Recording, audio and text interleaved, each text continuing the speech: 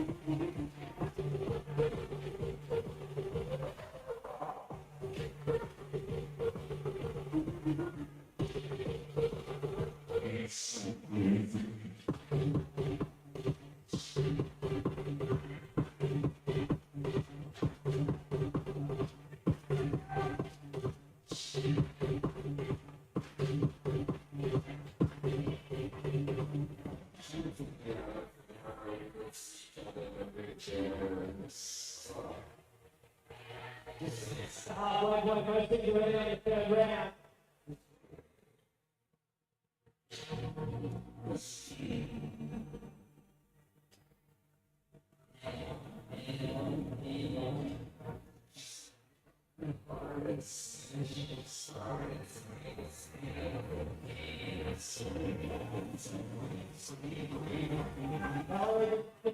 All things in the 70s.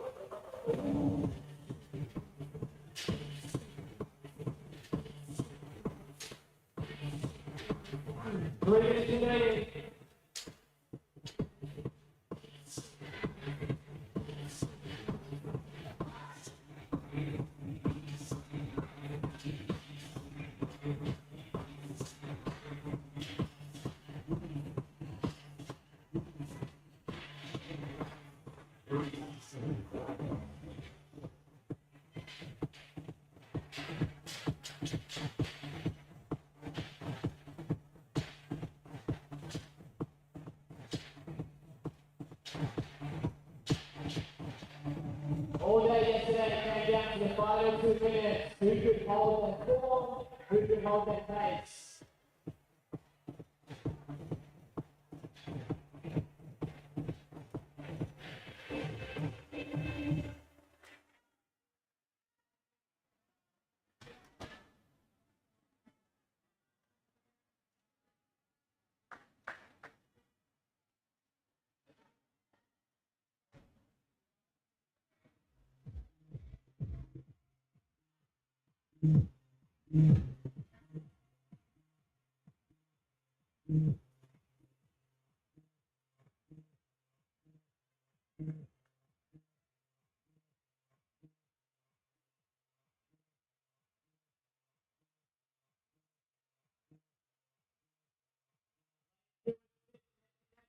Calories.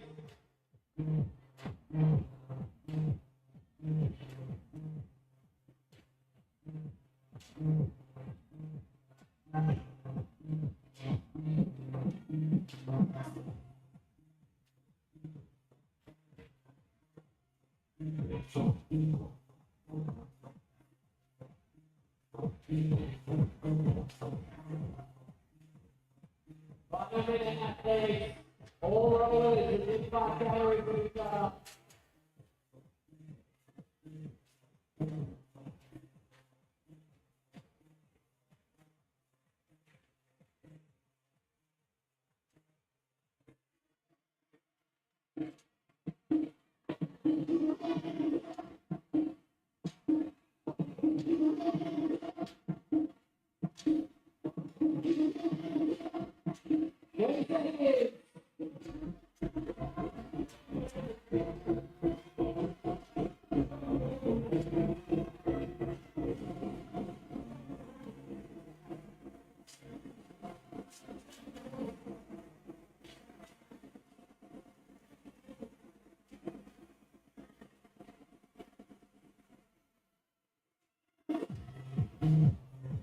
Three, two, one. Next time. Well done, athletes. Make sure you get your scorecards, judges. Mark down the calories completed on the rower. There's 2 separate scores for this workout. Athletes, make sure you leave one team member behind to drive the next heat.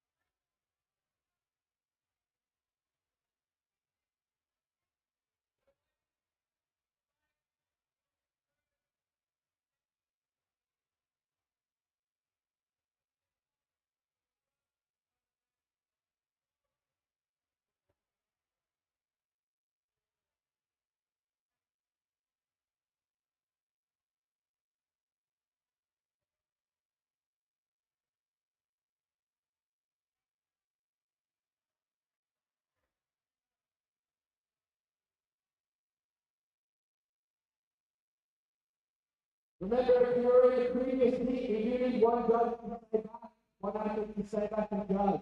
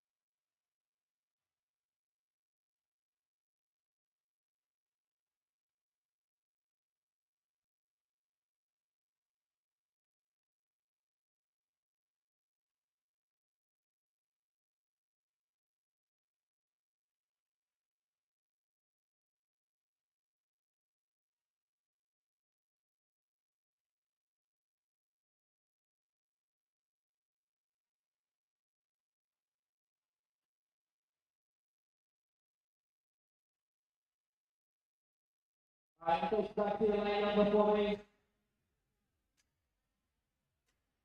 All athletes who come off the rowers, all team members at the line number. This will be all day, guys. Rowers are allowed to be all ready to go.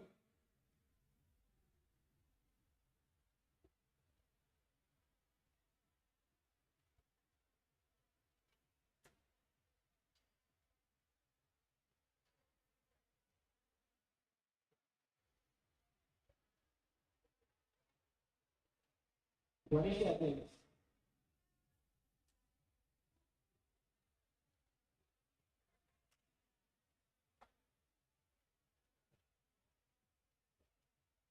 Stand by.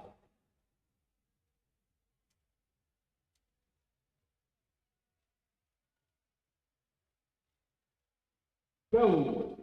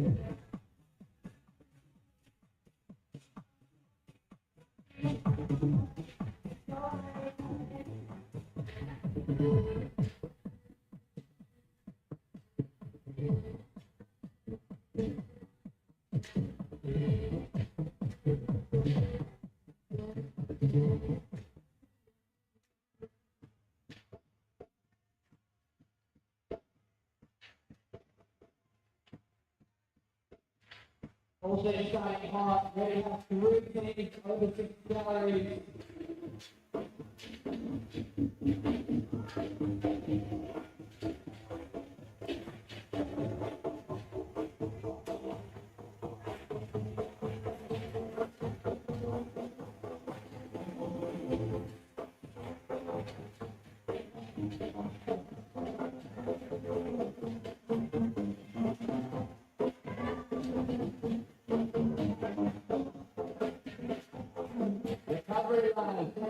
shoulders just to right back. Keep shoulders coming down all day and a free inside.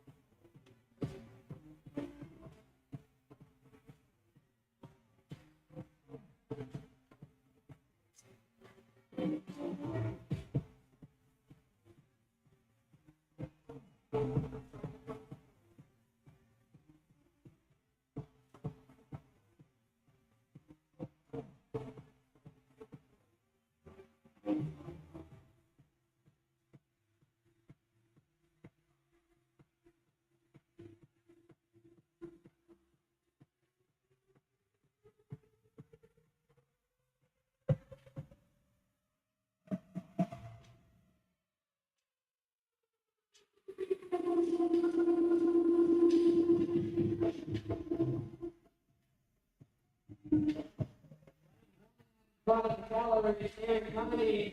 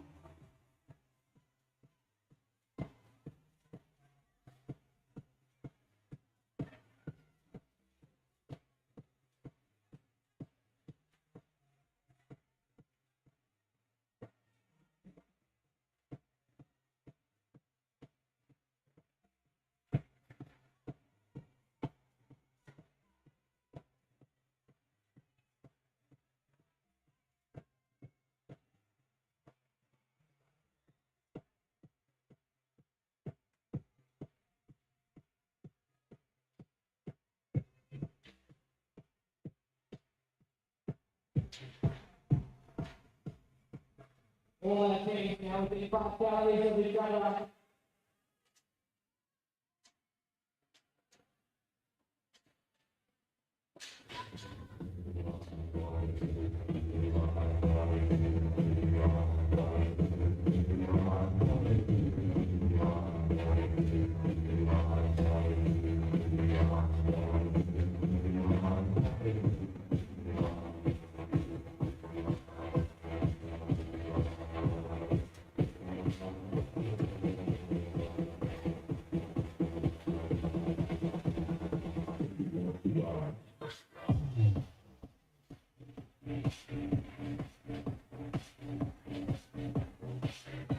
That's our final minute. We have 14 seconds left.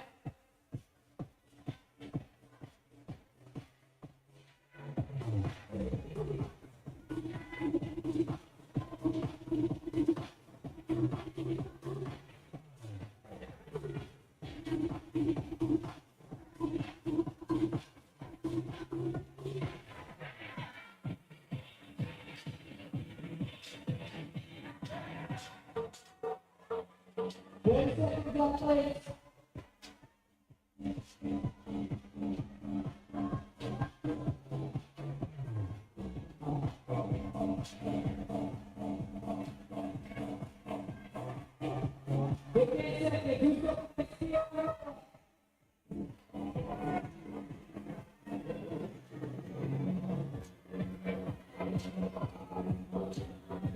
3, 2, 1, time.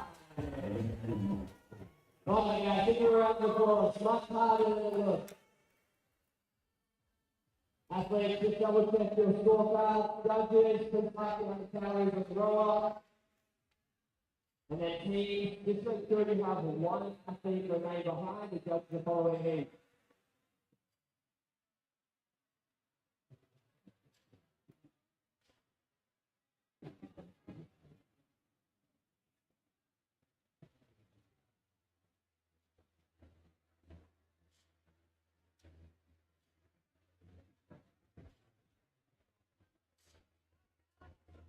So guys, just to read out a couple of last plate numbers, we do have the church on this morning, so we do need you guys not to use the car park if we can. First one is 373 ZRV, so Toyota. You can please move your car for us. We can use it anywhere on the street parking. We got a Hyundai 804 XOX. We got a 764 805. And then we got a Range Rover Spencer. And then we got 483 SSX Toyota. If you could please move your cars for us.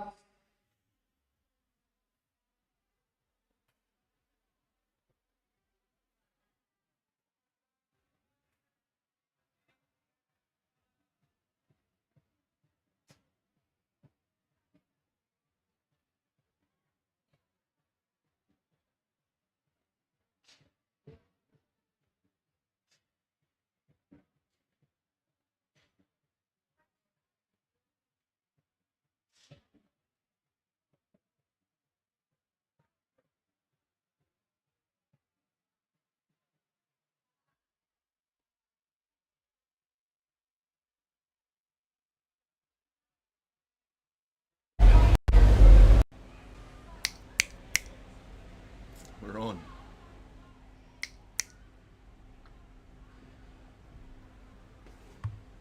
We're on. We're back. Got our tech help to get this mic working this morning. Thank you, James. Thank you. So, gonna have to go through all of that again. We're here for day 2, Unbound and Unleashed 2022. We are 2 heats in. The current rundown for today will be the intermediate ladies this morning, running through, and then we'll have the intermediate men later today. Should be a good time. Currently 2 heats through, we're gonna jump straight into heat number 3 as they're starting. See a little bit different today as the intermediate, they'll judge the heat straight after them. So you'll see some athletes staying on floor that competed in the heat before. So currently in lane number 1, we've got drop it like a squat. In lane number 2, we have ducks, goose. Assuming that's CrossFit ducks, similar naming convention across all the teams. Lane number 3, we have the Golden Girls.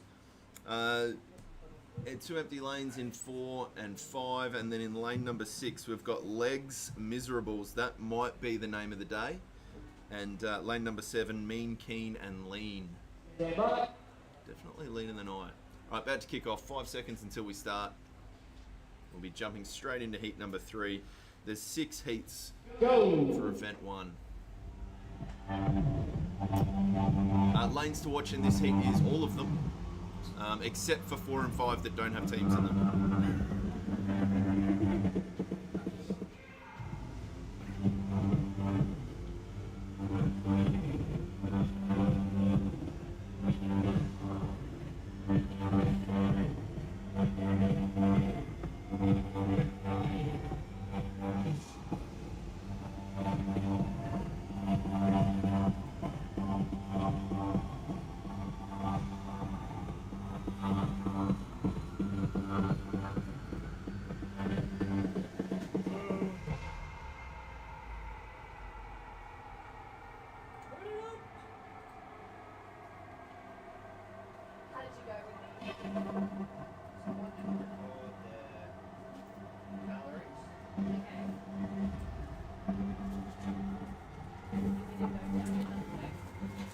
So it looks like lane 1 and lane 6, the first teams off the wall balls. Lane 2 just finished their wall balls now.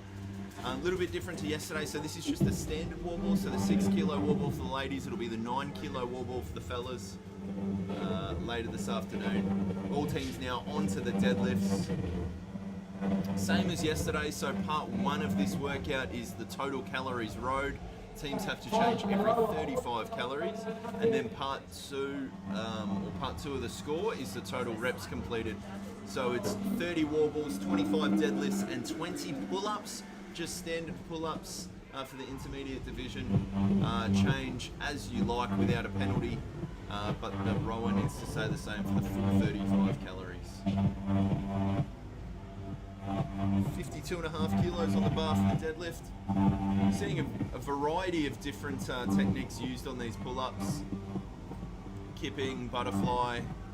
I haven't seen anyone use my wet towel over the fence technique yet, but maybe that'll be the men's division this afternoon. For those asking, which is no one, basically the goal of the wet towel pull-up is just to have every limb moving in a different direction, complete inefficiency of the movement, and hope you get your chin above the bar. That is, got an ebook dropping soon with how to wet towel pull-up. Should be a good time. So it looks like lanes 1, 6 and 7 out to the early lead here, definitely on the movements piece. As far as the calories go, your guess is as good as mine.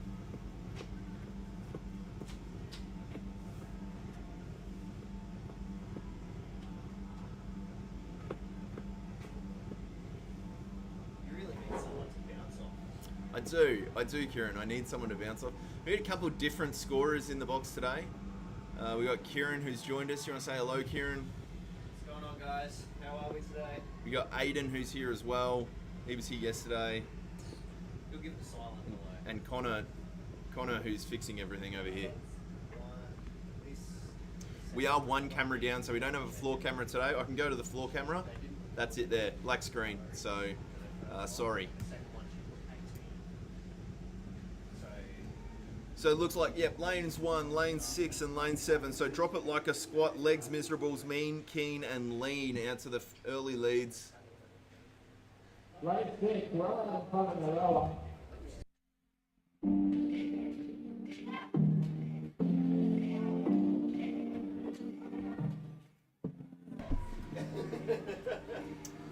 Just want to say thank you again. We've got the full team of vendors out the front today, so if you are planning at coming down at any stage during the day, we'll be here till 4 o'clock. We have Recovery Lab. They've got the ice baths here today. They did some great videos yesterday. Got some really funny content that came out with some of the athletes from yesterday's competition. We've also got the Hippie Chippy, who might be one of the most interesting vendors we've had. He makes some amazing product, like really quality gym product. We got the Unbound store as always, repping the black on black Unbound today to go with my my Unbound hat and Unbound mug. Not that I sell out, but I do like free stuff. And then obviously as well 4-time Australia set up. So great to have all of them on board. Should be another exciting day. We have 4 minutes left to go in this heat. Looks like lanes 1, 6 and 7 have definitely pulled out in front, but not by much. Ducks, Goose and Golden Girls in lanes 2 and 3 still working through the pull-ups, so they're not far behind at all. And the rowers are surprisingly still rowing.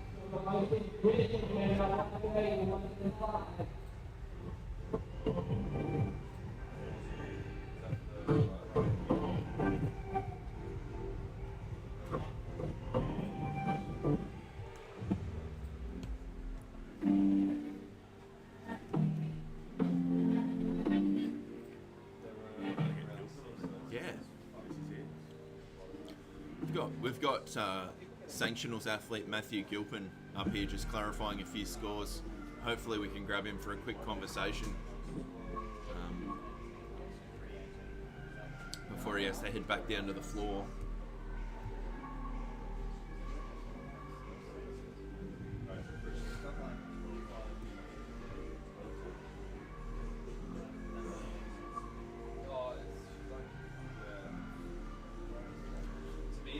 3 minutes left to go here.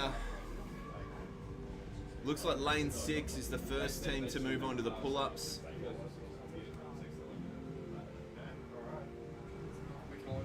Lane 7 and lane 1 still working through the deadlifts. Mr. Gilpin, before you go, say hello to the people. I'm gonna take the mask off my face. You don't have to. You can leave Oh it wow, on. you actually got me playing in there. How good's that? Yeah, we got A some. little bit of banter. Yeah, Connor's working through some videos. Yeah. So, didn't compete yesterday? No. I thought I better let Brandon Swan and Royce get a win. Have a chance, you reckon? Yeah. Yeah. Okay. Good to know. Good to know. What was your favourite workout from yesterday? If you had competed, what was the one you really? I loved event 1. I think the 21:15.9 thrusters burpee box jump overs was phenomenal. Just a pure pain fest. Not even a suck fest. It's not long enough to suck. It just hurts. It's interesting because that was unanimously voted the worst workout. I loved it. I thought it was Yeah. great. I didn't do it. That's probably why I loved it. Yeah. It's interactions like these that make me realise there might be something wrong with you. There's definitely Yeah, something wrong. something. There's definitely something wrong Yeah. with me. So obviously moving into the Open now, what does your season look like for your fans out there on the stream? How can they follow you? Mate, the only fans I've got are out on that floor. They're blowing air on people. There's, oh gosh. Obviously get through the Open. Nowadays the Open's fairly not unimportant, but it's sort of just a warm up coming into quarterfinals. So get through the Open, qualify for quarterfinals, get through that unscathed, hopefully in the top 30, and then go and see what we can do at the Torian Pro. Maybe pull up a game spot. Yeah, awesome. Yeah. Yeah, sounds good. Sounds good. Now, there was some allegations thrown out yesterday by Michael Earl that you always go out too hard on the assault bike. This is your chance. You want to have your time. I can neither confirm nor deny these allegations, but history would say yes. I've done it once. You do one thing once and then suddenly it's plastered to your name. So, Yeah. I'm frequently referred to as Matt Assault Bike Gilpin. And Matt Assault. But no, doesn't happen anymore, thankfully. Michael actually likes to play this little game where we do a workout together, and he thinks that the first person off the first movement wins the workout. Yeah. So often he'll be off the rubber first, and he reckons he's won, but actually he's just put himself in a dark hole he can never crawl out of. That is whoever wins the warm up wins the workout. Well, look. That's unanimously true across yes, all but CrossFit. that's the warm up, not the first true. movement of the workout. Okay. Yeah, Now the shade I do have to throw back at Michael is in the last few weeks we've done a couple of workouts together, full time or AMRAPs. I think the last full time workout, I think I finished under 7 minutes, and I think it was about 15-16 minutes when Michael crossed the finish line. Oh right, so that's quite a bit of time. That's like like a lot 9 minutes. that's a lot of time. I could have done the workout twice. Yeah, so that's actually more time than it took you to finish the workout. Yes. Yeah, yes, right. yes. And then the last AMRAP we did together. I think I said to Michael as I was finishing round 10, if I lap you again, this will make 5 times. So yes. So look, I might go out hot in the assault bike, but Michael's basically standing still. Yeah, gotcha. Right? So and how many sanctionals has Michael gone to again? To compete or watch? To compete, yeah. Yeah. None. That's 0. Okay, yeah, no, noted. Yeah. Oh, he's gonna love this. Yeah, he's gonna love it. Yeah. I'm definitely fired. Yeah, 100%. Neither of us are invited back. Yeah. Awesome. Thank you, Matt. Appreciate it. Thank you for having me. I'll be back up later, throw some more shade. Yeah. To hide away from the crowd. 100%. We can watch Matt on floor. He'll be out there doing his thing and telling people they have not conducted the rep properly. Oh my giddy aunt, we've got some interesting names in this next round. Awesome, so that concludes Heat 3 lanes. I believe lane 6 was ahead on the movements in that one. And we will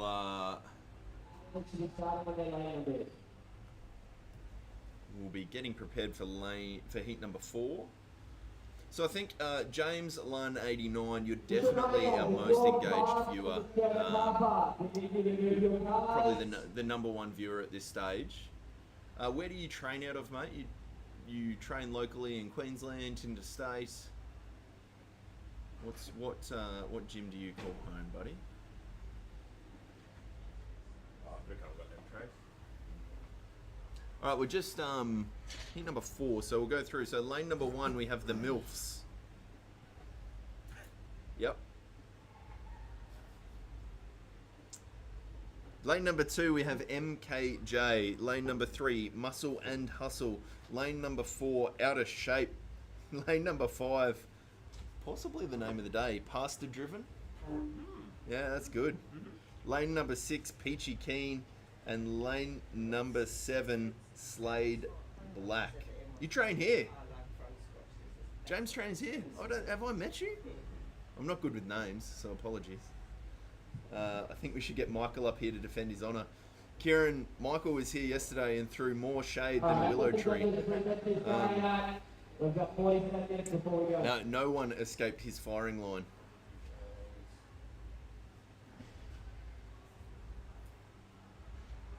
All right, we're seeing him warm up across the board, getting used to the rig, getting used to the balls. Aiden, just for your expert commentary, you got a favourite in this heat? Any team jumping out to you? Do you want me to run through the names again? Lane number 1, we got the MILFs. Lane number 2, probably MKJ. MILFs. Yeah. Oh, MILFs. just straight up. Okay. Yeah. Yeah. Okay. Aiden's watching lane number 1. I think early money. I like Pastor Driven. I like that. I think they should go well here. Lane number 5. We got some early scores. We got some scores from the early heats we can go through. Oh, they're up. Dang. Maybe Peachy Keen. Peachy Peachy Keen. Keen. Okay. Lane number 6. I do think they should get extra reps for the matching uniforms. This is probably what we like most about the intermediate division is matching uniforms. Definitely get that coordination across the teams. The 9:30 class, James. Man, that's the class to attend. I'm just saying. Smart lad. Because it's fit. Yeah, everyone gets fit. Aiden's asking me why 9:30 is the class to attend. It's because there's lots of fit people there, and it's good for your fitness. You've never done 9:30? I've never done 9:30. No. I've heard about the 9:30 class. All positive things. Again, okay, find out the gate in the roller. All right. So what we're looking at now is lots of people doing wall balls, of which they're up to a certain amount, and lots of people doing assault bike, doing rowing calories, of which they're up to a certain amount.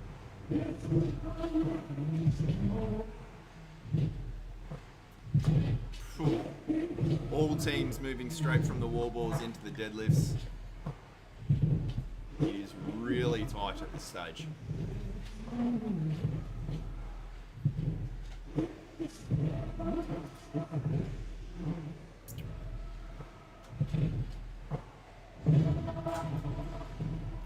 First team onto the pull-ups in lane 7, second team in lane 2. Oh, what's going on here? There's some confusion. Lane 2's just got a couple more deadlifts to do. Lane 5, lane 4, lane 3. No? Yep. Lots of people on deadlifts now. I mean, on pull-ups. First team moving on to the wall balls is Slade Black down in lane number 7. What a cool Black name. Black is back. That's an intimidating name. Kieran Slade, big fan of that name. I have to say, I will be watching that too. Yeah, that's all eyes on lane number 7. You know what? Credit to them, they're wearing black too. Yeah, they're wearing black too. That's people under. I get it. Everyone comes out to watch the elite athletes compete, but for value, yeah, value for matching uniforms, good atmosphere, get to see some interesting strategies. Intermediate is where it's at for me. most teams are onto the wall balls now. A couple teams just working through the pull-ups. We've got our first team back onto the deadlifts. No surprise, it is Slade Black on the right of screen in lane number 7. Just a shout out, looks like lane 1 has some matching uniforms, lane 2 matching uniforms, lane 3 matching uniforms, lane 4 matching uniforms, lane 6 and 7 matching uniforms. We might need to have a chat to Pastor Driven as the only team that has not got matching uniforms here. I'll have a chat to the scorers. We might have to remove some points.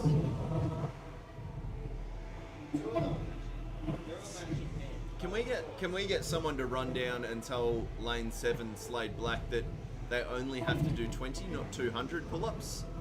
They are making these look so easy. Super fit.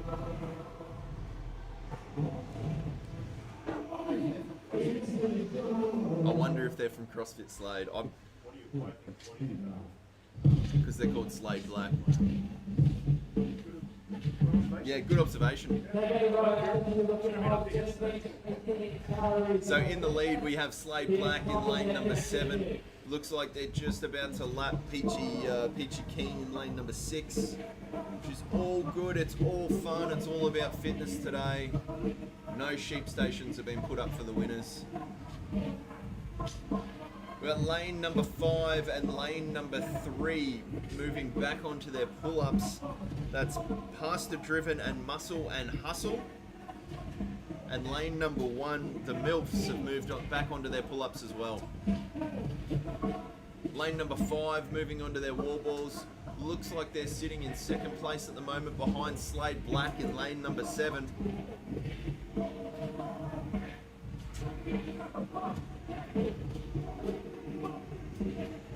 The online programming is legit, James. Yeah, Kieran's big fan of the online programming. If you want to get fit, you want to do online programming. There you go. Kieran has said stuff coming to the gym. If you want to get fit, it's all about online programming. Oh, no, look, each their own. They do some good stuff. First team back onto the deadlifts in lane number 7, Slade Black. I don't know if it's intentional or not. One of the competitors in Slade Black has a little bit of orange on her shirt. Yeah. And the villain out of one of the DC things, his name's Slade. Yeah. I don't know if it's a throw out to that. All right, we have got, everyone chuck your tinfoil hats on. We have gone deep conspiracy here. Apparently, the slight bit of orange on one of the athletes in Slade Black's team is a call out to a DC villain called Slade. Slade Wilson.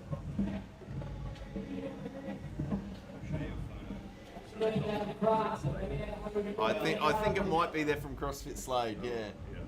Superhero. Yeah. Let's talk about the moon landing. Nah, that camera's. Dude, let's talk about the moon landing. Did that actually happen? Wow.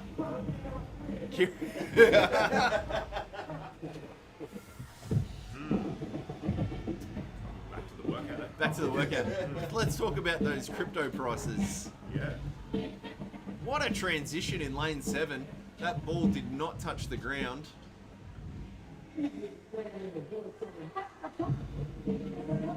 Lane number 2, lane number 4, looks like lane number 5 just working through their last pull-ups. I'm going to be honest with you here, I'm not sure what round everyone is up to. I'm fairly confident that at the moment lane number 7's in the lead, followed by lane number 5, Pastor Driven. With all those carbs, they might make a late comeback. 2 minutes left on the clock.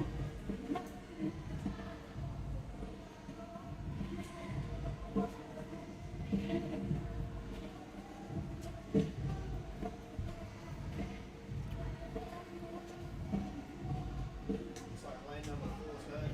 They're digging deep.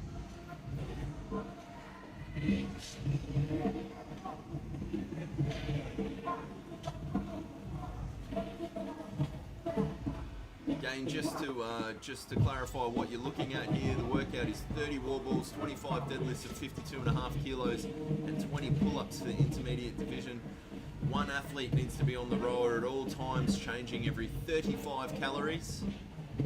If anyone's wanting an update on what calories these athletes are up to, good, because I don't know. They will have completed some calories. What we're looking at on floor, on the right of screen, right behind the fan, Slade Black seems to be in the lead here, followed by lane number 5. Master driven. The lanes number 1 and 3, all pretty much neck and neck. Definitely Slade Black well out in front now.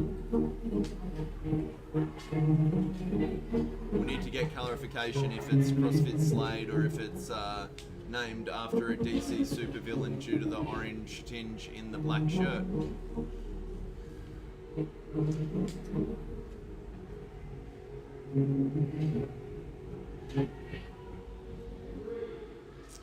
And that is time. So that concludes heat number 4. 2 more heats to go in the ladies division for event 1. We're going to go to a quick transition and we will be back with you guys shortly.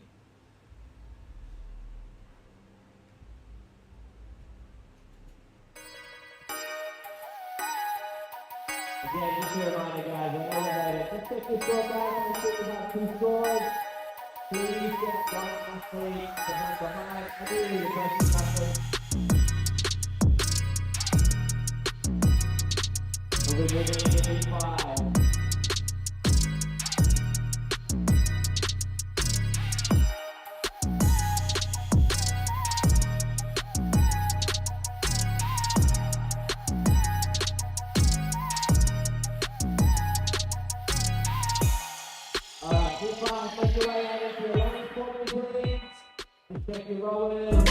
It's like I've been walking on a tightrope, trying to change my mind, but I'm too far to quit.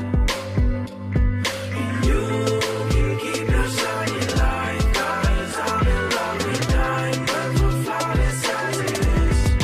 Flawless as it is.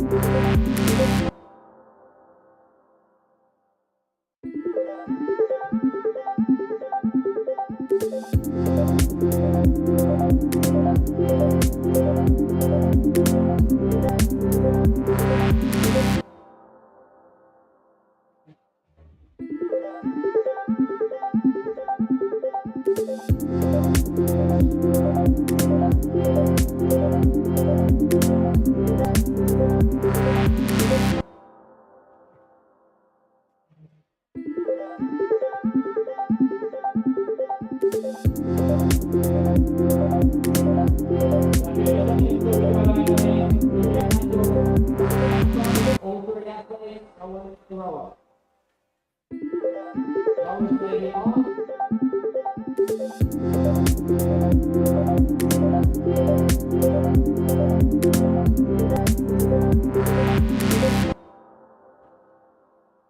Wait a second.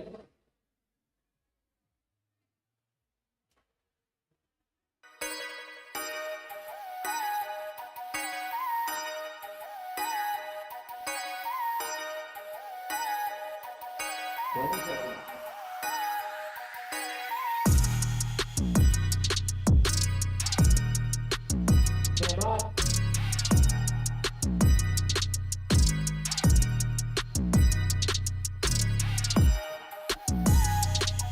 Go. Receiving all the We are off. heat number 5 for the intermediate ladies division. Starting in lane 1, we have Snap, Crackle, and Pop. Lane number 2, Snatch Talking Idiots. Lane number 3, we have the Squatters. Lane number 4, we have the Swole Sisters out of Unbound Athletic. Lane number 5, we have Tempered Trilogy. Lane number 6, we have the Hubsters. And lane number 7, we have the Young and the Breathless. You know what I'm talking about? These names in the intermediate division are way better. Way better. So, currently, just a quick rundown. 30 wall balls at a normal 6 kilo wall ball. 25 deadlifts at 52.5 kilos, and then 20 pull-ups. 2 athletes working through those movements and 1 athlete on the rower at all times. It looks like pretty close across the board at this stage. I do believe Tempered Trilogy with the first team onto the deadlifts. 9 minutes is a long time, but also a short time. It's also a time. So it's a long, short, and a time. Guess it really depends on what you're doing in those 9 minutes, doesn't it? Yeah. It's really a metaphor for life. You know, life is both long, short, and in the middle.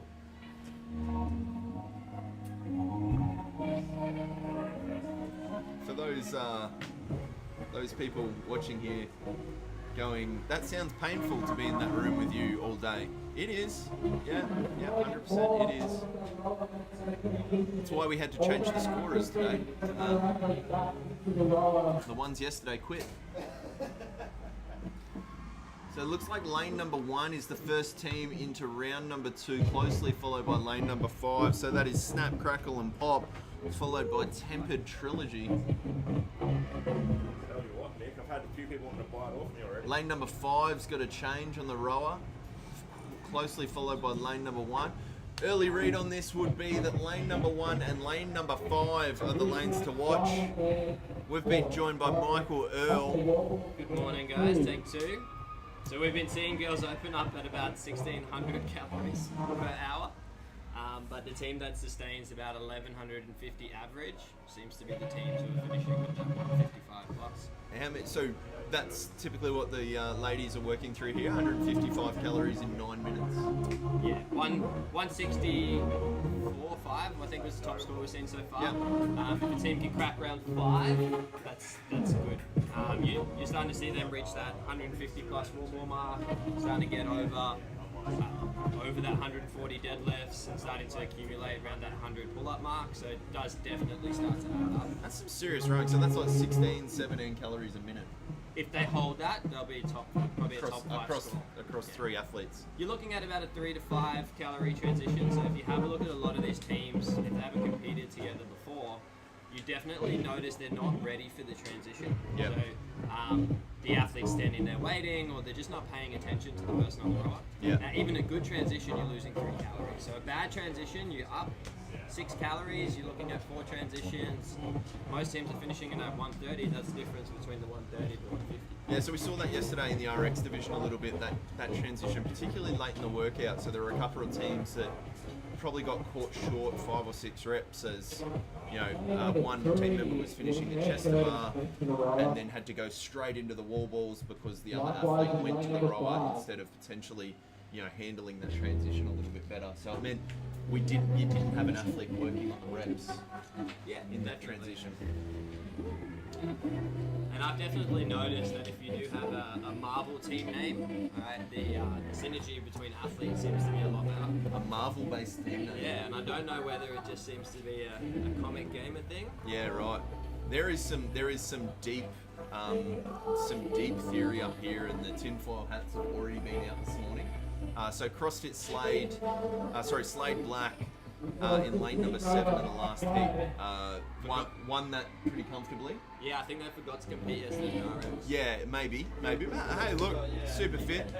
Turned up on the wrong day. Hey, but what I do appreciate, the war matching outfits.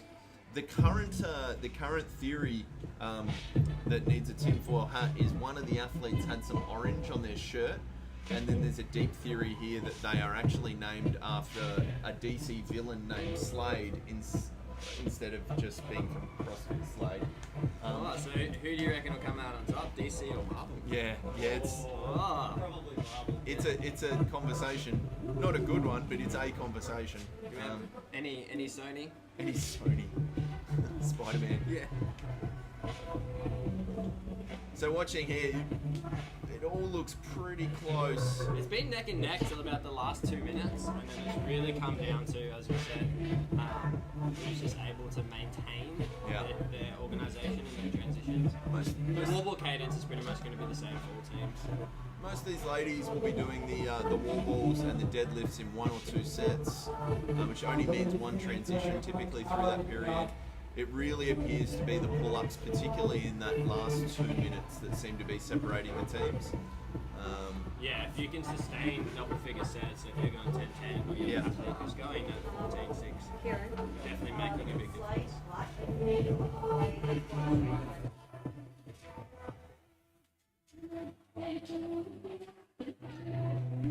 So we're just having some scores come in now. So Slade Black, that we were talking about, looks like they've done 164 calories on the rower, which is huge. We're just talking That's before. right up there with the males from yesterday. Yeah, which is absolutely massive.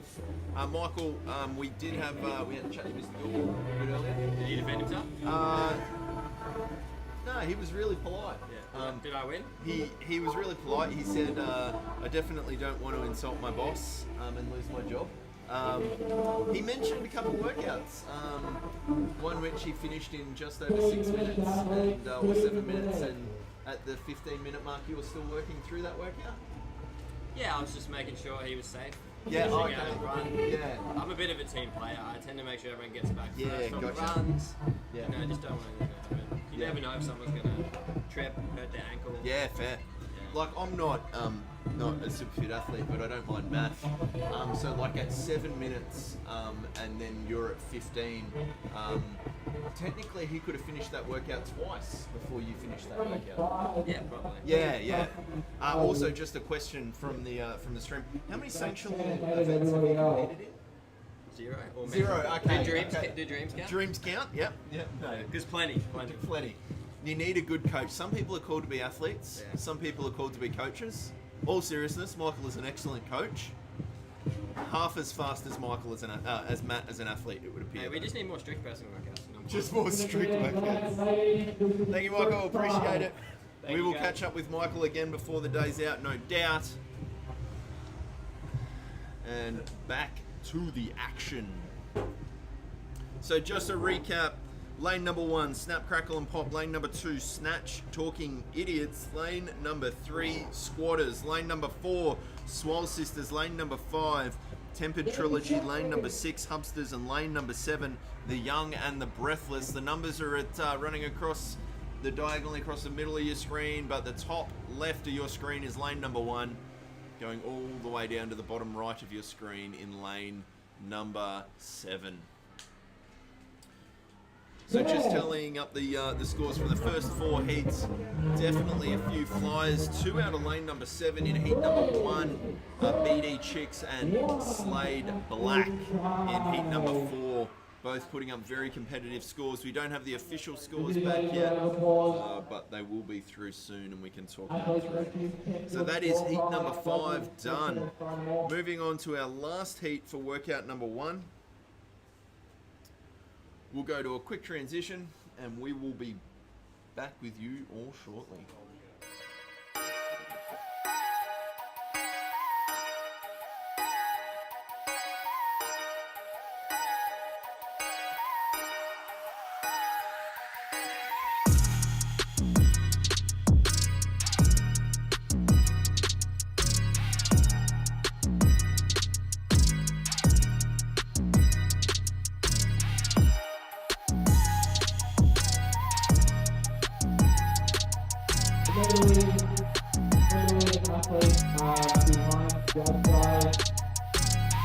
We'll take the scorecard from you. For athletes taking on the drugs. It's like I've been walking on a tightrope, trying to change my mind, but I'm too far to quit. And you can keep your shiny light, 'cause I'm in love with diamonds, but flawless as it is. Flawless as it is.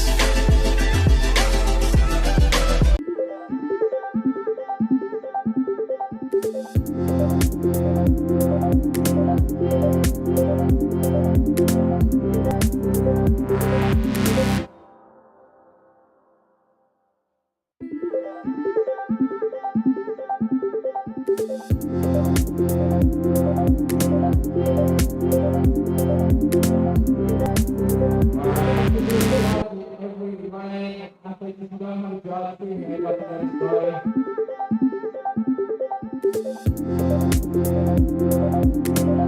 This is why I'm ready to work out.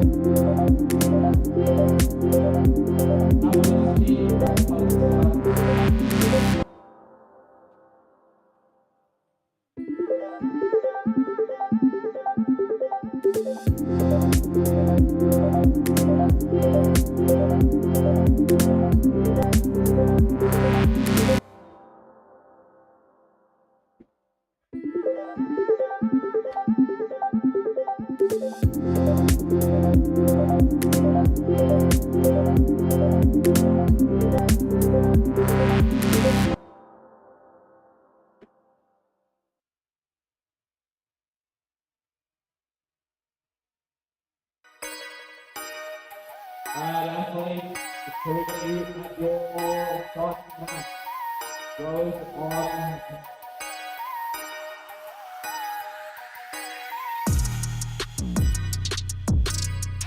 We will start at the starting match. We'll all move to the floor. We've got athletes running into the row.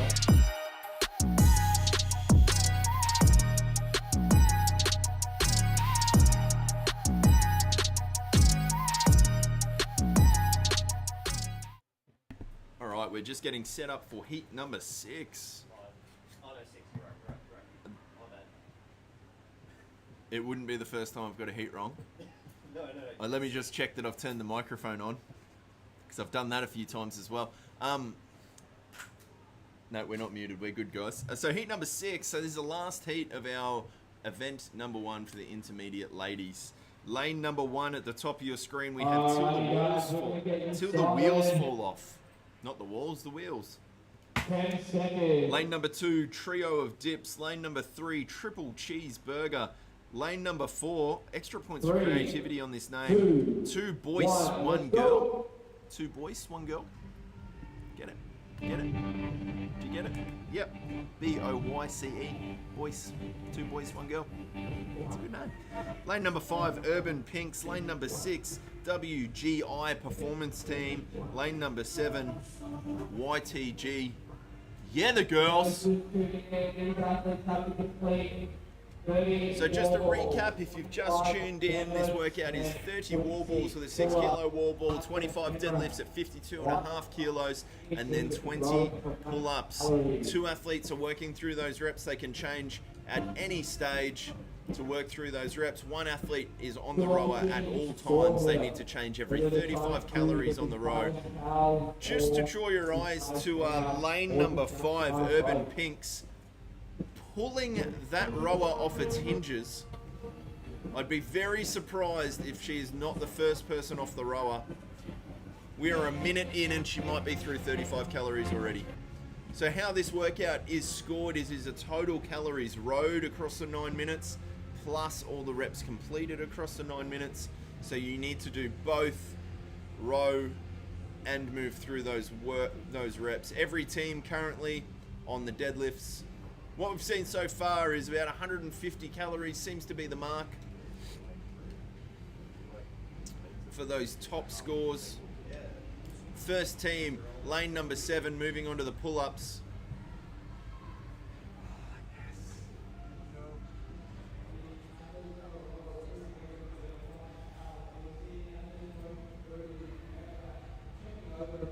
off with really low number style. All teams now have moved on to the pull-ups, finished the deadlifts. As we've seen through this workout pretty much all day, the wall balls and the deadlifts are typically competed in 1 or 2 sets. But the pull-ups and moving through that volume of pull-ups seems to be the separator for most of these teams. Lane number 7 pulling ahead, those moving onto their wall balls, followed by lane number 3 triple cheeseburger.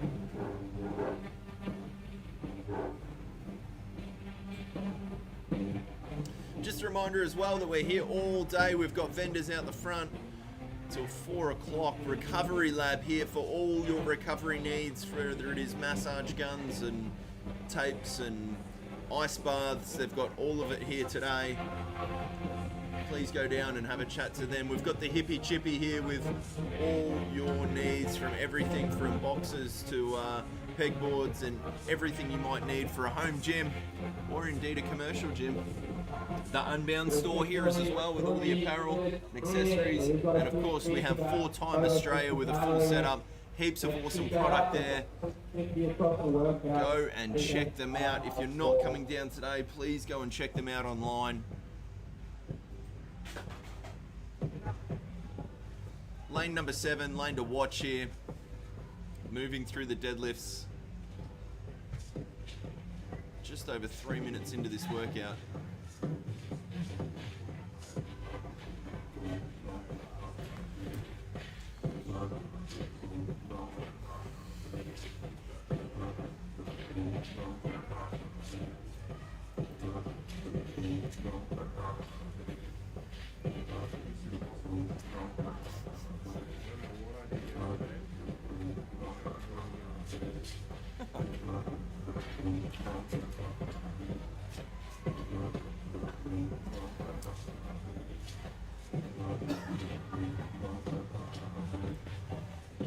Lanes number 3, triple cheeseburger, and lane number 7. Yeah, the girls! Yeah, the girls! All matching, all from Unbound. I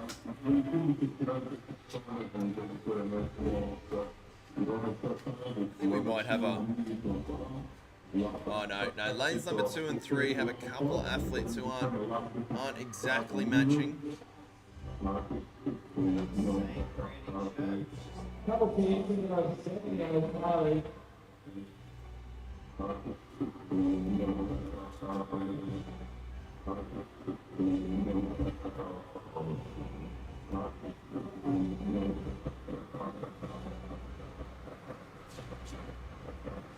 Oh yeah, now got lane number 5 as well, Urban Pinks. And lane number 1 on the wall balls as well. Really close. Just one slow transition or one break here, and it could change the whole leaderboard across those 4 teams.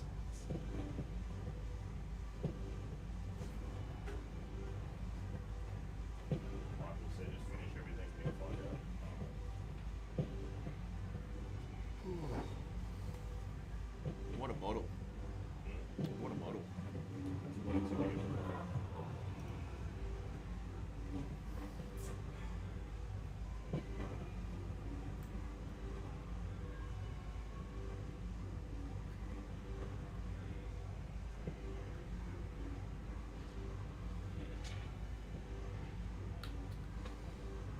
Keeping our eyes on. There it is, lane number 7. Yeah, the girls, first team to move on to their deadlifts in that round.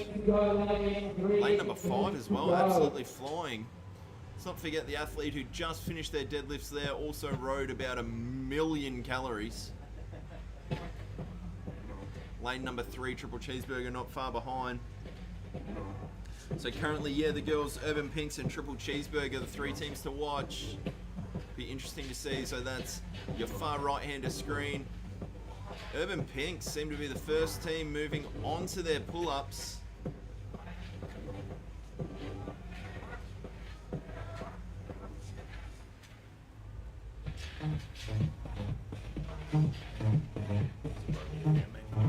Yeah, it looks like Connor's pulled out the roaming cam. He might be heading down to the floor.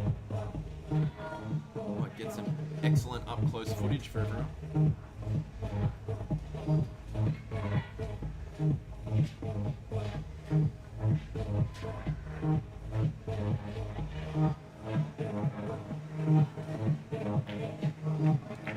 We have floor cam.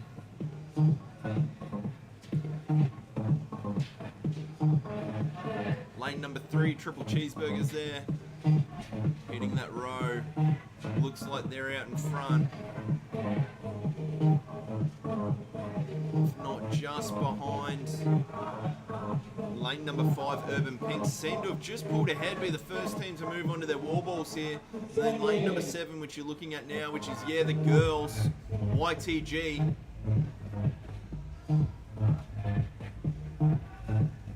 We have assumed that it is, the girls. It might be Yeet the Goon. They might be big drinkers.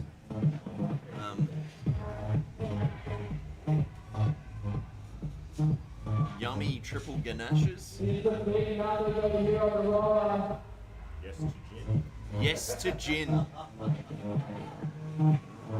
Any comments on the stream?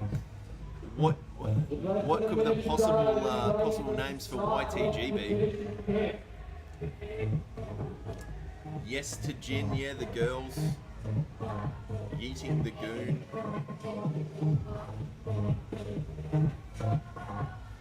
So watching lane number 5 now, moving on to their deadlifts.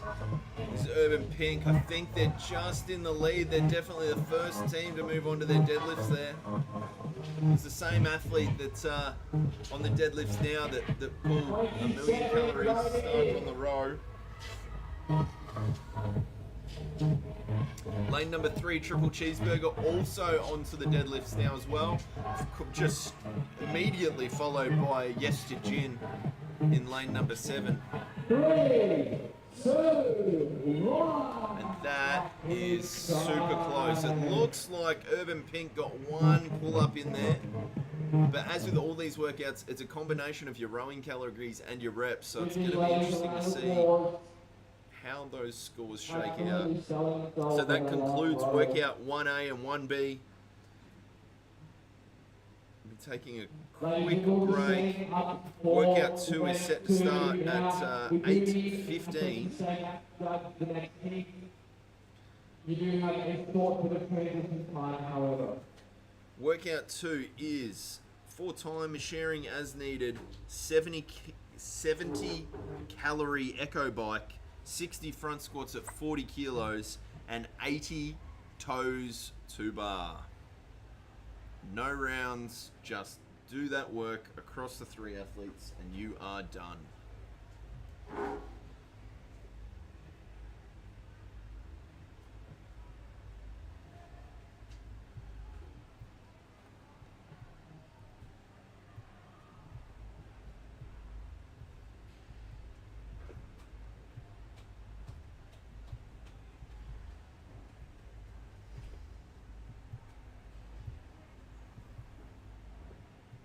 All right, we're going to go to a transition. We're just going to change over these weights and get the floor set, ready for our next workout, and we'll be back with you soon.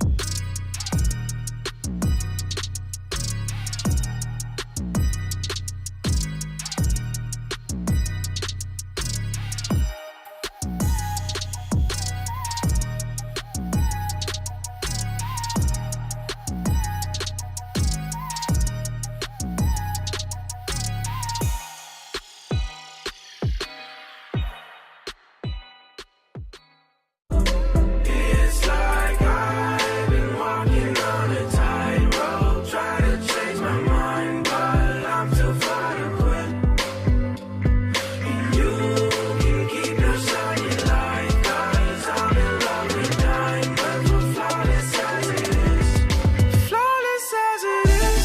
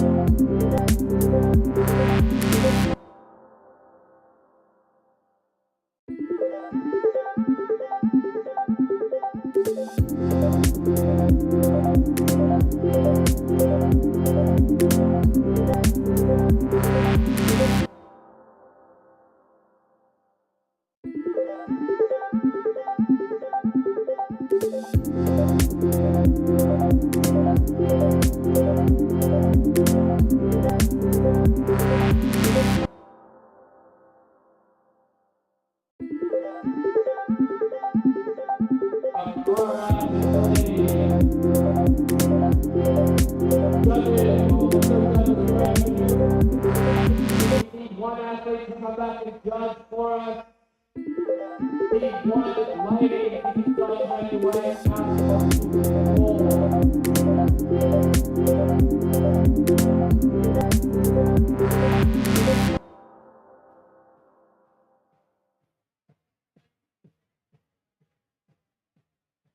Team one, we've got average dog. Baby dog down. Barbells and burritos. Beef mode, and beef chips.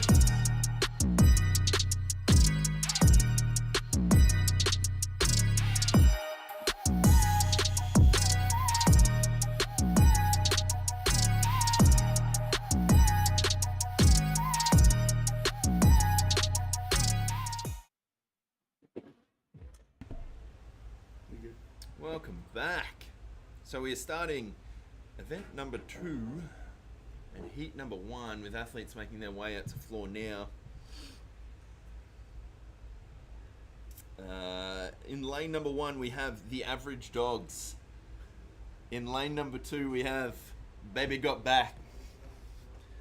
Lane number 3, we have barbells and burritos. Lane number 4, we have empty lane. Oh wait, empty lane. Lane number 5, we have BD babes. Lane number 6, we have BD beast mode. And lane number 7, we have BD chicks. That's what we're looking at there. It looks like lane number 3, barbell and burritos, might not be here yet. Well, they're just really enjoying those burritos. So as we went through before, this workout is just 4 time, 70 calorie echo bike, 60 front squats at 40 kilos and 80 toes to bar. You can share the weight as needed. It should be interesting to see. I think the key here will be getting the transitions right and how often you break. Definitely 3 different completely different movements, so it should favour some strengths if you have, Olympic or someone very strong with front squats, or someone who's very strong with the gymnastics. They can definitely shine here, making sure that everyone's in a good condition to make the most of those movements. Have we posted the live stream on the Facebook page? I don't think so. We should. Yeah, I'll be probably soon. Yeah, I just checked and I can't find it anywhere.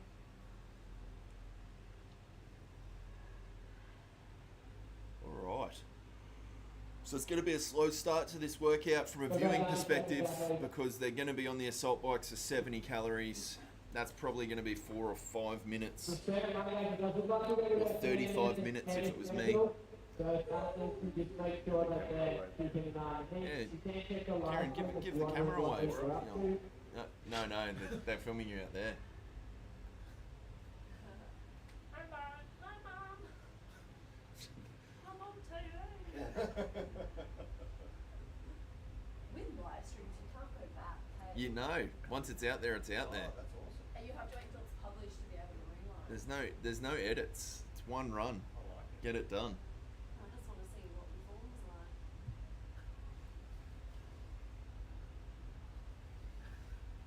40 seconds out, please. Please let me know your start number.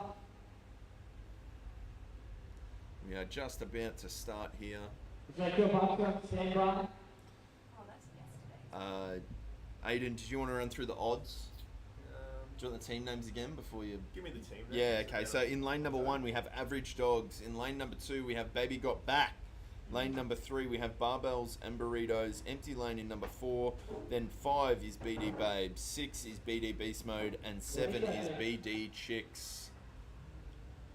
Aiden's just weighing up the odds just to take the one. Lane 7. Okay, so money is on lane 7. They did do incredibly well in the first workout. Judge was a bit. The judge was questionable. Go! Yeah, it was me who was judging them. So So yes, 100% questionable. Absolutely. So team's getting into it here. Calories in the first 60 seconds. Cameraman trying to see how many calories they're up to. That's nigh impossible. Thanks, Connor.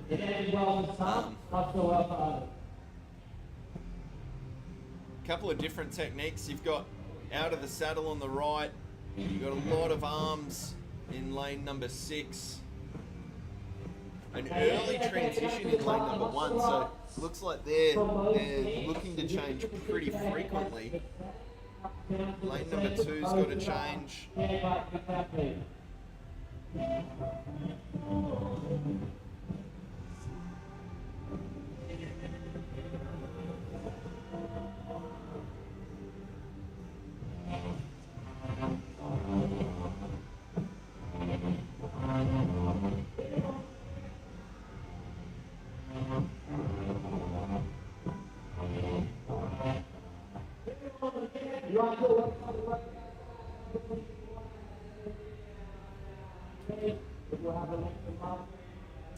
Really giving it a crack. We are a minute 20 in, so they've got to work through 70 calories on the assault bike here.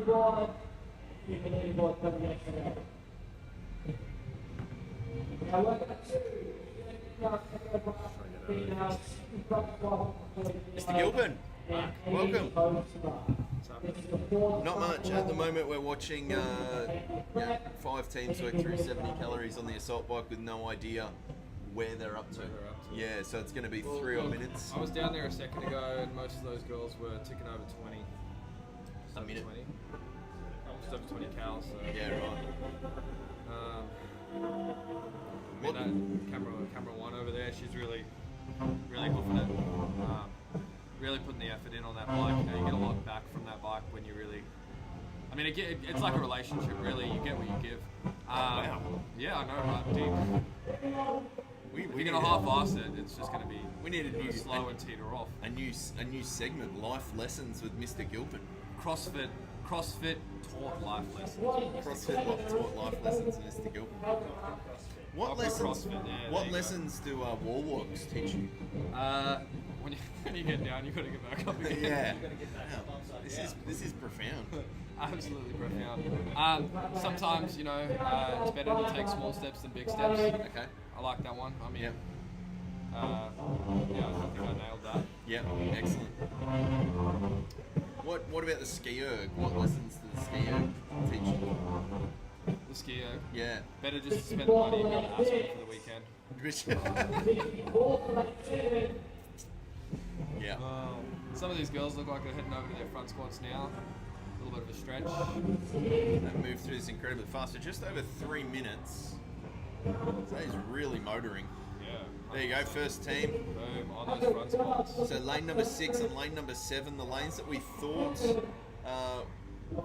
were going to lead, they put in a good effort in workout number 1. I think BD Chicks was the number 1 team in this heat for workout 1. There seems to be a whole crew out there from, I don't know what Gym BD is, does anyone know? But they... What does BD stand for? Let's not dive into that. Blind date. That's probably one of the better ones. Relatively PG. There's a whole crew out there, you know. I called them out on the floor before, and the crowd went a little wild, so probably a little friendly inter-gym competition happening within those 3 lanes as well. Yep. Yeah, definitely did not struggle at all with the first workout. I don't think this is them. CrossFit Bangladesh. Whatever. It might be CrossFit Bangladesh. If we didn't let Novak in, I don't know that we would let CrossFit Bangladesh back in. For a weekend competition. Yeah. I think watching these girls hit these front squats, you know, obviously there is a transitional element to this. You know, if you're gonna do 5 reps and drop the bar and have your partner pick it or your teammate pick it up straight away, you know, that can be a relatively good strategy as long as your reps are fast. However, you know, if I'm doing 60 reps with 5 break every 5 reps, there's a fair bit of transition time in there. So, I mean, what do you think? Are these girls better off going for big sets or small sets? I think, so we talked about it a little bit earlier, I think it really depends on what strengths you've got. I think the hardest element of this workout is the 80 toes to bar. 100%. So I think if you have an athlete who's strong on gymnastics, you kind of want to protect them from the early work and have that athlete as fresh as possible to do as many toes to bar.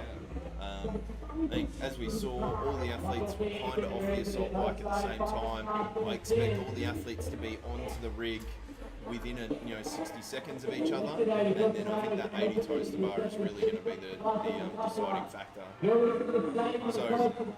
Yeah, look, if you have an athlete who can take 20, there we go. Yeah, if you have an athlete who can take 20 reps of your squats, just to zoom out, so lane 6 and lane 2 both on the toes to bar, first team's in, and you see lane 6 a nice quick transition, so 10 reps off, whereas lane number 2 looked like she did about 400 reps there, unbroken.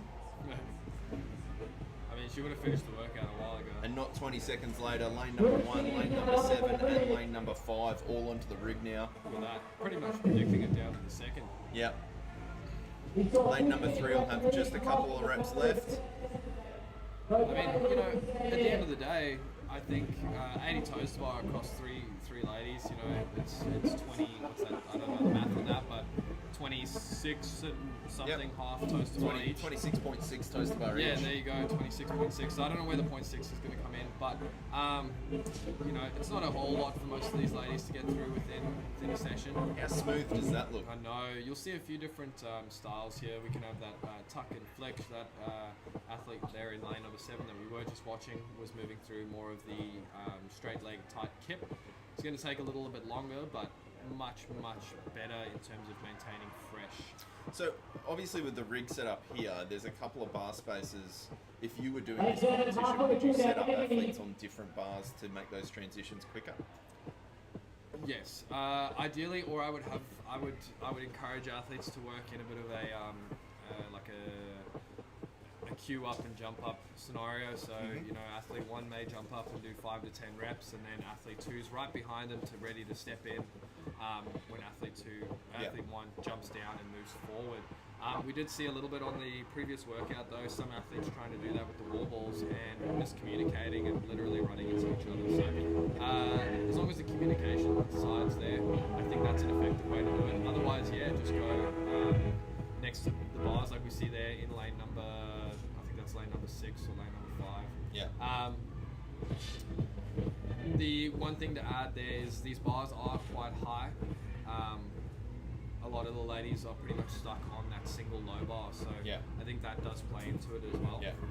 I think we've seen a really good technique from lane number 5, BD Babe. So it looks like they got 2 athletes who are in picture now. So I got 2 athletes punching out, you know, fairly large sets, and then 1 athlete who's just doing singles in between, just to keep that count going. Yeah. Really good strategy, just to tick it over.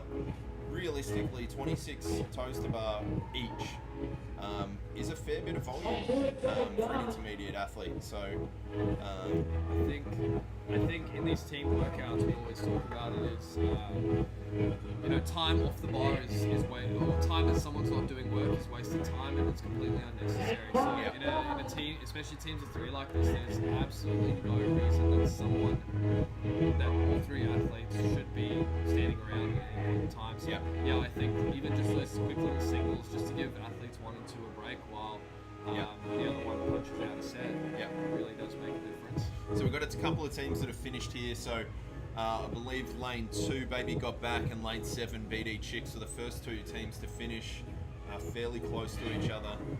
BD Beast Mode in lane 6, BD Babes in lane 5 have both finished as well. So it's lane number 1, Average Dogs and Barbells and Burritos in lane number 3, still working through those lifts there. I don't know what the time cap is for this workout. It is 12 minutes. Alright, so we still have 2.5 minutes left, so there's some fit athletes out there for this intermediate division. Any workout you finish with 3 or 4 minutes left in the time cap, you've done pretty well. So for, say, someone doing this comp for the first time and approaching this workout, what would you say to them, or what mindset would you try and get them into? I think I would try to get them into a similar mindset as if this is just training, right? This is a Friday 2 to 3 workout that we're hitting in the gym. Most people are gonna, you know, when they realise there's a competition, there's a lot of performance anxiety that goes along with that, and they either tend to come out too hot, or they overpace themselves, or they just freeze up. And you know, yesterday they could do toast to bar, today they can't. Yeah. So I think just trying to get them as relaxed as possible and make it seem like an ordinary day for them is the best way to attack this. For someone just starting out. I know for most people, the first competition is very nerve-wracking. You feel like this all eyes on you, and it can be incredibly stressful. So just trying to make it seem like a regular day at the gym definitely helps. It's great to see here, like the crowd getting behind every single rep here, which is really impressive. Yes, I think the other thing, if you are, you know, if it's your first comp or your first few comps, just be prepared that, you know, like Matt said, you might have had toast to bar in the gym, and you might get here and they're just not work for you. And being able to communicate with your team and just stay relaxed, that's going to happen. You're going to do some stuff you've never done before, and you're going to not be able to do things you've done a million times. That's just the nature of competitions. Yeah, 100%. That's the beauty of a big team as well. Is, Yeah. Yes, you do have one they cover for you, but you also have that support crew to help get you through it emotionally as well. So definitely makes it a little bit more fun too. Yeah. I know individually that's can be very stressful. So you have the teams. Definitely helps a lot. Well done. All teams completed that. Inside the time cap, great to see the crowd getting behind those athletes as well. So CrossFit's all about supporting every athlete, no matter where they finish. So that's my favourite part. Yeah, it's great to talk. It's interesting to see, you know, the intermediate comps. I really like them because it's not just about, it's both finishing as fast as you can and, you know, seeing these great achievements from athletes who are, you know, doing their first comp, second comps, 10th comp. 100%. You know, sometimes, and I've had it from athletes before where they've gone into one of these comps and they're like, oh, I'm really scared there's toast bar and I can't do toast bar. And then they come back to me on Monday back in the gym and they're like, I did 10 in a row, or I did 10. And that accomplishment itself, you know, I think you win the day there. We even saw that yesterday with 15-year-old in the RX individuals division, 1 RM squat clean at 110 kilos and comes out and does it for 3 in a competition. 100%. So pretty And, you impressive. know, the crowd really got behind him there as well. Just massive cheer and support. So I think that does a lot. And you know, he was feeding off that as well. Yeah. You know, he's doing the arms in the air and. Rumor has it he's picked up 1,000 Instagram followers. I would since not yesterday. be surprised. He's probably surpassed me now. Yeah. 85. 85, Yeah. Not hard. So on the other end, if you are an intermediate team and you're wanting to win this workout, where can the most time be made up? Where do you win this workout? Look, I think it's I think you're going to win this workout on the toaster bar. It just, you know, it can't be understated. I think you're going to win this workout on the toaster bar. I think you'll lose it very quickly on the echo bike and the front squat. So either in two ways, you go out too hot on that echo bike and you crash and burn. All the blood's in your legs, you got nothing on your arms arms and hips to get you through those toaster bar. Or the same thing on those front squats, you try and hold too fast of a cadence or you go too slow yourself. You know, 30 seconds worth of work on the toaster bar is 5 to 10 reps, depending on how fast the athletes are moving. So it's definitely going to be pretty tight for them if they don't hustle that bike and hustle those front squats. But yeah, I think it's definitely about where you're going to lose the workout more than I think it depends on the team you've got. I think 100%. if you've got a Clydesdale type athlete who can take a bit of that assault bike and squats and just chip in with a few reps on the toaster bar, and then a really strong gymnastic athlete, I think this workout's pretty good. It's pretty crazy for you. All right, just running. So we're heading into heat number 2. In lane number 1, at the top left of screen, we have Blondes Do It Better. Lane number 2, we have Carve. Lane number 3, we have Carvelets. Lane number 4, we have Contessa. Lane number 5, we have Cool Town Peaches. Lane number 6, we have all the way from Harvey Bay, CrossFit Harvey Bay. And lane number 7, we have Cupid's Arrow. Scores have just come up here. Kieran, what was the time to beat from heat number 1? So 8 minutes and 6 seconds. And which team was that? That was BD Beast Mode. They went beast mode on that. BD Chicks. So BD Chicks who are in lane number 7, coming out on top in that last workout, and I would imagine they were closely followed by our teams in lane number 2. Baby got back. You know, you see some pretty important things out here on these bikes. You know, a lot of the time we see some not so ideal posture from people on these echo bikes. A lot of head bobbing, a lot of low heads looking down. That I know she's a smaller athlete there from Carve in lane number 6. But trying to sit upright and tall as best you can is really going to help you breathe and help you keep power in that bike. Lane number 7, she's doing a lovely job of it there. It really can be the little things sometimes, can't it? Because Oh, 100%. like we see there, that seat potentially way too low for the athlete. Yeah. But that might be the right strategy if you've got a shorter athlete who's going to work through a lot of the volume. Yeah, 100%. So, you know, unfortunately, if you've got a shorter athlete, the seat's got to go to the lowest athlete's height, just because if it's too high, they can't reach the pedals. So, Yeah. Or they've got to stand up and or lean forward. they've got to stand up and lean forward, and nobody really wants to have that seat saying grenade. But yeah, huge difference here is, you know, the Echo Bike. Part of the reason it's so painful for most people is because it is an arms and legs workout, right? You're shuttling blood from legs to arms and back and forth again. So a lot of athletes tend to try and save the arms, but realistically, it needs to be an equal contribution for both. And the smoother you can keep that bike, the better. Push and pull, you know. I think that for me, the Echo Bike, the reason why it's so painful is there's no momentum. As opposed to the old assault bikes on the chain. A little bit more. If you got those started, they were easy to maintain. Whereas these, if you stop pedaling, they stop moving. Yeah, it's funny too, because me personally, I actually think the Echo Bike's much better. From an ease perspective and a comfort perspective, I do think once you get it going, it's amazing. But as you said, as soon as you take the gas off, your cadence and your wattage just goes.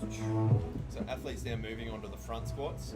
Pretty much all teams, Getting there at the same pretty time. much all getting onto the front squats, as we've kind of said. I think the thing people maybe don't realise with the assault bikes and even the Echo bikes is that there isn't a dial on resistance. No. So there's a minimum level of power output you need to hit before they actually become cardio. So for different athletes, the assault bike isn't necessarily a cardio activity because that power output they need to do is above their maintainable threshold. Good point, actually. So as we've said, you know, the Echo Bike is a give and take machine. The more you give it, the more it'll give back to you. However, for some athletes to get up to that, you know, I've personally found once you hit about 65 to 70 RPM on there, your calories really do start to tick over for you. But for some athlete, that's a sprint. They either just don't have the weight to move it, or they don't have the actual strength to move it themselves. So. And you see it in your gyms. Mass moves mass. There's a reason why the bigger athletes will move those assault bikes a bit better, and can maintain them a bit better even if the cardio isn't as good as some of the lighter athletes. They've just got more force behind them. More force. Now, I'm liking the squat cadence I'm seeing over here in lane 1. I think the faster you can move, the better here. Yeah. It's not necessarily about cranking out more reps. You know, Yeah. I'm doing sets of 5, but I'm not pausing at any point. Yeah. So I'm doing sets of 10 but with a 2-second pause at the front. I'm probably going to do... by the time I've had my rest between my sets, I'm probably still going to catch you. And we saw that yesterday from the boys in the individuals, that squat cadence really helps them get to the bar faster. Yeah.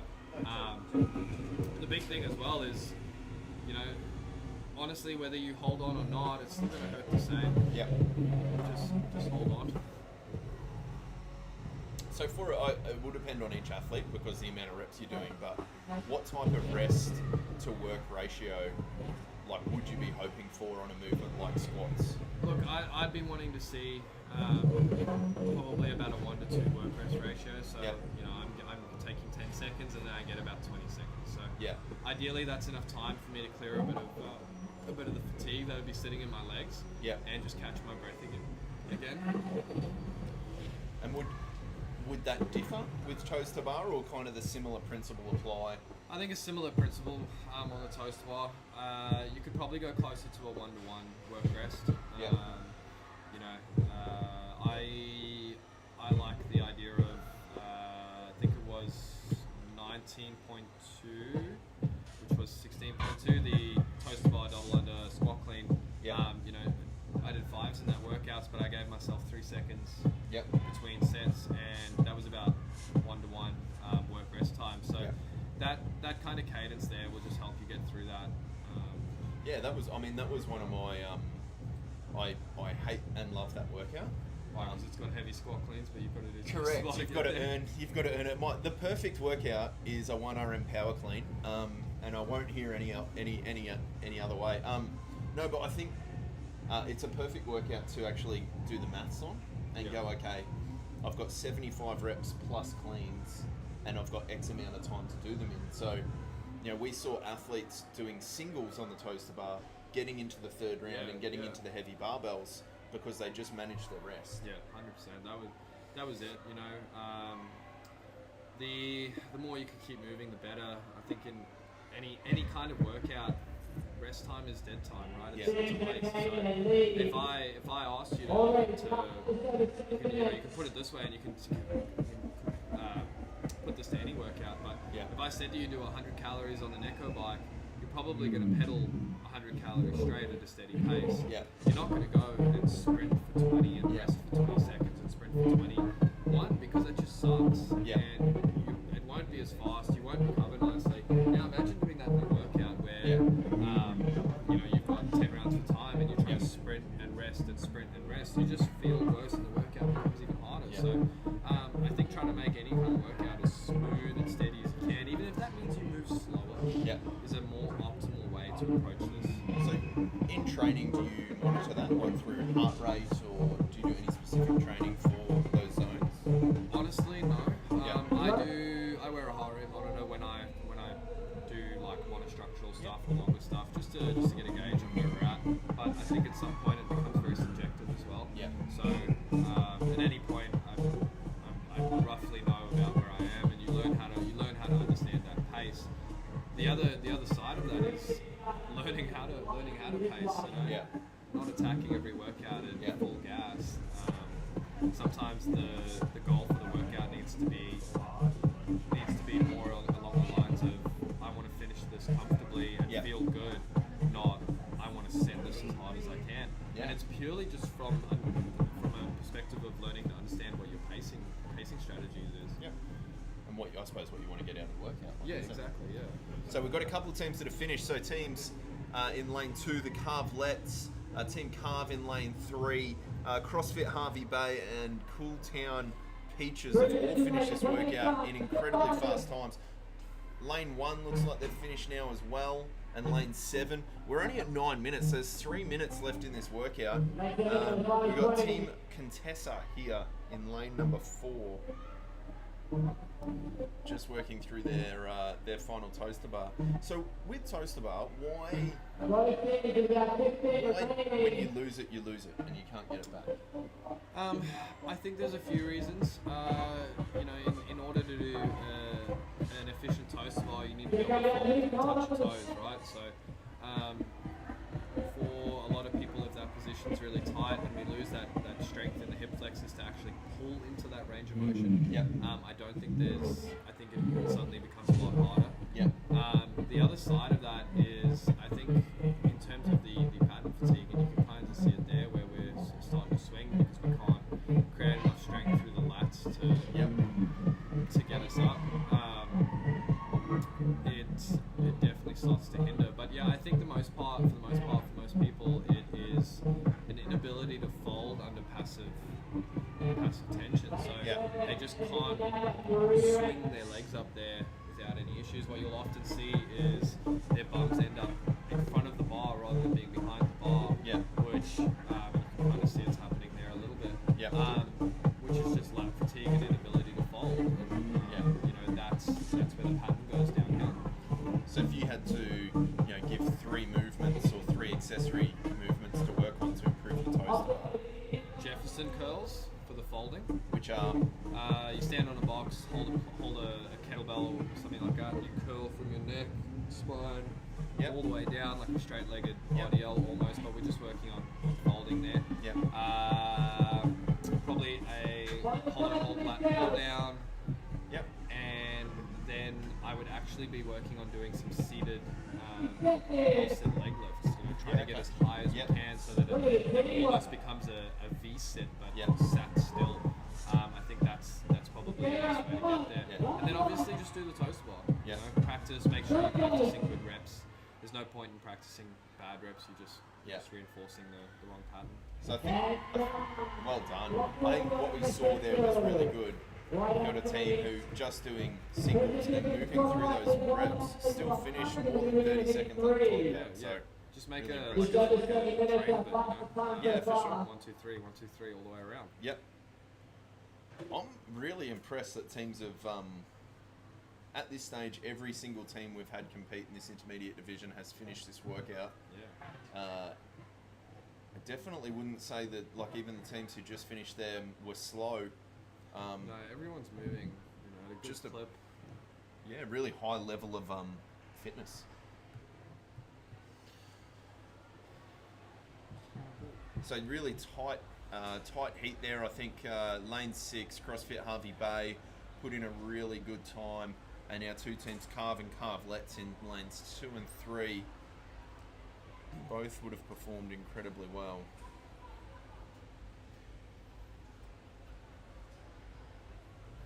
So we're just going to go to a transition now, and then we will come back for heat number 3.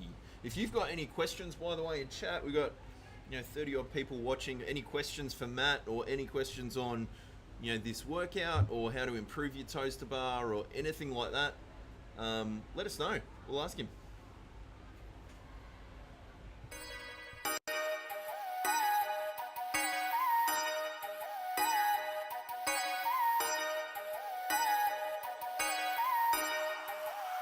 And 3, go.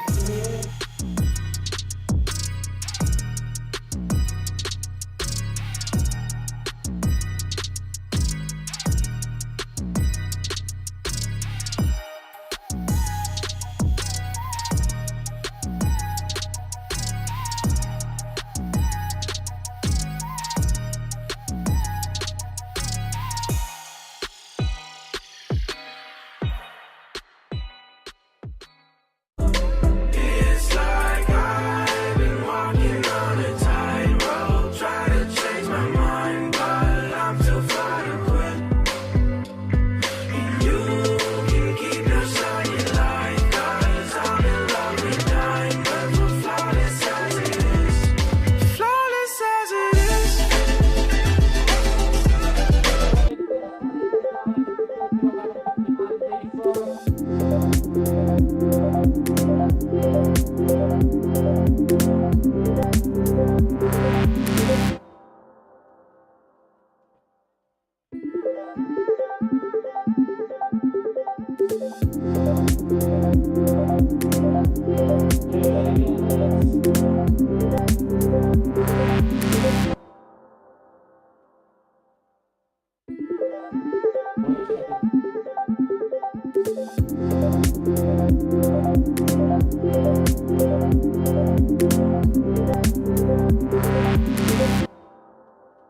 Stand by.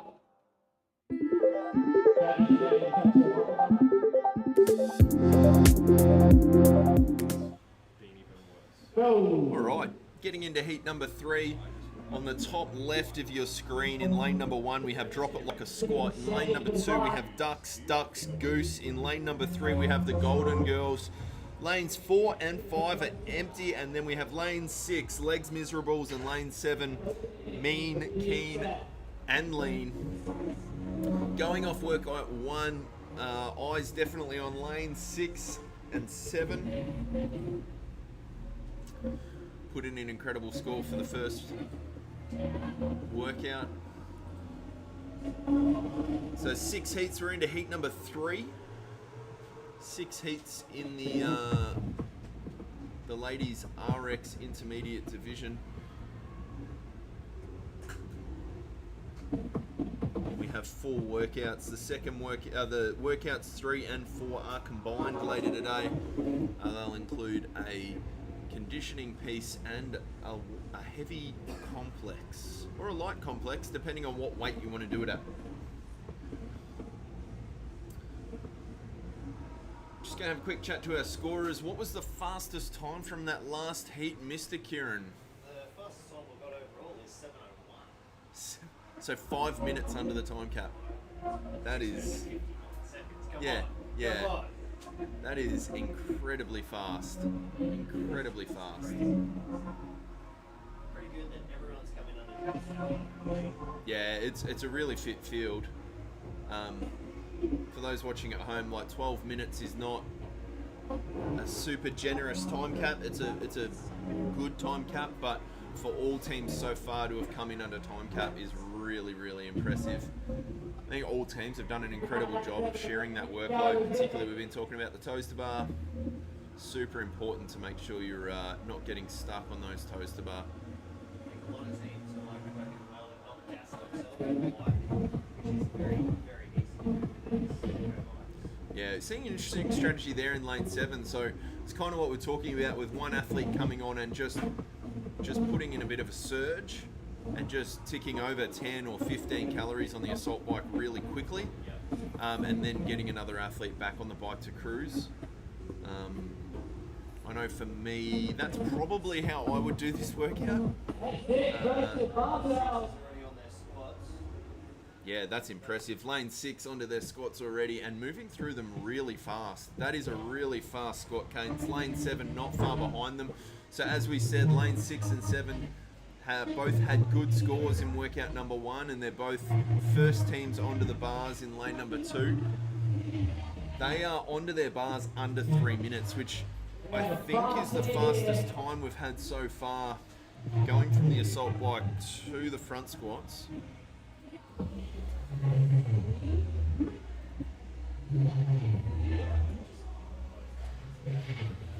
It's 60 reps of front squats, so they're definitely going to be some reps ahead. We've got our 3rd and 4th teams in lane 1 and lane 3 now moving on to the front squats.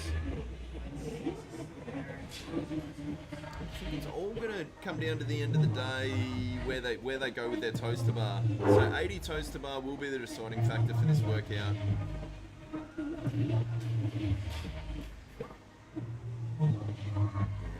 teams 6 and 7, so legs miserables and mean, keen and lean on the lanes 6 and 7 are definitely out in the lead. It'll be interesting to see who gets to the toaster bar first. We've got one athlete in lane number 6 that is getting set and ready to start on their toaster bar.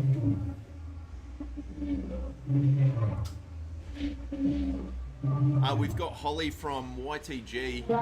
We had a question.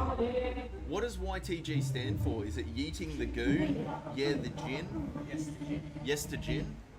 Eating the goon. Yeeting the goon. Absolutely. Yeah, we thought that was the case. Yeah. Not yeah the girls. Not anymore. Yeeting the goon. Team YTG. Fan favourites here. All right, we've got our first team onto the toaster bar in lane number 6. That is really fast. 4 minutes and 30 seconds to be starting on their toaster bar, and athlete number 1 has done about 700 reps, unbroken. Yeah. Well, the interesting thing is, so for the male athletes, this is 100 calories, and at 4 minutes and 30 seconds, I would still be doing calories. So. Still be eating my breakfast calories. So good strategy here, what we talked about with Matt, just ticking over that count on toaster bar, seeing that in lane 6 and 7, just having athletes doing whatever reps they can, whether they're singles, and just reducing that transition time, making sure that someone is doing reps at all times, utilizing all the different bars. So Matt is back with us here. Lane number 6 just got onto their toaster bar at 4 minutes and 30 seconds. Wow. We were just talking about, so for the men's workout, this is 100 calories. I know I wouldn't have finished the calories yet, typically at 4 minutes and 30 seconds. Yeah. I don't know many athletes that would have. On your own or on in a my team? own, yeah. Yeah, look, my 100 for time, the best I've done is 4:28. Yeah, right. So that's fast. And that floored me.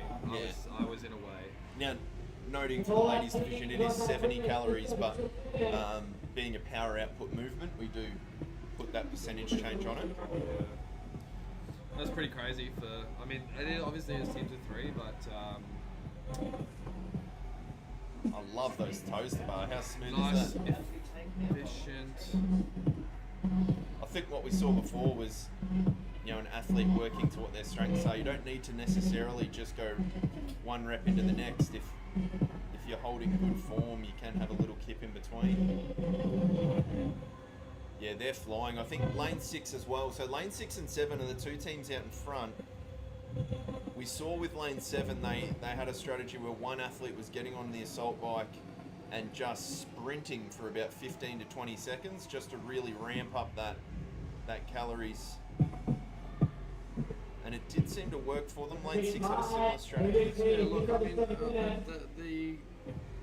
again, the give and take on that assault bike, on the echo bike, sorry, it's exponential, right? The higher you hold, the faster that thing ticks over. It's just about what you can hang on to. So, Yep. just making sure that the athlete that is hitting that sprint is able to recover in time. 7 minutes and 30 seconds. We have in lane 6 have finished this workout. Nice. Very fast. So the fastest time in the last heat was 7 minutes and 1 second, which was Team Carve, which is super fast. Absolutely wild how fast that time is. I don't know if I'm ready to go back down to the floor yet. I don't know that my self-esteem would hold up if I went back down on the floor. These ladies athletes are crushing me. I think I'm going to need to take a break when it comes to the 2RM hang squat snatch because they'll probably outlift me as well. So I doubt that. if I had to do these workouts, I don't doubt that. Lane number 7 has finished as well. So Legs Miserables, possibly one of the better names today. Mean, Keen and Lean both finished the workout. We now just got the 3 teams at your top of three teams in lanes 1, 2 and 3, which is Drop It Like a Squat, Ducks, Goose and Golden Girls.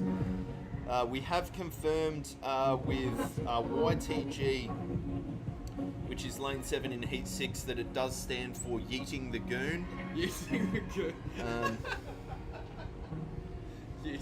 Team Yeeting the Goon.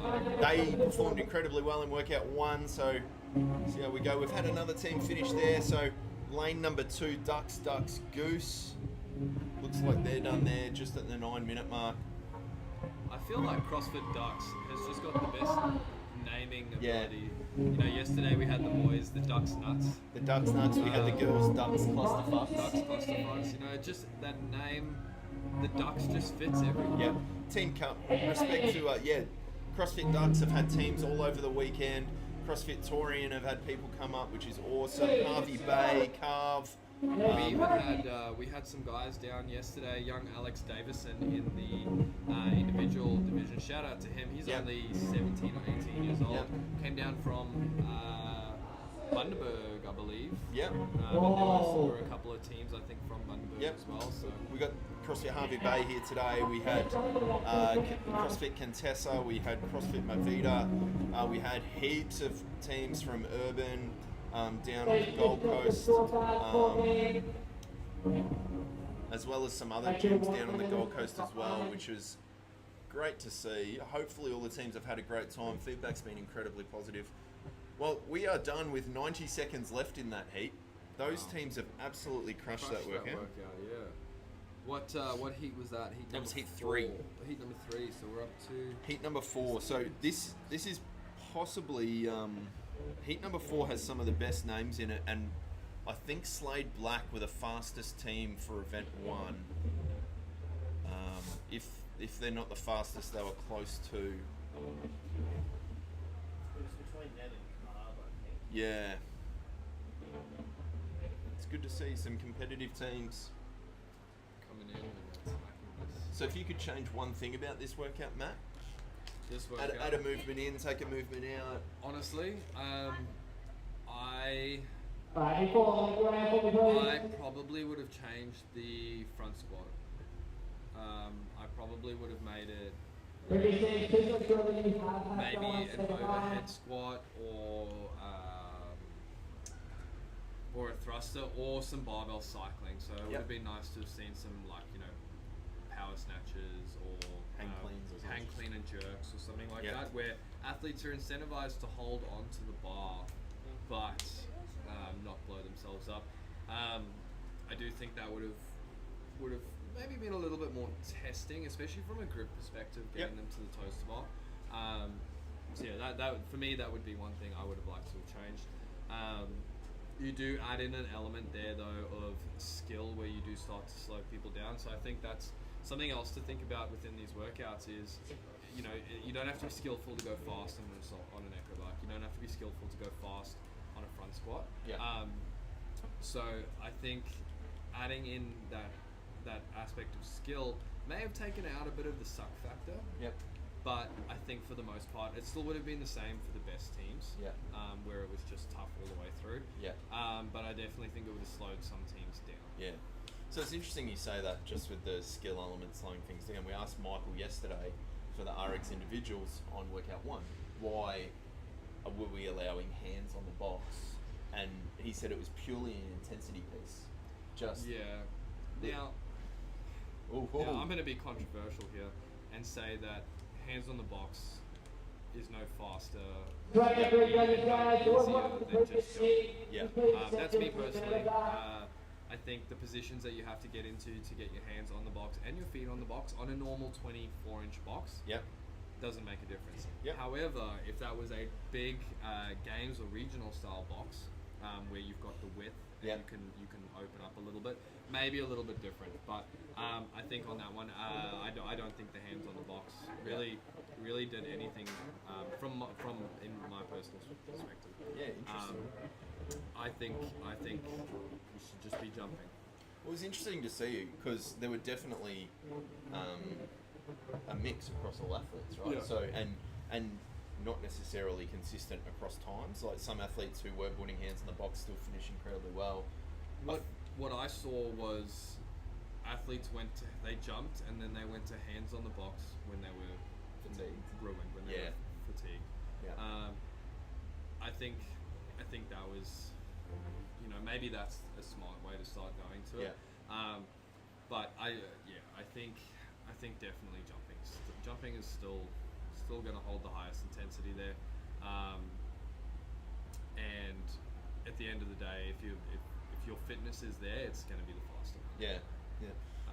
It is interesting. I do think changing, if you were to change this to a hang clean, that grip element onto the toaster bar would be a massive factor. Yeah, hugely. I think it would very, very heavily affect that side. The other thing that we do see with the intermediate division, for the most part, the fittest teams aren't the best teams in the intermediate division tend to be teams that, and again, I might be slightly controversial, but teams that you would think, or that you would sort of expect to be in RX fitness-wise, but they just haven't got the skill yet. They haven't got the handstand walk, or they haven't got the muscle up.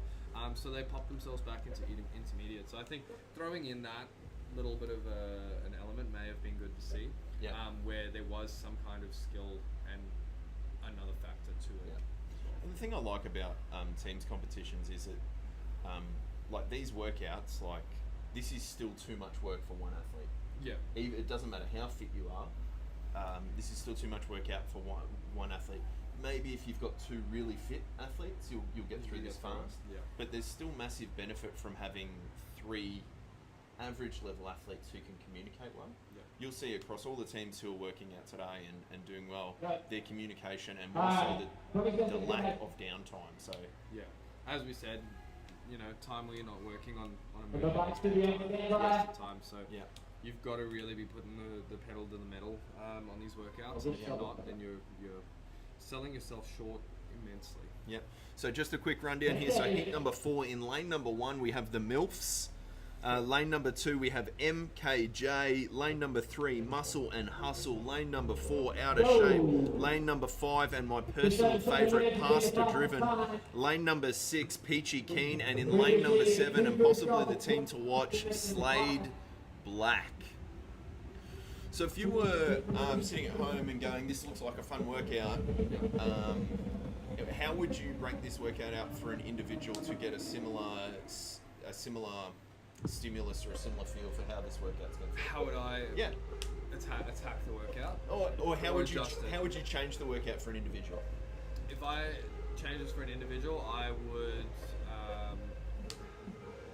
would probably turn this into like we had yesterday for the men's Yep. individuals. I Yep. would give them I'd give them probably 3 work windows or 4 work windows. Yep. And do it as a bit of a move it or lose it kind of thing. Yep. Where it is 20 cal, or for the boys, 20 cal bike, echo bike, 10 front squats, Yep. and then max toes to bar in remaining time. I think you get a similar feel comparatively. However, you would have to be returning back to that machine every time. Another interesting way that we could adjust this workout, which would actually be kind of cool to see, is if we took the workout and we said 1 minute on, 1 minute off. Yeah. And you've got to get through the whole thing. So you're incentivized to go really hard. However, you do have a mandatory rest period that's Yeah. going to simulate a bit of those teammates taking some workload for you. Yeah.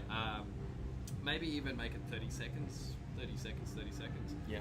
And just try and get athletes to push harder, use the rest wisely, catch your Yeah. breath, breathe, hold some good posture. You'll see a few people that are dropping down onto the floor or whatever Yeah. in their rest time.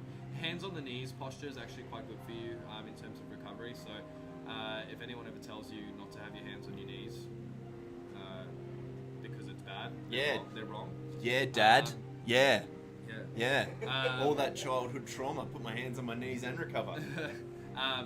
However, Love you, psychologically, Dad. do you really want the athlete in the lane? Are we still muted? Oh no, we're on. No, we're on.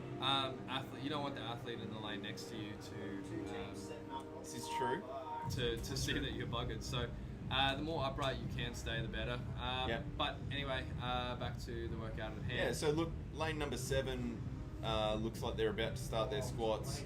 And lane number 4 out of shape. Lane number 1, the MILFs have murdered the assault bike. Have absolutely milfed it. Sorry to cut you off there, Matt. Lane number 7 looks like she's really doing some work to get done on that assault Yeah. bike or echo Yeah. bike. Trying to get through it as fast as you can. Yeah. It's interesting, like, I like your idea about splitting it into 30 on, 30 off, and across maybe 9 or 12 rounds, and Yeah. that would be a really tough workout. I think you would get the same stimulus, similar stimulus anyway. Yeah. And you'd be, like I said, you'd be incentivized to go pretty big. Yep. Especially on those toes to bar and squats to try and get the work done. Yep. I do that often in training. We'll do.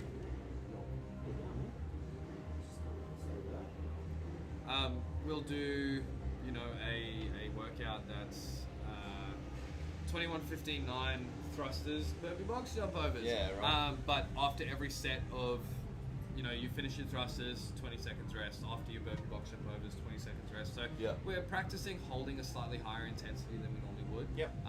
But also, sticking to a set rest. Some Yeah. people might finish at 21 and rest for 30 seconds, but when Yeah. I count out 20 seconds, you have to go. So, Yeah. kind of similar to an EMOM, I guess, but just trying to force, deliberate rest. Yeah. I would say is the. I mean, there's some fairly prominent games athletes who swear by EMOMs. I think Khan Porter's a big advocate of Khan loves an EMOM training. Impossible EMOM, but he loves an EMOM. Impossible EMOMs. I think EMOMs are great from a skills perspective as Yep. well. I program them primarily for athletes with who Yep. need skills development. Yep. However, I do like them for combination work. So Yep. I'll often give athletes EMOMs of thrusters and chest to bar, Yep. or snatches and bar facing burpees. Yep. A little bit of a 20.1 throwback. So I think that helps to again create some deliberate work rest time, Yeah. but also give athletes these windows that they're trying to get their work completed in as well. Yeah, So for sure. again, it's also a pacing tool. Yeah. So just to call out here, so lanes 1, 2, 4, and 7 are all onto their toaster bar. Slade Black in lane 7 is actually the first team to get onto their toaster bar at about 4 minutes 30, which is incredibly fast. Be interesting to see how they go there. I love watching some of this toaster bar technique is really clean. Really good. Hey, I do find I think That looks the difference, effortless. The difference between the male female toaster bar as well. The girls do tend to be a little bit more mobile than the men. Yeah. So you will see those cleaner, smoother, straight leg toaster bars because the girls simply just they can touch their toes. Yeah. However, you'll see with the men this afternoon. I may be wrong, but you'll see with the men this afternoon that they tend to have the much more bent knee, lat dominant toaster bar where Yep. they're really trying to push themselves back as far as they can Yep. and get their knees or get their toes up with Yep. the bent leg. Whereas the ladies are able to hold on to some more efficient technique. Yeah, that's awesome. So question without notice, open starting soon. If you could have one workout repeat in the open, what would you personally like to see? But then the second question is, what would you like to see from a community standpoint as far as a workout repeat? I would love to see. I would love to see 17.3 again. That was the chest to bar squat snatch workout. Yeah. I think that was a really well programmed workout. that. For myself, I would love to do that workout again. Yeah. I don't think I would do exceptionally well because I don't have a big snatch. But I think it's a great workout. Yeah. In terms of community, and just something that everyone can really get after.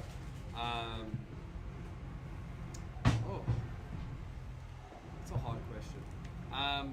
Just quickly while you're doing that, so Slade Black finished 6 minutes and 50 seconds unofficial. That is the fastest time we've had so far, unofficially, which is good. Back to you, Matt. I'd love to see one of those lower skill, just pure fitness workouts. Yep. So something like your 18.2, Yep. the 1 up to 10 half facing burpee and double dumbbell front squat into that 1 rep max clean. Yeah. I think that's a great workout just because it's go hard or go home, you know. Yeah. And I think that's kind of what the Open's all about. Alternatively, the opposite. I'd love to see a higher skill workout where we get to see some people hit their first ring muscle up or their first bar muscle up. So Yeah. maybe 18.3 was that? 18.4. Yep. So yeah, anything from that end. But I like the community side of it. Yeah. And seeing people get their first reps. So on that, don't wait until the Open to get your first rep. No. Start now. No, wait until the open. You should have started. You should have started 6 months ago. Don't practice any muscle ups or double unders. Wait until the open. So I would love to see a workout. I'd love to see you do again. Is I think it was 19.1, the wall balls and calorie row. No, fuck off. You are so much fitter now than you were. Yeah, then. look. I did that. I did 10 rounds of that a little while ago. Yeah. And I did it in under 15 minutes. Yeah. I think. So I think that workout would be absolutely great to see the improvement. However, there's probably how many opens have I done? Three opens worth of movements of workouts that I could do and do better. Yeah.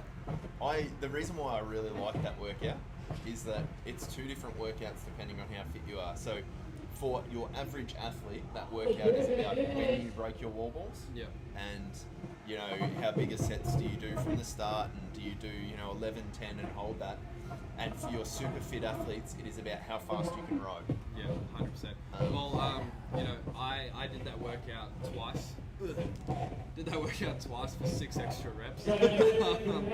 And what we ended up doing on the second time was I did the workout unbroken, and it was the fitter you were, it was about how fast can you get the rower started. Yes. So should have been up to your working pace within 2 to 3 balls. Yeah. As well as that, it was also about transition time to the wall ball. So Yeah. I actually, the second time I did it, I set my roller up behind my wall ball. Yeah. 1, so that I couldn't walk away from the wall ball. and 2, so that the transition was right there. So I literally stepped off the rower and picked up the wall ball straight away.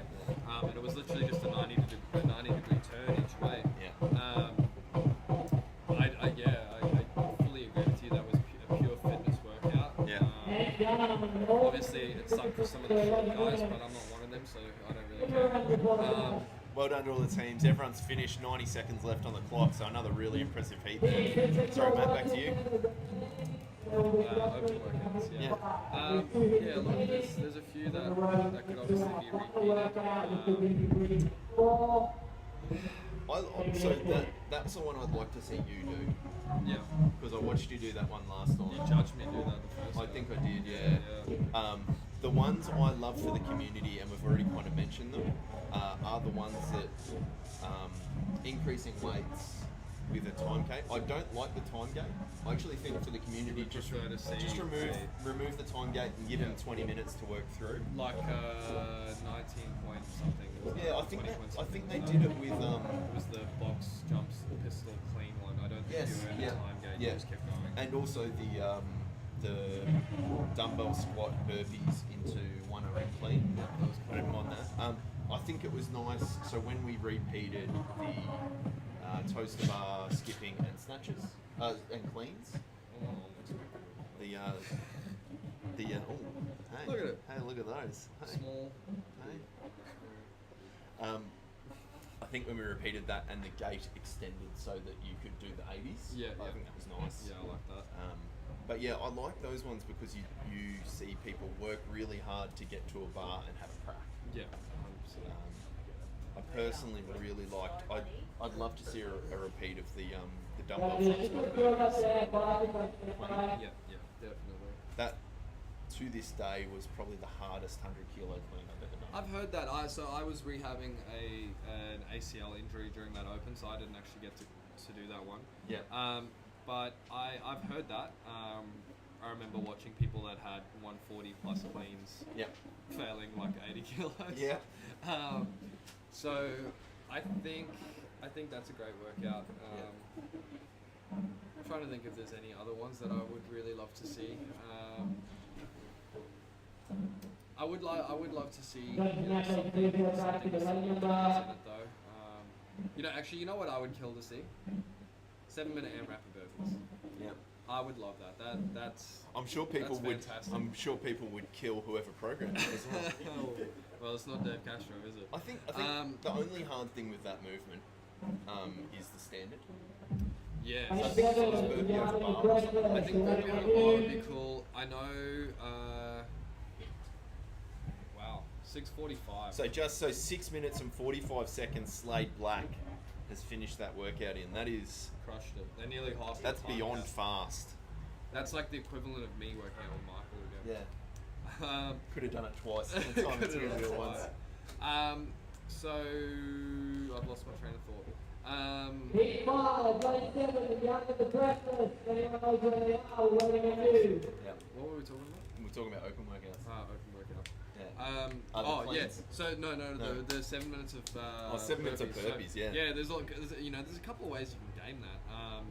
I heard stories of people doing that to a low roof, so that it didn't matter what you touched, it was just there no matter what. Personally, if I did that workout now, I'd go out to our roller door and I'd drop our roller door to the height that I was supposed to be at, and I would do it there. Yeah, right. And then I just had to jump and flip. Yeah, see, for me, and this is probably just the difference between us, I would just not turn up. I would not Yeah.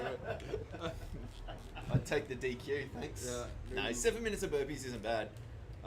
It's over before you know it. Yeah, correct. You've done 7 burpees and you're done. Yeah, one burpee you, a minute. anyway. Emon. In all seriousness, what do you think you'd get?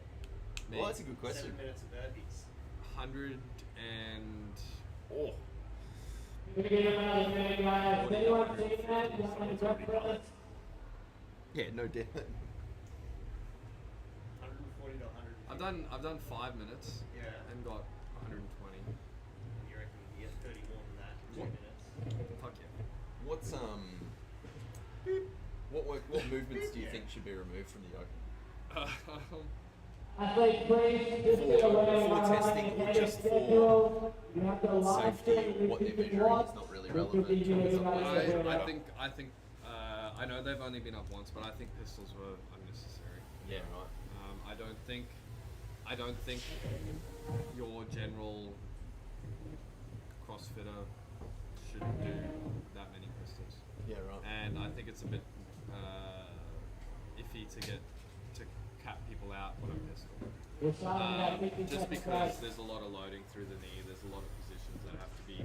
And that was paired with heavy cleans. With heavy cleans. Heavy clean and jerks. Yeah, heavy clean and jerks and box jumps. So, Yeah. you know, I personally, I don't program. I actually don't program pistols for athletes unless they have really, really, really perfect pistols, or they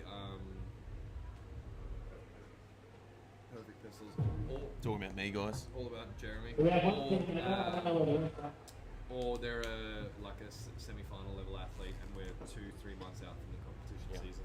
I think there's just too much loading through the So knees. what type of stimulus, like what are some other movements that would give you the same stimulus as pistols? I think lunging would do it perfectly fine. Yeah, You get the same leg. That's actually that, Fatigue. I think it was 17.2 or 16.2. Yeah, yeah. The lunges, chest to bar lunges, burpees. That Yes, workout? yes. So overhead 40 kilo bar lunges. That was that was a I've done good that a workout. few times. That's a good workout. I do like that workout. Perfect workout. You know, I think those are a little bit better than throwing in pistols. Now that we have this quarterfinal system, I think pistols are better off. Yeah, for sure. So we got heat number 5 here. So just running it down in lane number 1, snap, crackle, and pop. Lane number 2, snatch, talking idiots. Lane number 3, we have squatters. Lane number 4, we have the Swole Sisters. Lane number 5, Tempered Trilogy. Lane number 6, the Hubsters. And lane number 7, the Young and the Breathless. Another really good name. One more heat after this. But yeah, it should be interesting. I mean, do you expect any changes with Dave Castro not involved in the programming? Honestly, I don't know. I think there will be a different feel to the workouts. I mean, I don't think whoever writes the workouts is going to do a good job. There's a whole team of great people behind it. So Yeah. I think whoever does that is going to nail it. Yeah. I don't think there's any issues there. I think there will, like I said, it'll feel different. Yeah. There might be small things that change, you know. Time cap, like, you know, statistically, I don't know what the number is, but the majority of open workouts are under 9 minutes. Yep. So, you know, you might find those time frames tend to extend further. Yeah. You might find that we start seeing workouts where your set size of movement is bigger or smaller. You know? So it just depends on who's programming it, who's checking it and testing it. I think, but I don't think, honestly, I think if people didn't know, they wouldn't notice. Yeah. I think it was Outlaw Fitness in the US a couple years ago, when they were preparing their athletes for the Open. It was literally 9 to 12 minutes. It was 8 movements with some variations, and that was if you could do those, you were well prepared for the Open. You can pretty well practice for the Open prepare for the Open without doing an Open workout. Yeah. Just knowing how many workouts. So the boys at TCT in the US as well have they have a spreadsheet with everything on it. How many times this workout's come out, how many reps you need to do to be good at whatever workout. So that kind of stuff. Got some support for the Hubsters. Deb's putting a shout out. Lane number 6, just a quick transition on the assault bike there for them. We are 2.5 minutes in. This is about the point we saw some of the fastest teams moving off the assault bike and moving to the front squats. Fast. But yeah, ridiculously fast for 70 calories. 2 teams setting up on the squad. Well, you got some athletes moving there. So that's Swole Sisters in the middle of the screen there, moving across to Tempered Trilogy. That looks comfortable, making that look easy. So lane number 1, we have our first team, the Snap, Crackle, Pop, moving on to the front squats.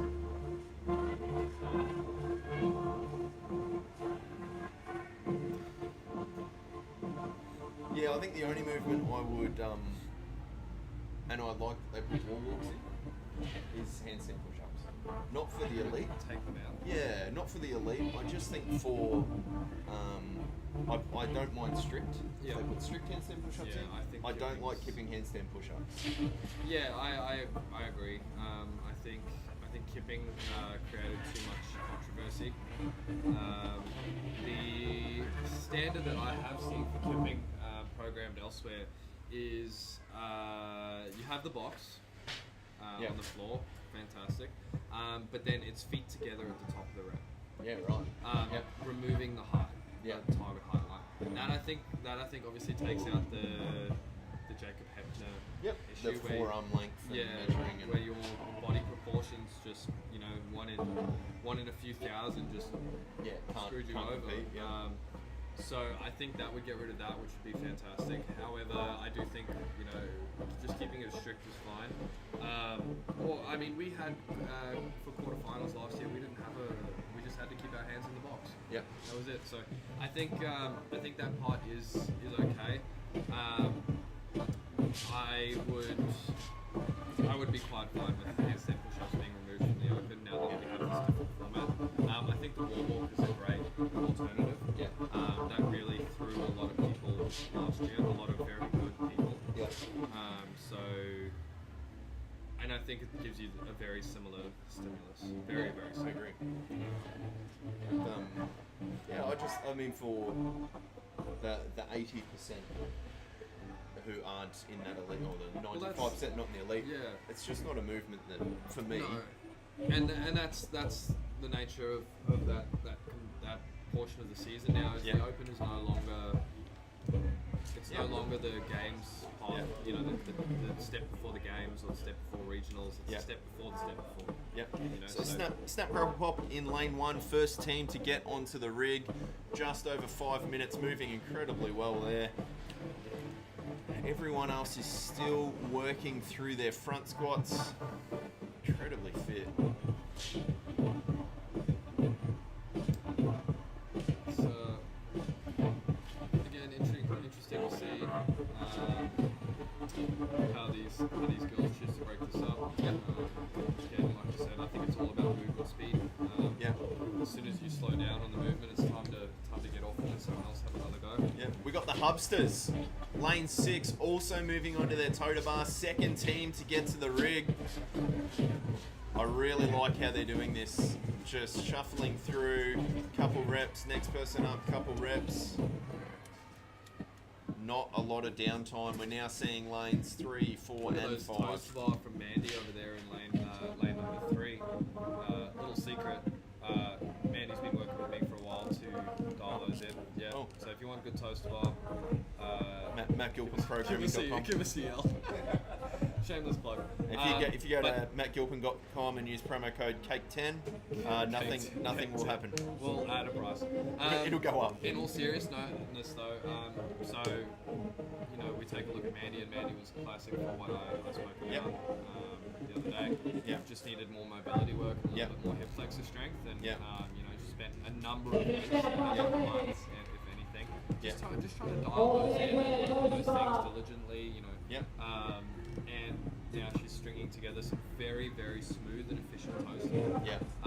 So just a testament to, that you can't just have the skill, Yeah. and you can't just expect to start working on the skill 2 weeks before you need it. You need to be constantly Yep. at it. And even in that, as I'm saying, Mandy's had days in classes where she's like, I can't do them anymore. This is who we're talking about, Mandy. Even those, under a lot of fatigue, no doubt, still great. getting good reps out. Yeah. So, the skills are incredibly important. You have to be working on them at all times. No matter how good you think you are at a skill. Yeah. I think you can always get better, and you can always make yourself more efficient. Lane number 1, Snap, Crackle, Pop, has finished in 7 minutes, 50 seconds unofficially. That's an incredibly fast time. Yeah, it is one of those. I mean, Toaster Bar. I don't love Toaster Bar because I'm not that mobile. To be completely transparent. I mean, we know. Yeah, everyone knows. It's not like you can miss me in the gym. But I do find if I'm working too hard and not got that good form form. Yeah. And then I go to a movement like a deadlift or even a burpee, something that would load my lower back. It's a real bad combo. Yeah. Whereas looking at the form here with that, working on the mobility and getting the strength through hip flexors to do them properly, definitely a good preventative measure to injury. Yeah, 100%. So those last few teams just trying to get themselves through there. We've got about 2 minutes left to go. Three minutes left to go. 3 minutes left to go. These teams are flying through this Yeah, workout. wow. You're gonna have to throw some shade at Michael for Poor program. program. not No. poor program. In all honesty, the programming's been good. I think what we're seeing is just some really fit athletes and teams managing this workout well. Rushing through this, yeah. I'm always, to be honest, I'm always a fan of everybody getting through the workout. Yeah, time I cap. agree. Yeah. I think a very tight time cap can be quite discouraging. So I'm glad that we've got everybody getting through this workout. Yeah. Trying to work through there. Yeah. So seeing more the tuck and kick form there. From Megan. Megs helped out with scoring yesterday, competing today. Love to see it. I'm pretty sure I saw her shuttle some paper. Yeah, she's still shuttling scores up. Just can't seem to step away. Yeah. So we have 4 teams still working through. So lane 5 and 6 look to have finished. Lanes 1 as well. 2 minutes left, heaps of time. I think we'll see all these teams get through at the time cap. I really love to see that Indian file strategy on the bar there. As soon as one drops off, the next one gets up. We've seen Indian file singles previously. Not a bad strategy. We've got Michael down there trying to repeat my MCing from yesterday. It's just not the same. Not the same, no. Just a quick question. There was just some conversation yesterday. When you no-rep Royce, was that because of your internal fear of missing out that you weren't doing the comp? Yeah, I just thought, fuck this guy. Yes. No. Yeah, look, If I can't do the I was- comp, you're not allowed to rep. Yeah, pretty much. Look, I was actually, highly impressed with Royce's ability to snatch from his knees. 100 kilos and I think it stand was. up from Look, his I think knees. it was 90.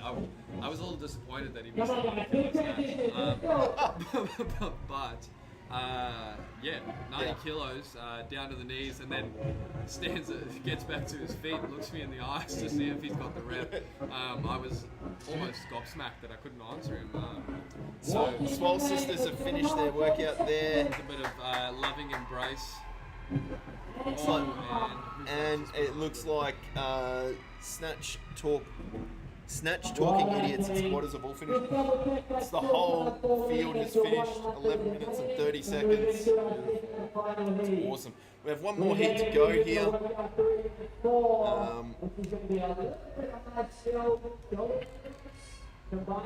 Jeremy Nelson, man, seems like Michael has more presence out there. Good presenter. Wow. Yeah, thanks, man.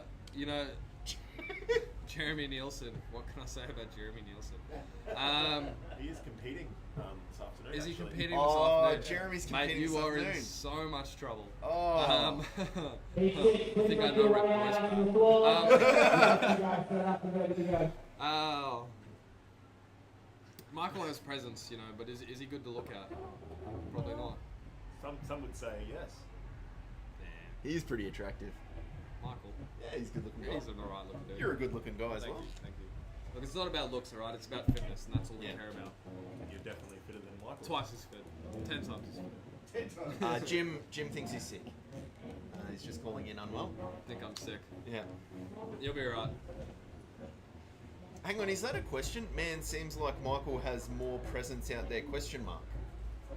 No. No is the answer to that question. Look, Jim? yeah, I don't think so. Yeah.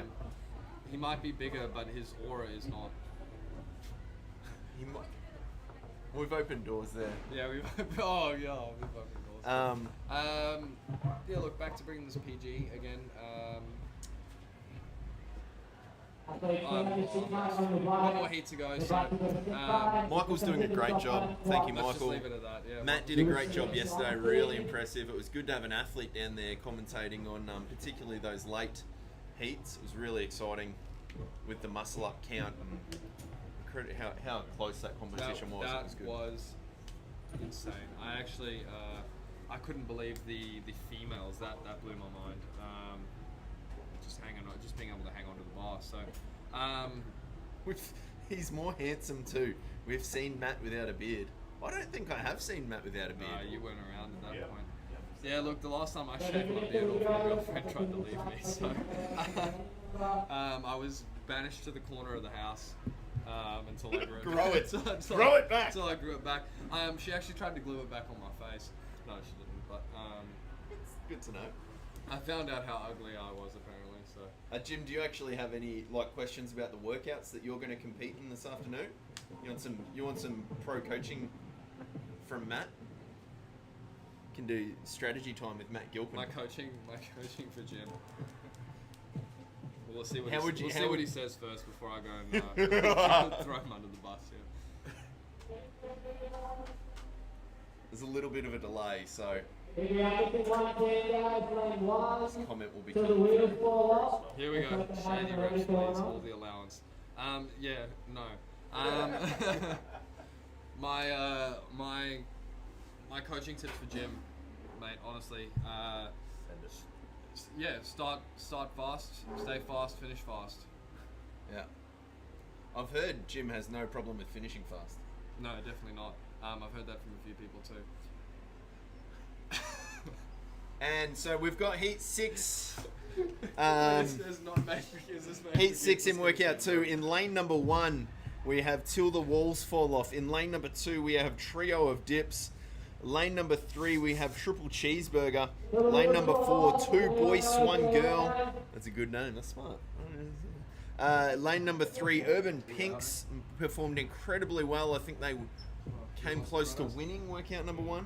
Lane number 6, we have WGI Performance Team. And lane number 7, we have YTG, which we have confirmed is Yeeting the Goon. So not yes to gin.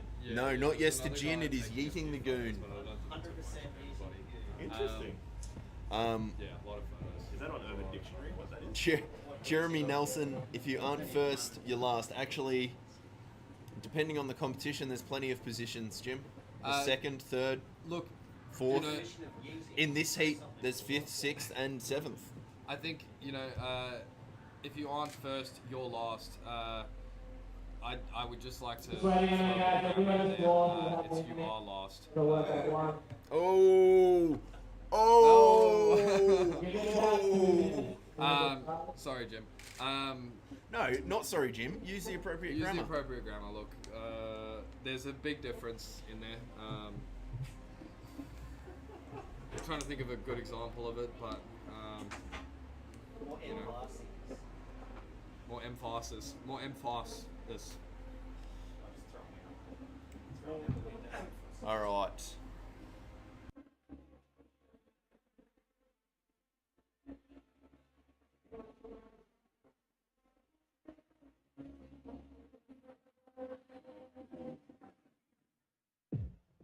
About 90 seconds, guys, and then we're starting. All right, so lanes to watch here. Based on performing in event 1, lane number 5, they will no doubt move fast. Be interesting to see if the athlete that full centered on the row is going to full centered on the assault bike here. Could be a bold move. It's a bold move, but let's see if it pays off. Just to recap, so it's 70 calories on the assault bike, 60 front squats at 40 kilos, and then 80 toes to bar, sharing the reps as needed between the team.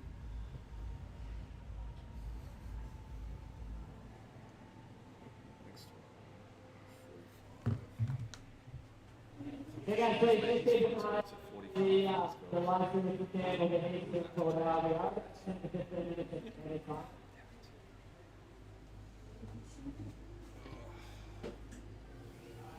You good?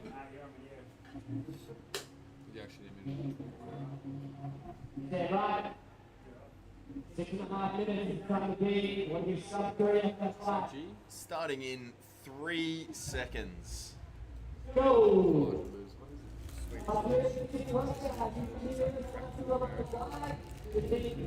So just watching, everyone seems to be just getting out and getting these reps done. No crazy strategies at this stage.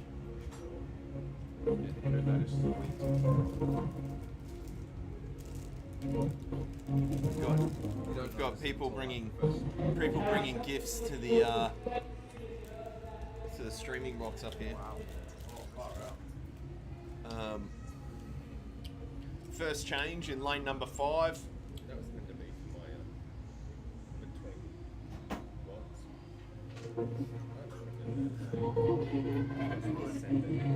so cardio is pretty sweet. Jimmy and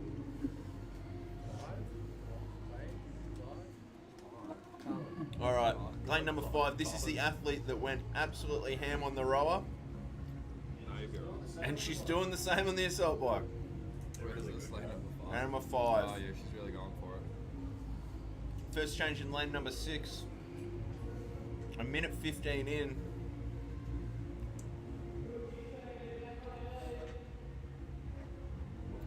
Alright, I'm gonna love and leave. I'm gonna Thank get you, back Matt. down onto the floor. I'll be Appreciate it, I'll be appreciate back later to throw more shade. All the insight. And we'll talk about the boys later. Sounds good. Weird.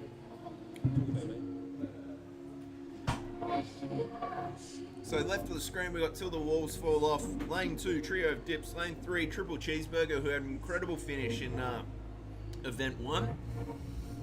We got 2 boys, 1 girl in lane number 4. Lane number 5, Urban Pinks, which is one to watch. Right up there in event 1's finished. Lane 6, WGI Performance Team, and lane number 7, the fan favourites, Yeeting the Goon, Team YTG.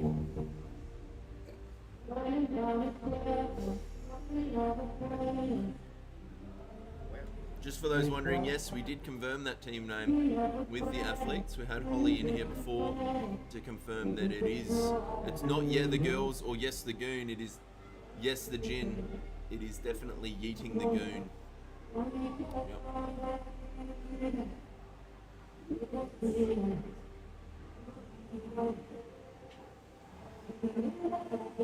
Couple of teams getting ready to move on to squats. Triple Cheeseburger might be the first team off the assault bike here in lane number 3.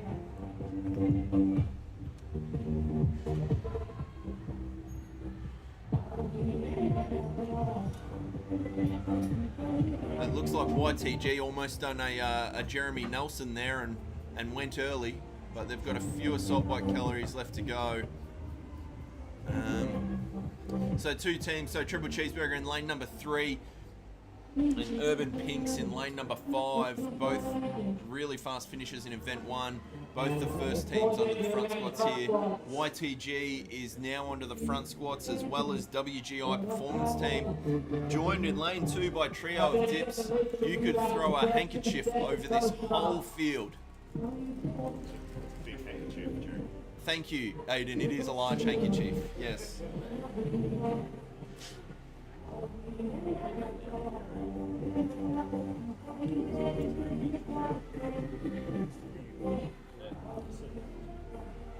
Don't have a roaming camera on floor at the moment, but we can see the whole field, all teams working through those front squats. Lanes to watch is lane 3 and lane 5, particularly watching the downtime. Want to make sure you have someone working through some reps at all times here.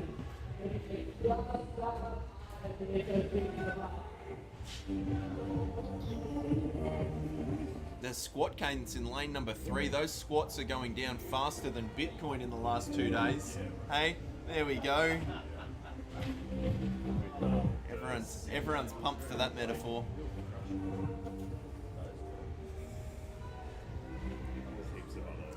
I think lane number 7, I think Holly's done is going to try and do all 60 reps here. Like our reps do.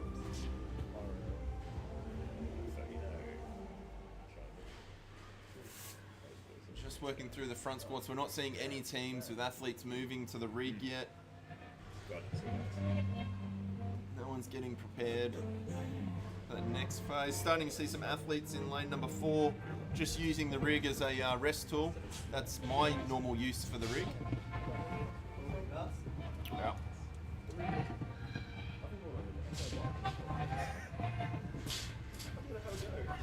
Bar change in lane number 7. Holly has finally decided that she wants to share. Team Yeeting the Goon. And we've got our first team in lane number 3, Triple Cheeseburgers, who are moving onto the toaster bar.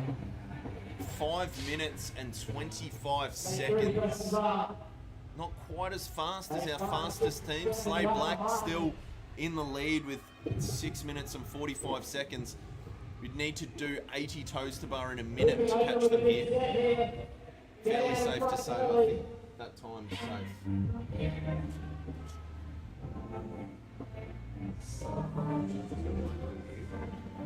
No, it's on. It was yesterday. Had some issues unmuting the mic yesterday. Yeah, there was whole segments. I believe yesterday the best part was when they were. Mel, I asked what the team name was, and they confirmed YTG is not Yeah the Girls, it is Yeeting the Goon. Thank you, Naomi. Been working on that metaphor for days now.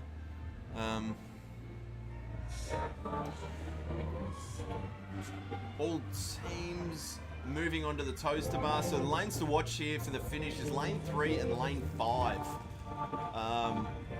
Big efforts out of lane 7. Looks like lane 1 is doing all 80 reps. Oh, nope, she's just jumped off the rig to go jump back on the rig and do more reps. So as we've kind of talked through all these heats, the main time will just be making sure you don't have downtime on that rig. So you've got an athlete working through reps at all stages. Don't need to be the fastest on toaster bar. You just need to have someone on the rig working through reps. Holly is just telling you what you want to hear. I'm completely impartial. Yeah, the Girls is a great name. Yes to Gin is a great name. Yeeting the Goon was the one that she confirmed as the name. Yep. She booked in the tattoo. Gonna get it on her neck. It's gonna look great for her wedding. Yeeting the Goon, just from behind the ear, just down. Yep. Sean's getting matching tattoos. Yes to Garrett is another option, courtesy of Garrett. Sure, it's unrelated.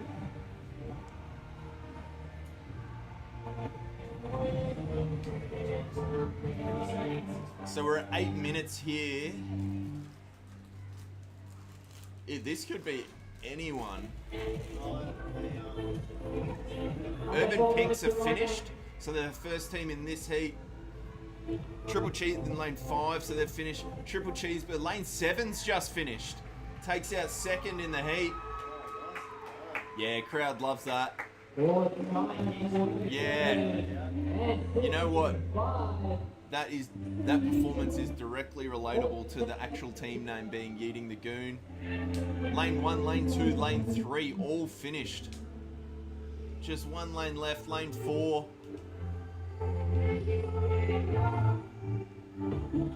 Finishing off their final reps, got heaps of time. 3 minutes left in this workout. It is interesting to observe that when you have a fast heat like this, the team that's still on floor hasn't moved slow by any means. They have 3 minutes left in this workout, just surrounded by really, really fit people.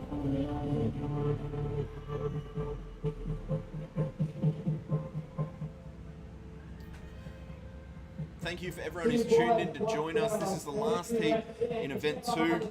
We'll have a quick break after this heat, and then we'll be getting into workouts 3 and 4. Workouts 3 and 4 are a combined workout, so the first 11 minutes will be a heavy amount of gymnastics, and then they'll have 6 minutes after that to find their 2 RM hang snatch.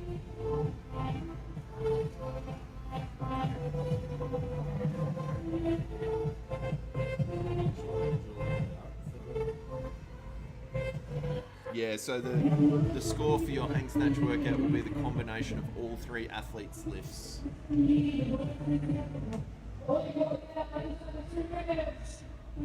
2 minutes left to go. Lane 4, 2 boys, 1 girl. What? Kieran's been counting all 48 reps. Or Michael just said it. One of the two.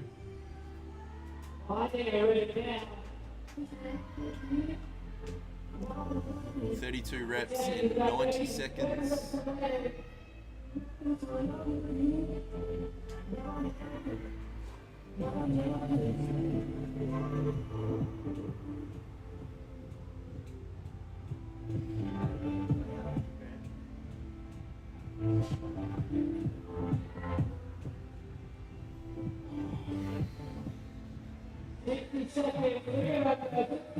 One minute left. Great to see the crowd getting behind him. Good to see the other teams going over to cheer him on.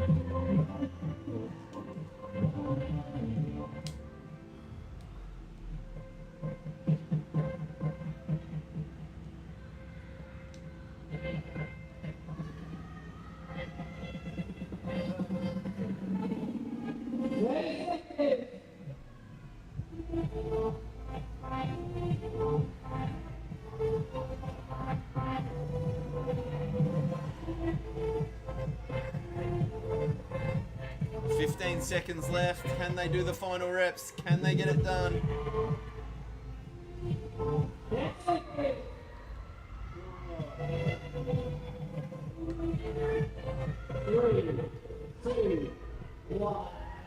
Awesome, great job. And that's the final heat for workout 2. We will tally the scores and get an update. We're going to take a break now. We're just going to reset the floor, get everything ready for WODs 3 and 4. And we will be back with you all in probably 5 minutes. I look forward to talking to you all. You just competed. Doesn't matter, you will be jumping. Heat 1. So we need to make sure that our next 10 minutes you have 1 job ready to go.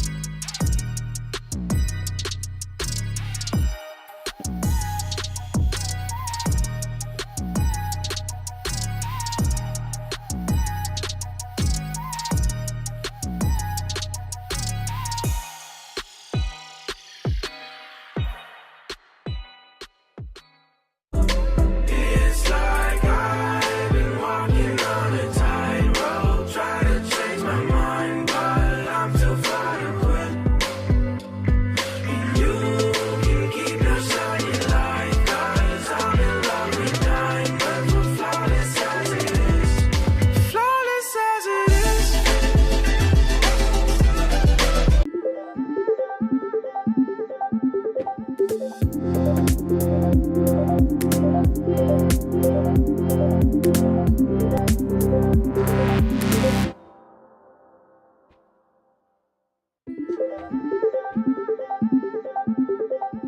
Anyone else start running out? I have to do a planning for 4 minutes.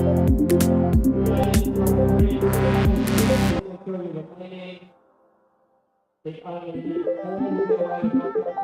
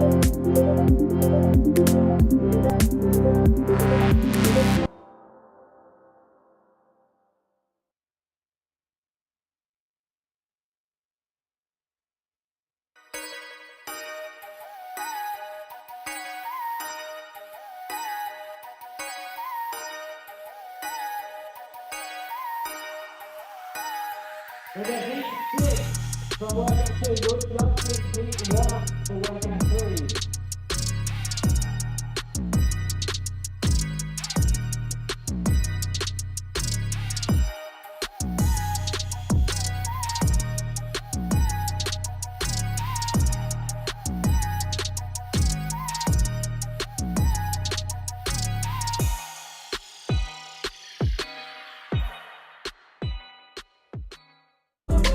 It's like I've been walking on a tightrope, trying to change my mind, but I'm too far to quit. And you can keep your shiny light, 'cause I'm in love with diamonds, but flawless as it is. Flawless as it is.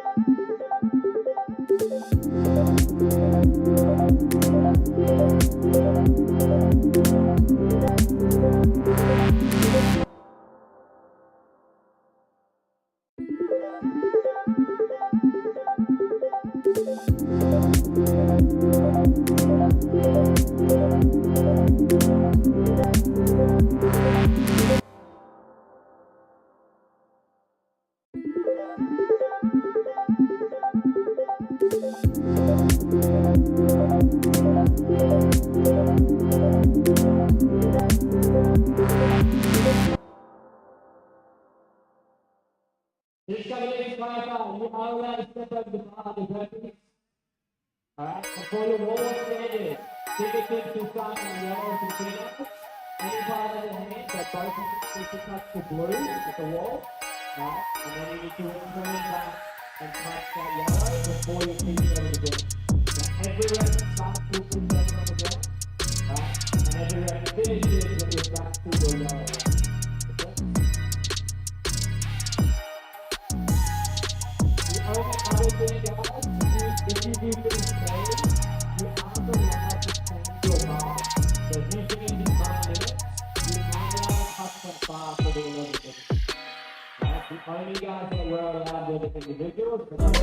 It's like I've been walking on a tightrope, trying to change my mind, but I'm too far to quit. And you can keep your shiny light, 'cause I'm in love with diamonds, we're flawless as it is. Flawless as it is.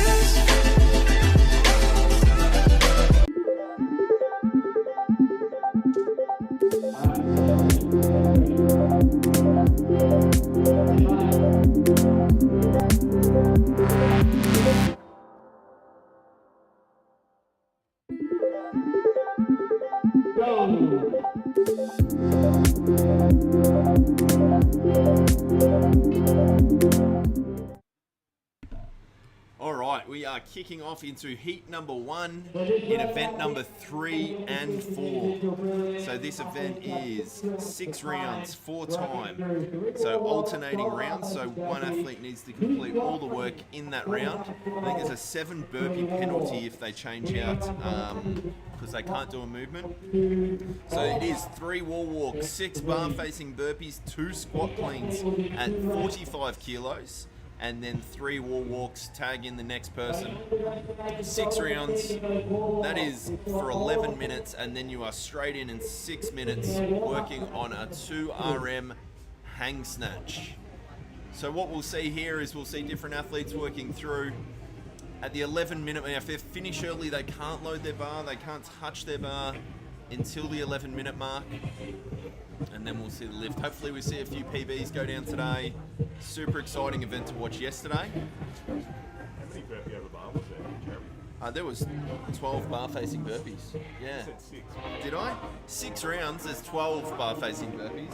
You're gonna do twice the reps. Lane 7 is currently in the lead. So BD Chicks, who've had some impressive finishes so far.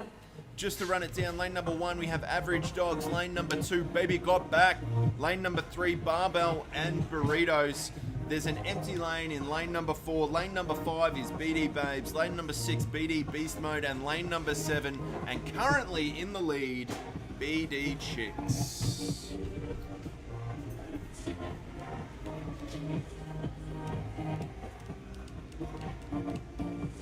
BD Babes catching up. This is one where if you have a strong individual athlete who's good at these movements, you can make up time. It's one athlete working at a time and they have to work through the whole round.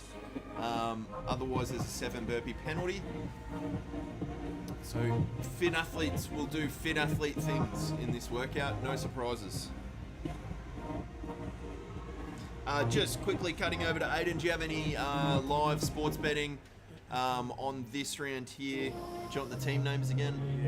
Yeah, okay, so lane 1, Average Dogs. Lane 2, Baby Got Back. Lane 3, Barbell and Burritos. Lane 4 is empty, and then in lane 5 we have BD Babes. Lane 6, BD Beast Mode. And lane 7, BD Chicks. Hard to go past lane 4. Lane 4, the empty lane. Yeah. Is it hard to go past because it's empty? That could be one reason. Yeah. I just think they're moving quite smoothly, actually. I can barely see them, they're moving so Very fast. Yeah. Let's go lane 8. There's no lane 8, mate. There's Lane only 7. seven. There's only Let's 7 go lanes. Lane 7. Lane 7. That's my cue. That's Some excellent insight from Aiden there to pick the empty lane and then a lane that doesn't exist. Good help is hard to find. Seriously. So all pretty even. Lane number 2, lane number 5, 6, and 7.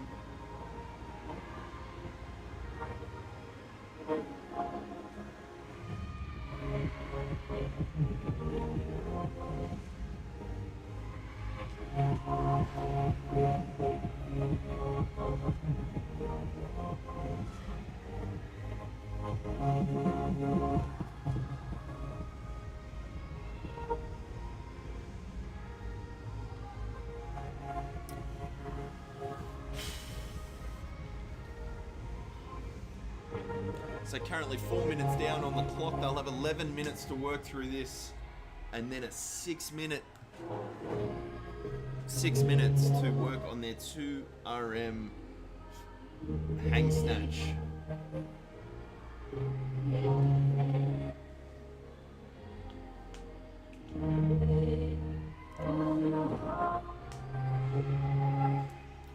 Touch and go on the 45 kilo cleans in lane number 7. Moving back onto their wall walks now.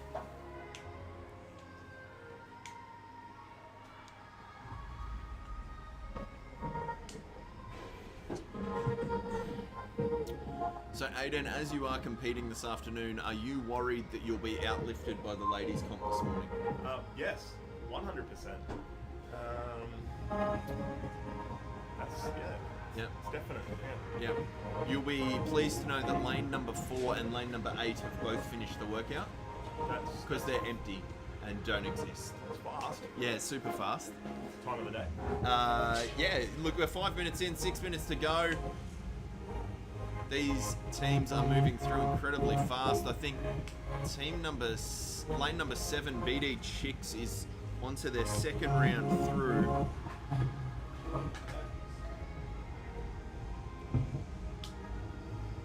Looks like they're in the lead, making the burpees look effortlessly easy.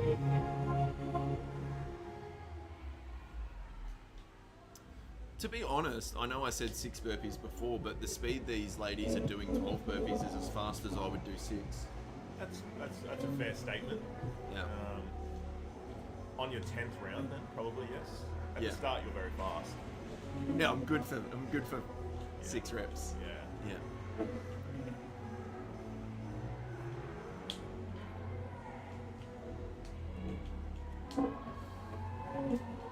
We've got a shirt off. Is that the first shirt for the day? Oh, the first shirt off for the day. Get ready for performance improvement. As we established yesterday with the RX individual athletes and the RX teams, shirts off means 10% more performance. And another one. Oh, another one in lane number 6. She obviously heard the same story. Shirts off for the girls.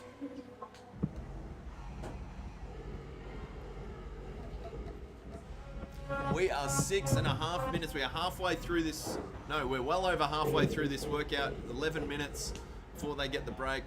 Be interesting to see where they open up with their lifts. We saw the RX divisions opening up at around 40 and 50 kilos for the first lifts yesterday.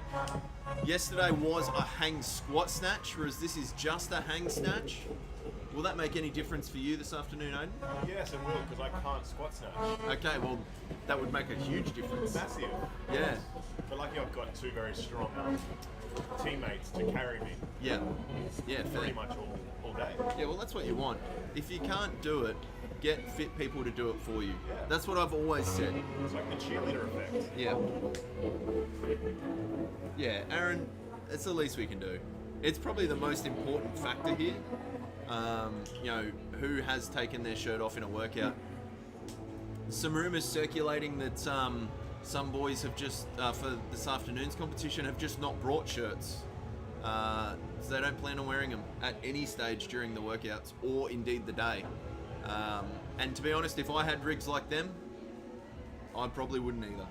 I did actually hear that as well, that Jason the King Cameron. Jason the King Cameron is going to go shirtless for all workouts. All workouts. All yes. workouts. Yes.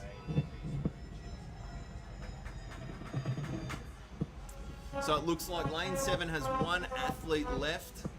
We are 8 minutes through. There's 3 minutes left to go. On to their last athlete through now. With 3 minutes to work, you would think that they'll get through this workout.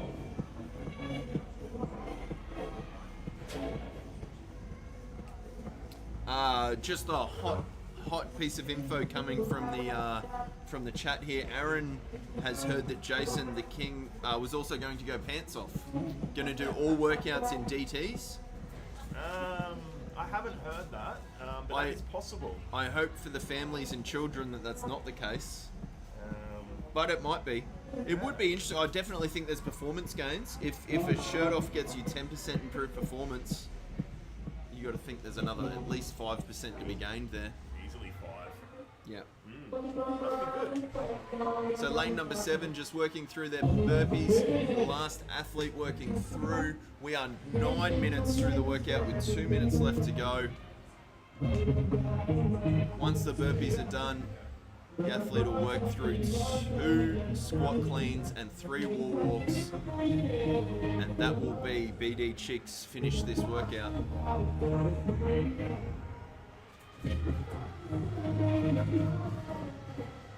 Apologies, we don't have the roaming camera for video at the moment, just the still photos. Lane 7 moving on to the last set of 3 wall walks. 1.5 minutes left on the clock.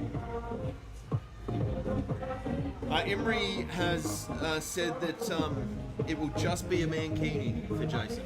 Who says this? Emery. Oh, okay. Where did he get this information? He said he borrowed the mankini from you. From me? Yeah. The green one or the red? Is it the green or the red mankini? Lane number 7. Working through last couple of wall walks here. BD Babes have changed on to their last athlete. And that's a finish for BD Chicks. Finish the workout unofficially in 10 minutes and 20 seconds. That's the team I picked. You picked 2 lanes that didn't exist, mate. My third bet, though. Yeah. To be honest, 3 picks out of 6 teams, you had a 50% chance of getting right. I'm an odds man. You're an odds man. That's why we have you running the odds book. That's why they call him Aiden the Numbers. It's never been called. That's the pink one. I think it's definitely not mine. Apparently that's not Aiden's. Has Jason borrowed that one from you, Emery?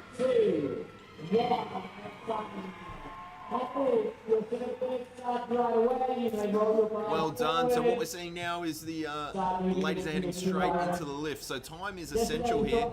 6 minutes. There needs to be an apostrophe there. So 6 minutes here to get the lift. Most teams yesterday were getting 4 lifts in, but time is important. All the time you spend now not lifting, it could come back to bite you later on. Yeah, look, there's a groundswell of info saying that pink one is definitely yours. Yeah, I don't remember it. Maybe it's because you lent it to Jason. It'd be interesting to see if Jason the King Cameron does turn up At all after all the smack talk Well, you've yes, said. that also. But Yeah. whether he turns up and arrives in that outfit, Yeah. he puts it on for the first workout. Yeah, it would be interesting to see. If I was Jason, I wouldn't be turning up at all. No. No. He has been known not to show. He does check in to 5 a.m. a lot. No show Jace. Yeah. So I've seen Jace at 5 a.m. not every day when he says he'll be there. Look, he's there more than you're there. Yeah. Well, none of us have to work. True. So what we're looking at here, top of screen, 35 kilos, 2 successful lifts for lanes 1 and 2, 30 kilos successful lift for lane 3, 45 kilos in lane 6 goes up, no problems at all. We have lane 5 loading 35 kilos on the bar, and lane 7 first lift, it looks like 40 kilos was successful. Lane 2, no problems with 40 kilos on the first rep. Second rep, no problems at all. So 45 kilos in lane 6 is the heaviest bar on the floor at the moment. Athlete has done that, no problems. May as well have been 4 kilos.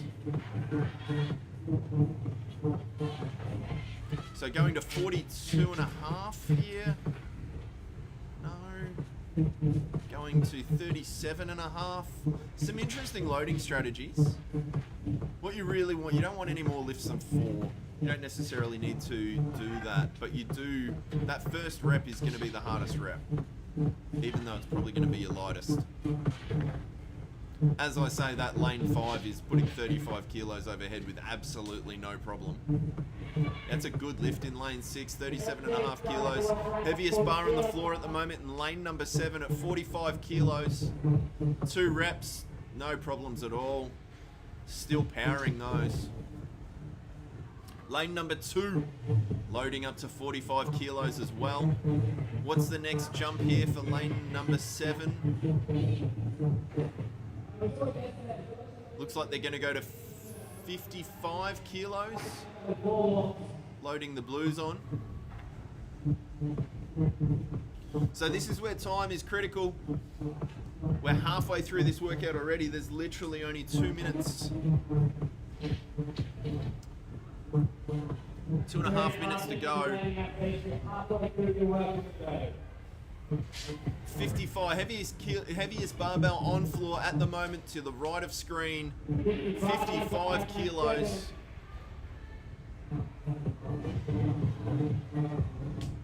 No problems. First rep, nice and easy. Second rep just loses it out the front. That shoulder fatigue from the wall walks and the burpees maybe catching up with athletes there. Second rep at 45 in lane 2. Power, no problems. 45 kilos in lane 3. First rep, not a problem at all. Second rep, easy as you like. Second attempt at 55 kilos in lane 7. First rep, full squat snatch, no worries. Regroups for the second rep. Right of screen, gets under it, just needs to stand it. Ooh, just couldn't get out of the bottom. 50 kilos in lane 2. 2 reps, no worries. 52 and a half kilos in lane number 6. First rep, power, no worries.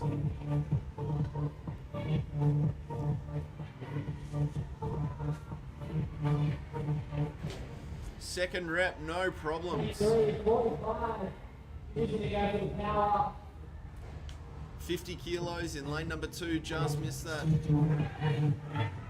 55 kilos, heaviest barbell on the floor in lane number 7. First rep is fine. This is the third attempt. The second rep has been a fail last 2 times. Gets under, just needs to stand this. That's a successful lift at 55 kilos. The heaviest lift so far today. Well done. 52 and a half in lane 2 on the left side of your screen. First rep, no problems, just gets that up. 55 kilos in lane number 6. This will equal the heaviest lift so far today. Ooh, just loses it behind. It was a successful 52 and a half kilo lift in lane number 2. Just a reminder, it's the combination of all 3 athletes' lifts here, so you want to get good lifts for all your athletes. Whether you add 5 kilos on the bottom bar or the top, it's still 5 kilos to your total lift. Second athlete at 55 kilos in lane number 6.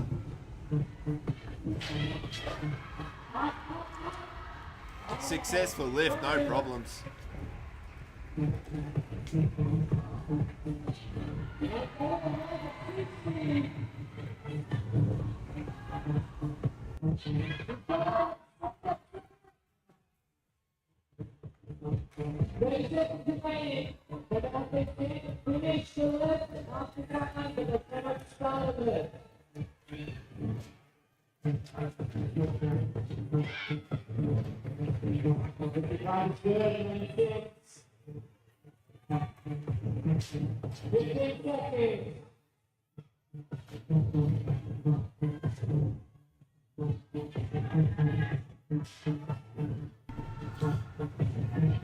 Just confirming whether it's 6 minutes to lift or 7 minutes to lift in this workout. 18. Yeah, cool. Might need to just get competition corner updated. That one's saying 17. But either way, some great lifting. We'll make sure it's the same for everyone. So 55 kilos was the heaviest lift in that set. A couple people lifted it in lane number 6. So heat number 1 is done. Now moving on to heat number 2. I have confirmation that there might have been some friendships ended between Aiden and Jason. Friendship on the rocks. Look how good that shirt looks though, Aiden. When is that dropping? Not confirmed. Next week. Excellent. Okay, next week. And the back too. Hey, taking Unbound to the Miami summer. So fresh.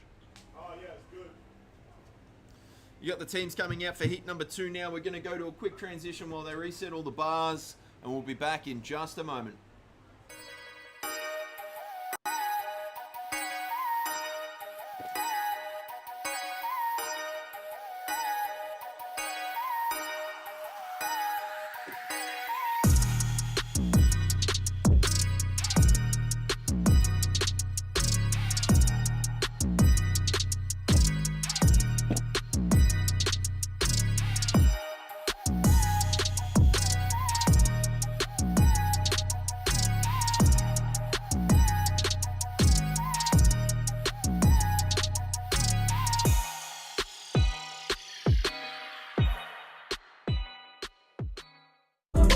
It's like I've been walking on a tightrope, trying to change my mind, but I'm too far to quit.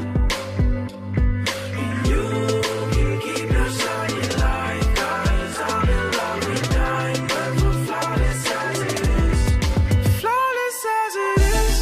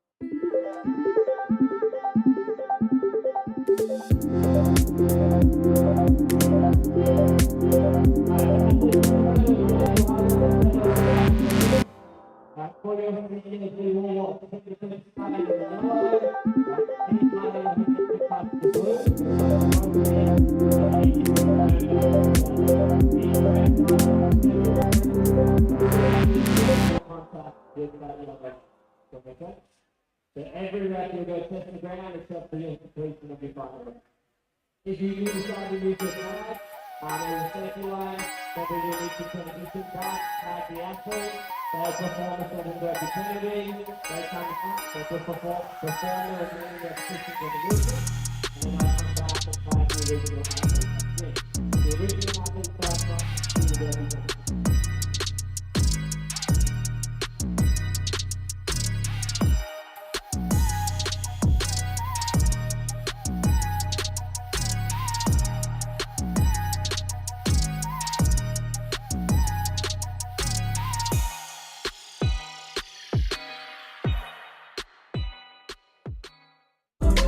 It's like I've been walking on a tightrope.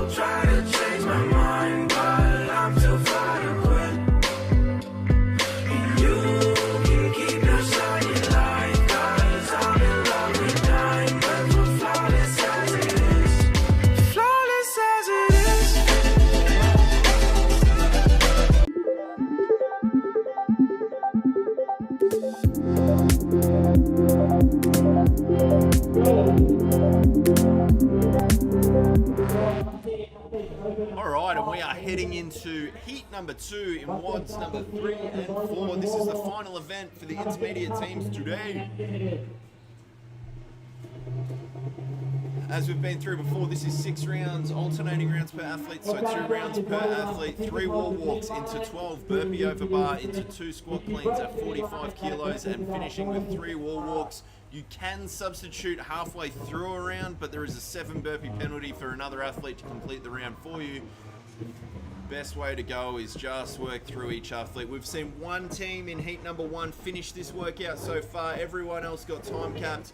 At the 11-minute mark, we will head straight into a lift, which is the team to find a 2 RM snatch. And they'll have an amount of time to do that.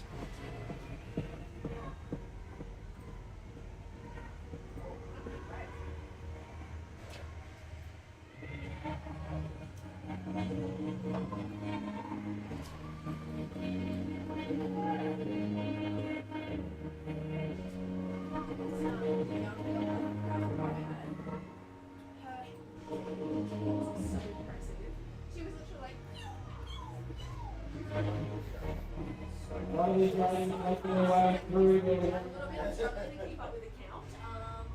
What was she doing, Megan?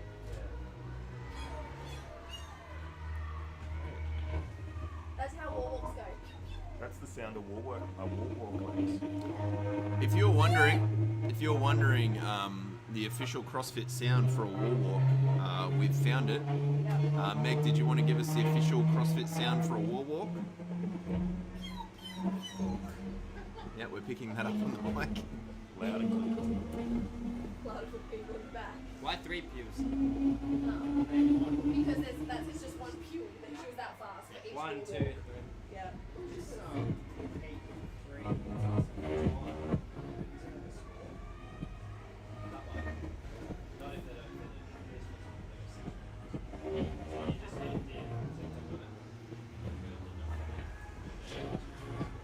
There's a little hidden element in this workout. You see a lot of these athletes really sprinting to get the next lap and get the next round. Now for a rep or 2 across the whole thing, it doesn't add up long term.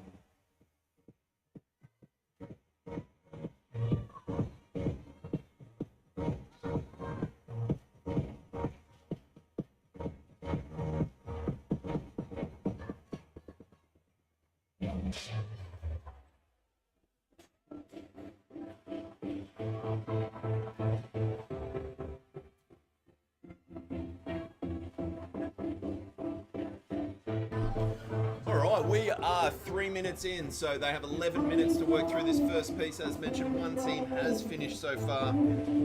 We've got some comments back on the feed. Jeremy Nelson says the sound effects are great, Megs. I'm sure he's not just trying to get in the good books of the scorers for this afternoon's events. However, Megs is open to bribes. Yeah? Yep, 100%. Fully accepting of Hey, bribes. Bex has been calling out other teams. I've been watching. Oh. They don't call her trash talk Megs for no reason. The old I'm not competitive. Boy, did you see? Literally. Isn't that a no rep? I'm not competitive. But I'm not competitive. I'm not competitive, but no rap. Not competitive, but I only like when it fits winning. Either her hands were there before her feet came down. I went no rep, and it was the last rep, and she went fuck. I'm so sorry. We've all been there. Yes, let me taste those tears. We have all been there at one stage or another. The one that got everyone yesterday was a heavy wobble. Dicky Knees just made There was a lot of F-bombs. Just so everyone is aware, we're not on chairs. Michael is actually that tall, and I have I'm just grown. a head. I'm a bobblehead. I think my chin is my neck is bigger than your whole body. Yeah. Anyway, moving forward. So we had a good chat with Matt in the last workout, just talking through some of the open workouts that he hopes to see and hopes not to see. If you Squat's going down faster than Bitcoin. yeah, oh yeah, it's been real. If you had to pick a workout, that you would like to see in the open this year for you personally, What would it be? I would love to see a swimming strict press workout. If there's a swimming strict press workout, I reckon I'm top 1,000. Top 1,000. It's just going to be about a 2K swim. Just enough that the CrossFit athletes drown. A swimming strict press workout. Both those movements would be new. Yeah. And it could be like 200 empty barbell strict press, or it could be a 1. Yeah, I'm happy okay. either way. And what if you had to pick a workout for the community that you'd like to see? The same one. No, Oh, she's tripped over the bar. It's a very good question. One movement I would probably like to see is a double dumbbell snatch, like double dumbbell hang snatch. Yeah. Just something that's odd object but requires a little bit more, I suppose, of a strength element rather than just that agility element you're getting all the time, or that hinge volume. They tend to use a deadlift to test that, so we often see those like 50 to 55 deadlifts at 100. Yeah. I think double dumbbell hang snatch would be a good substitute, good change. It'll hit some asymmetries that'll catch some athletes out where their one arm just might not be able to manage that load. Yep. And that'll create a separation. I think paired with something like grip endurance would be good. Yeah. So, sorry, I'm just booking the physio appointment now, thinking about that for my lower back. That is a terrible idea, Michael. Double dumbbell hang snatch. Double dumbbell hang snatch in the chest to bar. And chest. Maybe like 12, 10, 8, 6, 4, 2. If we had to repeat an open workout this year, what would you like to see repeated? Definitely not the wall walks. That's disgusting. We were actually discussing before. We actually thought wall walks are a good substitute for handstand push-ups. For a couple of reasons: the measure on handstand push-ups being quite difficult, and then the potential risk for, particularly your average CrossFitter, neck and different pieces of doing the handstand push-ups. Yeah, see, I got a long neck, so for me, handstand push-ups are a big advantage. So I was very disappointed when it came to wall walks. Yeah, right. Yeah, good to know. So what workout would you repeat? Just if Royce is listening, I did pin him on workout 1, if anyone wants to know. Okay. Last year in the Open. Okay. And then he redid it, didn't tell me. You've heard it here first. Michael refusing to answer what workout he wants to see repeated, and continually calling out fitter athletes than himself. Mate, well, Royce chewed my ear off for 40 minutes yesterday after the event. He blessed you with a debrief. Yeah. Still here at 3 a.m. getting a debrief. He's like, I just lived down the road. I was like, yeah, man, I could be at 5 a.m. Yes. What workout do you want to see repeated? I don't know if there is one. Maybe something like dumbbell. What was the one with the dumbbell thrusters? Ew. Have we had dumbbell? Yeah, that was. No, it was the double dumbbell squats. Burpees. No. You had dumbbell thrusters, and it was a Sydney. It had double unders, double dumbbell thrusters, but it was like 3 double dumbbell thrusters. I think row wobbles. The row wobble one. Yeah, I said that to Matt. I'd like to see him do that one again, and he almost stabbed me in the eye. Yeah. I think he wasn't happy with me. That was a good workout for the tall athletes. I think it was just a good workout altogether. I really liked it, and we were talking before, I really liked it because it was 2 different workouts, depending on how fit you were. So for your average athlete, it was a workout of when do I break my wall balls and do I start with manageable sets. Yeah. And for the very fit athletes, it was how fast can I maintain that row to be competitive. So it was really good. So watching here, so it looks like CrossFit Harvey Bay has finished in a blistering time, just under 9 minutes. That's 3 really good events for them so far, so they just need to nail the lift, and they will be in with a chance to... They'll be top 3, but it is unofficial CrossFit etiquette that if you do finish an intermediate comp in the top 3, you move up to RX. Your next comp is in RX. Yeah. Should be official etiquette. I would love to petition it to be official etiquette. Michael gives away, so for all podium finishers, historically he's given free entry to RX in the next Unbound Unleashed competition. I'm yet to have anyone take me up on No one has taken him up on that. which is a little disappointing. It is. I mean, this workout specifically, if you have a very fit athlete in your team in this workout, you can make up some time because it is individuals working through a round. So you're not having to share big amounts of workload. Looks like we've got another finish there as well. Cool Town Peaches. They got about 50 seconds. Yeah, just finished just on the 10-minute mark. So about a minute left. See, we got a good crowd in today. Yeah, that's a chopped crowd. Other teams just working through. We've got Matt Gilpin on the mic, so he does like the sound of his own voice. This will be a good one to see. Yeah, you had a few fans in chat about your emceeing ability. Who? You did. Oh, you could hear it? Yeah, no, there was a few. I think Mr. Nelson was a big fan. Came out and said, loved your attractive looks, your smooth voice. He had no grammar. I had one comment that said I need to replace Woody for the cricket, which I'm down for. Really? Okay. But I'm not sure if I could handle you'd that. just be watching the cricket and not doing any emceeing. I'm pretty sure I'd have a lot of gossip and a lot of shit. Yeah, So it could be entertaining. So that's our 11-minute mark. So we've finished the first part of that workout. So now the teams need to start working towards the 7 minutes they have to complete this lift. A reminder that your score is the total of the 3 lifts combined. So getting, it doesn't matter whether your heaviest lifter is getting more kilos or your lightest lifter is getting more kilos. It's all combined to the team total at the end of the day. We saw yesterday teams that The king is right. teams that could get 3 athletes over that 50 kilo mark had a really good score. Yeah. Even though we did see some female athletes hitting around that 80 kilo mark, it was very unlikely that they had a team of all 3 athletes that were. Yep. So both lanes 2 and lane 7 opening up with 35 kilos. Lane 7 did 3 reps there because I thought she did 7. because but, YOLO, why not? yeah. Muscle snatch too. Yeah, muscle snatch. Sorry, I've dropped stuff here and making a racket. What are you highlighting, mate? Just highlighting the positives of this competition. Oh. It's almost ran out of ink. There's so many. Beautiful. So you're probably going to get 4 lifts per team member, lifting on about every 90 seconds, and then you'll have a minute at the end to kind of have another lift on whatever athlete you think is relevant.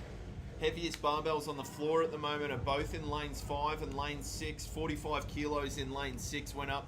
Both power snatches, no problem. Lane 5, 2 really nice technical squat snatches. Lane 2 as well with 45 kilos on the bar. Hitting 2 reps, nice and easy. Lane 6, Blue Shorts, really picked her team well. She's yet to change her weight plate.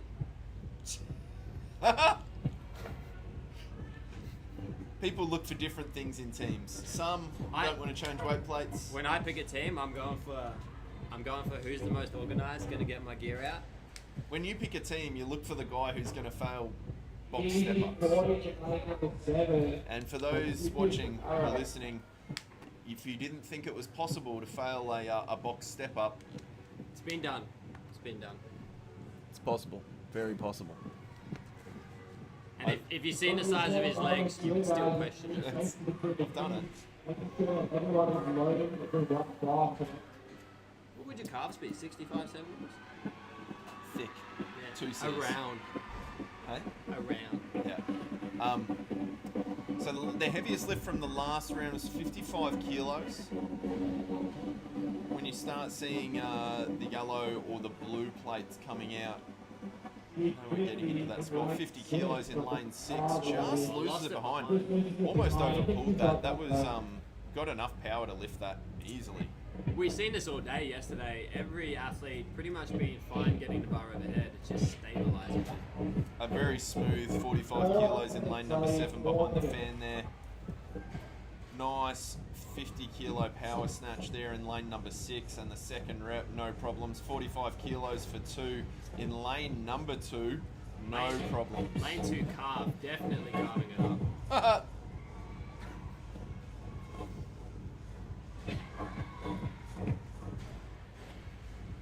50 kilos in lane number 5, really nice technical squat snatch. It's interesting to see the different strategies here, whether you don't have to squat snatch, do you? No, you don't. They can power. We've seen a couple of muscle snatches early on. Yeah. Whether athletes persist with that. Yeah. Would you strict snatch this weight just because you love all the strict movements? I would. For me personally, just to piss off the weightlifters watching, I would definitely go for a catch and press out. Catch and press out. 50 kilos Just to drive the algorithm. They just can't help themselves but comment. Yeah, right. Yeah, so it's all about the YouTube comments. Yeah, just bait them. It's like when you put spelling errors in things on purpose. Gets them every time. Just to bait the comments. Gotcha. So 50 kilos. So when you're competing, or what's your advice to athletes when they're competing and they fail to lift? That's a very good question. It depends on how they fail. So if you are failing by catching the bar and just not stabilizing it, it's probably pretty easy for you to have another crack at it and just give yourself a little bit more time.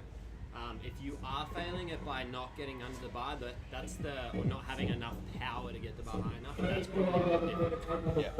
You're definitely starting to hit a limiter that's a bit hard to adjust in a workout. Yep. So 50 kilos going up in lane 1, 50 kilos going up in lane 7. 45 kilos in lane 5. Looks like we've gone to 52.5 in lane number 6. That's CrossFit Harvey Bay. That incredible start in ward 3.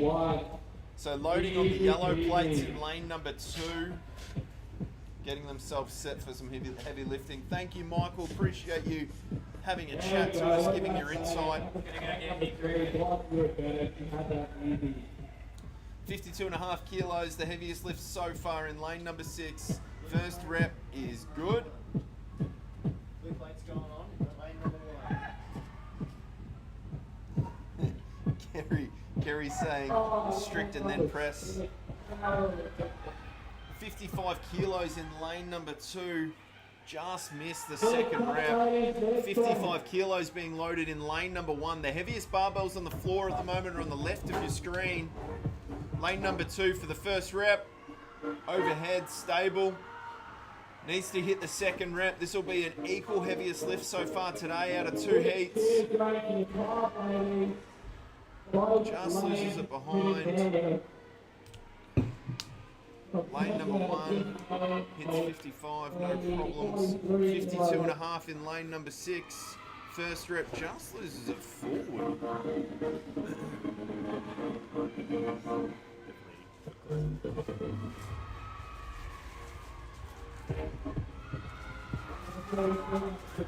First rep good, lane number 1, 55 kilos. Second rep, just loses it forward. 52.5 kilos in lane number 6. 2 reps, no problems.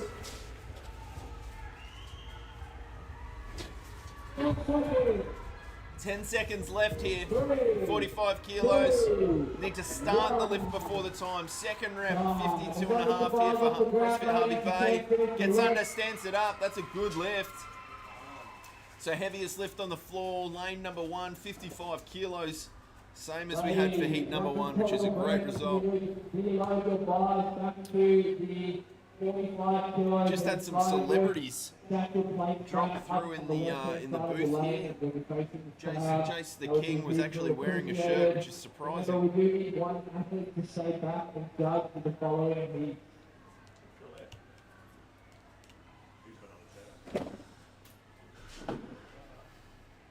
Just getting set now, just to move into heat number 3. Just a reminder, CrossFit Harvey Bay took out the first bit of that workout there with a blistering pace, around 9 minutes. Now got, and the heaviest lift, individual lift down in lane 1. CrossFit Harvey Bay getting 2 athletes to 52.5 kilos, which should put them in a good spot. We'll just need to see how that works when all the scores come in. We're just going to go to a quick transition. I'll be back with you guys for heat number 3. In heat 3, we're gonna drop away squat, drop away squat, jump, go girls, let's figure it out, me and lean.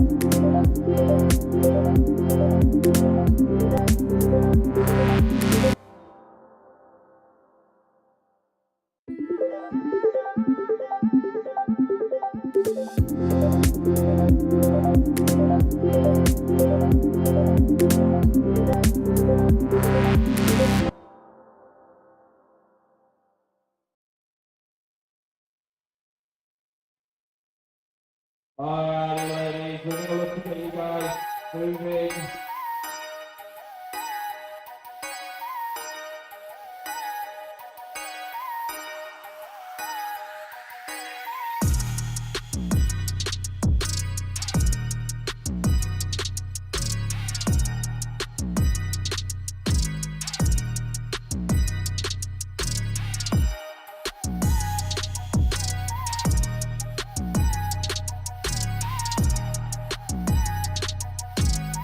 Alright, ladies, are we ready?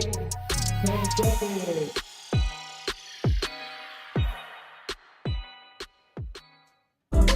It's like I've been walking on a tightrope, trying to change my mind, but I'm too far to quit. All right, we are back for heat number 3. Lane number 1, we have Drop It Like a Squat. Lane number 2, Ducks, Ducks, Goose. Lane number 3, Golden Girls. We have 2 empty lanes in 4 and 5, and then we have Legs, Miserables, and Mean, Keen, and Lean. For WOD 3, definitely keep your eyes on lane 6 and lane 7. They have been performing incredibly well all day. And then the lift will be anyone's game. Be interesting to see if we can have any team go under 9 minutes and beat out CrossFit Harvey Bay.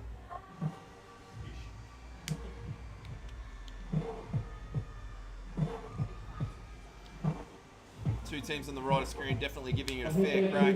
So the workout, just to remind you, is 3 wall walks into 12, burpee over bar, 2 squat cleans at 45 kilos and 3 wall walks. It is athlete completing all that work round for round for each athlete. If you need to sub in an athlete for any movement, there is a 7 burpee penalty to be paid. So seeing here, neck and neck, Legs, Miserables, and Mean, Keen, and Lean just going rep for rep on the right. It's Mean, Keen, and Lean, the first team to finish round 1.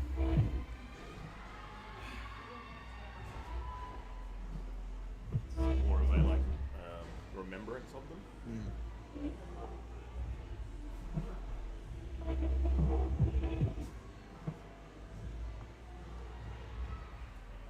Did they get them in men's size, those ones? Or?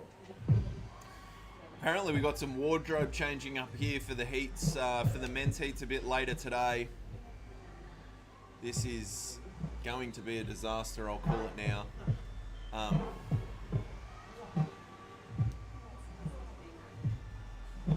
I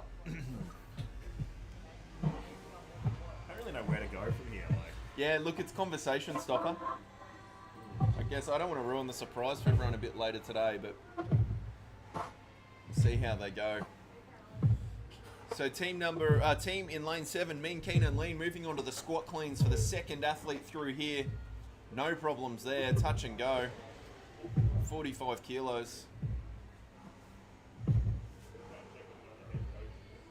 Now working through the 3 wall walks, and then we'll tag into the third athlete to start moving through their pieces of work.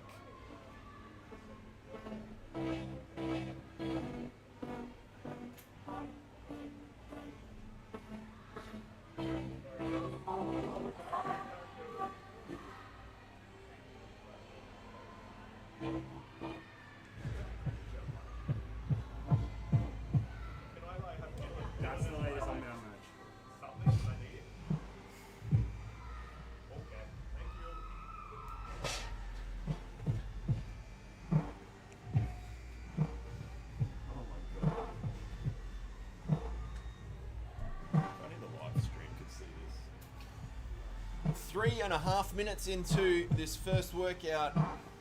Lane number 7 is onto their third athlete. They've pretty much completed this one as an EMOM. First 3 wall walks are through. They're now onto the burpees.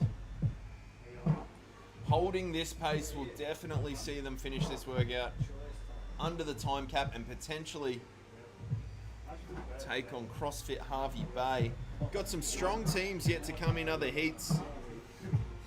Slade Black, which is in heat number 4. And then the Urban teams in heat number 6. Urban Pinks in heat number 6. Both having incredibly strong competition so far.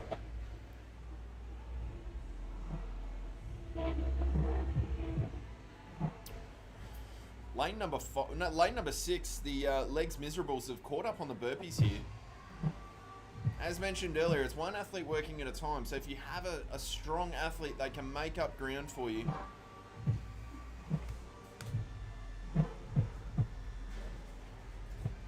Nice shirt.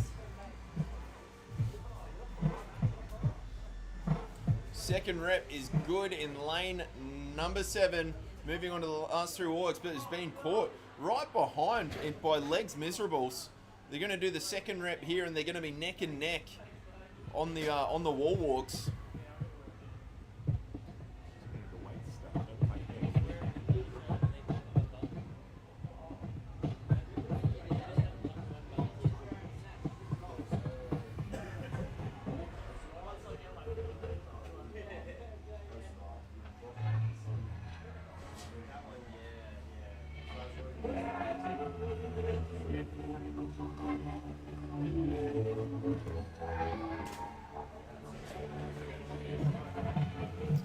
One wall walk left to go on the right of screen, lane 7. It looks like lane 6 may be catching up. There might be a chance to overtake, and it would put Legs Miserables in front of Team Mean Keen and Lean. Holly, while we've got you, Team YTG, there's been some controversy. Apparently they are only Yeeting the Goon. That is not actually their official name. You just grab you on camera here, just for Mel. Mel Jackson has said, YTG, yeah, the girls. Holly's straight up telling lies. Holly is just telling you what you want to hear. Nah, Jeremy changed the name last minute. So. Yeeting the Goon. See? Confirmed. Twice. But do agree, definitely a fan favourite, Team Yeeting the Goon. We are 6 minutes. We are well over halfway into this workout. Most teams now are back onto one of their athletes working through a second round. This could be anyone's competition at this stage. Definitely in this workout. 7 minutes in, lane 4 minutes to go. So 55 kilos is the top lift so far today. Holly, are Yeeting the Goon going to do more than 55 kilos? That's a yes. That's a strong yes. That was a no, guys. 155 kilos. Yeah, 150. Matching Liv Kelly's lift yesterday. So. Yeah. Holly has called out Liv Kelly and said she's going to outlift her. You don't want to shame her too much, so if you match it, Anyone who hasn't seen it, go have a look at yesterday's stream. Liv Kelly, 80 kilos, did 2 lifts, 70 kilos and 80 kilos, and then went, I've won this. I'll just sit down. And she did. She could have done one and done, but. Yeah. 70 kilos would have won her that workout. She did 80 kilos for the fans and then went, I'm good. So what are you going to do, Holly? 155. Nice. Straight up or warming to that? Yeah. That's why Like everyone a needs to start on train. that. Start. Down athletic. Holly is going with the Liv Kelly strategy. She's opening at 70 and then hitting 80. Okay. She's called her shot. Okay. Maybe it was a deadlift. Heat number 6. Wow. Back to what really matters. We're 8 minutes into this workout, so there's 3 minutes left. Athletes are now finishing their 5th round, which will go to their last athlete to come out and do round 6. Just for a point of reference, CrossFit Harvey Bay finished this workout in about 30 seconds time. They did it in about just over 9 minutes.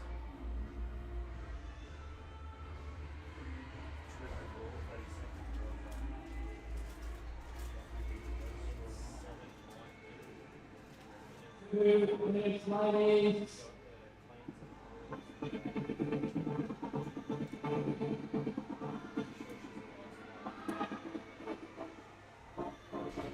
Touch and go lifts on the right hand of screen in lane number 7. Yeah. No, I think they're up to. I think lane 7 is round number 5. I think they have round number 6 to go. That second set of wall walks definitely seems to be the one catching these athletes out. I can't say I blame them. One wall walk will catch me out.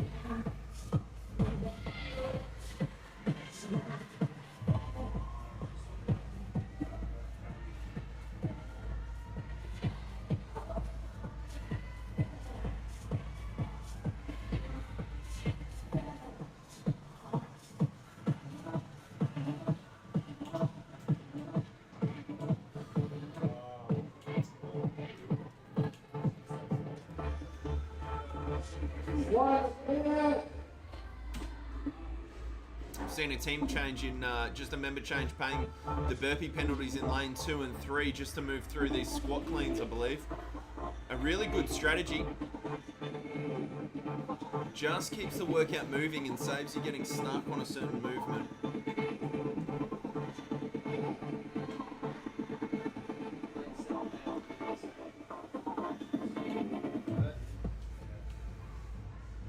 Lane 7, which started really strong, 30 seconds left, just moving through this last wall walk. Got the rep. 20 seconds. Last athlete coming out now. Everyone come to the ground.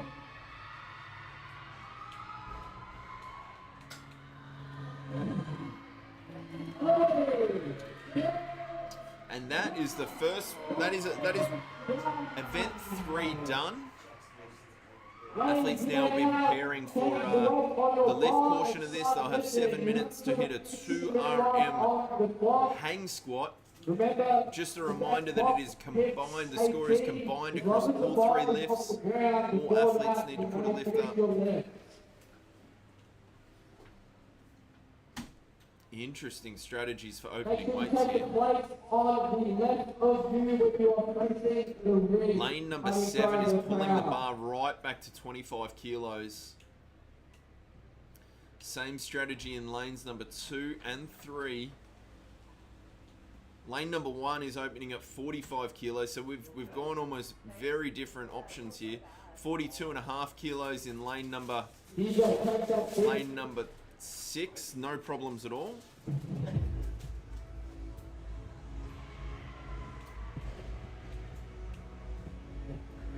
$30 kilos in lane number 3, no worries. 42.5 for the second athlete in lane number 6, not a problem at all. The athletes have got no problems with these weights. 45 kilos in the top left-hand corner of your screen. Currently the heaviest barbell on the floor. Second rep, no problem. I believe that's all 3 athletes who have hit that weight now.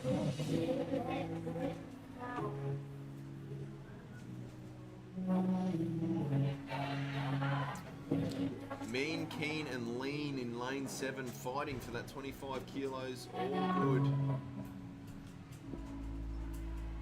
Lane number 1 has just pulled some weight off the bar, gone back to 35 kilos here.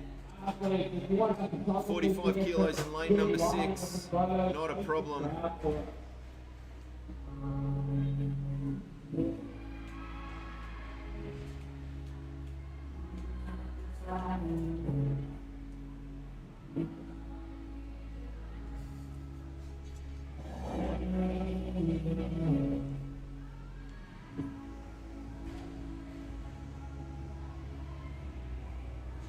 35 kilos in both lanes 2 and 3.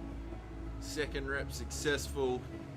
It looks like at this stage, and this is probably about the first 3 minutes of this workout, you're just looking at getting some lifts across all 3 members of your team. Seeing how you feel, seeing how the bar's moving. Once you've got some runs on the board, it's definitely easier then just to load up the athletes you need to load up to get the best possible score. Snatch pull in lane number 7. You got a 35 going up in lane 2 and 40 in lane 3 for the gold girls. So it looks like 47.5 kilos in lane number 1. First rep is just a pull. 47.5 lane number 6. First rep, no problem, straight up. Second rep, 47.5 kilos in lane number 6.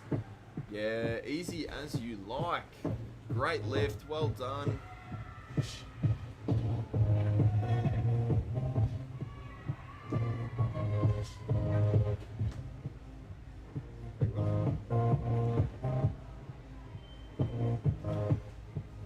Currently have 3 minutes left. Seeing the bars loaded up now, so looks like we got 55 kilos, which would be an equal top lift in lane number 7. First rep, yeah, easy, way more in the tank there. Second lift, smooth. So that's an equal top lift today at 55 kilos. It looks like they'll put more weight on that bar.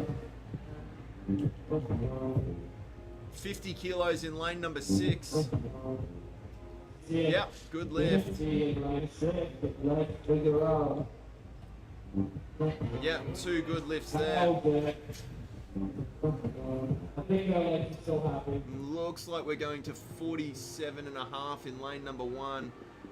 Looks like we're going to 45 in lane number 7.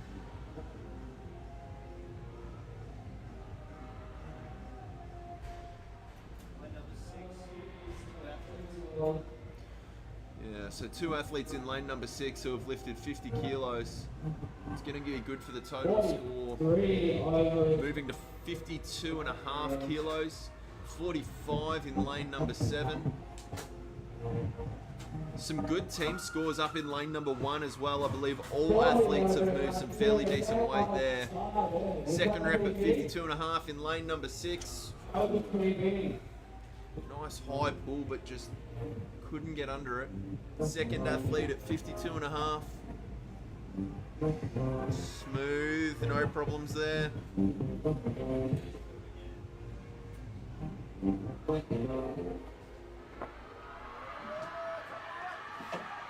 52.5 in lane number 6. Great lift. So it looks like we've gone to 60 kilos in lane number 7. We got a minute left. This would be the heaviest lift so far today.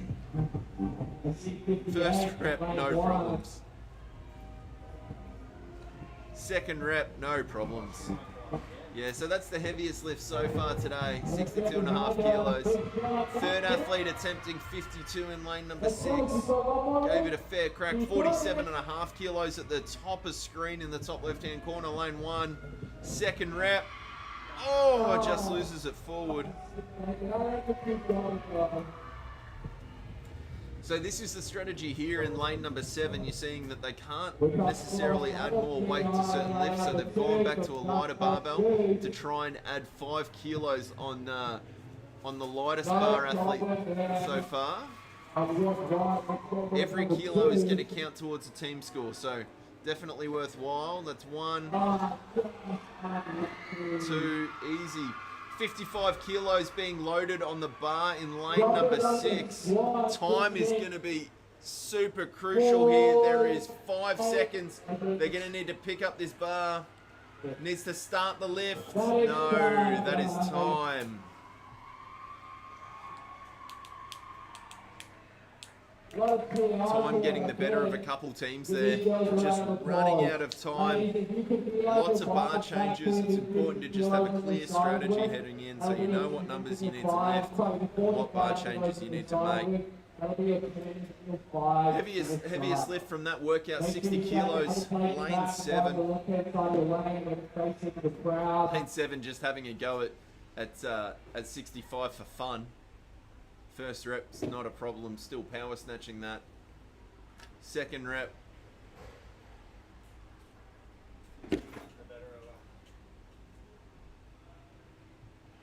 Just completed, or just running that heat, please make sure you need one person behind to judge.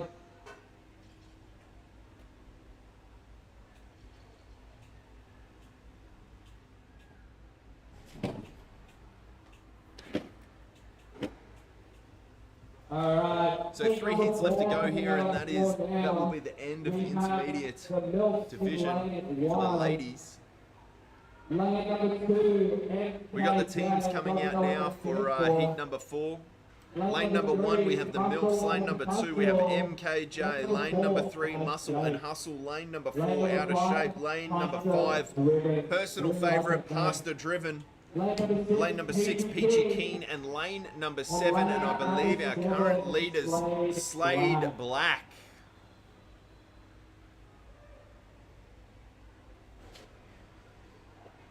Athletes, make sure you have a judge. If there is no judge in the lane, put your hand up and they'll come and sort you out. Judges, if you have any questions, give us a go and they'll come and help you there.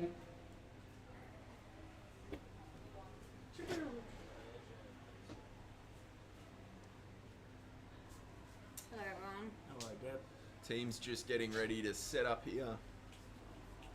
Bars being reset. Yours. Great to see a big crowd out here today, supporting all the teams.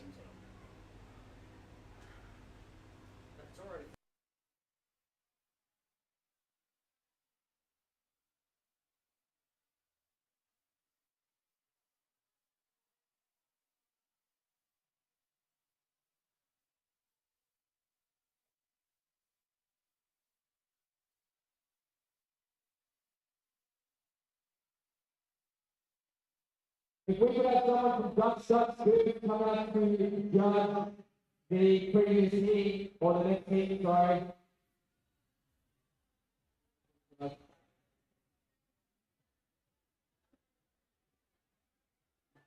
Duck Shots Goose, we need one team member to come back and judge.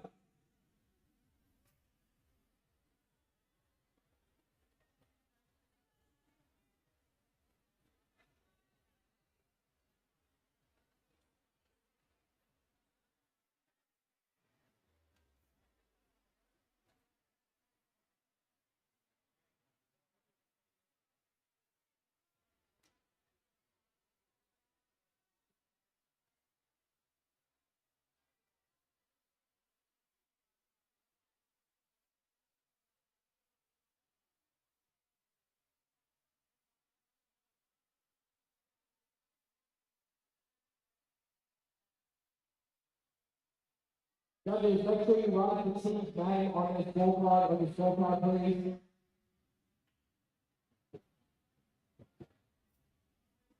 Alright. Everyone know what's going on? We're all good? Alright. Athletes, you will be getting started. Alright. 10 seconds.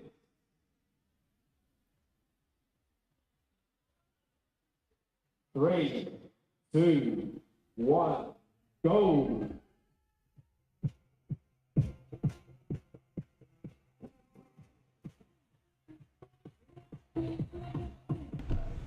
All right, and we are on in heat number 4.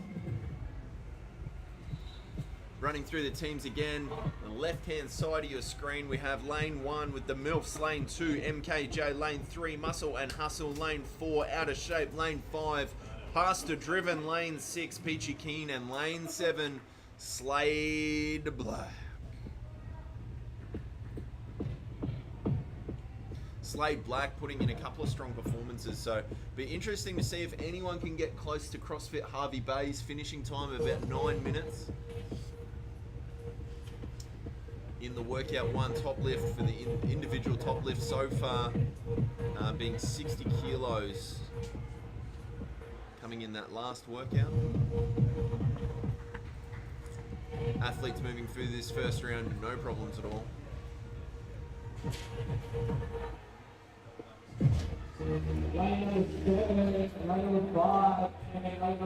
No surprises, Slade Black, the first athlete, onto the second set of wall walks. Making fast work of these wall walks, would expect them to be the first to put their second athlete out onto the competition floor. Surely enough, Slade Black onto their second athlete. Scorching time of 1:30. That puts them on track to finish in 9 minutes in line with Harvey Bay. Finishing off the first round.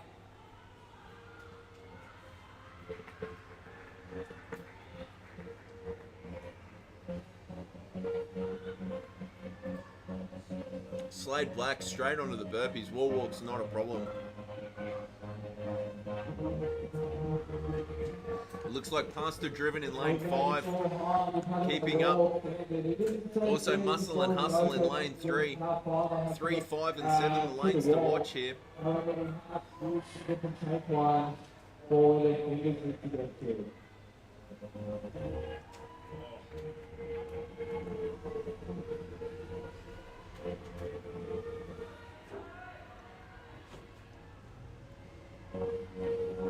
I think Pastor Driven may have just caught up here. See how fast she can move the barbell. Slade Black in lane 7 on the right hand of your screen, no problems at all. Now into the second round of wall walks. On track to change over at 3 minutes here, which would be the break.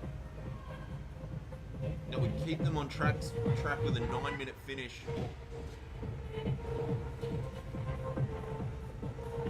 Pastor Driven in lane 5, not that far behind. Lanes 3 and lanes 4, Muscle and Hustle and Out of Shape, also moving onto their wall walks. They've got a change for Slade Black in lane number 7, 3 minutes and 20 seconds. Bit of time to catch up if they want to have the same split time as Harvey Bay for this workout.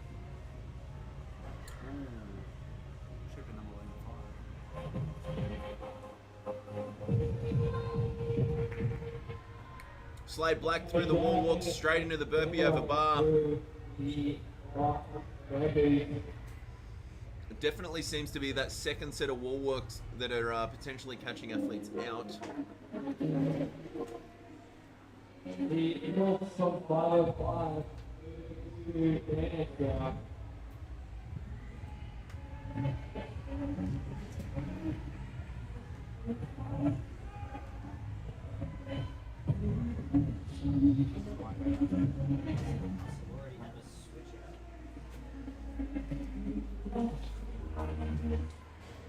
Slade Black onto the second set of wall walks here, looking to make that 4 minutes and 20 seconds, so they're not far away from the time they'd need to finish in 9 minutes and catch Harvey Bay, CrossFit Harvey Bay.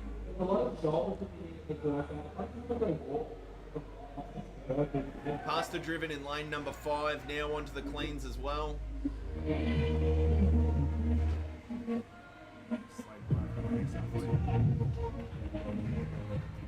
Doing singles, now onto the wall walk. Slade Black moving into their 4th round and the second round for each athlete. Straight into the burpees.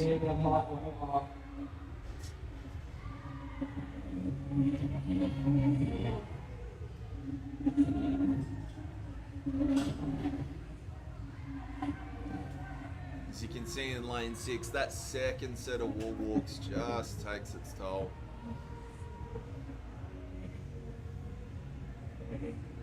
After one set of moderately heavy cleans and 12 burpees over bar.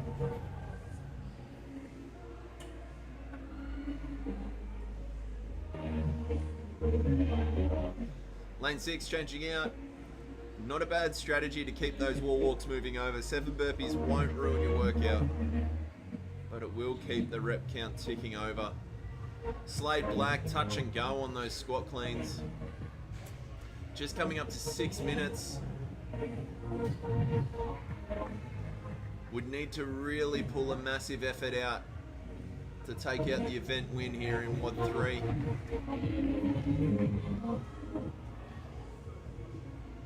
Pastor Driven keeping up in lane 5. Still a chance to finish this workout, which would put them in the top 3 so far. Top 3 or 4 teams. 5th round for Slade Black in lane 7 on the right hand of your screen.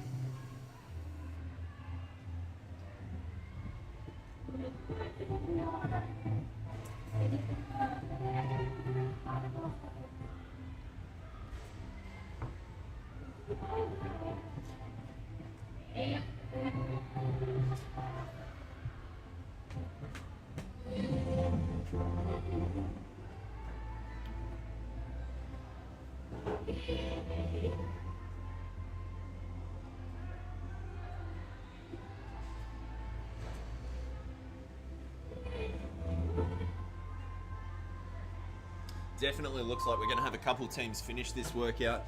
Still 4 minutes left to go. Slade Black are onto their 5th athlete. I think Pastor Driven have just changed their 5th athlete now. So 4 minutes to get 2 athletes through this 2 rounds of workout. Definitely achievable.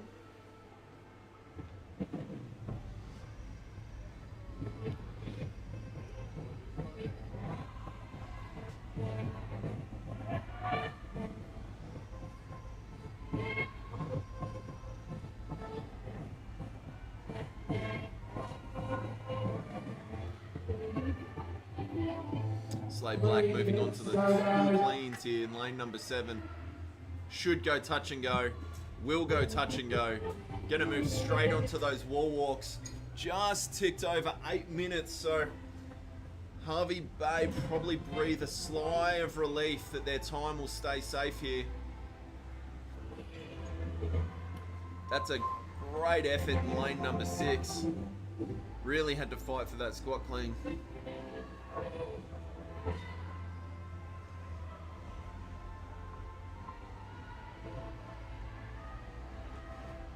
Pastor Driven moving on to the squat cleans now. 8 minutes and 30 seconds. 2.5 minutes left to finish 2 cleans, 3 wall walks, and a full round of work. Slade Black are going to tag in their last partner here. 8 minutes and 53 seconds. An event finish should definitely be achievable here. It'll also give them the added benefit of a little bit of rest before they head into that lift.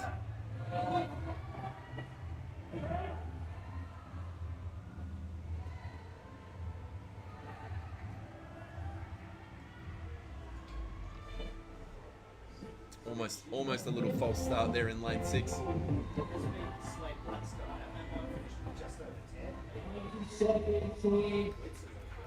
Yeah, it's going to be the last 3 wall walks are going to be where the time is saved or lost. Touch and go there in lane number 4.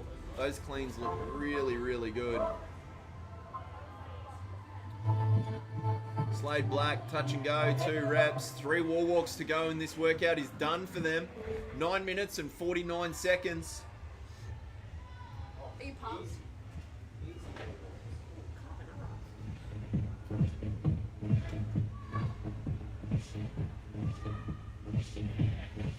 Just ticked over 10 minutes. There's a minute left to go in this workout. It looks like Slade Black will run in now, and that will be a finish.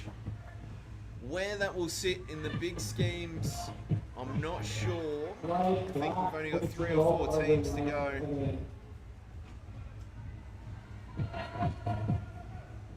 It looks like lane 5, Pastor Driven onto the burpees. Just got to work through that last set of cleans and wall walks with 30 seconds left. It might be a bit tough.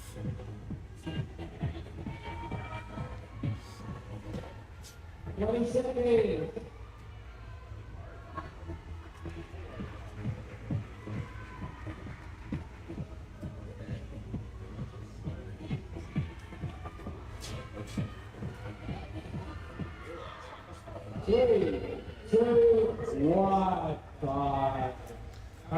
So just tallying up some scores here. So CrossFit Carve finished that workout in 8 minutes and 39 seconds. We had Harvey Bay, CrossFit Harvey Bay in just over 9 minutes. So there's some really fast times.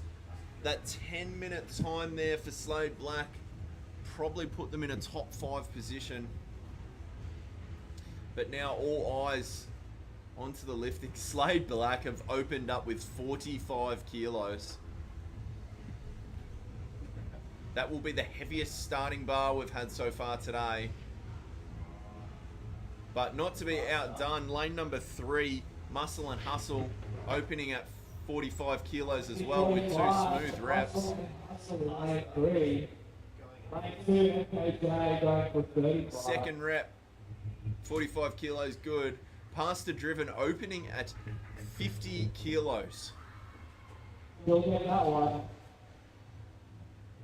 First rep, all good. Second Second rep, all good. Yeah, that's a really nice opening number. Second athlete in Slade Black, lane number 7, hits 45 kilos.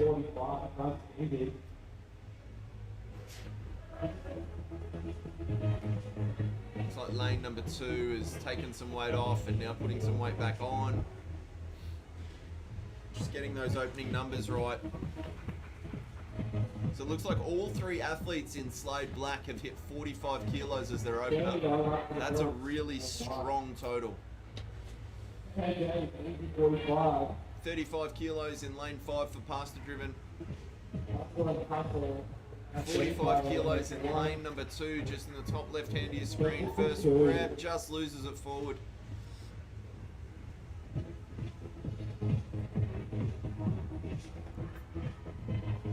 Gets 45 this time in the top of screen. Right of your screen, Slade Black. It's 50 kilos, 2 reps, no problems. Looks like lane 2 got that as well. I see 50 in lane number 7, Slade Black. I see if they've got it. 50 kilos, lane 7, first rep, no worries. Second rep, not a problem either. Going for the second rep in lane 3 at 45. Really strong walkout. Third athlete at 50 kilos in lane 7 for Slade Black. Made it look like 5 kilos. Well done. That's a really strong total. 50 kilos, 150 kilo total.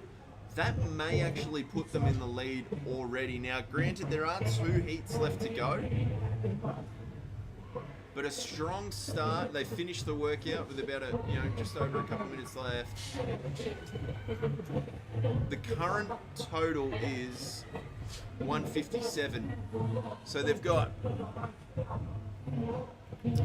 4 minutes left to lift. They're now lifting 52.5. First rep's good. Second rep, not quite there. So 157, it looks like is the top total at the moment. 52.5, no problems. Second rep, no worries. 50 kilos in lane number 3, first rep, nice smooth lockout. Second rep, nice and easy.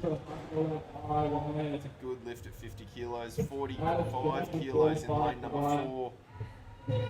So it looks like they're loading up 55 kilos in lane number 2. The blues are coming out.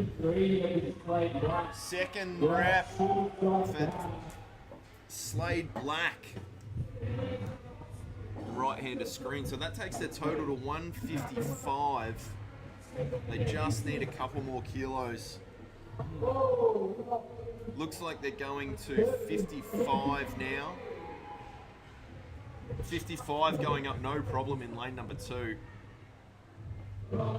Top lift so far today is 60 kilos, which is exactly what they're loading on their bar. MKJ in lane number 2, loading up 60 kilos. 55 kilos loaded in lane number 5 for Pastor Driven. and 55 kilo first rep in Slade Black. Second rep, no problems. That kind of ties them for the total at this stage. If their second lifter can hit this, that'll put them in the lead as it stands for the total team lifted. 60 kilos, right hand to screen, lane number 2, first rep, smooth. Re-grips. Just need the second rep now.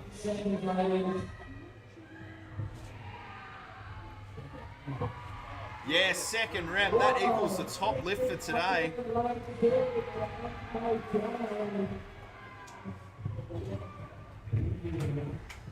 Looks like 60 kilos in lane number 7 for Slade Black.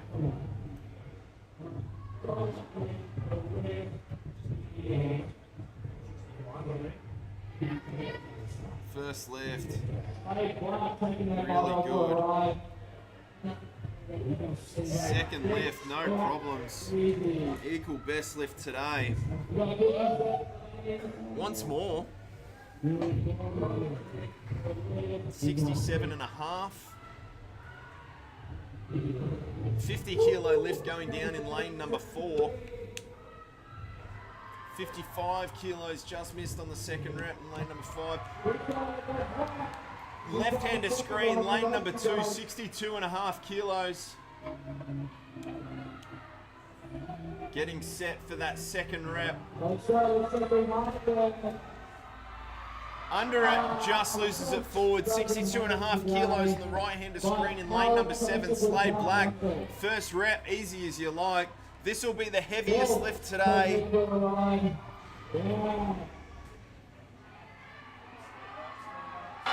And stands it up. What a save.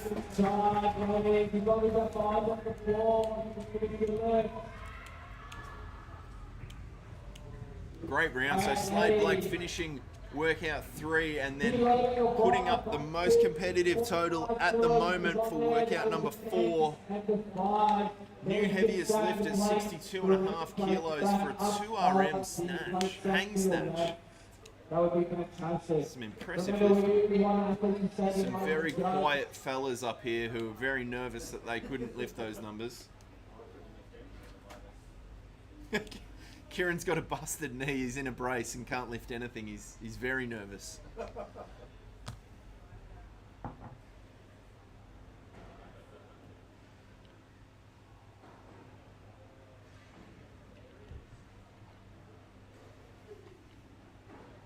So moving into heat number 5, we're just going to reset the bars.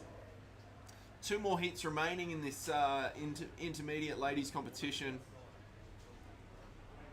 And then we'll be taking a break and coming back to the men's afternoon. Just going to transition, be back with you all shortly. Heat number 5, in lane 1, we've got Snap, Brendel, and Pop. Lane number 2, St. Paul Williams. Lane number 3, Williams. Number 4 is Swole Quickly. Lane number 5, Tempest Ruby. Lane number 6, the Upstairs. Lane number 7, the Young Nectar Breakfast. Alright, we'll take it down to go. Somebody has lost a wallet, black wallet number 8. It's like I've been walking on a tightrope, trying to change my mind, but I'm too far to quit. And you can keep your shiny light, 'cause I'm in love with diamonds, but flawless as it is.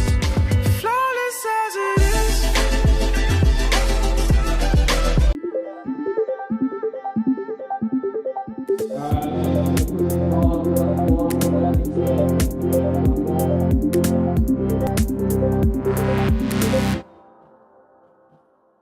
Judges, everyone present, judge.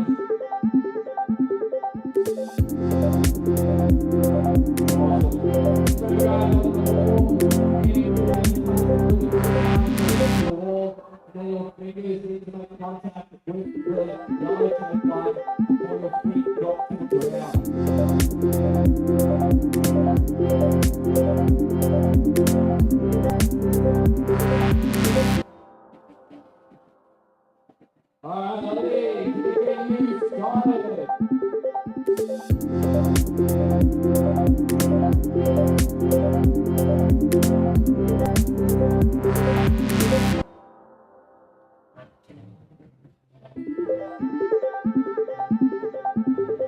Alright,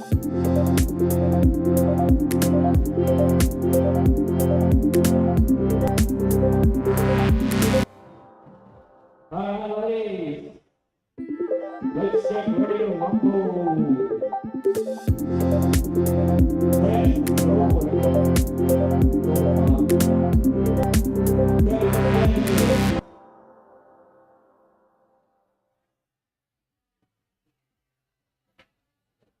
Three, two, one, let's go. All right, starting heat number 5, workout number 3. Let's run through the teams. So from the top of your screen, in lane number 1, we have Snap, Crackle, Pop. In lane number 2, we have Snatch, Talking Idiots. In lane number 3, we have the Squatters. Lane number 4, we have Swole Sisters. Lane number 5, Tempered Trilogy. Lane number 6, the Hubsters. And in lane number 7, the Young and the Breathless. So no changes to this workout so far. The first 11 minutes you're working through 11 wall walks, 12 bar facing burpees, 2 squat cleans at 45 kilos, and then 3 wall walks. It is 6 rounds. You need to complete a whole round for each athlete. If you need to sub out at any stage during that round, it is a 7 burpee penalty. Fast start from the Young and the Breathless in lane number 7. Onto the wall walks, closely followed by pretty much every other team as they head into those squat cleans.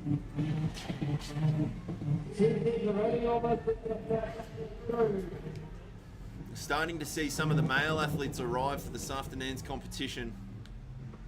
Getting nervous as they watch these fit ladies lift more than they will this afternoon.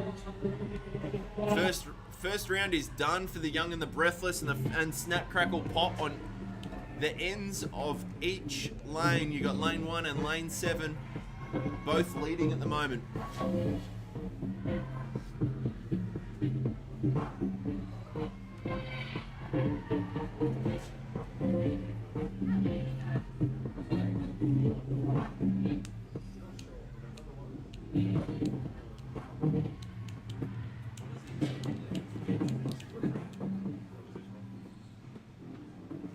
So it looks like lane number 1, first off the 3 wall walks and into the burpee over bar.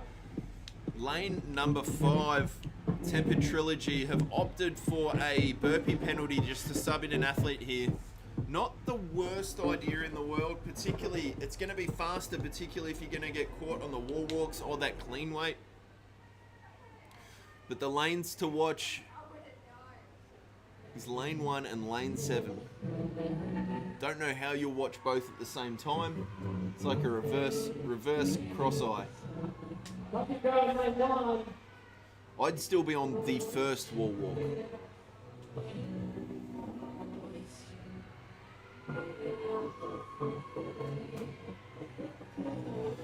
Lane number 1, back onto their last 3 wall walks, and then they'll tag into the third partner, which puts them on a great pace. You're looking at about 90 seconds around to catch Carve and CrossFit Harvey Bay, who finished this workout in 8 minutes 40 and 9 minutes respectively. That second set of wall walks seems to be the one that is definitely putting the handbrake on for a lot of teams.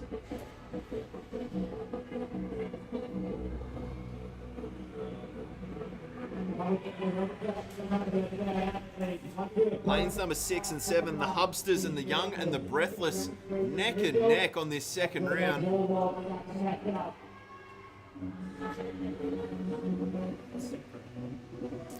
You would think it is synchro the way they're going.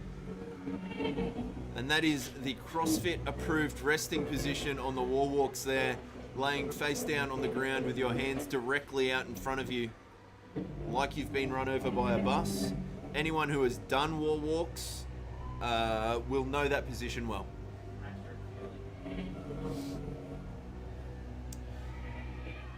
Lane number 1 currently in the lead onto their third athlete, Snap, Crackle and Pop. Changes for lanes number 6 and 7. So they get their third athlete onto the field.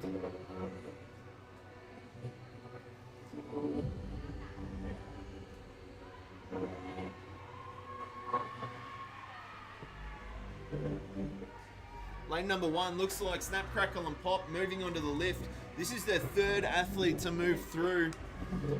Once this is done, they'll move on to the 3 wall walks, and that'll be halfway through this workout. No problems with that barbell. None of the 3 athletes in Snap, Crackle, Pop have had any issue moving that weight. Should bode well for the second part of this workout. The Hubsters looking like they're in second spot here. Moving nice and smooth through those burpee over bar.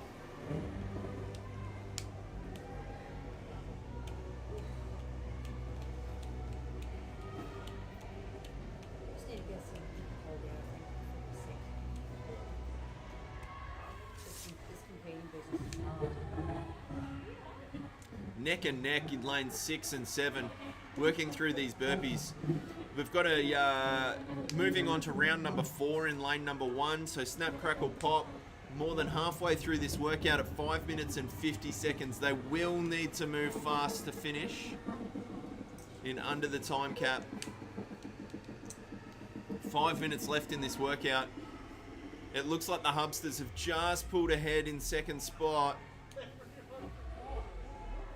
but time can be made up in those wall walks.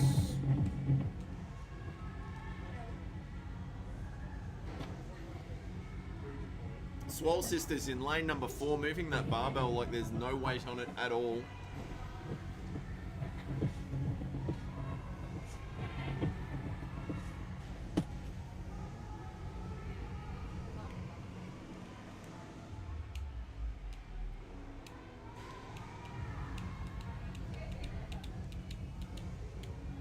Hubsters changing into the next athlete. Snap, Crackle, Pop onto the 2 cleans.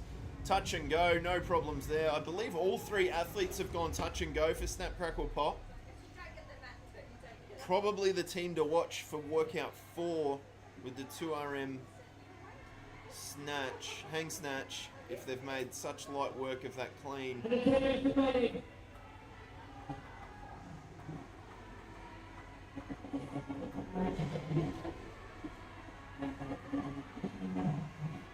Four minutes left to go.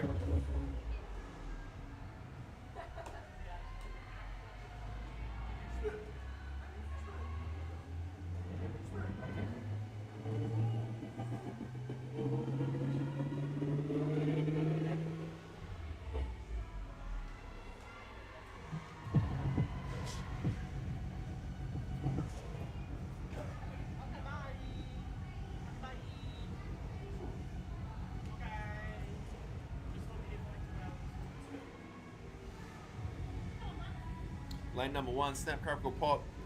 Athlete now moving on to the burpees in their 5th round. 3 minutes left to go. They're going to need to move here if they want to finish this workout.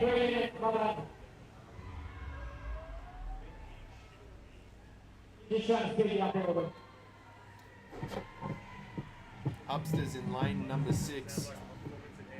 Opting for singles on that clean.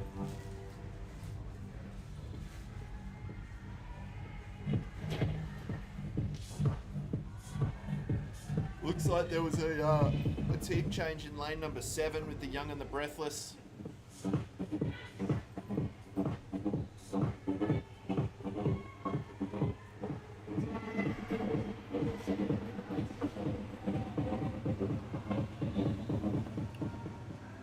Nine minutes in almost with 2 minutes to go. Currently in the lead, Snap, Crackle, Pop on the left-handiest string. Got 3 wall walks to go, and then they'll be passing off to the last teammate to work through that 6th round. That last teammate will need to absolutely sprint this last round if they're to finish underneath the time cap.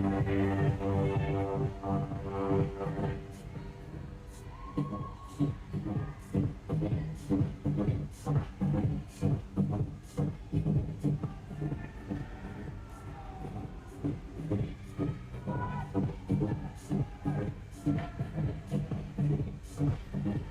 good cleans coming out of lane 5, sorry. Touch and go, no problems. The hubsters moving through their burpees. And this is the change, so Snap, Crackle, Pop changing to their 6th round with a minute to go. I can't see them finishing the workout, but every rep here will help, particularly with 6 heats of teams. Every rep is going to make a difference.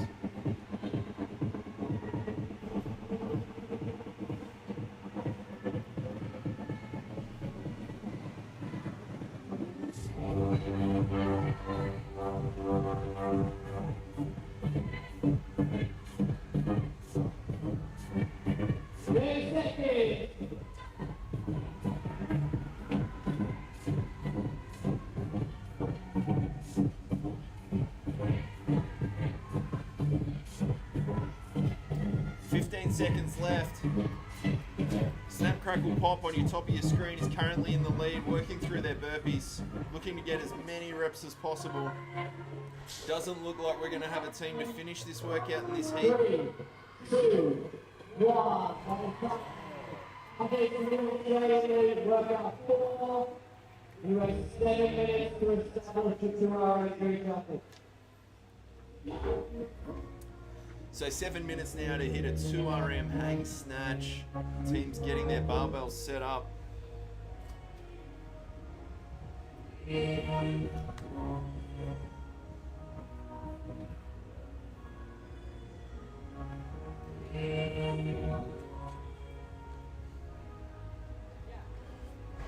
$45 kilos opening on the left hand of your screen. Snap, Crackle, Pop. Haven't even changed the bar weight from when they did their cleans.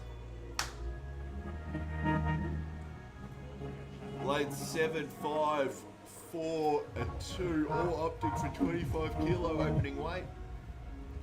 Second athlete with second rep at 45 in lane number 1, no problems at all.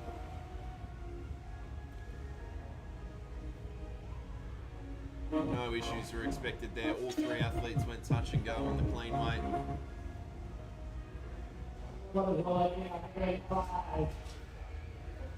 Realistic to expect that they would do that with the snatches. Looks like they've just adjusted down to 35 kilos in lane number 1 for their 3rd athlete to put up a lift. Still the heaviest bar, second heaviest bar on the floor at the moment, with lane number 3 loading up to 40 kilos.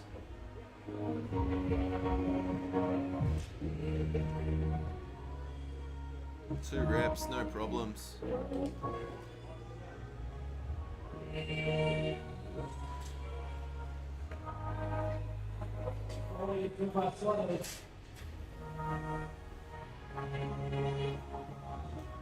It's great to see the effort. Quite a complex lift, the hang snatch. Not always easy with a wide grip to generate the power needed to get the bar overhead. And mobility can be challenging if you need to catch it in a squat position. So the team's doing incredibly well here. 42.5 kilos at the top of screen. So 47.5 kilos at the top of screen. Ooh, just loses that forward. Did they give them the rep?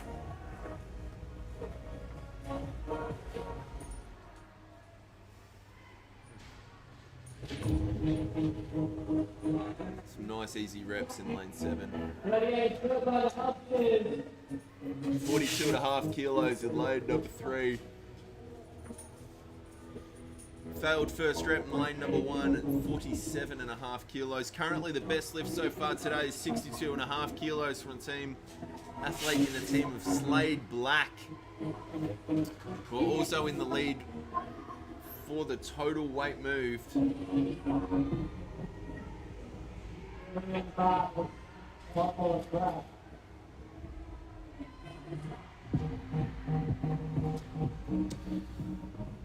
$42.5 kilos, lane number 3.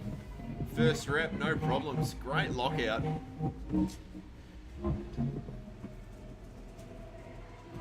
Second rep, no problems. I do think it is ironic that the team named the squatters are all opting to power snatch this weight and avoid the squat at all costs.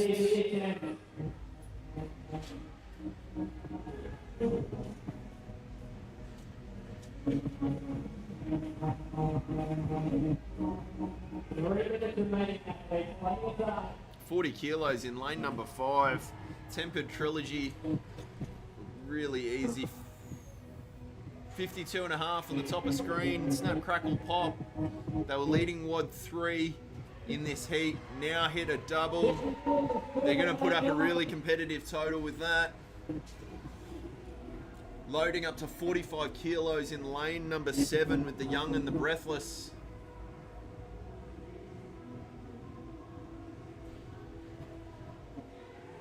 The Hubsters, 42.5 kilos. Very nice. 45, just missed the second rep in lane number 7.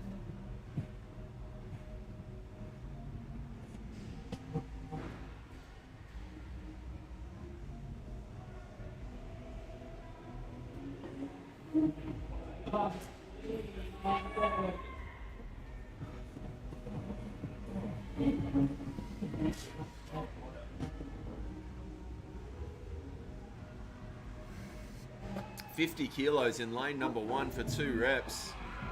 No problems. First rep at 30 kilos in lane number 2. Oh, and almost gets the second. Gonna have another crack. Ooh. Second attempt at 45 in lane number 7.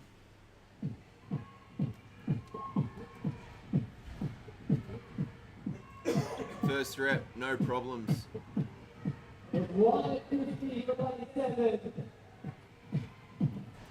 Second rep, no problems. That was 50 kilos, sorry, I apologise. Looking to lane number 3. Will the squatters actually squat a rep here? Or are they just going to go power snatches?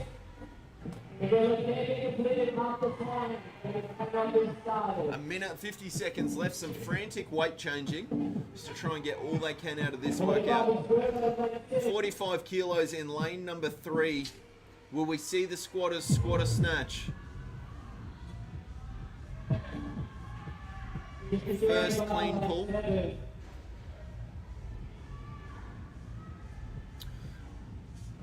Looks like 52.5 kilos on both lane 7 and lane 1.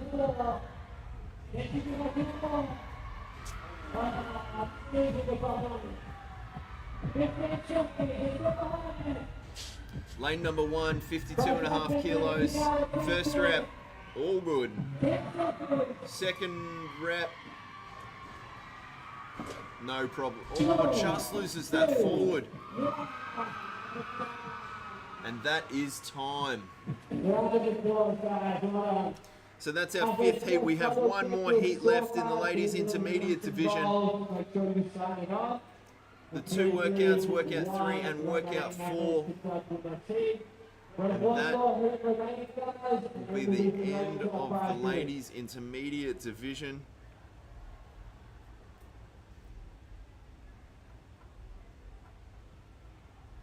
Just going to go to a quick transition and then we will be back with the last heat for the ladies intermediate competition.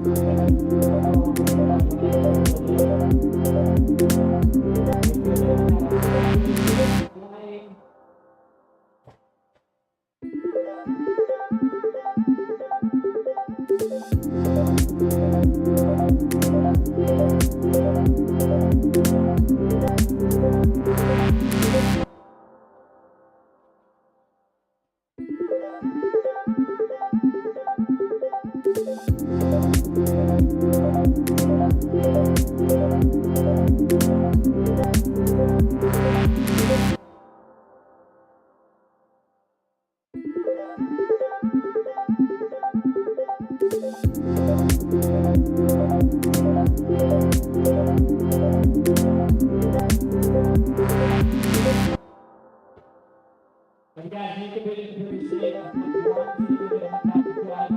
If you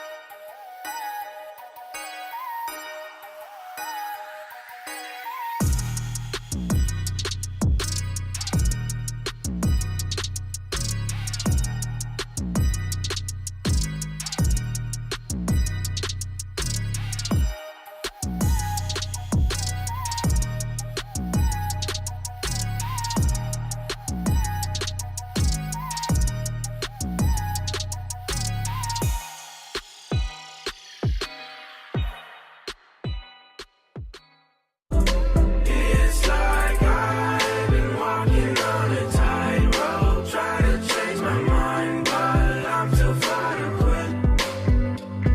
And you can keep your shiny light, 'cause I'm in love with diamonds, but flawless as it is. Flawless as it is.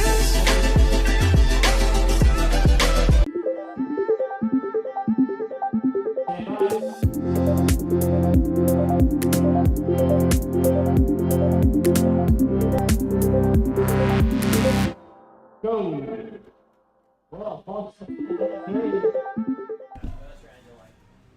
And we are back. Heat number 6, the last heat today in the intermediate ladies competition. 6 rounds, 3 wall walks, 12 burpee over bar, 2 squat cleans of 45 kilos, and 3 wall walks. 1 athlete completing each round. If you need to change halfway through a round, need to pay a 7 burpee penalty. Just running through the teams. In lane number 1, we have Till the Wheels Fall Off. In lane number 2, we have Trio of Dips. In lane number 3, and a team to watch, we have Triple Cheeseburger. Lane number 4, 2 boys, 1 girl. Lane number 5, Urban Pink. Lane number 6, WGI Performance Team. And the fan favorite, lane number 7, and currently in the lead, YTG Yeeting the Goon.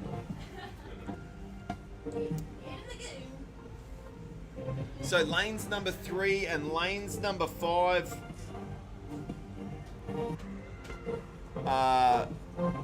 although not started incredibly strong here, are incredibly strong teams and teams to watch throughout this workout. James, what's wrong with the Hippie Chippy ad, mate? Hippie Chippy is life. Speaking of Hippie Chippy, great products. If you haven't had a chance to look at his goods, he's here today. He's got some amazing product, definitely worthwhile checking out. Also super active on the socials, so he's got some great content from this weekend. Give him a follow, buy some goods. Some who doesn't need a nice,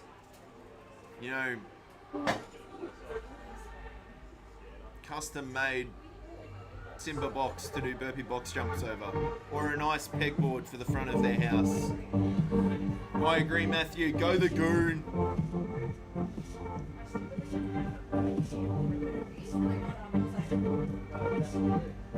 Yeah, his dreadlocks are amazing. The Hippie Chippy.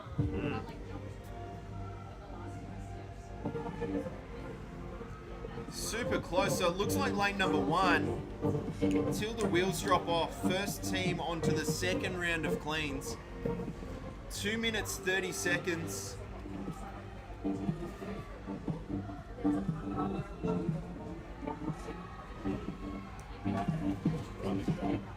Yeeting the goon with the 2 reps. Now moving on to the wall walks. Not far behind, WGI Performance Team. Trio of dips and triple cheeseburger both working through their cleans as well, so they're not far behind at all.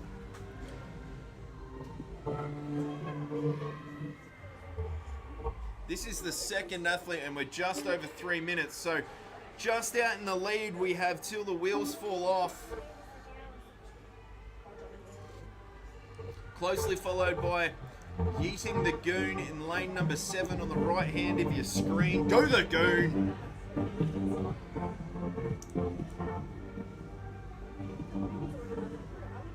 WGI Performance changing through to their third athlete here. Lane number 1, Till the Wheels Fall Off, have literally adopted their mantra and gone to the wheels fall off here. Athlete in lane number 1 is going full send on these burpees.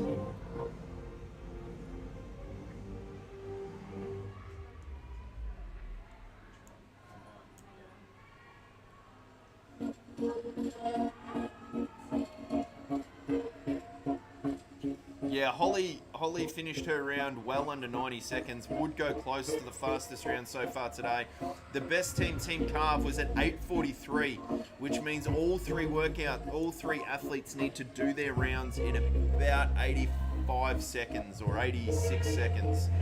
So carrying that across all 3 athletes for all 6 rounds, super important.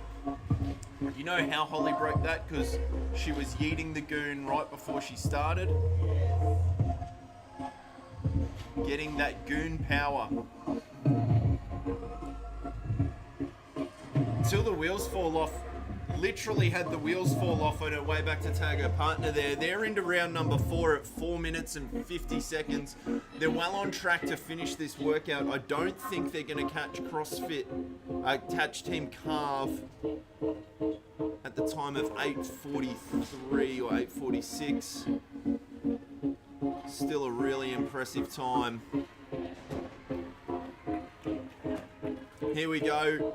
Holly in lane number 7, sub 90-second round on the first. Can she do it again? So she started here at 5 minutes 15. Need to see a full send effort. She could catch up to Till the Wheels Fall Off in lane number 1 with a big effort here. Burpees need to be fast and needs to go straight into those cleans. I don't know if that's a fan in front of Holly or she's moving that fast that we can't see her doing these burpees. That is what goon will do to people. Lane number 1, Till the Wheels Fall Off, into the cleans, gone touch and go on those cleans. As we've seen in all 5 rounds so far, the time is in those second set of wall walks. Holly straight into the cleans, goes touch and go. She is 1 wall walk behind lane number 1 at the moment. She is a minute down, so she has 30 seconds to finish this round in under 90 seconds. Safe assumption you think she will. And fair enough when an RX athlete who coaches at this gym enters an intermediate competition. So she's finished that round 85 seconds and looks like they've I couldn't see if there was a change at the top of screen till the wheels fall off. I think there was. So both of them currently on the 5th round. For those of you who haven't seen yesterday's final workout for the ladies' individual competition, that was possibly the most exciting, closest individual competition I've ever witnessed, with the top 3 athletes only having 5 points between them at the time, and it coming back to a max effort of muscle-ups, bar muscle-ups in the last 80 seconds of the workout. It was really impressive. So both Till the Wheels Fall Off and Yeeting the Goon in lanes 1 and 7 appear to be leading this workout. till the wheels fall off. Starting their cleans, 7 minutes 45 seconds. First rep, no problems. Yeeting the goon is now onto the bar as well. Going touch and go here will mean they both head to the wall at a similar time. Touch and go, 2 reps in lane number 7. We've got lane number 1 and lane number 7 both working through their 3 wall walks in their 5th round. It'll put their final athlete onto the floor to finish one more round. Or they can just give up now. I would. But that's why I'm not competing in the ladies intermediate teams division, because they are way fitter than I am.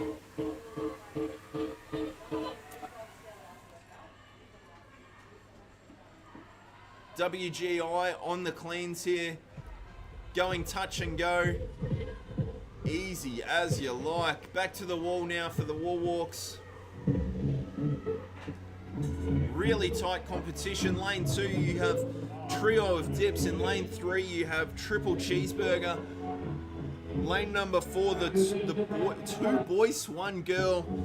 And in lane number 5 urban pinks, who have been incredibly competitive today. Both lane number 1 and lane number 7 onto the burpee over bar. Literally going rep for rep. WGI working through those 5th round of wall walks.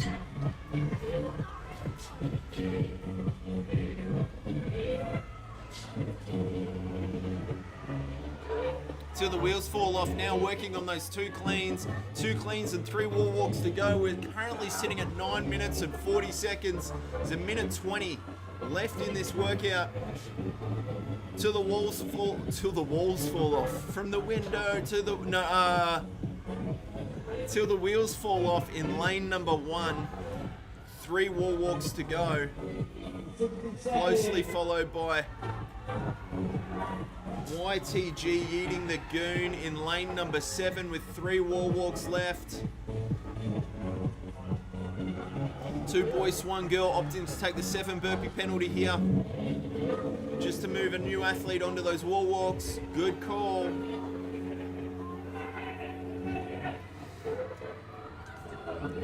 And that's till the wheels fall off at 10 minutes and 28 seconds unofficially in lane number 1, taking the win in that heat, putting them as one of only a handful of teams to actually finish this workout in the time cap.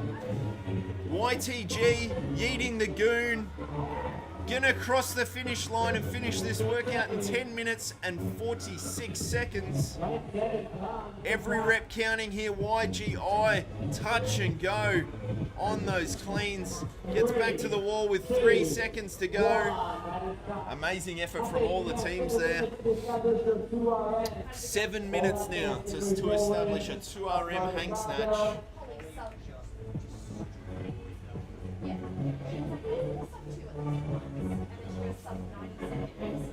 We're hearing from athletes here that Holly in Yeeting the Goon wanted to go sub 2 minutes at least once in that workout and ended up doing about 84-second rounds, going sub 1.5 minutes twice, and now opens with 35 kilos that look like nothing at all.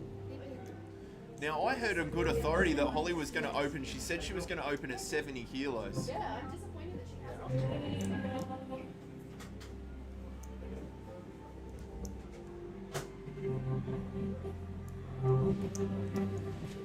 So a mix of bars right now, 35 and 25 kilos across the board. Lots of teams just getting lifts on the board. So as we've covered a few times, the score for this workout 4 is the total weight moved across the 3 team members. So it doesn't matter what your top lifter has lifted if your bottom lifter has not put a weight on the board. Unless, of course, that's like 300 kilos, and then it probably does matter.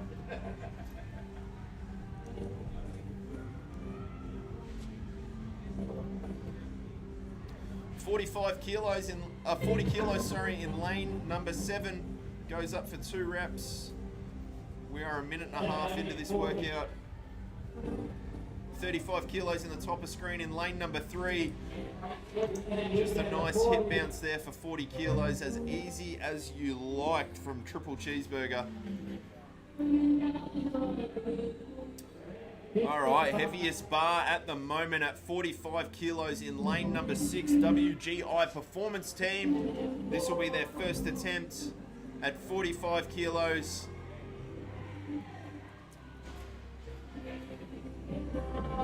First rep, squat snatch.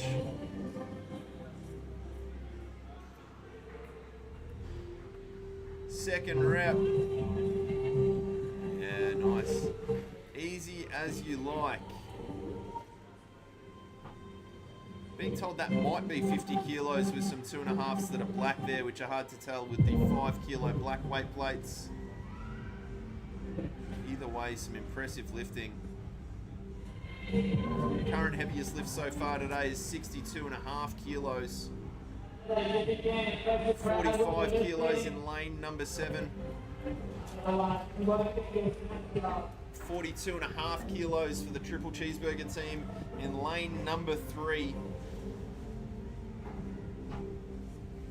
50 kilos, great catch. Lane number 6, WGI Performance. Another rep like that, this will be no problems. Catches in the bottom and will stand that up, no problem at all. That is a great lift from WGI Performance Team.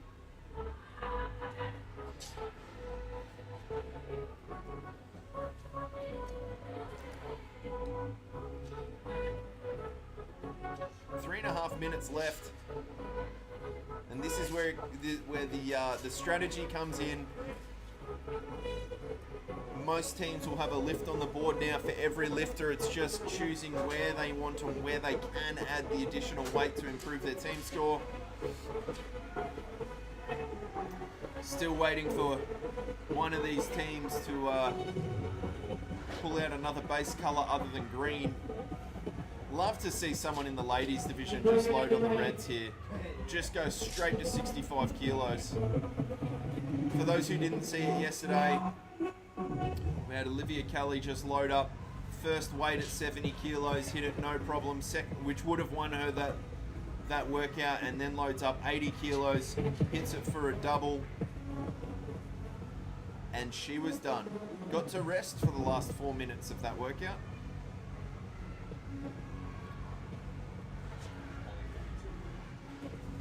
Some good lifting down in lane 7, just can't hit the second rep.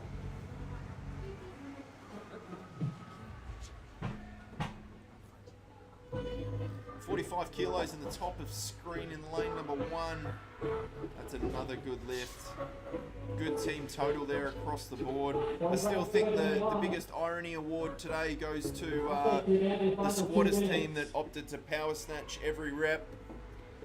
All eyes on WGI Performance in lane number 6 with 55 kilos. First rep was good.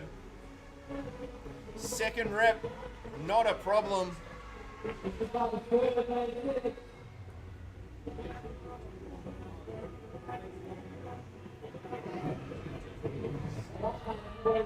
$50 kilos loaded in lane number 3 for the cheeseburgers.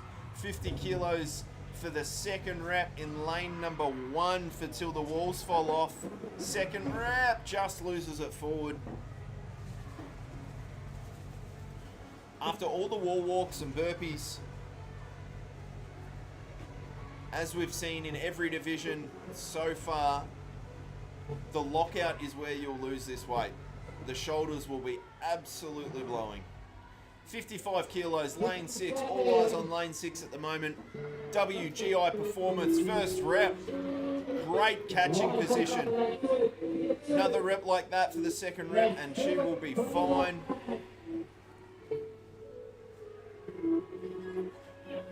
Yep, oh, just loses it behind. Absolutely has that weight in the bag. Time permitting, will she get another attempt? We have 30 seconds left. May opt to go a heavier weight for their other lifter. 50 kilos in lane number 1 for their second rep. Overhead just loses it forward. 52.5. First rep in lane 3 for the cheeseburgers. Doubles it up. No problems at all. The team loves that. Love to see it. Crowd getting behind them. Got to start the rep before 18 minutes here. 2 seconds to go. The bar needs to leave the ground. We are on. The bar has left the ground. That weight was precarious on the edge of the bar for Team WGI, but they gave it a good crack. So that concludes our ladies intermediate division for today. We're going to take a quick break. We'll tally up the scores and we'll be coming back with the podium. Good time to get a coffee, play some Game Boy, mow the lawn, whatever you need to do whilst we get set for the men's division and the podium for the ladies competition.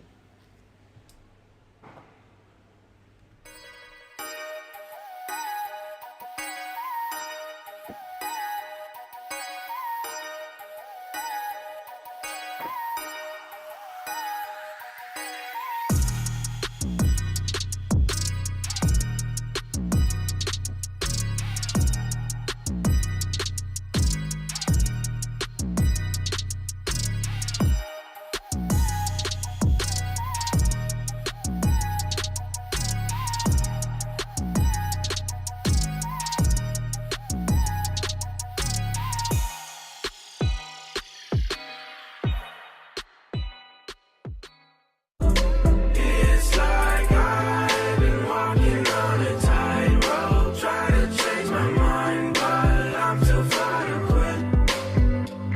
And you can keep your shiny light, 'cause I'm in love with diamonds, we're flawless as it is. Flawless as it is.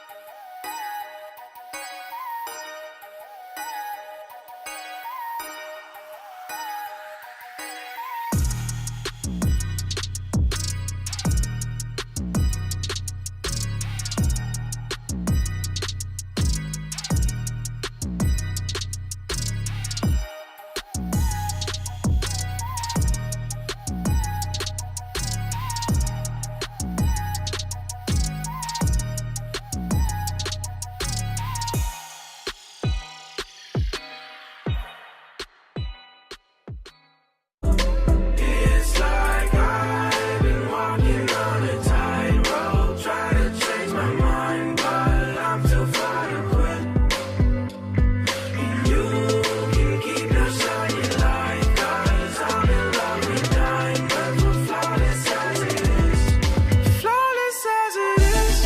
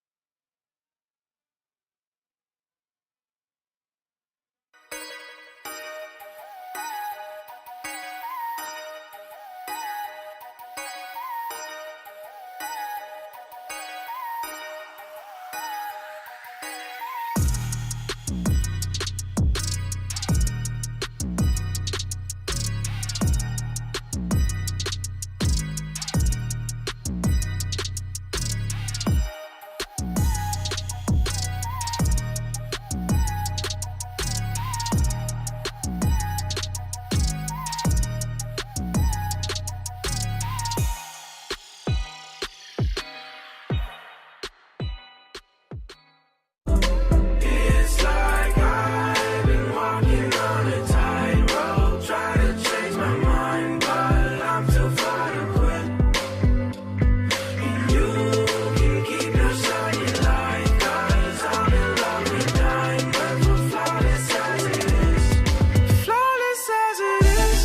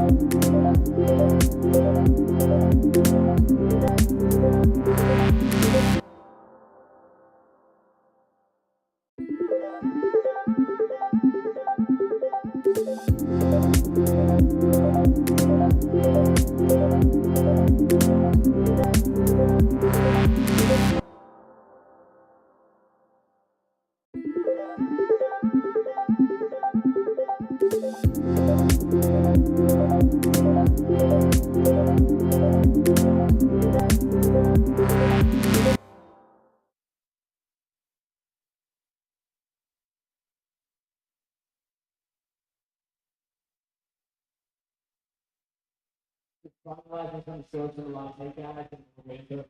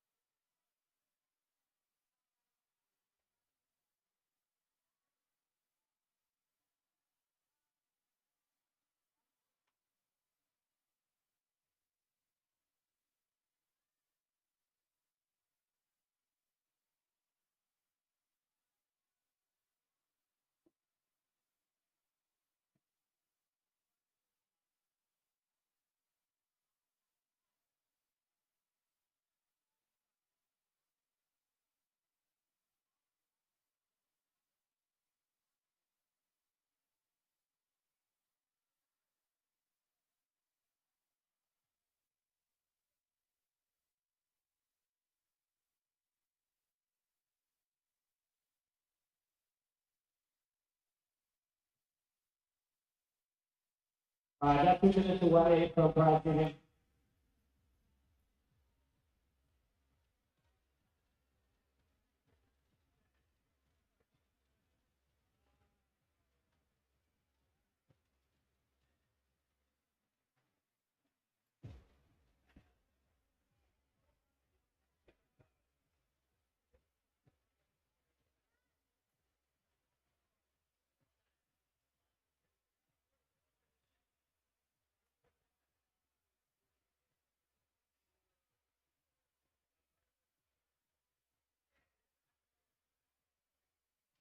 Alright guys, if you guys have anyone coming in, we're gonna get going with prize giving.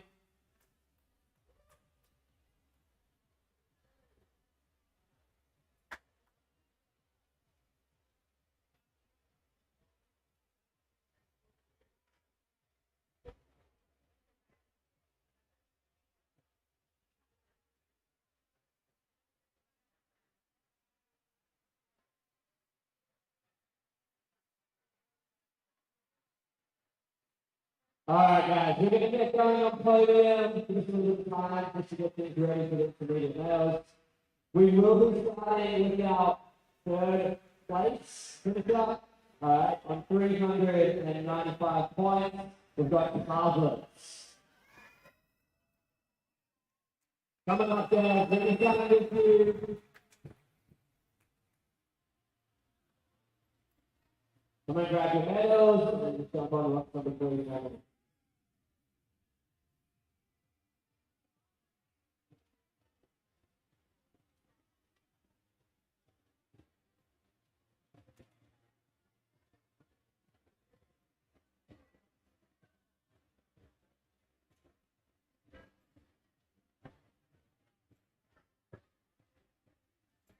Once again, we'll ask guys, we'll ask some for photos.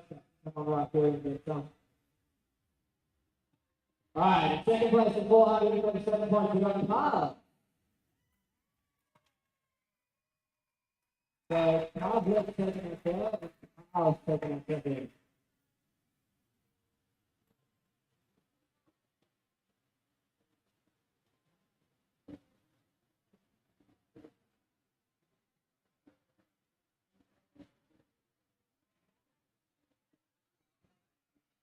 And then taking out our event, 480 points, dominating all day, Slade Black. That is an unofficial rule, but if you do play first, give it to RX.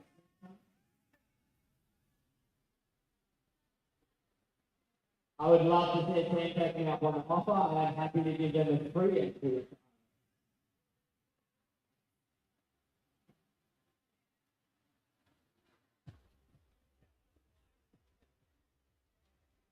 Once again, guys, round of applause. Congratulations to our team. Was a tough comp. Even though it wasn't defeated, plenty of muscle movements in there today. You want to get a photo, guys, coming in? Grab a photo.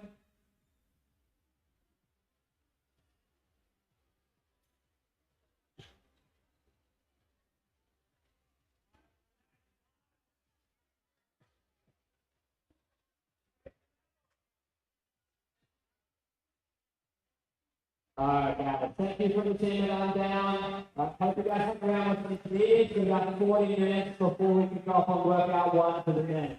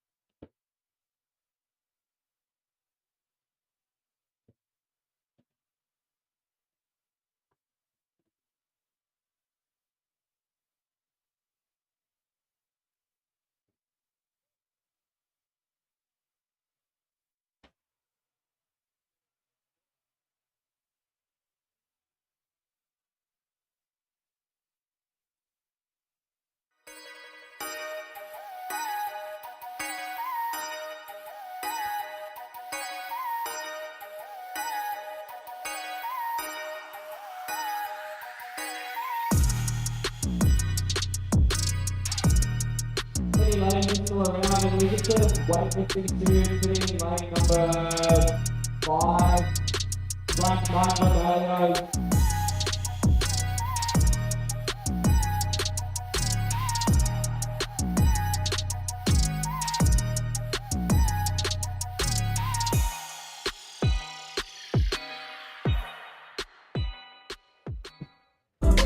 It's like I've been walking on a tightrope, trying to change my mind, but I'm too far to quit.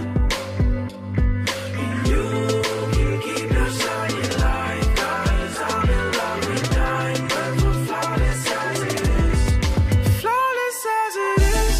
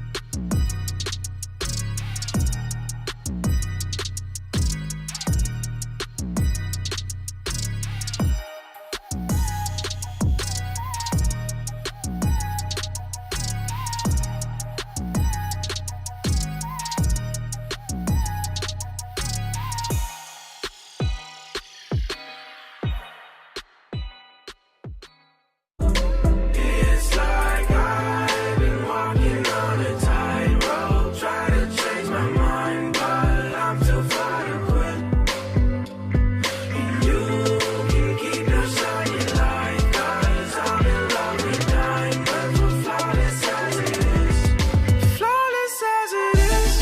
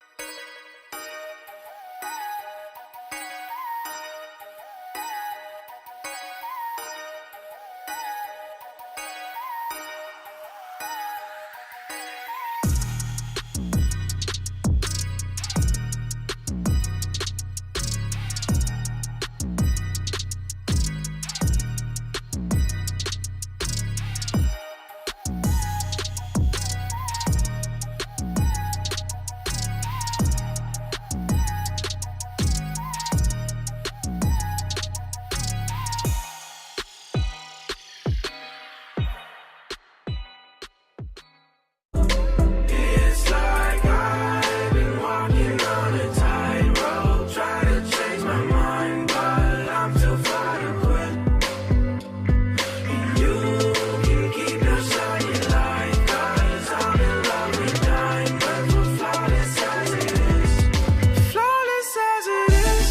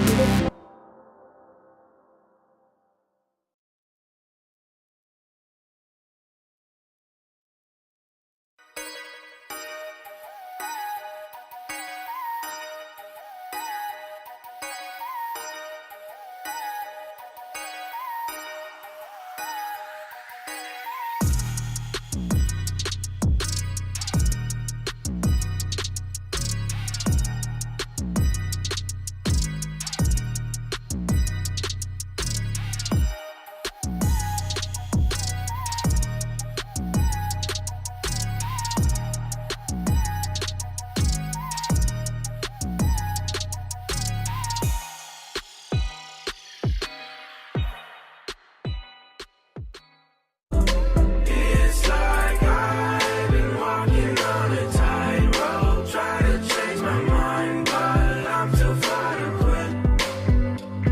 And you can keep your shiny light, 'cause I'm in love with diamonds, but flawless as it is.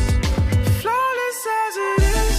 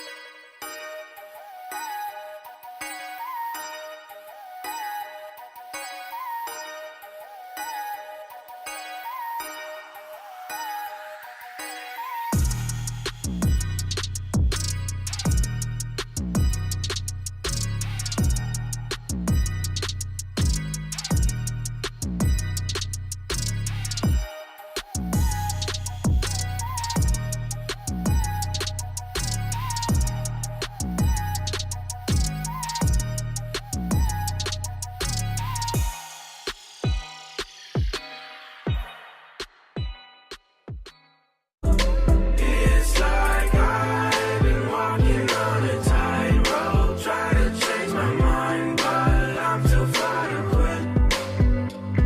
And you can keep your shiny light, 'cause I'm in love with diamonds, but flawless as it is. Flawless as it is.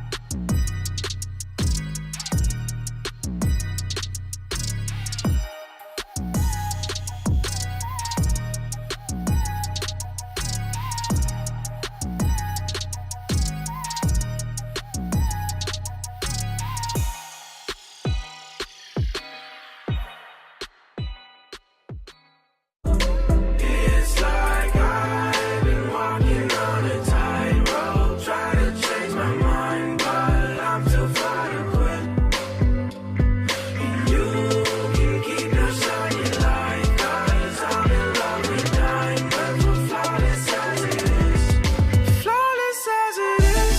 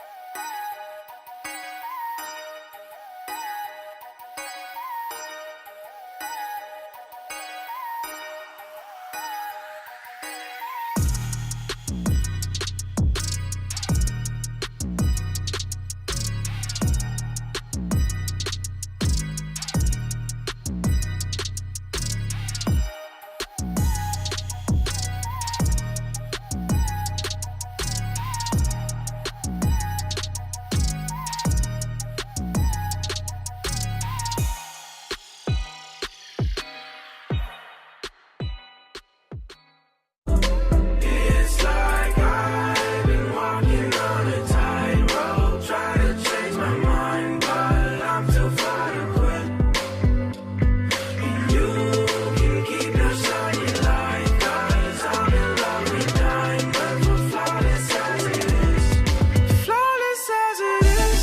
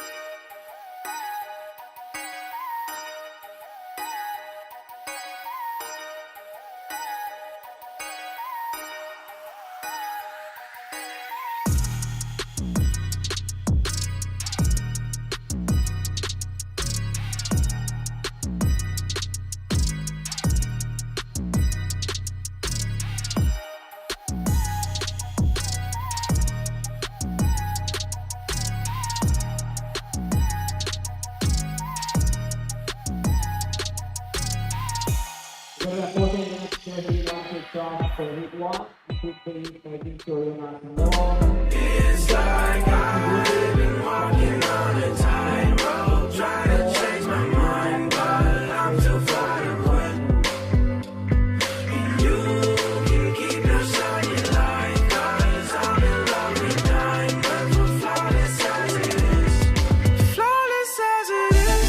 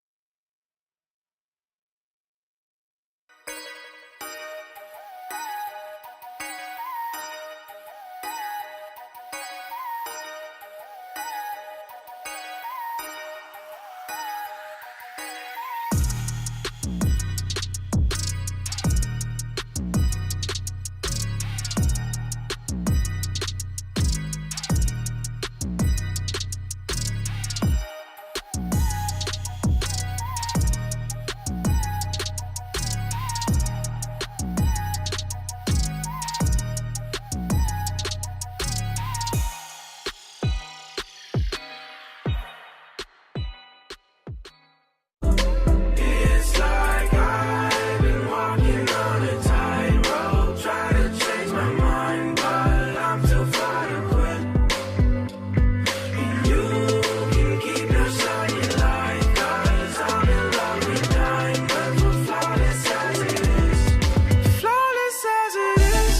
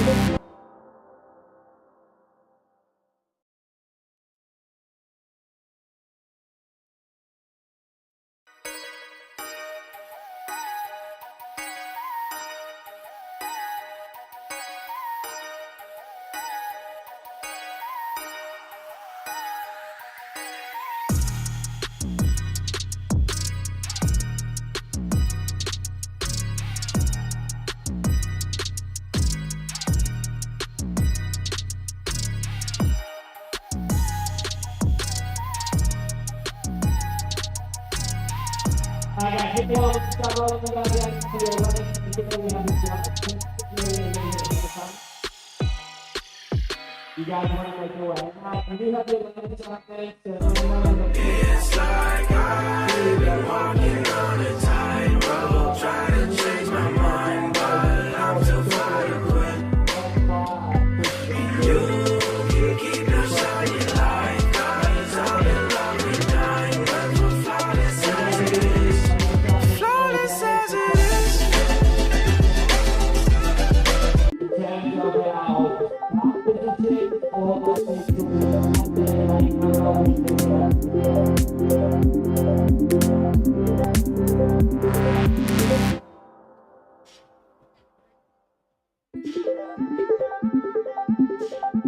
if you are around this side,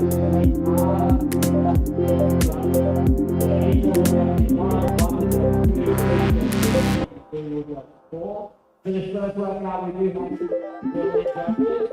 Just until we get to have the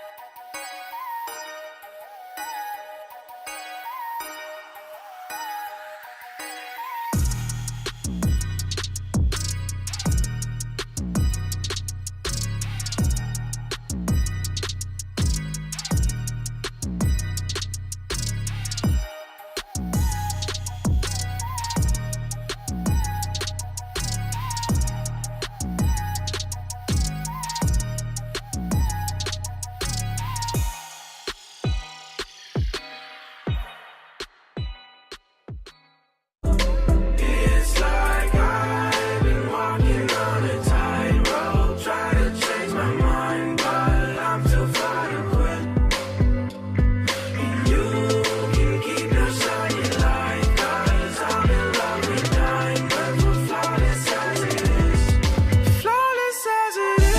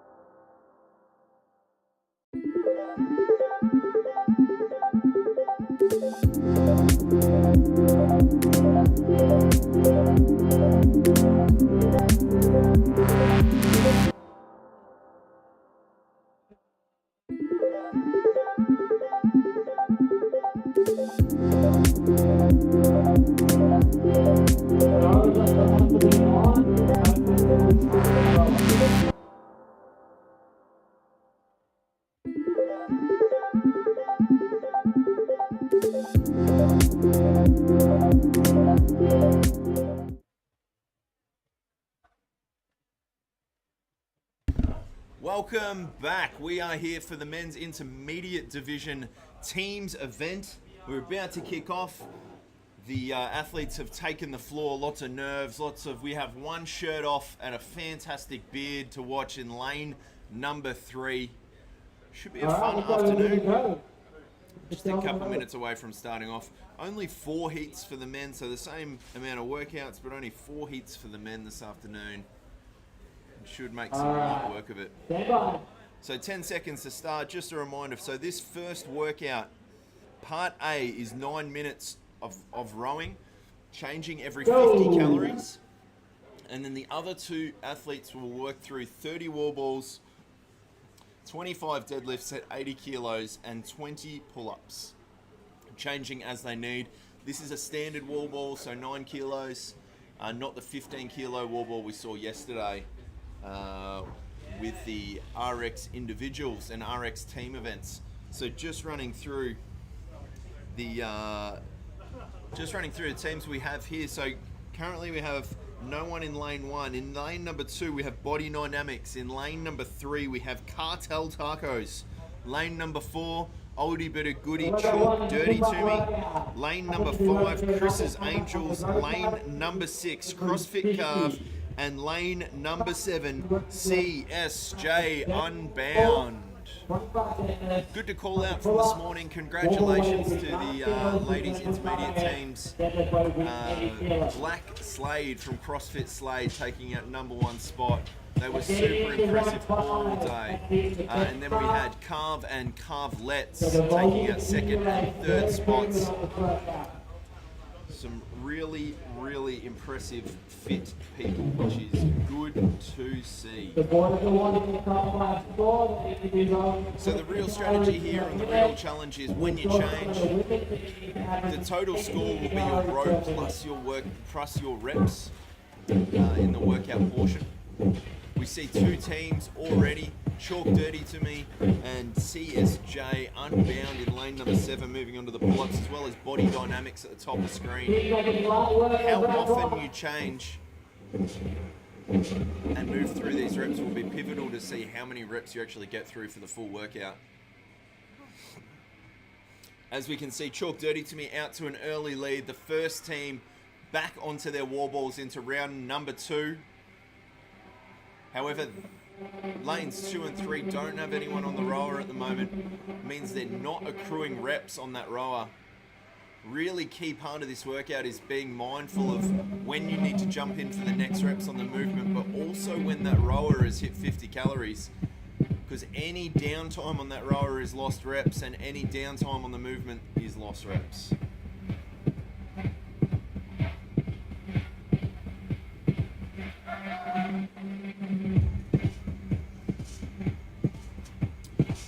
Just a reminder to the winners, Black Slade from CrossFit Slade. As part of their winnings, Michael has generously offered them an entry into the next team's RX comp on him.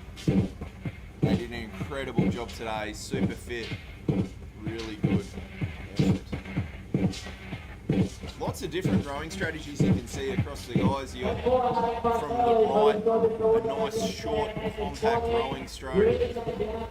Moving into lane number 5, a really long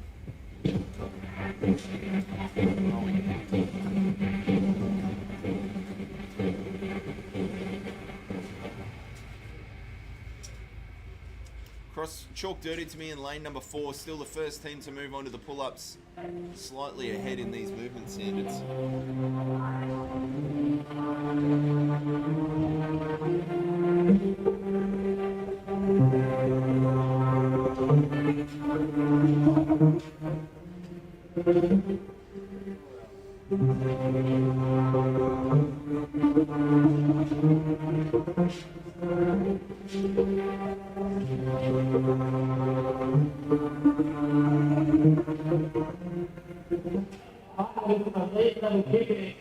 Look at the shapes.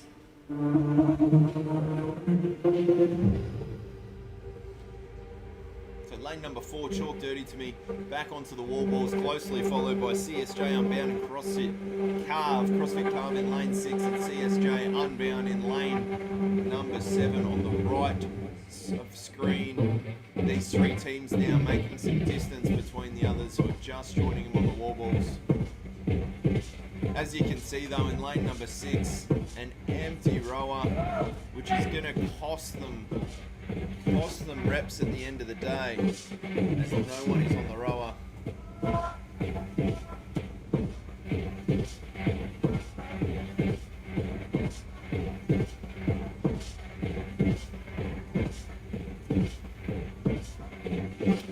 For that first team to move from the wall balls onto the deadlifts, and no surprise, it is Chalk Dirty to Me in lane number 4. Closely followed by lane number 6, which has made some ground, CrossFit Carve, seeing if they can make it a double CrossFit Carve. And Carve and the Carvelets, I'm assuming, also involved with CrossFit Carve, taking out 2 spots on the ladies' intermediate podium. It'd be amazing to see CrossFit Carve also make it onto the men's intermediate podium. Time cap for this is 9 minutes. We're currently through 5.5 minutes. Just over 3 minutes to go. Most teams are now onto their third rower. Lane 7, rowing 1600. Chalk Dirty to Me, CrossFit Carb and CSJ Unbound all onto their pull-ups, starting to pull ahead with these reps. Chalk Dirty to Me just taking a breather. And with that, they've been overtaken by CrossFit Carb, who have moved onto the wall balls. Such a strong start from Chalk Dirty to Me. Now trailing CrossFit Carb and CSJ Unbound just onto the wall balls as well.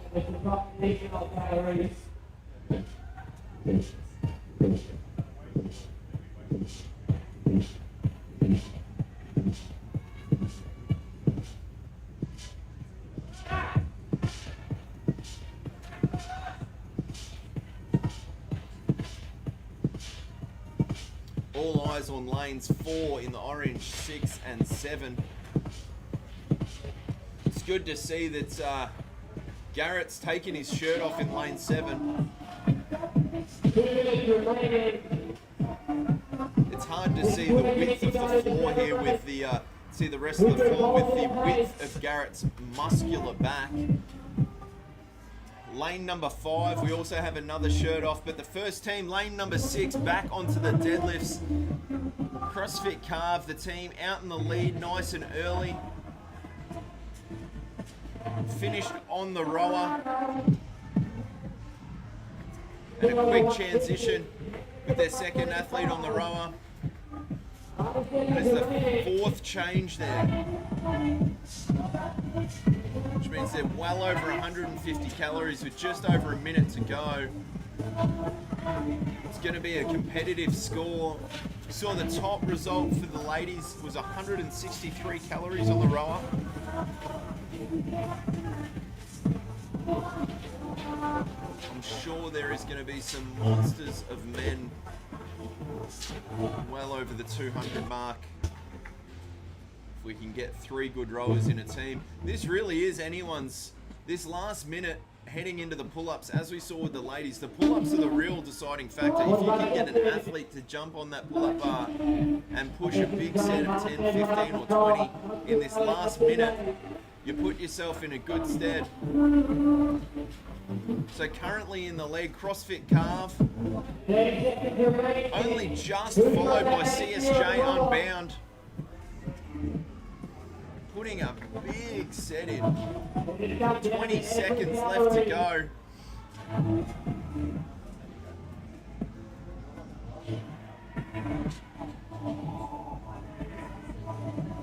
No surprise that teams have opted to have their strongest athletes on the rowers to finish.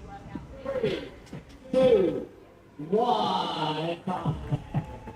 We're taking no shirt requests at this stage. Matthew Jackson has requested any chance to see Kerry the Dream Richardson without a shirt on for Heat 3.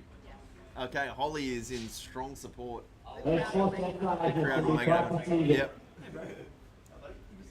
There's a bit of backlash and feedback, Holly, around me saying that you should have that you're an RX athlete competing in the intermediate division.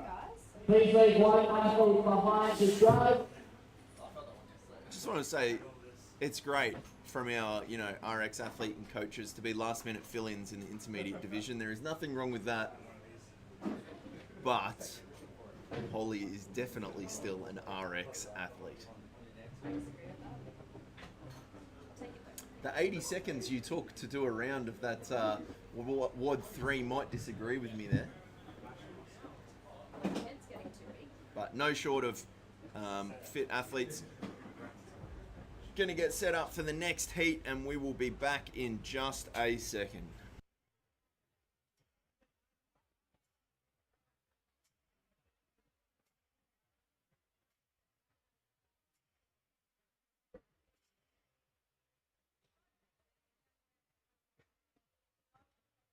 Heat 2 is going to make your way out, please. You're going to need 6 males. Lane 1, we dropped out in his boys. Lane 2, duality. Lane 3, FTHQ. Lane 4, grip reduction. Lane 5, iron beer. And then lane 7, PCF, H, and unpaid.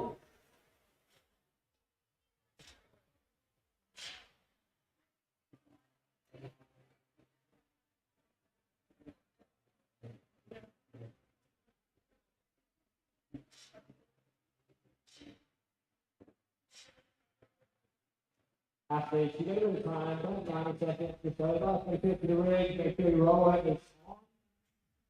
Set the standby, and then we'll have you at your lane number ready to rock and roll.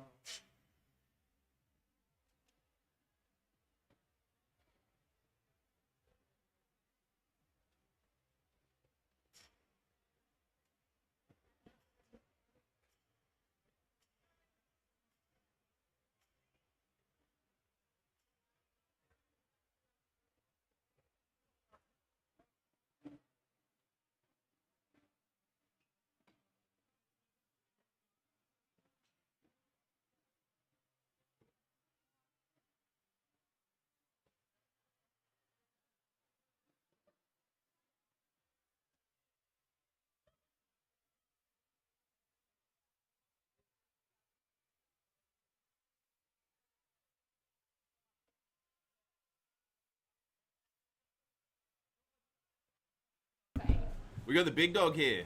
We got Here he is. Matt. Oh, hello. Matt Glippen Gilpin.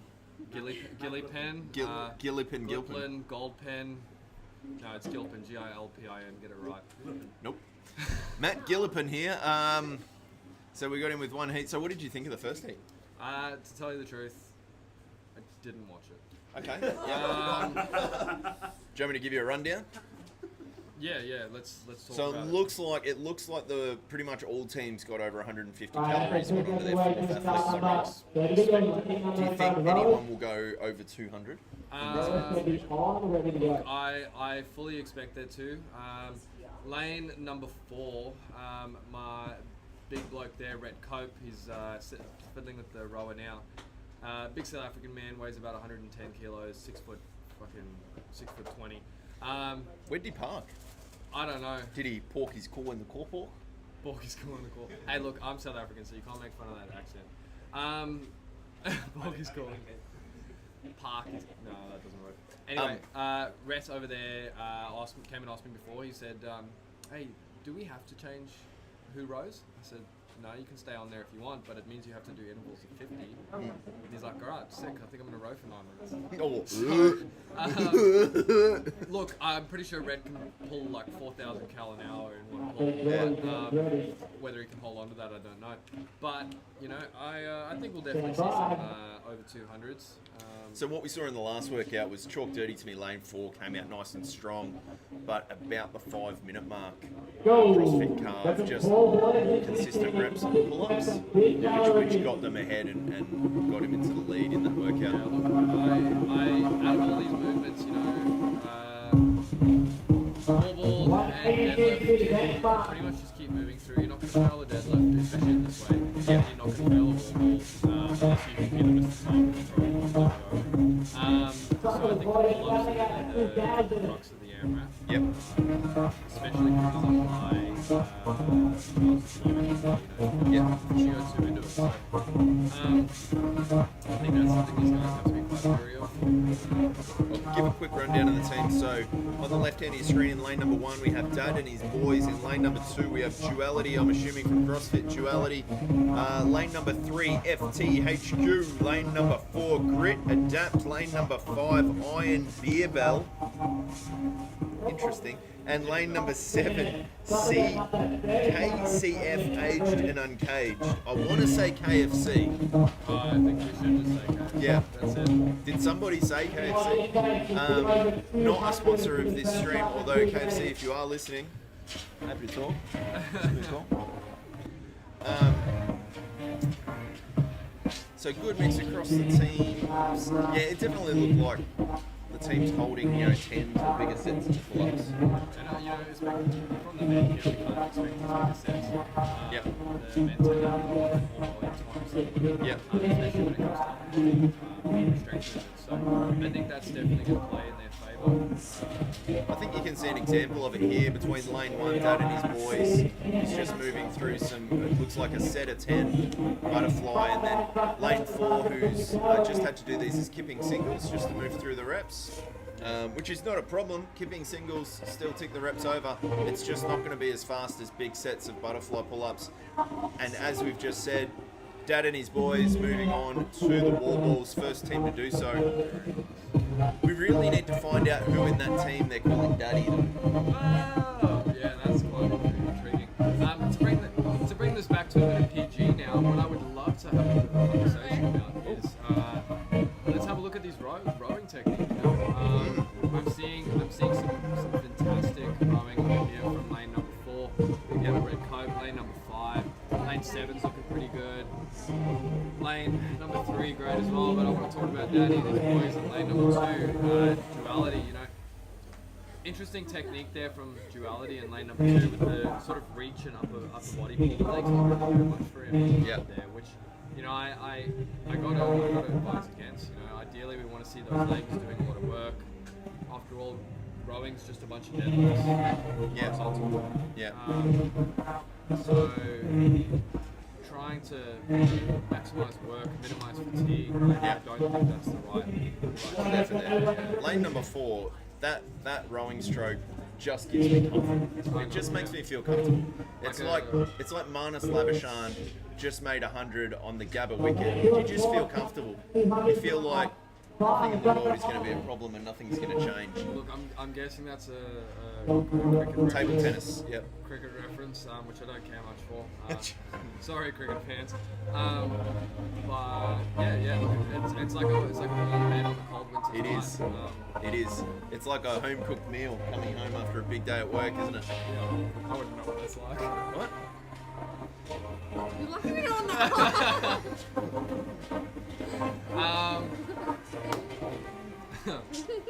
So, the real question here is we're 4 minutes in. There's no doubt Red has run more than 50 calories in 4 minutes. Yeah, I really hope so. Is he just going to go the whole 9 minutes? Well, that's what he said to me. They said they'd make a judgment call at 100 cal. Yep. And then decide.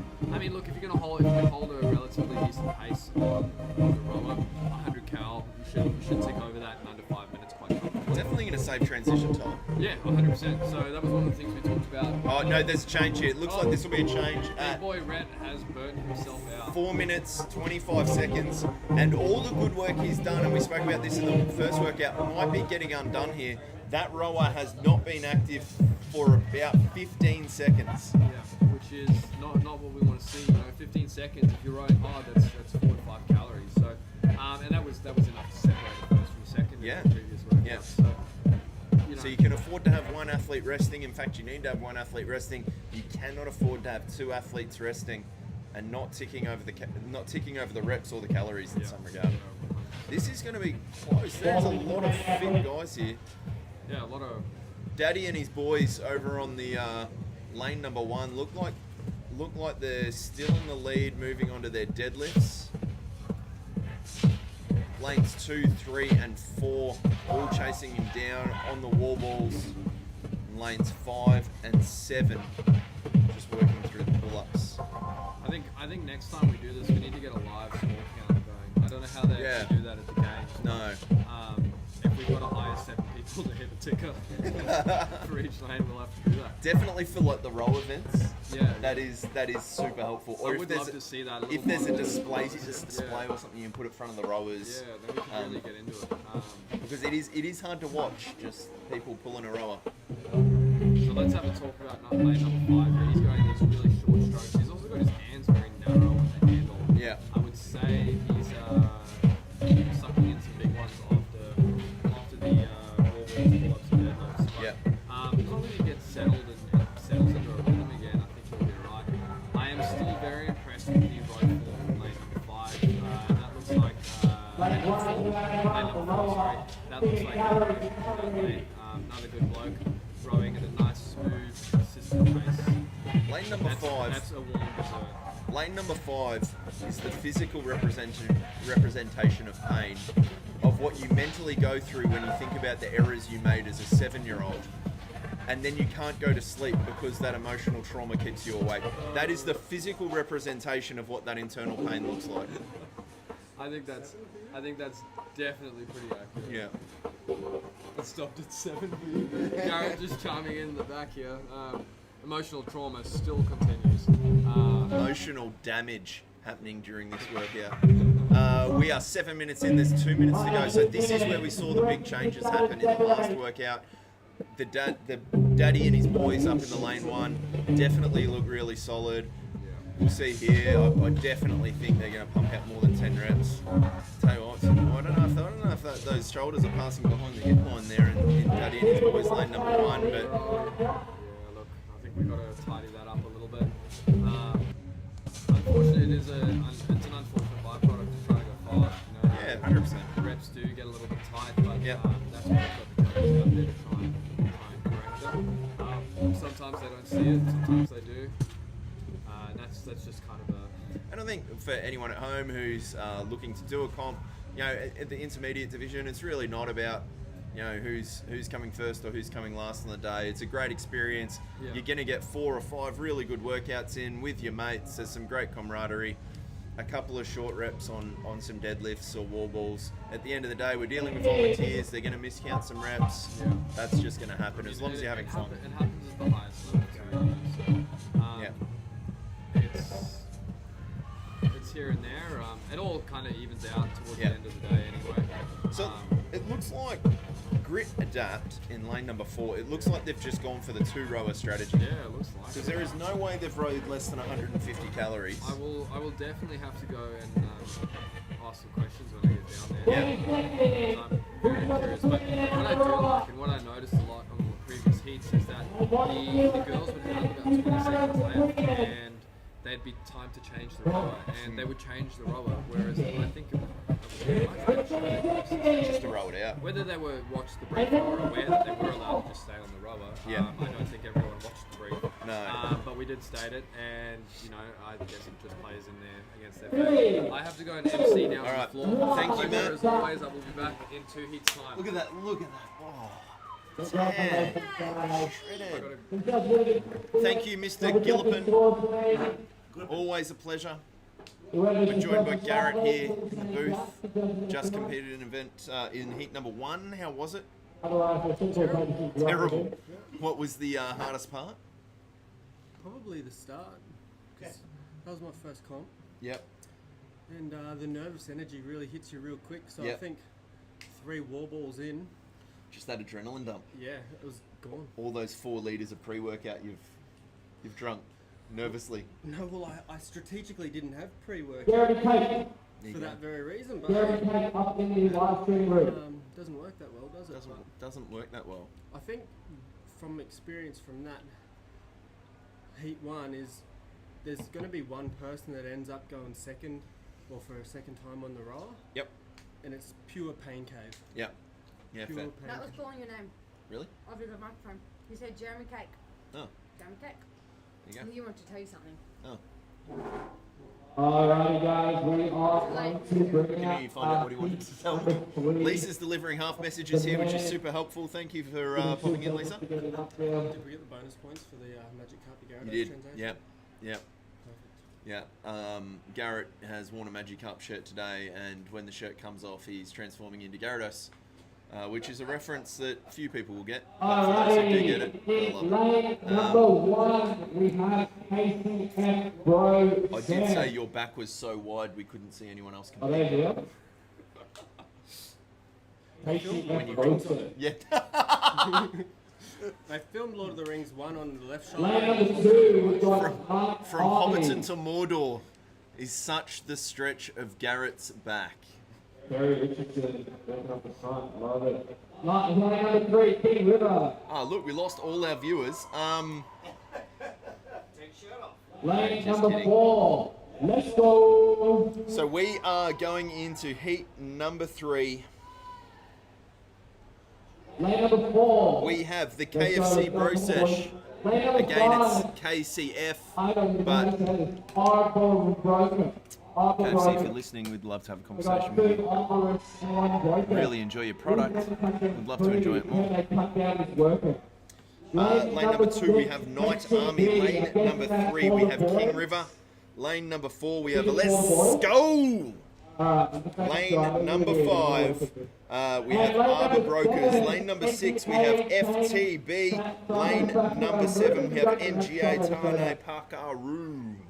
If I've pronounced that incorrectly, please let me know. Matt's message for me was, do not worry. It's very reassuring. It's helping my emotional state.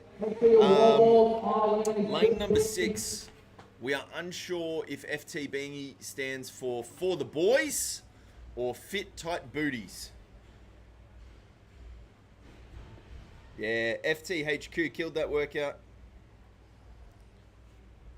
That was very impressive in lane 3. Make sure you are aware of which bar you'll be using. Looked like Daddy and his boys in lane 1 probably took out first place. But your boys in lane 3 definitely pulled their weight, that's for sure. What about the stacked team in lane 5? Alright, so apparently eyes are on teal in lane number 5 for Arbor Broker.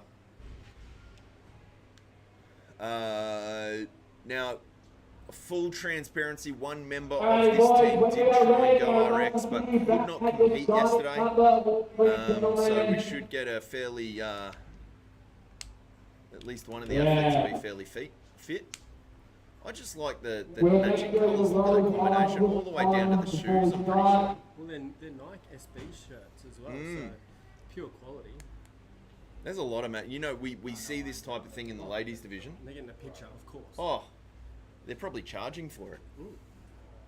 We see this type of outfit match in the ladies division, and it's great to see. I'm really enjoying the quality here across the men's divisions. From pretty much right to left, we've got some form of matching outfit. I do want to call out a bit of a rivalry here, so lane 4 and lane 6. So let's go and fit tight booties. Probably they've both told me they're just going to go all in, complete full send on this workout. So just to recap the workout, 30 wall balls, 25 deadlifts at 80 kilos and 20 pull-ups. That is an AMRAP known as many reps as possible in the 9 minutes. One athlete needs to be working on the rower, and they can only change every 50 calories. For those people at home, there is a briefing video which outlines that you don't have to change at 50 calories, but you can only change every 50 calories. So if you row 51, you have to row to the 100 mark. Thank you for being here, Gareth. Anytime, come back and join. All eyes on the floor here to see who is going to start with the deadlifts first. We are joined by Michael Silky Earl. We were talking before about... Got to defend myself again? No, we were talking before about Rhett's in lane 4, his rowing stroke, and that it provides such comfort. It's such a comfortable, reassuring sight. It's like when Marnus Labuschagne has made his 100 on the Gabba wicket, and you just feel secure. You feel like all things in the world are just right and in balance. That's a very fair explanation. That reference was completely lost on Matt. What about when Marnus fell over? Yeah, when Marnus stepped across his wickets and fell over. So at the moment we're looking at lane number 7, Team NGA, and lane number 2, Night Army. First teams onto the pull-ups. Just to recap the last round, Daddy and his boys definitely were in the lead in lane number 1. So we had a few boys opening up at 2,500 calories per hour. That's not the best strategy. That's a bold strategy, Con, as they would say. So 4 teams now have moved. 5 teams moved onto their wall balls. 6 teams onto their wall balls. Lane number 1, which was one of the first teams onto the bar. And now all teams are onto their wall balls. So this is where we'll get a real feel for where the teams have separated. So lanes 4, 5, and 6 all train together. So this would be bragging rights. Yeah, we talked about the rivalry between lanes 4 and 6, between Let's Go and Fit Tight Booties. Just want to call out lane number 4 on the wall balls. Aiden, how smooth do those wall balls look? Perfect little balance, and shout out to that t-shirt. You might be able to purchase that one in the coming weeks from Unbound Athletic Store, coming to a gym near you. Let's just say FedEx Express, not so express. Not so express. So, same again, lanes 2, lane 7, first teams onto the deadlifts, but not by much. 9 Army and NGA seem to just be moving through the volume a little bit quicker. If you are watching, guys, any more questions, chuck them in the comments below. Always happy to answer. So we could do a controlled study right now with the no shirts versus shirts. I feel like this, everyone in this heat is wearing a shirt, and I guarantee the times across the board will be terrible. No, I'm just kidding. We did see for the individuals that shirt off start was actually a huge help. Yeah, On the athletes that kept their shirt off. 100% shirt off start. Now saying that, Brandon Swan won the first 2 workouts and wore his shirt for the whole workout. But anyway, that's irrelevant. That's just data that gets dismissed. And Dave Watts with the Dave Watts with the eggplant. Yeah. Apparently Dave Watts has an eggplant tattoo that no one knows about. Few people know about. And it's not visible with the shirt off, so. Lanes 2, Night Army, and lane 7, NGA. Lane 1 opting for strict, and now he's going to kipping. What a flex. Can you imagine just taking the shirt off and pumping out some strict reps here? Now, full wide grip. Now, just a heads up, I did hear, I'm pretty sure it was lane 1, don't quote me, but we'll say it was lane 1. We heard them say there'll be plenty of rest in this workout, so we should be fine. But reality is there's no rest in this workout. Teams are not fine. They have made a terrible mistake. This is a really long 9 minutes. Aiden moving to the rower. Armour Broker, lane number 6. Be interesting to see now. We should see a clear separation of teams moving from the wall balls to the deadlifts. Should still be teams running to the wall. Lane 7, first team on the deadlifts, and by about 3, 4, 5 reps, 6 reps, 7 reps in the lead, and we have a new second place with Armour Broker. Is that the honey badger? It is the honey badger.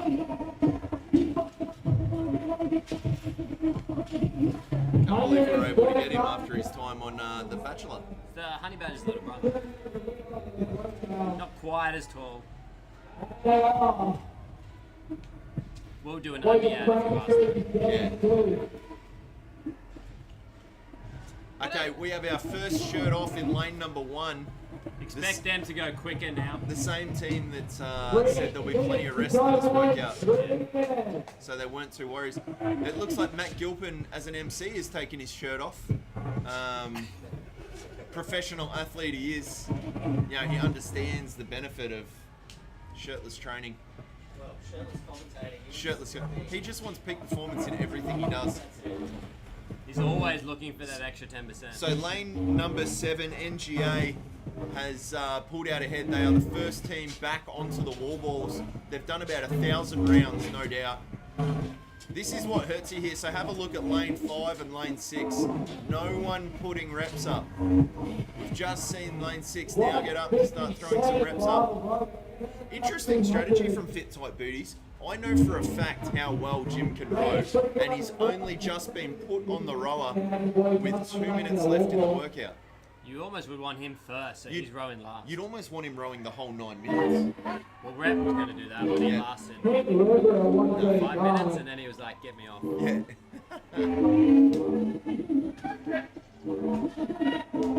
So definitely looks like it's lane 7 and lane 5. Team NGA and Armour Broker trying to put this together. Lane 7 really struggling with the sunshine today. 90 seconds. Maybe there's a point Kaplan seven. theory we're missing. No. They are sun safe. We can't diss people who are being sun safe.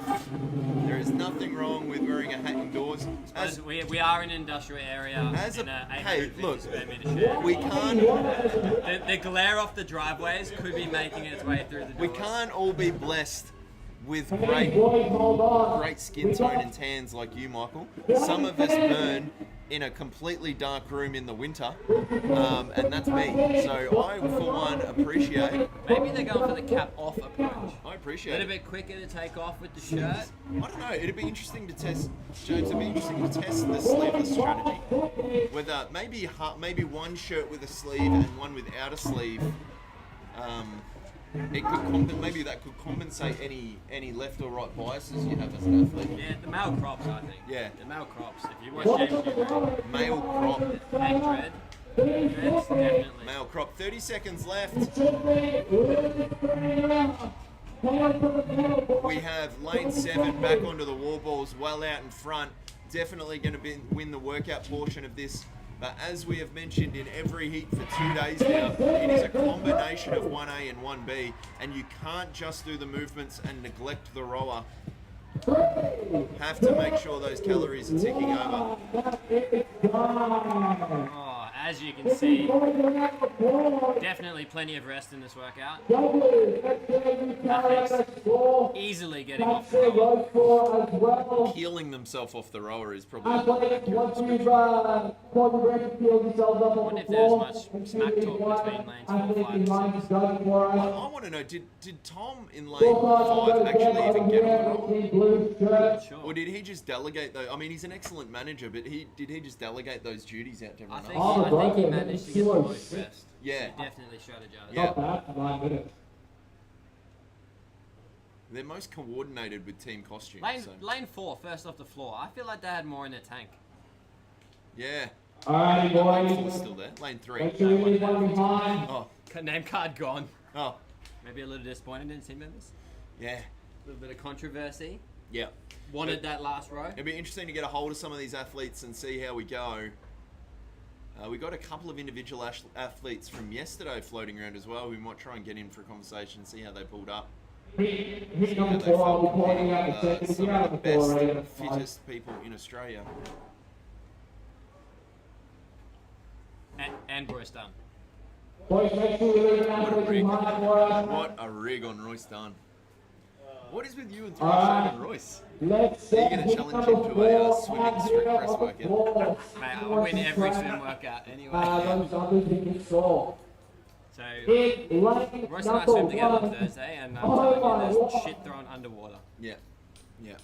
So, They can't- Michael, where's any my workout wife? that is swimming strict Oh, press, check he out will the beat Royce outside in. of But a swimming strict press and squat Oh, workout, and he's done. wall He's walk. done. Lane And number wall 2 walk, strict is handstand empty. push-ups, Lane number 3 is and clean and jerk. So Michael's riding a workout, but as soon as you add 20.1. As soon as I you- didn't do any repeats. As soon as you add any other movement into that workout, Royce wins. Oh, wow, It that's can really only be good. those Lane number movements. 5, Whisky Warriors. Mate, the story Lane number goes, 6, Royce and Jack were very happy you go, with their you go, time, you go. 20.1. Lane Yep. number 7. And then messaged also Matt, again. we're like, how did you and Mick go? And then ended up redoing Make it. sure your rowers on turn on, boys. Set up those shade being deadlift thrown out bars here. back in the middle. It makes Throw sense them why into Michael's there. not wearing a hat, because it's so shady from the stuff he's talking about. Check out your wall balls, make sure they're under your target. All right, so heat number 4 now. Lane number 1, we have Oh My Word. They are leaving Gilpin out there by himself for the first heat in 2 days. Yep. So it'd be interesting to see how he Get a little goes. scorecard on Lane number 2, we have an empty lane. Lane number 3, Team PB. Lane number 4 with an excellent team name, the United Nations of Cartel. Lane number 5, Whiskey Warriors. And lane number 6 with my favourite name of the day, and anyone who's done a CrossFit comp will 100% resonate with this name. You go, you go, you go. About 60 seconds till we get started, boys. That's their name. You go, you go, you go. Who's the you? Anyone else. Yeah. Anyone But I'm wondering else. who that individual is. It doesn't matter. As someone who's been in a team and Failed to step delegated way more than their own workload, you go, you go, you go is The name does make a little more sense when you factor in the Spider-Man pictures on their front. If you've seen the classic Spider-Man pointing meme, Yeah. Athletes, you can all go judge. If you don't have a judge, put your hand up for me. I like the matching like the outfits are on trend too. In their Spider-Man shirts, all pointing to each other. Team 6 opting for the baggy shirt. Yeah. This could be. This is the opposite of shirts. This is This is reverse, add more cotton. James is saying that when Royce does push-ups, he actually pushes the earth down. What do you have to say to that, Michael? I'm not too sure about that. Can you do push-ups in the water? So you go.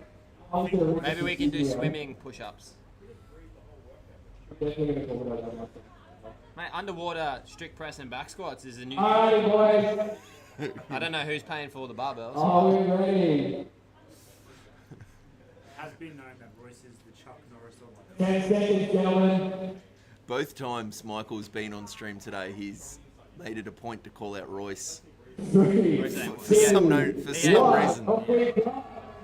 Mate, he's ditched me for swimming. Now they swim in the city because they don't want me to beat them. Someone clip this and send it to Royce, please.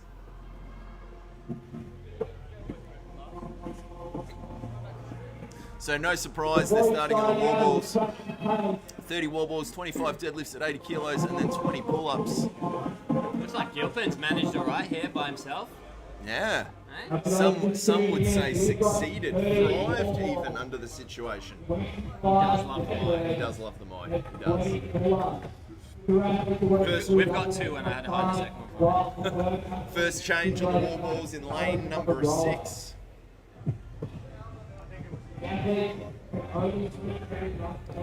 The rower. It's interesting to watch just the different rowing strategies here as far as like speed of cadence and pull. You look at like lane 1 versus lane 6. Joel in lane 6, about a 3-second return. Lane 1, about a third of a second return. Yep. So interesting, keep eyes on those guys in about a minute's time to see who actually steps off the rower first. Those deadlifts in lane number 1 are very fast. Is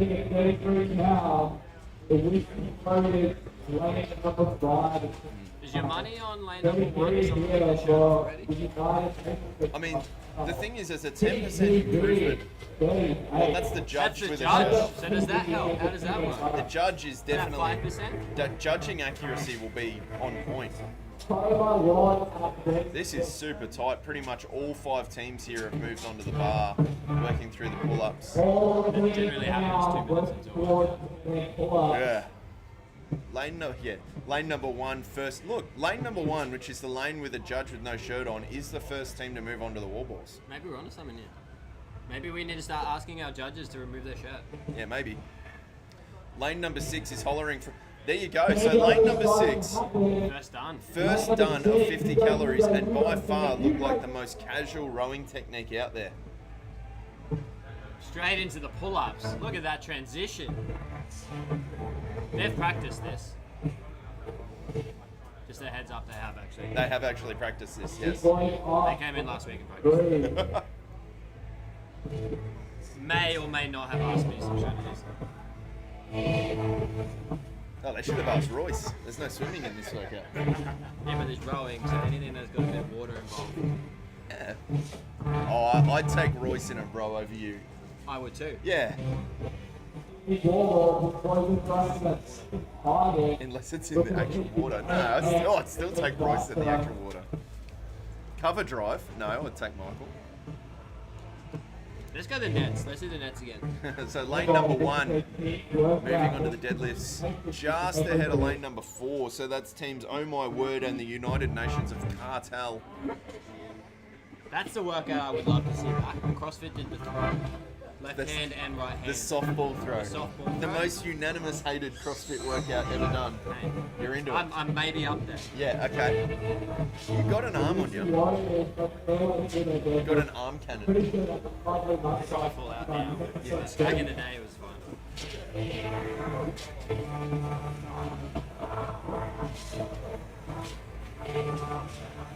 It is Australia Day this week? Wednesday? Yep. Wednesday this week, Australia Day. So it's un-Australian to not play cricket. So the first two teams are onto the pull-ups, lane number 1 and lane number 4. So this is where we're seeing, so we're at the 4-minute mark, 5 minutes to go. Most teams at this stage are fairly even. So let's put it to a vote. On Wednesday, should we do Unbound Ashes indoors? Unbound Ashes indoors. Come down to Unbound. Put it on live stream. Come down to Unbound Athletic and get bounced in the head. Michael bowling thunderbolts at your ribcage. Take balls are allowed. I'm going to be honest, the conversation is very different between you and Matt when you both come on stream. Both are good, but very different topics. Yeah, very different. Matt, more about CrossFit? Just like the scientific method of how to move and why to move. You're talking about bouncing your members. Move, yeah, Matt's a little bit. On Australia. Move or die, I agree with that. Keep it simple. Yeah, get out of the way of the bouncer or... Use it or lose it. Yeah.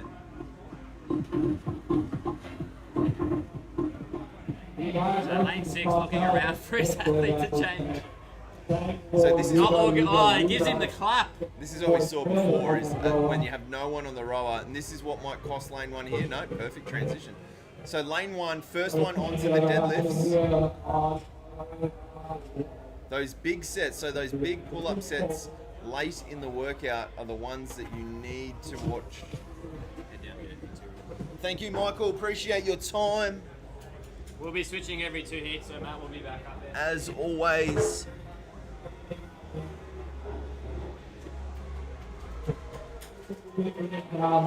You go in lane 6, moving through this workout. Jim, would you like to do an Yes. interview, mate? How was that workout? Oh, yeah, it was great. No problem at all. Yeah. So Jim, what was the hardest part of that workout? What did you enjoy? What did you struggle with? This is Jim from FTB Fit Type Booties. Chewing my gum. Just trying to keep cool. You know, look cool. I think that's the key to the workout. Look sexy, move sexy. Yeah. Just pretend that your breathing is under control and slowly die on the inside. Yeah. So you rode once in that workout? I only rode once, yes. Yeah.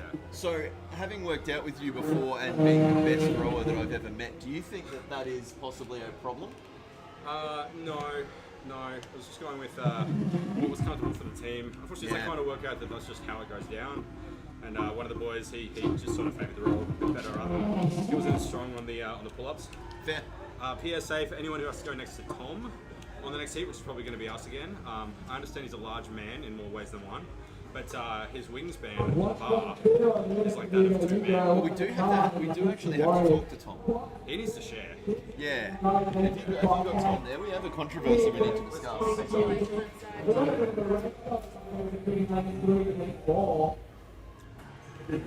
So moving through here, so still lanes 1 and lanes 4 out in the lead, both on the wall balls. Thomas.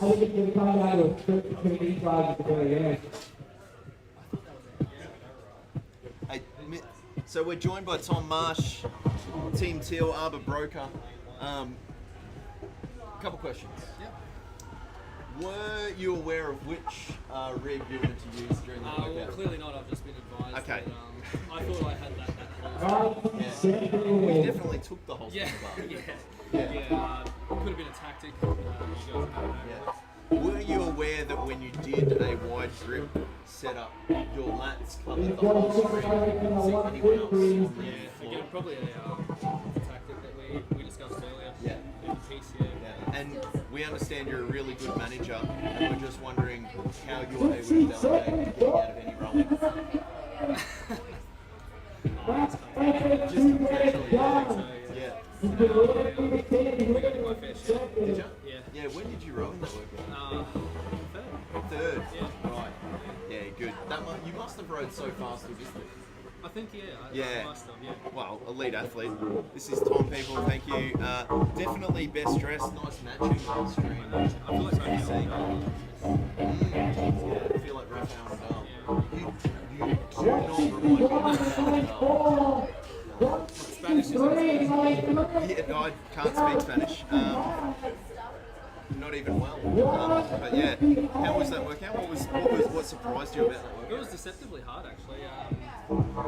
I guess the reps felt easy at first, but that's probably because I rode last. So after I jumped on the roller and came back, I was in all sorts. Yeah, right. I think at one stage I went to the deadlift, so I should have been on the rollers. Yeah. Oh, wow. Okay. Yeah, we did see a bit of a mix-up there where there was no one doing anything for a little bit. Yeah.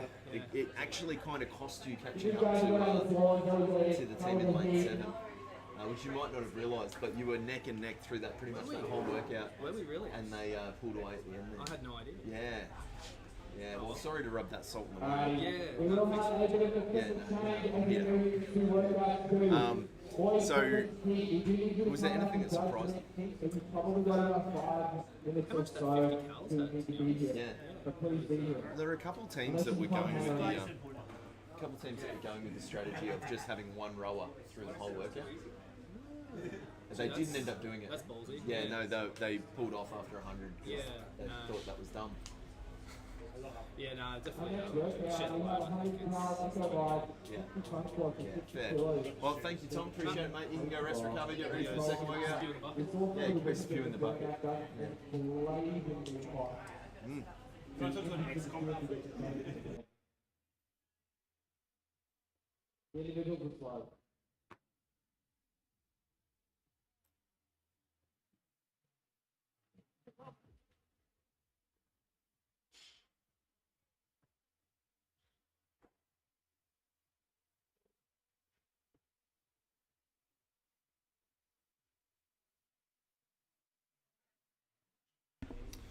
Plenty happening in here. So that is the last heat of event number 1. Plenty of good vibes and excitement around. No doubt some fit people. Hopefully we'll have an update with the scoring shortly. And we'll be able to let you know who's currently sitting in the top spot. We're just going to get everything changed over, get ready for event number 2. I believe as it stands, we're still awaiting heat number 4 scores to come in, but Daddy and his boys is currently sitting in number 1 spot. So we'll be back shortly. Just going to go to a quick transition and we'll be right with you.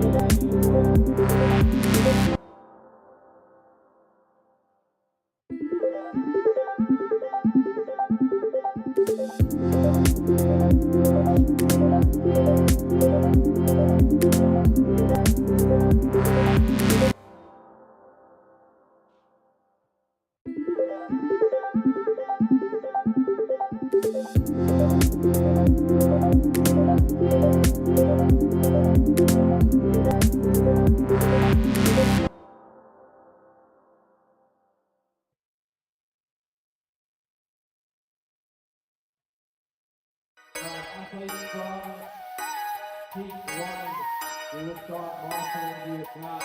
Judges from the Heat 4 is the first workout. We do need you to come back and judge for us. Do not go around, please come back.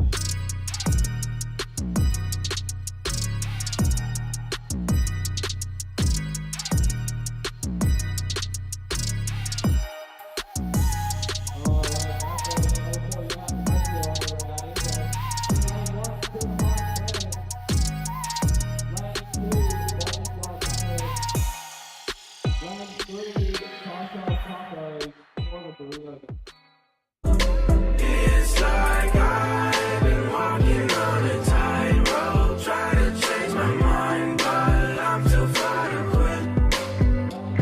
And you can keep your shiny light, 'cause I'm in love with diamonds, we're flawless as it is.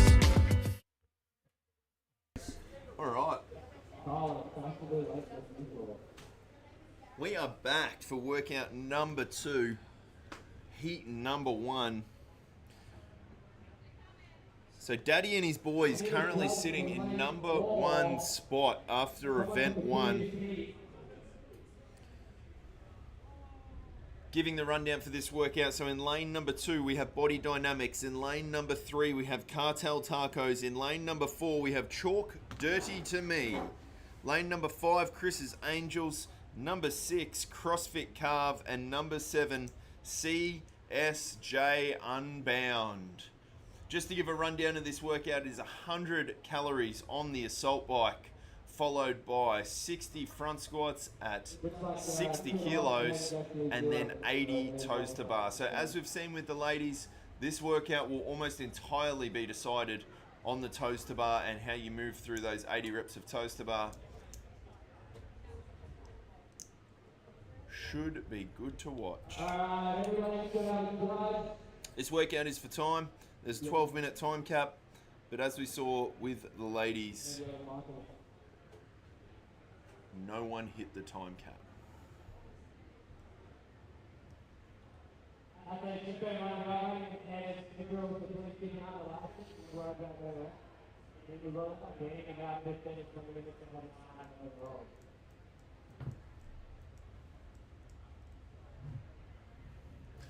Michael just getting all the athletes in the right spot, and then we will get this workout underway. A couple of lanes to watch for CrossFit Carve in lane 6 and Chalk Dirty to Me in lane 4, both with incredibly strong performances in the first 2 workouts. No, it's fine, mate. It's all good. Don't need to shut it, just to cut out a bit of the noise. Okay, so you look at the way you start that for me. Judges, you can have the button, stand by, so if you hit stop the buttons, it'll just be for the 30 seconds, that is stand by.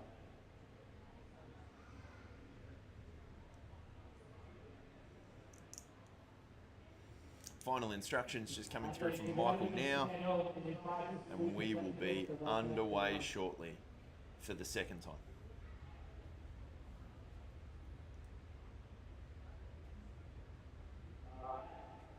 Stand by.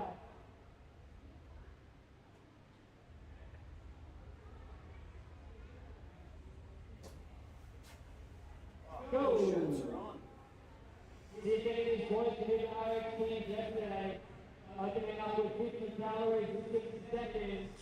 Whoa, that's a strong start. All eyes on lane 5 and lane 4, who have come out absolutely like the clappers.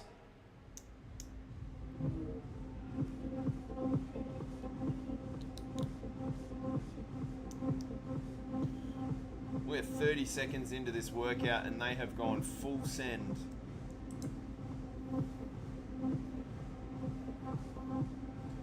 So as we saw in the ladies intermediate competition, most will finish on the assault bike and the front squats at a similar time. This workout will all come down to the set of 80 toes to bar at the end.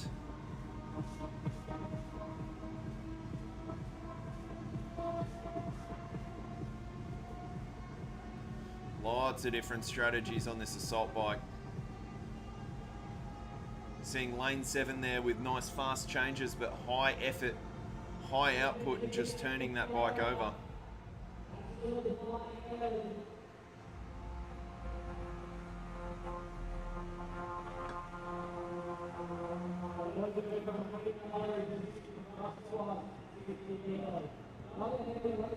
We're 90 seconds into this workout. Chalk Dirty to me in lane 4, really sending this assault bike. Realistically, this should be about 4 minutes of work of the 11-minute time cap. The fastest time we had was off for the ladies was 70 calories in 2.5 minutes, and the fastest time onto the bar was 4.5 minutes.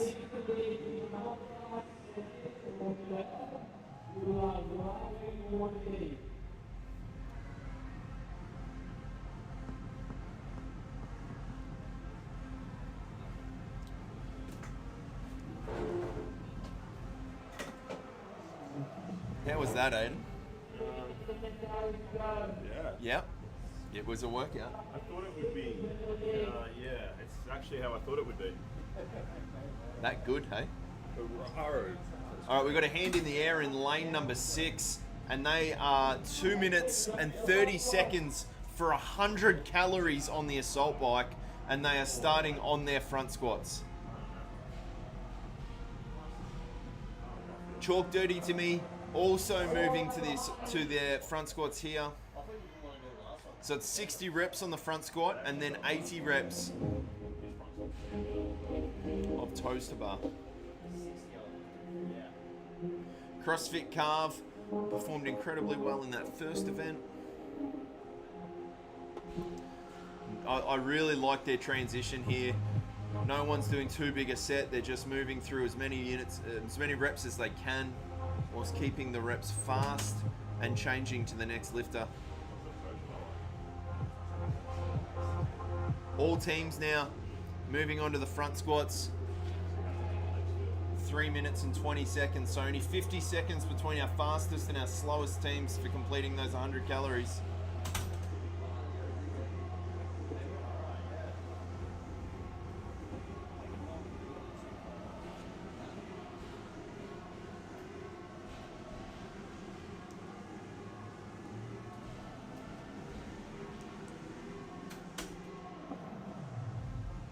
Be interesting to see who the first team is off these front squats and moving on to the toes to bar. No team has an athlete getting ready or chalking up at this stage. If it was me, I'd be chalking up my thighs for the assault bike.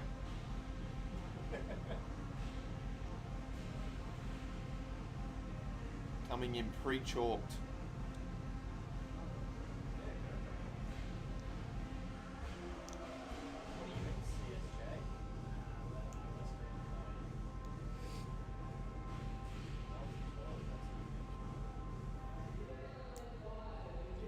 Could be any team here. All right, we're starting to see some movement in lane 6 CrossFit Carve with an athlete moving over to the rig, ready to start their toes to bar. Closely followed by CSJ Unbound on their right. And Chalk Dirty to me in lane number 4. We got some keen eyes. No surprise that the first team that are onto their toes to bar is also the first team to have a shirtless competitor. People are probably sick of hearing about the performance games of shirtless athletes, but at this stage it's undeniable. 80 reps of toes to bar, which is a lot of reps. Down in lane number 2, body dynamics of second team to move on to these toes to bar. We've also got lane number 5, Chris's Angels on the toes to bar. And CSJ Unbound also on the toes to bar. Know for a fact Garrett and CSJ Unbound can probably just do all 80 of these unbroken. Be interesting to see if that's his strategy during this workout. It appears not. Just peak recovery, mate. That's how. Oh, yeah, and the shirt comes off. Two shirts off in lane number 7. We need to get that fan removed so we can actually observe the rigs. Rigs on rigs right now. Rigs on rigs. All teams onto the toaster bar. Looking out for any sign from these judges this workout might be finished. We're only 6 minutes 30 into this workout. Just a reminder, the fastest time we had in the ladies intermediate division was 8 minutes 34 or 43. Lots of teams finishing in that 10-minute spot. It doesn't look like we're going to get there with the men's divisions. These boys are pumping out some massive sets of toaster bar.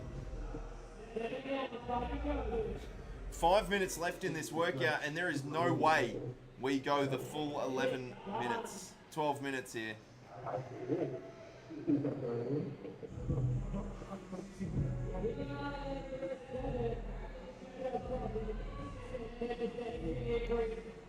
Couple of shirts off coming on in lane 3. Lane 6, CrossFit Carve has finished that workout. First team to have a shirt off, first team to finish the workout in just over 7 minutes. No surprises there. Keep an eye, yep, lane number 2 has now finished as well. 7 minutes 40 seconds. Lane number 5 finished this workout. Chalk Dirty to me in lane number 4. Few reps left to go. CSJ Unbound also finished this workout. 7 minutes and 50 seconds unofficially. 2 teams left to go and not a whole lot of reps left to work through.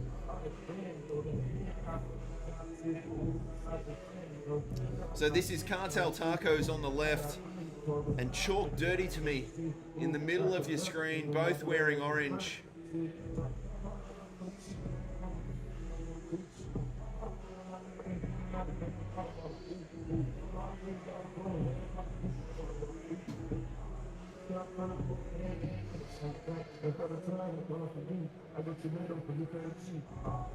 And it looks like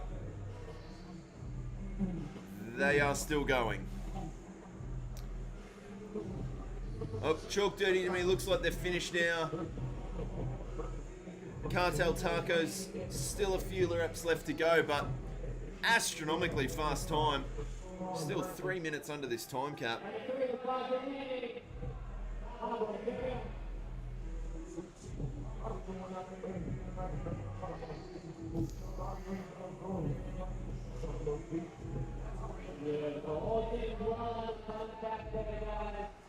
No surprises here. The boys have absolutely obliterated this workout.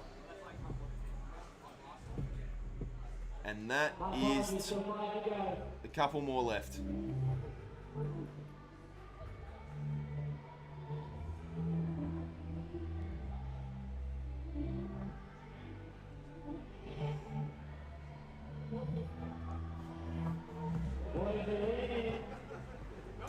And that's time there. All male teams being done in under 10 minutes, with the fastest being just over 7.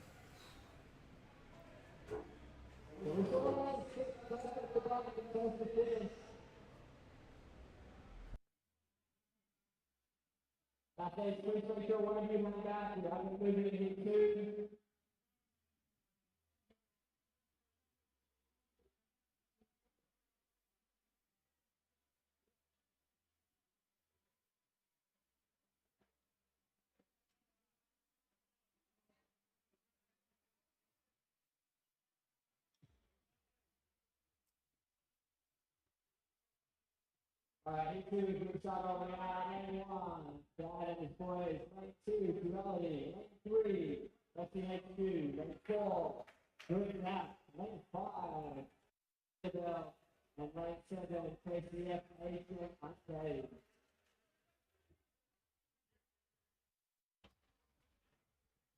There's some big boys in this heat. Expect to see some calories kick over fast. All right, we're just getting set up now for heat number 3. No, 2. Almost heat number 3. So this has our current competition leaders, Daddy and his boys, in lane number 1. Still need to confirm which one they call Daddy. Lane number 2, Duality. Lane number 3, FTHQ. Lane number 4, Grit Adapt. Lane number 5, Iron Beer Bell. Lane number 6, Iron Jar. And lane number 7, KCF Aged and Uncaged. Just letting everyone know, we will rename that team KFC Aged and Uncaged if KFC comes on board for a sponsorship. KFC, again, we're happy to discuss. Love your product. Would love to love it more. Team's getting set up now. So a couple of the splits we saw in that first heat, about 2.5 minutes was our fastest team off the assault bike. 3 minutes 20 was the slowest team off the assault bike. And it was pretty even across the board around when teams got to the rig. Between 4.5 minutes and 5 minutes. And then the whole workout was pretty much how fast you can do 80 calories, 80 toes to bar. No surprises there.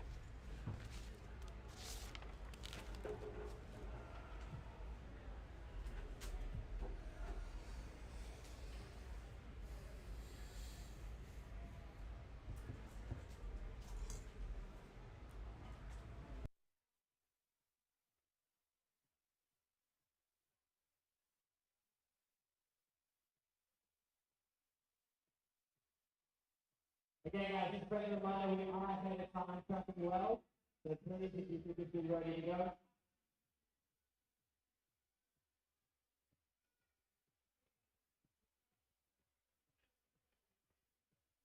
Alright, that takes up your numbers ready to go.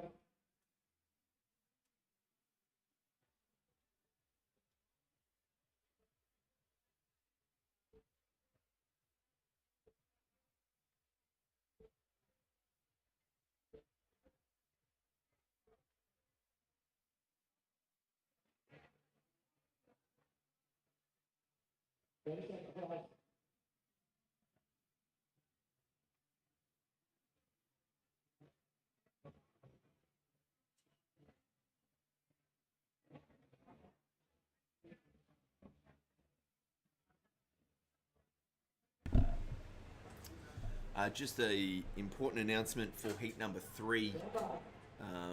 We have an important announcement that Kerry from Night Army will be removing his shirt and exposing his rig when he gets on the rig. So heading to Toaster Bar is the time when that will all be happening. All right, we've started off workout number 1. In lane number 1, Daddy and his boys, and currently sitting in first place. In lane number 2, Duality. In lane number 3, FTHQ. In lane number 4, Grid Adapt. In lane number 5, Iron Beer Bell. No one in lane number 6. And in lane number 7, KCF, Aged and Uncaged. Possibly with the most impressive transition on the assault bike there. Yep, we've got shirts off. KCF training taking it seriously. Daddy and his boys. You got to assume that's Daddy, who's taken the shirt off early. Some great effort from FTHQ, really putting in the effort on the calories. So we're a minute down. The fastest time off the assault bike in heat number 1 was 2 minutes and 30 seconds. And the slowest time was 3 minutes and 20 seconds.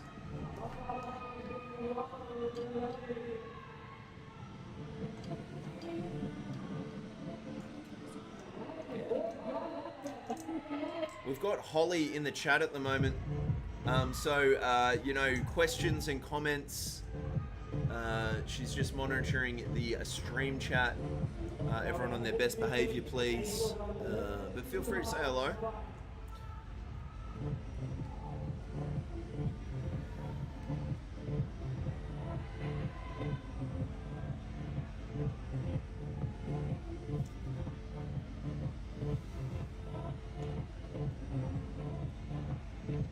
Ollie's trying to make sense of the chat. Pretty much whenever Michael's come on board, he's just thrown shade at Royce.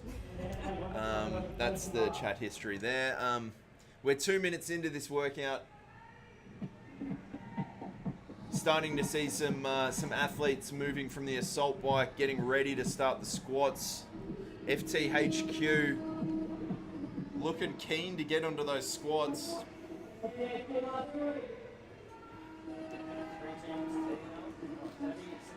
Oh, Daddy and his sons, FTQ and Duality, all pretty much cleaning the bar at the same time. All three teams are pretty much doing synchro front squats at this stage. That is 2 minutes 20. That is our fastest times off the assault bike so far. Lane 5, Iron Beerbell joining the front squats. KCF training not far behind. They'll be on their front squats shortly.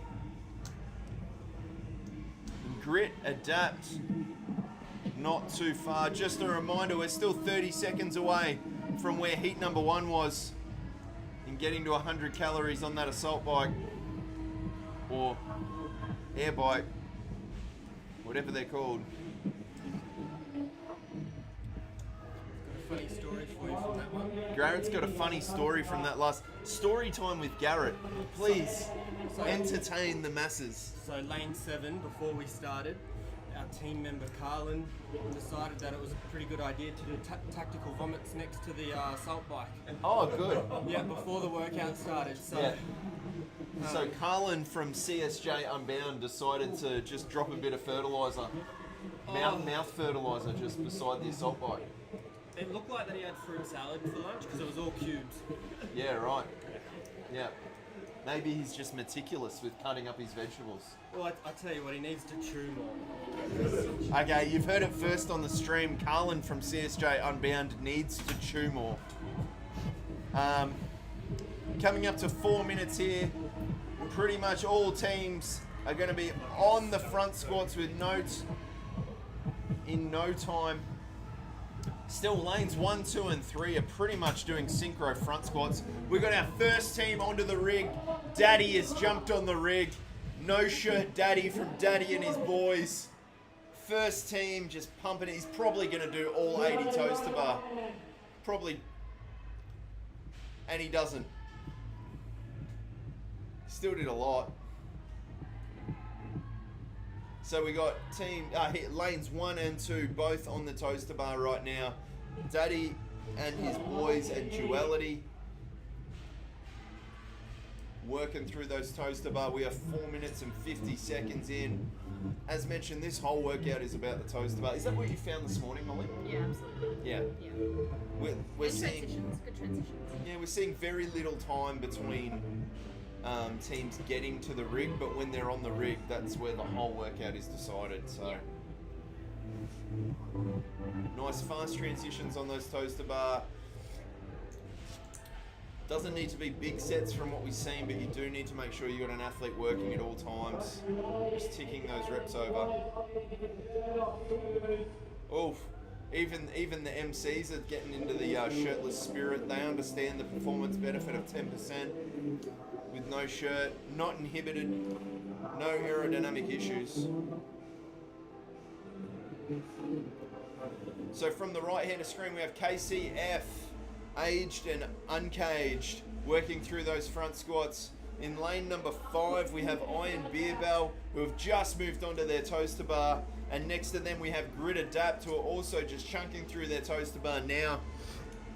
On your far left of screen and leading the first team to the rig was Daddy and his boys.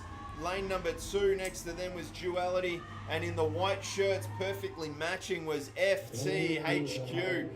This could literally be anyone's workout.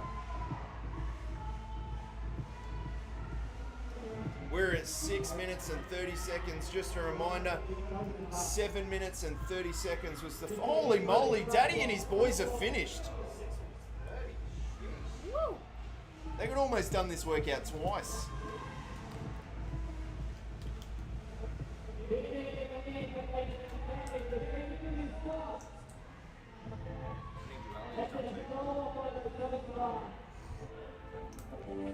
Good finish from Duality. They've always also finished. Won't be far now for FTHQ. Just ticking those reps over. FTHQ in those crisp white shirts. To the right of them we have Grit Adapt. And then in lane 5 to the right of them we have Iron Beer Bell. On the far right of screen we have KCF, Aged and Uncaged, moving onto their toes to bar now.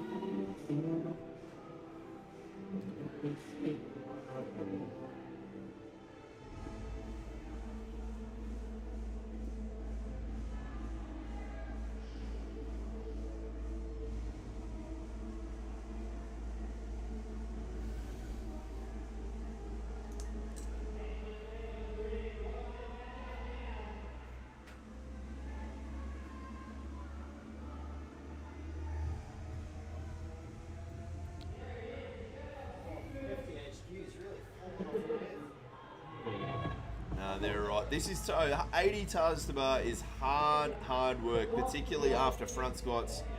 We get Matt and we get Michael in here next. They'll talk about how much fatigue is on those hip joints. In the front squat, you're pushing to open your hips up to push that weight up, and then on toes to bar, you're pushing to close the hips and get your toes to the bar. So it's tough work for these teams. It's still, like, putting it all into perspective, we're 8 minutes and 30 seconds into this workout. That is still faster than our fastest ladies intermediate heat.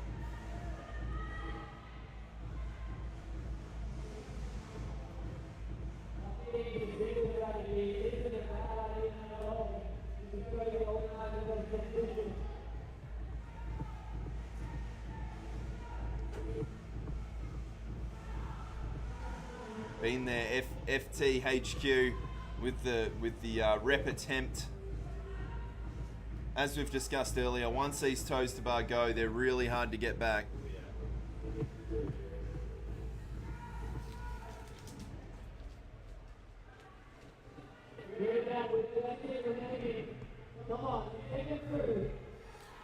So still on the floor, lane 3, FTHQ in the crisp white shirts. Lane 4 we have Grit Adapt. Lane 5 we have Iron Beer Bell, and in lane 7 we have KCF, Aged and Uncaged, who looks like they've finished that workout just crushing it with those toes to bar. Last team to the rig, and they've leapfrogged 3 teams just with that massive toe to bar effort.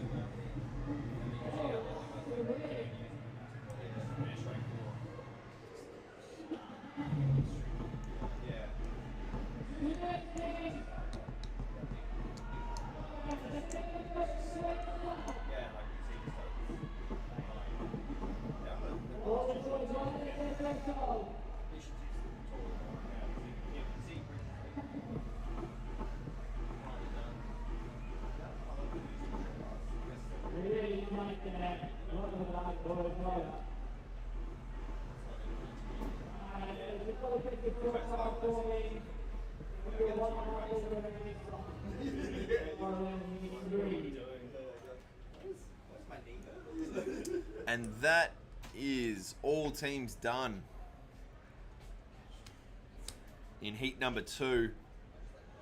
All teams finishing well under the time cap.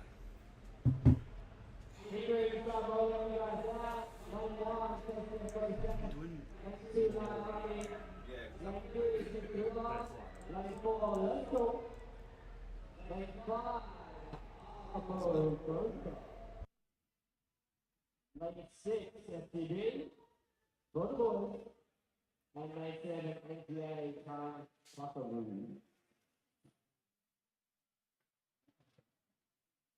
Just make sure we have a judge, guys.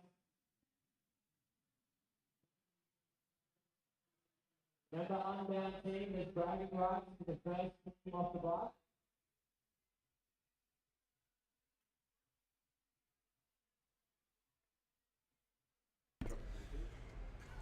All right, we're all getting set for heat number 3. Plenty of exciting little things to keep your eyes on, and big things as well. So in lane number 1, we have KCF Bro Sesh. In lane number 2, we have Night Army. In lane number 3, we have King River. Lane number 4, let's go! Lane number 5 with the perfect matching teal Arbor Broker. In lane number 6, we have Fit Tight Booties. And in lane number 7, we have NGA Tane Parkaroo. Again, if I pronounce that incorrectly, I do sincerely apologise. Okay, so all eyes here. We're giving the crowd what they want. You, as the viewers, have said very clearly, Kerry the Dream Richardson, who is a member of Night Army in lane number 2. They had a really impressive start in event number 1.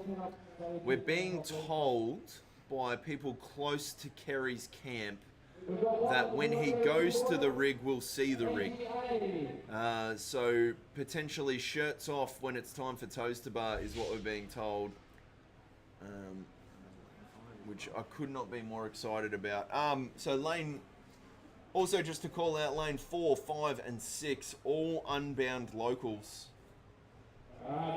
There'll be a lot of competition between those 3 teams. Yeah, the boys. Lots of crowd favourite and crowd support for Fit Tight Booties. Can't quite put my finger on why that might be. It's probably their Fit Tight Booties. For the bacon.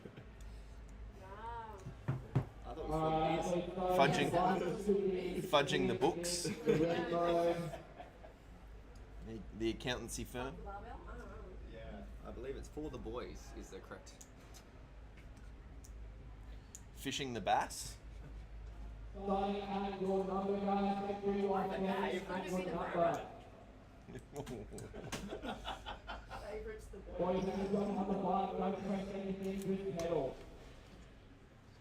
Well, before we go too far into that rabbit hole, Fit Tight Booties in lane number 6. Team to watch. We did ask Jim why he didn't do more rowing. He said because he delegated to other people who can also row, which is fair enough. So 100 calories on the assault bike, 60 front squats is 60 kilos, and then we'll be doing 80 toes to bar. No need to reiterate, but I will anyway. This workout is all about the 80 toes to bar. We've seen in all the heats. Oh, look at eyes on lane 1 and lane 2. KCF Bro Sesh and Night Army have decided YOLO Swaggins. I do not care for my life anymore, and we just need to full send at all costs.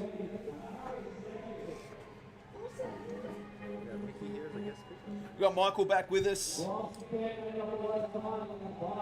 Michael, can you, actually a serious question, can you talk about the interaction between front squats and toaster bar, particularly on the hip hinge, and how that might, how those two movements put together might affect each other? So there's a couple of elements you got to deal with. All the blood is obviously, well, bike elevates your heart rate, but it's also driving primarily, unless you're hind with a 160 bench press, all the blood to your legs. But in all seriousness, then you tie in the flexion element of the squat, the knee flexion, and the range of having to get hip crease below knees for most athletes is going to actually end up fatiguing the hip flexors, and in particular, one thing that's very deceptive is the lower back. Yeah. So you are going to find that ability to just fold. They're now finding that little bit of extra resistance. One, with the fatigue of the hip flexors, so it's harder to actually lift your feet to the bar. Yeah. And then 2, you've got resistance through those erectors and hamstrings as well that you're now combating. So nice way to kind of think about it, if you've ever done toaster bar EMOMs, where you're doing a 10-minute EMOM, we do it a lot for volume progression, 10 reps every minute on the minute for 10 minutes, and then over time you condense that. Once you get to kind of like the 5th minute, that's probably how their first set feels. Yeah, right. Yeah, so And you're seeing a lot of teams break down. So they're opening with sets of 10 pretty comfortably. Once they're through the first 40, but you think about it, each athlete's only really done 13 reps. yeah. They're already down to singles or struggling to maintain their kip. Wow. So NGA in lane number 7, the fastest assault bike time we've seen so far, closely followed by KCF Brosesh on the top of screen, both onto their front squats and well into their front squats at the 2 minutes 30 mark. How long did you, when you programmed this workout, how long did you expect the 100 calories to take? We were expecting teams to be under 3 minutes, ideally for like hitting it at a hard pace. Yeah. We did know that some teams would get through this, but we had a bit of time to play with. We went with an approach of, rather than having a percentage of the groups capped, allowing the groups pretty much all the ability to get this done. Yeah. And we've seen 2 or 3 teams already finishing that 11.5-minute mark. Yeah. Normally might not finish this workout, so it's a nice little confidence booster for them, just to know that they're under the time cap. Yeah. It might not seem like much, but Well, I think we've spoken about it before. Obviously, this workout is a toes to bar workout, so we're seeing teams get to that rig. All teams pretty much in it within a minute time frame of each other. Lane 7 in the previous heat, Aged and Uncaged, last to the rig, all right, and they beat three other teams. They were probably 30 reps behind on the toes to bar. Yep. And ended up making up 4 spots. Yep. Yep. So it really does come down to that. And they were just able to hold 10s. They were literally on 10, 10, 10, 10, 10, 10. So yep. Where the big athletes can make up time on the bike, those smaller athletes are they're better and more consistent on the back 40 of the toes to bar where it matters. Yes. Yeah. And as we've said with toes to bar, once they go, they go. Yeah. So you ain't getting them back. It's really, you're not getting them back. So eyes are on the top of screen here, the top left of screen. We're only 4 minutes and 15 seconds.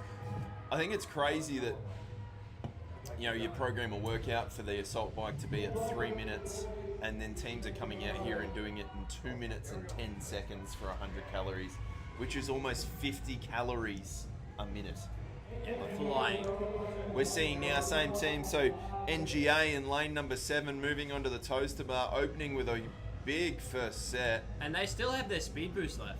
Yeah. Shirts are still on. Shirts are still on. They're going to win this comp without having to expose the rigs. Imagine that, taking our first place, not one ab. Let's go in lane number 4. First team of the Unbound squad onto the rig.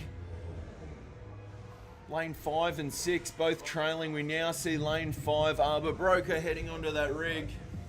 Now these boys, Arbor Broker, they could make up some good time here. Both boys, all 3 boys, really good at toes to bar. Can both manage sets of 20 if they really want to push it. So all eyes now are on lane number 2. Now, Kerry the Dream Richardson has promised us that when he gets to the rig, we get to see the rig. We're yet to see that. Yeah, he's a bloke who loves to party and still doesn't lose his abs. Yeah. We just want to see, that's what the people want to see. They want to see Kerry the Dream. If we're lucky enough, we might even get Kerry on mic for last heat.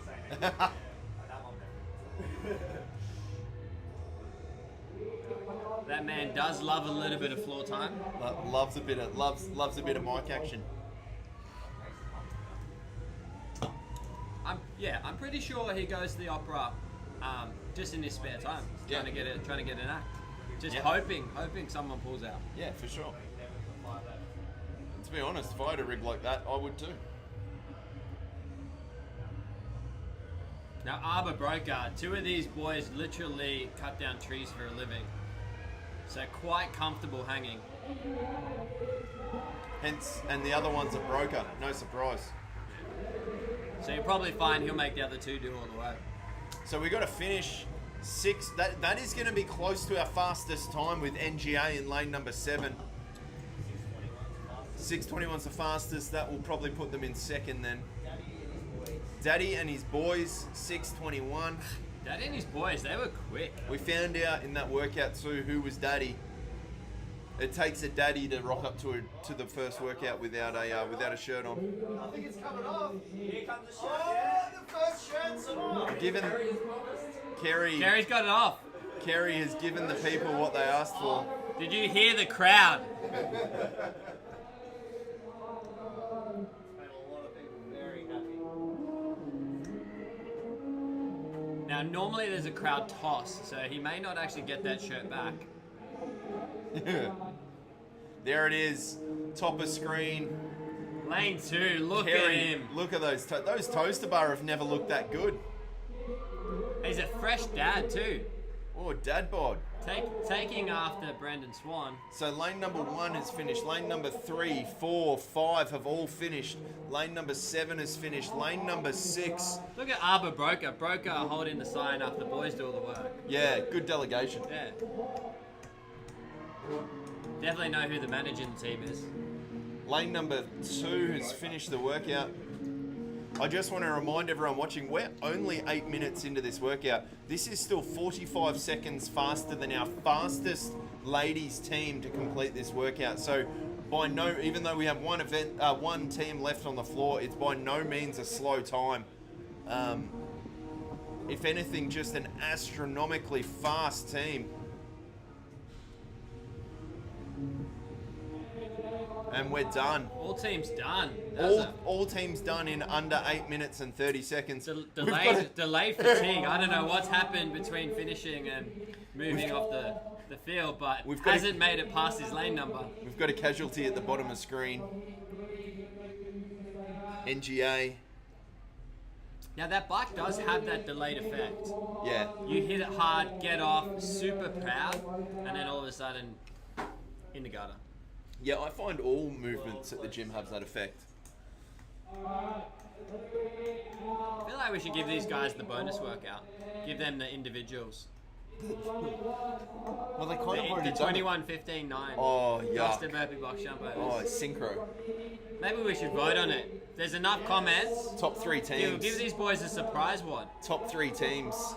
Round for round, 21 thrusters, 21 burpee box jump overs, all 3 athletes. Top 3 teams, synchro. Top 5 thrown out. Synchro. Has to be synchro. Surprise! I don't think they'll be too thrilled. No one would be thrilled to hear that noise. It's possibly the worst news you could hear. Be interesting to see the intermediate boys. Next workout, there'll be some heavy lifting. Tends to get the crowd going. But it'd be interesting to see. We had 80 kilos by one of the women.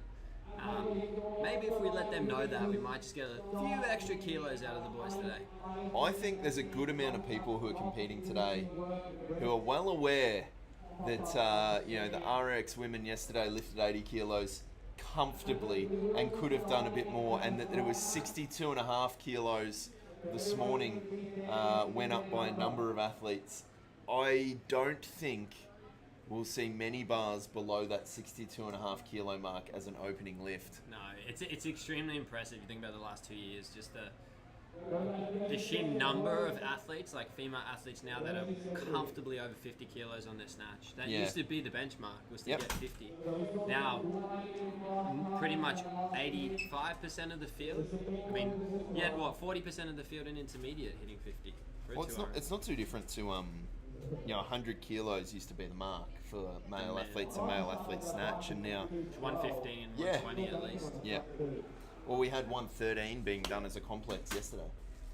We do have one athlete here from yesterday, one of the individual athletes, Lisa Emmerich. Do you want to? So we're trying to have a bit of a vote here. Do we give these guys a surprise workout where we give them a version of individual workout 1? For what purpose? 3 rounds for time, round for round, 21 thrusters at 50 kilos, 21 burpee box jump overs. I think each athlete just one round. I think it should be synchro. I think it should be podium teams synchro, and the winner takes all. Although Daddy and his boys might be a bit upset after that with 2 event wins so far. Maybe do like the top 7 or top 5. Do it. Let us know. Comment in the chat. If we were to do a bonus workout today for these intermediate men's, what do you want to see? We're a little bit ahead I feel like in the chat, if we asked them to give a workout, it'd be something like a 10-mile run. I think it needs to be 3 rounds, like 21. Each athlete does 21 thrusters, 21 burpees, as fast as they can. Yeah. Just one. Not 21:15. Yeah, No, that way just it's 21. it's a flat out sprint, just hurt. But it hurts. Yeah. Yeah. Good idea. Let us know. Have your say. We're a little bit ahead of time, so we might be able to sneak one in. Or maybe do we make Michael and Matt do it to kind of square off their beef? Can I redeem myself? Can I do all the work from yesterday? Well, do you want to see Michael, Matt, and Lisa do it? Not me. To redeem themselves. We don't have enough time for me to do it. Redeem themselves with that workout. I think Matt is salivating at the thought. He's Matt got was his like spidey Matt's sense. Raymond tingles. Raymond Lee, 10-mile run. Someone was going to do it. I told you it'd be 10. Someone was going to do it, Raymond. Matt gets a tickle in his pants with that workout. Wow. Wow, that's tickle in his pants. That's exciting. I just so saw exciting. A windscreen wiper tickle. So exciting, moving swiftly past. I haven't even told you who's in this heat. So in lane number 1 we have Oh My Word. Lane number 2 is empty. In lane number 3 we have Team PB. Lane number 4 the United Nations of Cartel. Lane number 5 Whiskey Warriors. And in lane number 6 we have You Go, You Go, You Go. Which is very apt for anyone who has done a team's CrossFit. Mate, he's riding that bike the same way he rode. Yeah, and he's probably going merrily down the street. So, my hot tip for seeing who's actually riding faster on an assault bike, and you can use this in the gym, is you look at the handles, because it's the same resistance for every bike. There's no resistance levels. So the faster the handles are moving compared to the people beside them will tell you who's actually working the hardest. Yeah. So if your handles are moving fastest, you're moving fast. So it's not about the headbang. No, it's not about the headbang. It's not about the butt wiggle. Some people wiggle their hips. The bounce. There's always the bounce. Lanes 1 and 3 are moving on to the front squats already. Incredibly fast time at 2 minutes and under 2 minutes and 30 seconds through the assault bike calories. These boys are quick. And that 60 kilos is deceptive. A lot of these boys, no one's going to fail it, so it really is just squat it as fast as you can. I think the key, as we've seen with all of these and the toaster bar as well, is you don't need to do sets of 10. You just need to reduce the transition time. So as soon as you drop the bar, if someone's picking it up, as long as you're doing 5 fast reps, that's 5 reps one of your teammates doesn't have to do. And as long as the transition time is nice and quick. And we can see that with lane 1, just taking a little bit longer to get into that squat plane for the first rep. Toaster bar the same, you can quite easily get a really good time here just doing sets of 3 to 5. So if we compare lane 1 to lane 3 right now, who are changing more often in lane 1, but faster squat reps, and lane 3, which are getting comfortable in the top of that rack. Look at the kids breaking it down. Dance points. Lane number 3 is definitely how your coach wants to tell you how to squat in class, but lane number 1 will move through the squats faster. And saying that, lane number 3 comes out and starts punching out these reps. Yeah, those boys are moving. What rep range do you expect these athletes to do at 60 kilo front squats? The goal was probably a minimum set size of 5. Yeah. Some of these athletes are going to push for bigger sets on their first one, around about 10 to 12, which we wouldn't recommend. Doesn't really take that long to squat clean, and they can stand either side of the bar. We were quite lenient with that element, the team element of the workouts. We allowed a little bit more strategy by just having less rules. So I think if I was to do this workout, I was talking to Matt a little bit about this. If I was to do this workout, I would probably do every second set, but I'd only be doing 5 or 6 reps. Yeah, and you can maintain your speed then. So because my toaster bar are not great, I wouldn't be doing as many toaster bar, but I would be doing every second set of front squats and trying to keep the rest of my team fresh. So lane 1 is first onto the rig. They are still a little bit slow with their transition time, so if there is a team that's quite organised, they could easily catch up a 20 rep lead here. This is where it's deceptive. So they're obviously the fastest team in this heat, but they don't have the reference point of other heats to go on. So we got 2 teams. Heat 3 was definitely fastest. Yeah, so Daddy and his boys at 6 minutes and 21 seconds is only a minute away. And then KCF as well, who finished at 6 minutes and 30 seconds in the last heat.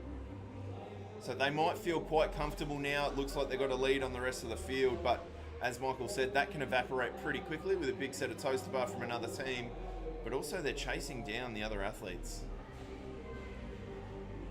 Yeah, they needed to keep an eye on Heat 3 because there were some sub 7 minute times in there. So, chat, what do you want to see? Do you want to see a playoff? You want to see a finale for the intermediate men's teams, or do you want to see Matt, Michael, and Lisa do a 10-mile run? Do the 2RM cold. Do the 2RM cold. No, I'd prefer to see you guys do the 21:15.9. See if we can beat the 80 kilos from the women. 21:15.9. Or we do the swimming strict press. Swimming strict press, gosh. We can just do a 1RM thruster. All the movements you're good at. Just not 100 burpees for time, please. We can just do a 1RM power clean. I did have to do the 500 burpee to target for leaving my equipment out. 500 burpees to target? Which was disgusting. With a weight vest for the first 250. What did you leave out? My bar. One bar? And my coaching staff threw me under the bus. I had to do one burpee for every like, and the members decided they really liked that idea. Yeah, that's a good like. Pretty sure it was the most engagement we've ever got. Yeah, well. And I had to live stream the burpees. That was crazy. It was fucked. I was sore for a whole week. And it was my wrist. Kieran slayed the survive one for the top 3. Kieran, you're right here. You could have just said that. I did. Surprise workout for the top 3 teams. So pretty much all teams now are working through their toes to bar. Thanks, Michael. Appreciate your time. Matty will be sneaking back up here for the first 2 rounds of the lifting. Everyone's looking forward to that. Oh, got a flex. Dang. Just working through the last few toes to bar here. Looks like team number 1 has finished a really fast time in the 7-minute range. Looks like Daddy and his boys gonna be safe.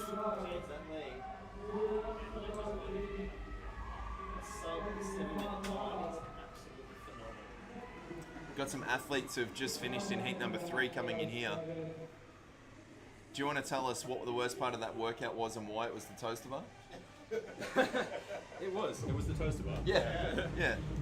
Yeah, they feel so much worse when you get to them. Our game plan was the boys were going to go lighter on the bike, and I just send it and make up on the cals, and then they can just take off. Yep. On the front squats and the toaster bar. But yeah, I was hoping I would at least to get like a couple of sets of 10 and then 5s. By the time you get there, you just gas, nothing.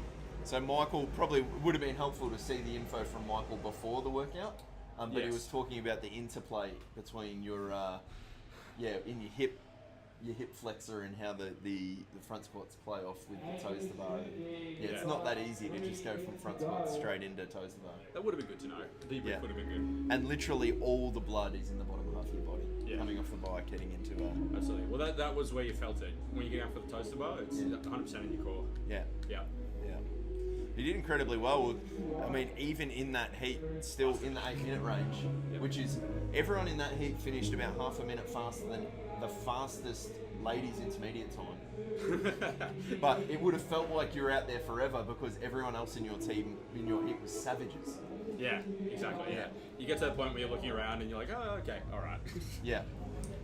But comparison is for the foolish. Yeah, not fun. But it looks like we've still got 2 teams working here in lane number 5 and lane number 6, finishing off this workout. Looks like Daddy and his boys will be going through. They'll have 2 wins, win in workout 1 and win in workout 2 at this stage. Out in front with the lead.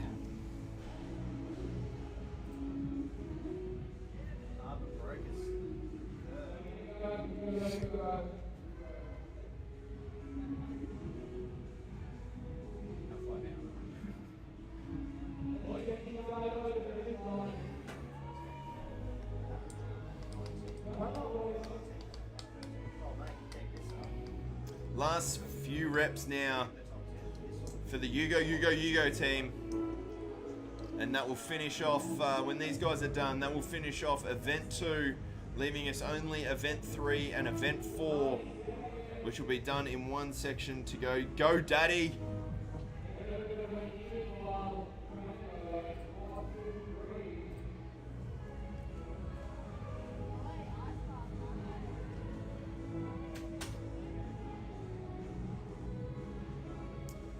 Michael's just getting the plates ready for their next workout. And that is time. Gonna go to a quick transition as we get set for workout number 3 and number 4, and we'll be back with you for the last workouts of the day, 4 heats, and then we are done. Don't forget to drop a comment. Let us know if you want to see a surprise workout for these intermediate men. Thank you for the ones who have weighed in already, or if you'd prefer to see Matt and Michael bury themselves in that 21:15:9 workout that we made the individuals do. Realistically, both of them are going to be a bit precious and take about 45 minutes to warm up, so chances are we won't see that. But let us know anyway. We'll be back shortly.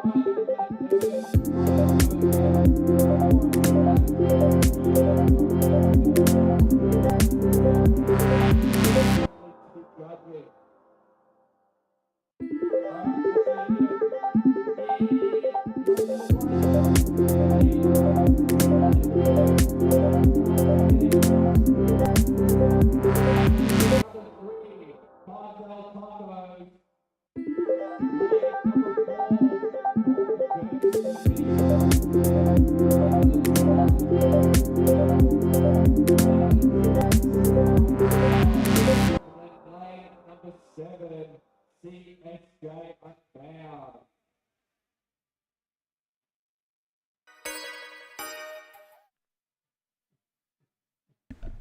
All right, we are back. Last heat or last events of the day.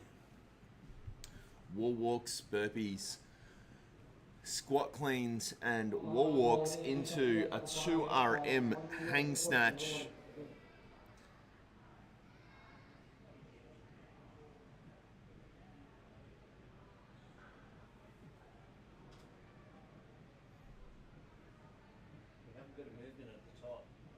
Do we? NGA Tane Pakaru.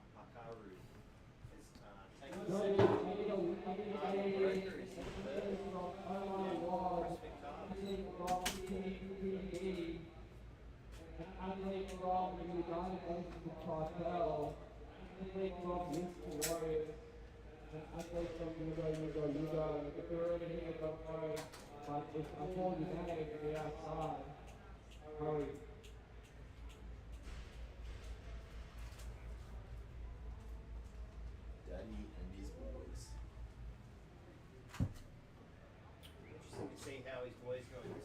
All right. So,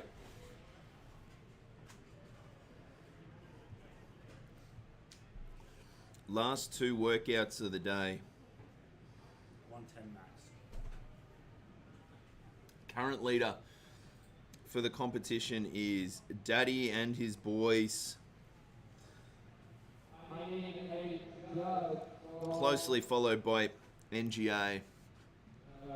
And then Arbor Broker is sitting in third. But you could throw a handful of points across second and 10th at the moment.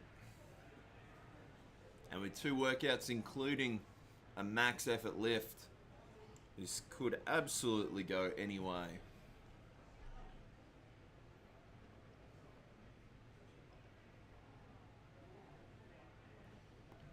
So just a reminder, the first 11 minutes of this workout are 6 rounds for time, 3 wall walks, 12 bar facing burpees, 2 squat cleans at 70 kilos, and 3 wall walks, and then tagging the next partner in. Each athlete has to complete 1 round. If you choose or you need to substitute out an athlete halfway through a round, you need to pay a 7 burpee penalty. In heat number 1, lane number 1, we have emptiness in the void. Yet no one there. Lane number 2, we have body dynamics. Lane number 3, we have cartel tacos. Lane number 4, chalk dirty to me. Lane number 5, Chris's Angels. Lane number 6, CrossFit Carve. And lane number 7, CSJ Unbound.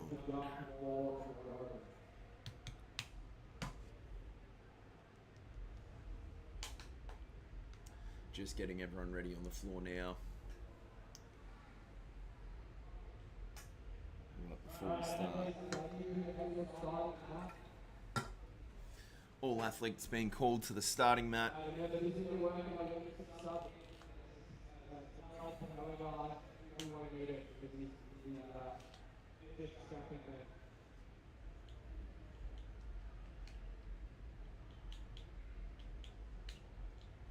Alright guys, I'm just going to get you started. Everyone ready?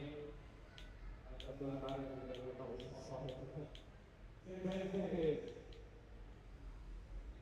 10 seconds. Starting soon. I think you're going to see not much strategy here. I think it will just be go as fast as you can, as long as you can. I think most of these male athletes aren't going to have a problem with these movements. They're just going to be trying to move as fast as they possibly can to get the next partner in.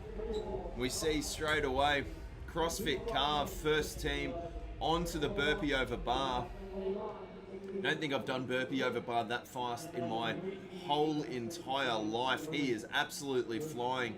The real question will be, does he get straight off these burpee over bar into 2 touch and go 70 kilo squat cleans? I sure hope so. That is what people want to see. Do not break the reps. Touch and go. Here we go.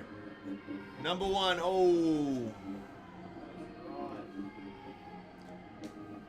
CSJ Unbound next to him. Just caught up all that time on the cleans, and they'll both head to the wall walks at the same time. As we saw with all variations of this workout, the wall walks are absolutely where the time is made up. Even in the RX individual heats, the 8 wall walks they needed to complete were the thing that soaked up the time.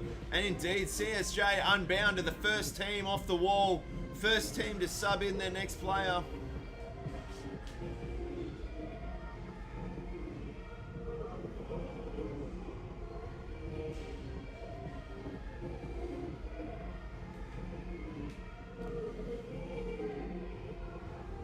CSJ Unbound on the far right hand side of your screen in lane 7.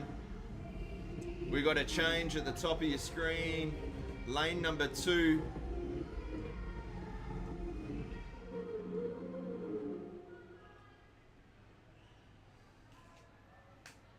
Carlin, lane number 7. Indeed, the C in CSJ. Leave the S and the J no longer applicable if they've had to sub in some athletes to make up that space.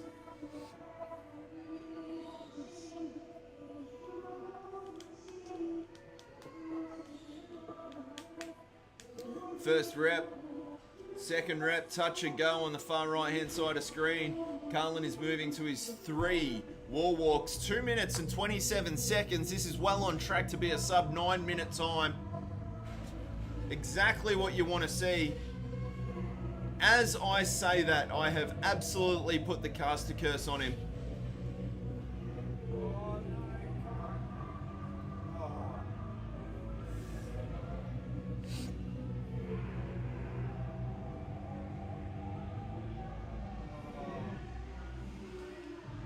And he's off. He's been called back from Michael.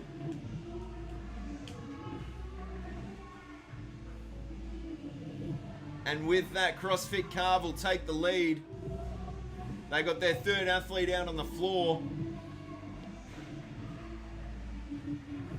There it is, CSJ Unbound. Garrett with a back as wide as the Grand Canyon. Don't believe they make shirts wide enough for him. Wears modified ponchos.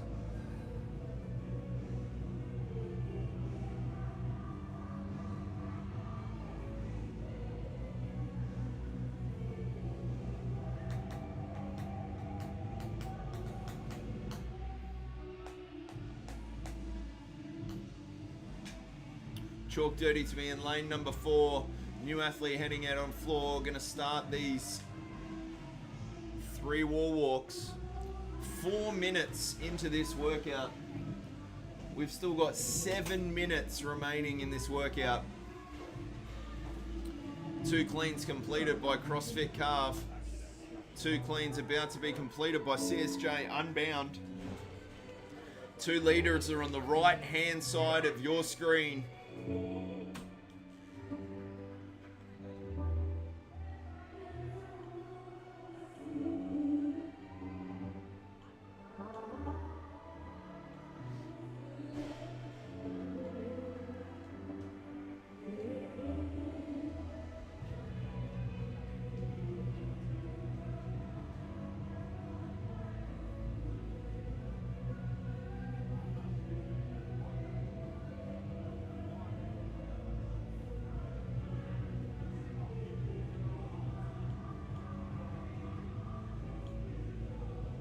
CrossFit Carve. Carving up this workout. Well into the burpees on their 4th athlete now.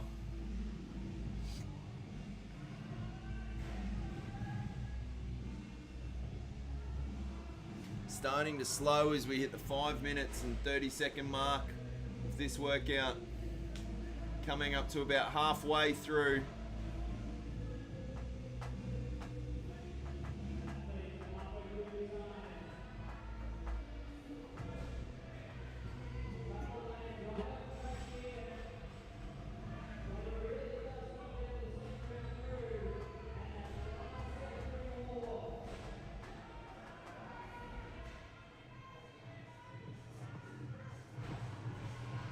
As we saw in the first round, CSJ Unbound overtaken CrossFit Carve on the cleans.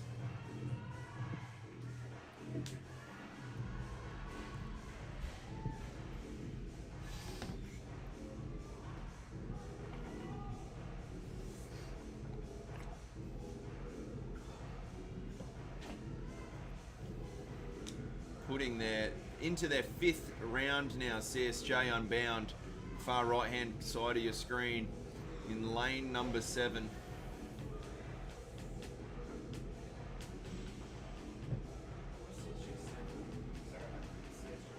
It looks like top of screen.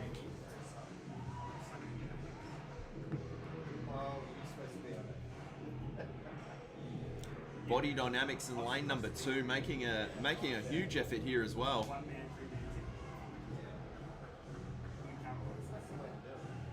Making up some time.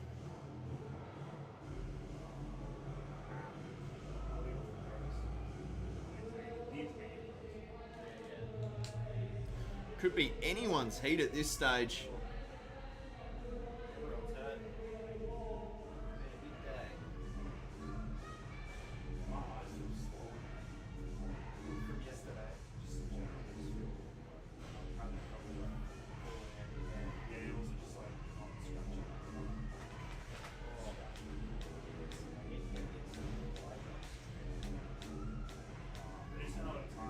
Yeah, it looks like lane number 2, Body Dynamics. Looks like they've overtaken both CSJ Unbound and CrossFit Calf here. This athlete's come out and just put in a monster effort. 7 minutes, 47 seconds. Looks like they'll be finishing these 3 wall walks and then handing off to their final athlete to finish the 6th round. And with that,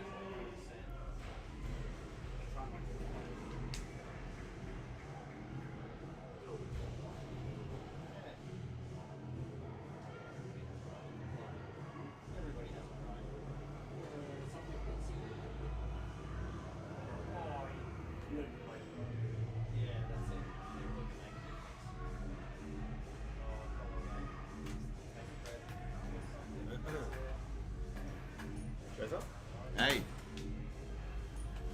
top screen Body Dynamics now moving on to their burpees. Bottom of screen here, CSJ Unbound and CrossFit Calf, both on the wall walks.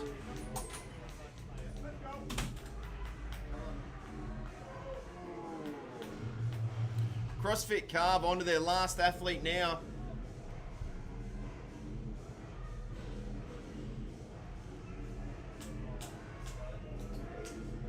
Body Dynamics finish the cleans. 3 wall walks to go, and Body Dynamics will come from behind and take the heat win.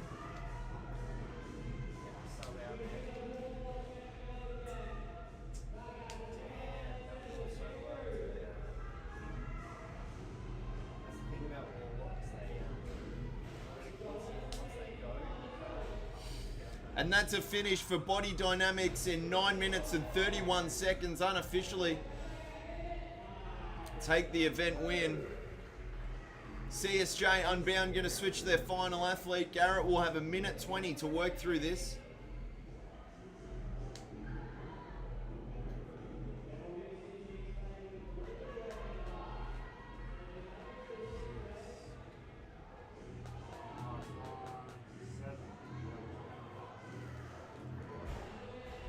First clean for CrossFit Calf in lane number 6. Second clean going to walk onto the final wall walks. Team change in lane number 5.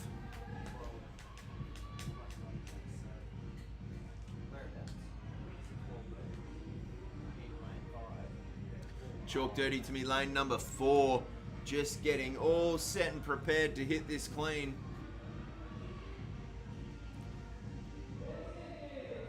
30 seconds left in the workout. Garrett on the right hand of screen, lane number 7, gonna try and double this up. Good rep. Lane number 4 will now see if he can get through some wall work reps. 15 seconds left on the clock. It's all about putting that extra rep on if you can.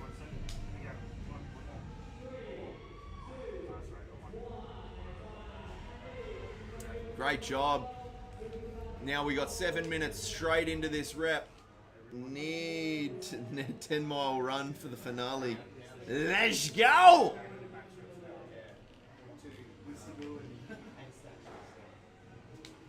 It's all about effort here, so got to be prepared, got to know what your opening number is. Interesting to see some of these guys stripping these bars right back. 70 kilos straight off in lane number 2. They are not wasting any time, Body Dynamics. They've got a heat win and they're going to jump straight into hitting this rep. One athlete at 70, no problems. Second athlete, first rep, easy. Second rep, all good. No problems there. Third athlete, just looking to adjust the weight up in lane number 2. Interesting to see across the board. Body Dynamics already have 2 good numbers on the board. Just getting set for their next athlete lifting. We have teams still loading their bars, yet to hit a successful lift. 1:20 into this workout.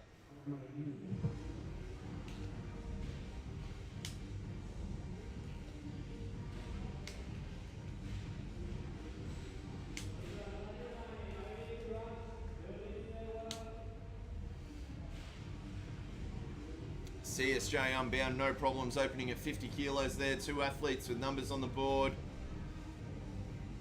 Heaviest barbell on the floor being loaded up in lane number 2, straight to 80 kilos.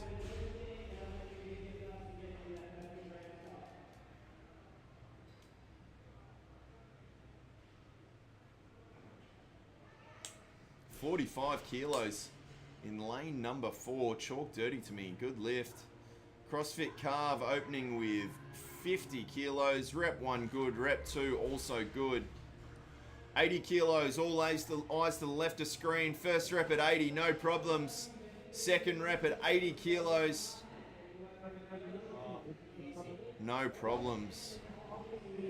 Smooth as you like.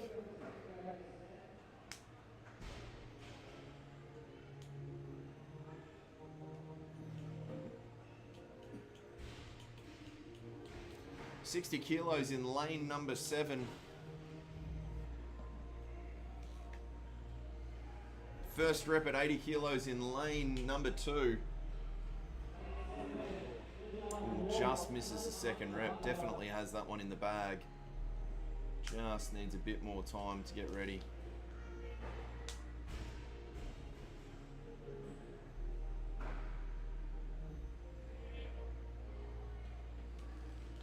Garrett in lane number 7, 2 reps at 60 kilos. Lane number 6, CrossFit Carve, first rep at 60 kilos, no problems. Now the second rep, yeah, beautiful squat snatch.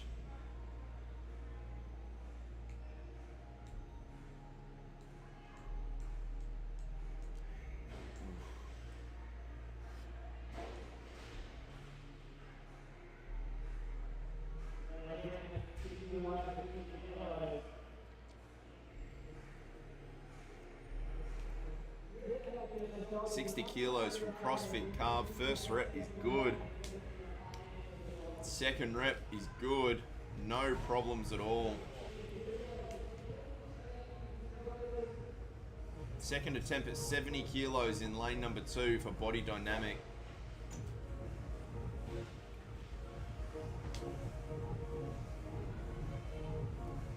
What are they loading here? Something going 80, potentially 85 in lane number 2. 70 kilos on the bar in lane number 6. CrossFit Carve. 65 kilos in lane number 7. CSG Unbound. Smooth. 55 kilos lane number 3 and 55 kilos lane number 4. Nice clean squat snatch on the second rep in lane number 4. 55 kilos in lane number 5. First rep is good. Second rep is good. Well done. 85 kilos at the top of screen in lane number 2. First rep, all good. Second rep, just loses it out front. Quickly to lane number 6, which we have 70 kilos loaded. Second rep will get it.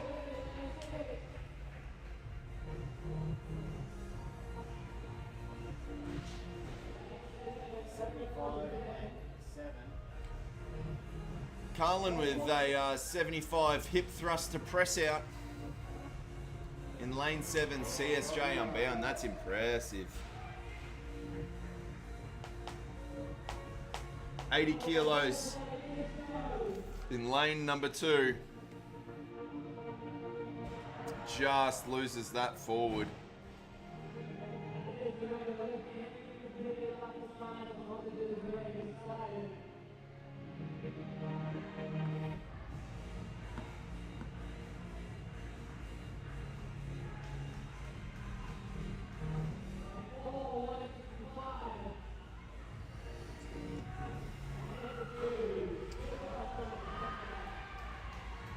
$80 kilos first rep in lane number 1 is good. Garrett was 70 kilos in lane number 7.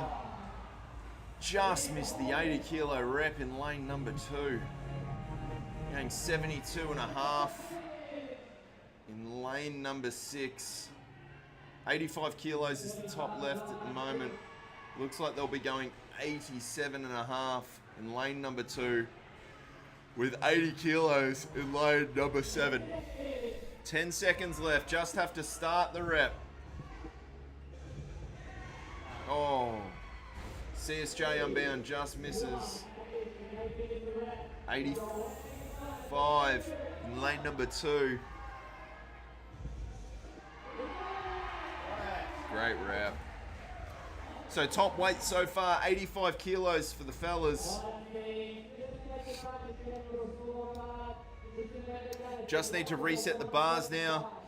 We'll hit a quick transition and we'll be back for the second heat in the last workouts of the day. Indeed, the last workout of the weekend for Unbound Unleash 2022.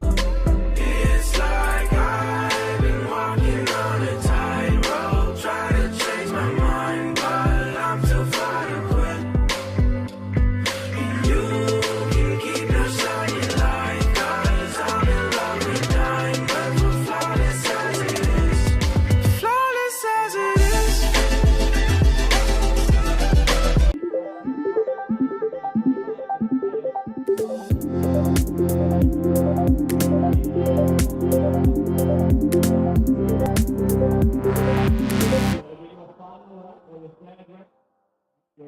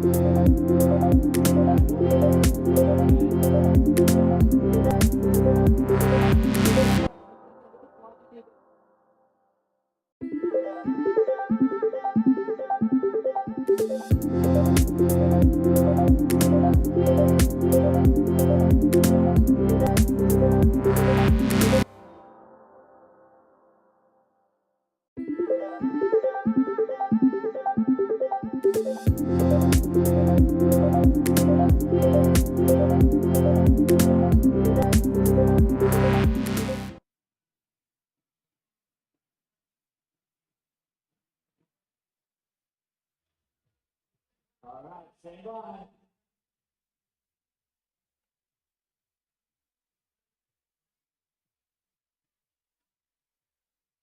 Go. I think it's hold about a minute 45 seconds to complete this. We got 3 teams finished in the last. The girls hold to complete this. Need to be able to move with these hands and still hold standard. Too late, you're ready for the first 3.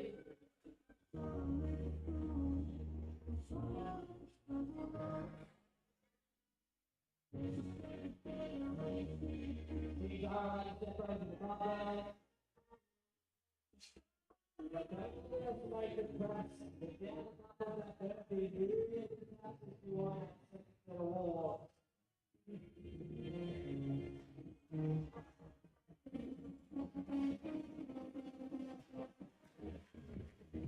Hold on, press back to the wall.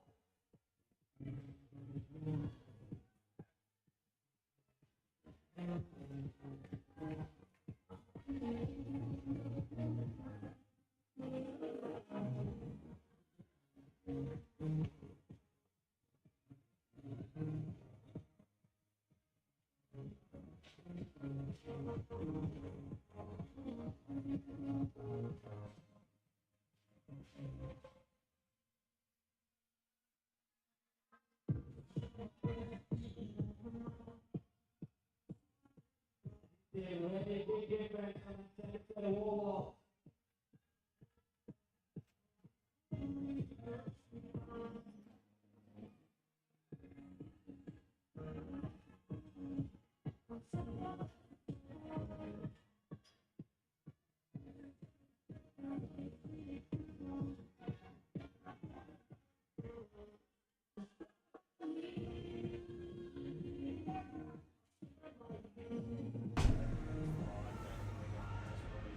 And we are back. Lane number 1, Dad and his boys, or as we like to call here, Daddy and his boys. Lane number 2 is currently sitting in 3rd spot, Duality. Lane number 3, FTHQ. Lane number 4, Grit Adapt. Lane number 5, Iron Beer Bell. And in lane number 7, KCF Aged and Uncaged. Currently, Daddy and his boys, who are sitting in number 1 spot, out in the lead. They're about to change and get into their 3rd round at 2 minutes and 38 seconds, which is an astronomical pace. The way they are tearing this competition apart, you may just call them the Daddies from now on. They are killing this. Strong performance out of lane 7 as well. KCF, Aged and Uncaged, coming off a really good finish to last workout. Toes to bar suited them. Seen a couple of strategies being put into play here with the Iron Beer Bell team taking the 7-rep penalty just to move an athlete through those wall walks, making the decision nice and quick, and doesn't look like they lost a lot of time in the end.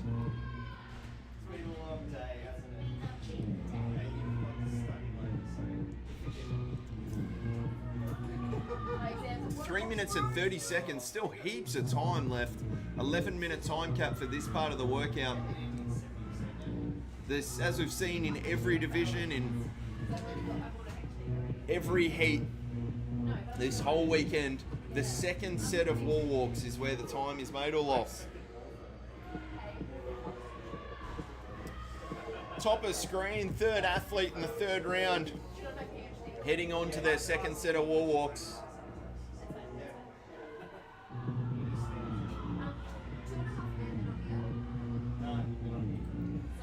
And that's rep number 3 for the, I believe that is the daddy from Daddy and the Boys. Halfway through this workout at 4 minutes and 20 seconds. We are joined by Matthew Gilpin. Gilpin. God damn it, I was just talking about that. There's no I in there. Yeah. So, the most important question first. Should we just start calling Daddy and his boys the Daddies, the way that they have dominated this competition so far? Have they really... Yeah, they're sitting in first at the moment, coming off 2 event wins. They have the fastest split so far in this workout, burpee speed. finishing 3 rounds in 4 minutes and 20 seconds.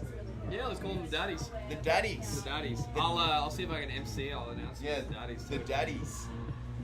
Just by the way that they have made children. Given this workout a spanking. Made children of this competition. Yeah. Okay. Yeah. PG. Good. Yeah. Yeah. Look, I haven't seen much of it, but So I can roll with that. if you were, real question now, if you were coaching these teams, what situations or what is the point where you would make the decision to take the 7 burpee penalty? If that movement's going to blow that athlete up, so if you're failing wall walks, Yep. or is failing squat cleans, that's where it's going to be. However, if it's just going to make you a little, if you can't, say it's going to take you 30 seconds to do 3 wall walks, I would stay there. Yeah. However, if you're going to fail a wall walk, make a wall walk, fail, make one, then I would be looking to bring in a sub, because that person, as long as they're proficient, is going to get that done faster than you can. So I think that's a necessary thing to think about. Yep. So what type of, we'll use a wall walk as an example, what type of things in the movement are you looking at and going, that athlete's close to failure, or? For me, it's if they're taking a large number of steps to get to the wall, so anywhere above 6 steps to get to the wall. Yeah. Or if they're spending a lot of time, especially as they're getting really close to the wall, where they're having to hold and pause for a second, and then take another step, and then another step. So that obviously means that person is losing stability in the shoulder to be able to hold on. So that's probably number 1. And then the big thing is control on the way down. If you find that they're just crashing to the floor, and barely making that line, that's where I'm going to start to say, get out of there, let's get someone else in. So just a quick update here, it looks like the 3rd wall walk from the Daddies, and they will move on to their 6th round. I believe it is the Daddy from the Daddies, who's now coming in at 7 minutes and 10 seconds to do the 6th round in this workout. This is on track to be the fastest time we've seen from any team, any division, to finish this workout. They are absolutely flying through this workout. Daddy crushing these wall walks and straight into the burpees.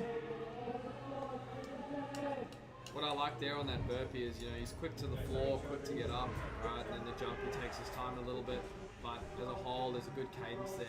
We're moving at a, 1,000, 2, 1,000, 3, like a 3,000 3-second cadence on those burpees. Yeah. So he's going to get those 12 done in about 36 to 38 seconds, as long as he can hold on.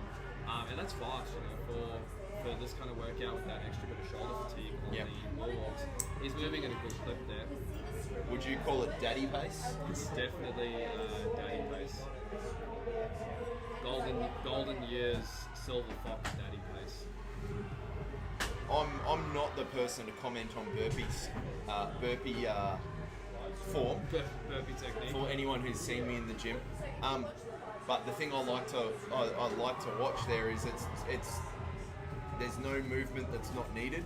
There's no flailing arms. There's no flailing body. It's just the movement that's needed. To me, the burpee, or especially a bar-facing burpee, should be, drop, up, step to the bar, jump, one step back, drop. Right? Yep.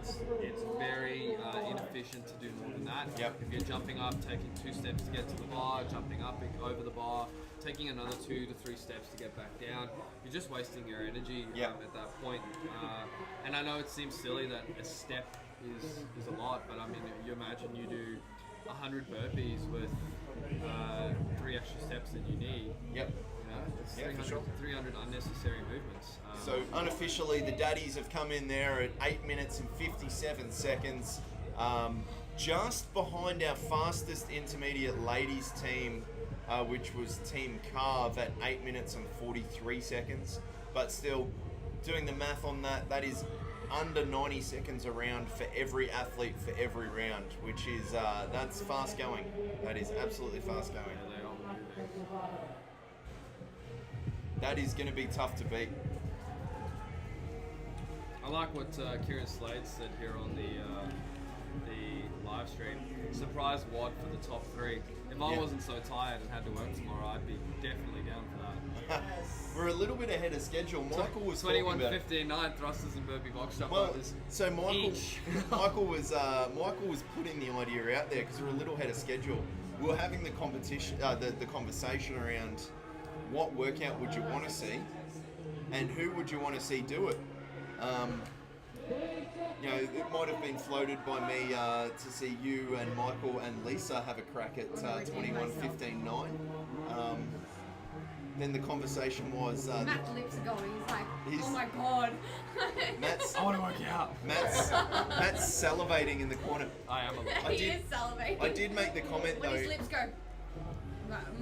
I would, if we did that workout, I would bet you money that I would half Michael's time. Yeah. I bet you, Do you reckon? Shall we put in money? Get people to put in money and donate on stream. The only thing I did say was I don't think we have enough time for you elite athletes to warm up properly before that workout. Because none of you are going to do it cold. That workout would take me about an hour to warm up for. Yeah. The shorter the workout, the longer the warm up. That's my motto. Yeah, that's my. Could you do it not warm though? Like with a little I would warm-up? regret it very badly. Yeah. But yeah, I could. The answer's yes. You heard it here first. Then the other conversation was, do we get the top 3 teams to have a crack at the individual? We were talking about whether they do it synchro 21:15.9 across the 3 people, or whether it is just each round for round. Yeah, you can pick an athlete to do 21, an athlete to do 15, an athlete to do 9. Or better still, pull them out of a hat, completely random. Yeah. Pick a number between 1 and 3. No strategy. You just have to take the number. Big Rhett Cope over there in lane number 4. It's opening up with I think that might be 70 hang power snatch. Yeah, I think it's 70. I don't think they adjusted the bar. No, they just went for it. Which the is man actually is very strong, but it looks like they're going back down now for his teammates. That's actually an efficient use of time though. So the bar's loaded at 70 kilos. If you've got an athlete who can open at that number, there's no reason to adjust the weights just because you might be bringing it down. Get the athlete to lift it. Rhett will now get a couple of minutes rest, and he can recover for something a little bit heavier. Exactly. The daddies in the top corner are hitting 70 kilos as well. He's This going is up for the squat snatch. the second athlete at 70 in the daddies. And now it looks like the daddy of the daddies is going to come have a go at 70 as well. 3 lifts at 70 will be a competitive weight, 210 kilos. Just trying to get a feel from our scorers what the heaviest total is for the men so far.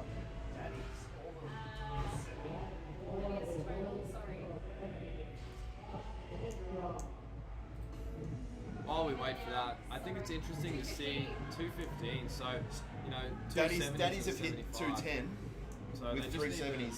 They just need to go a little up from there. I think what's interesting to see here is, we've allowed power and squat Yeah. Reps. We just said snatch, you can power or squat. Yeah. And it's interesting to see the contrast between athletes choosing to squat and athletes choosing to power. Yeah. You know, some of the stronger guys are just opting for that power. I know Rhett, big man in lane 4, has got like 105, 110 kilo power snatch, but his squat snatch isn't quite there. Just because of position. So it's interesting to see the difference. I personally would definitely squat snatch. Also, I'm well known for the fact that I like to power everything, but actually from the hang, and particularly in snatches, coming out of the hip, I feel like the bar path is much straighter going to a squat and much more comfortable. 100%. And I hate squatting, so. Which is funny because you don't have very far to go. No, correct. I potentially have the smallest limbs in the gym, yet don't use them. Smallest limbs lengthwise, like Yeah. widthwise, you know, with the girth. Yeah. I think my torso is about the size of your calves. So, Yeah, I think that's pretty true. That's pretty true. Yeah.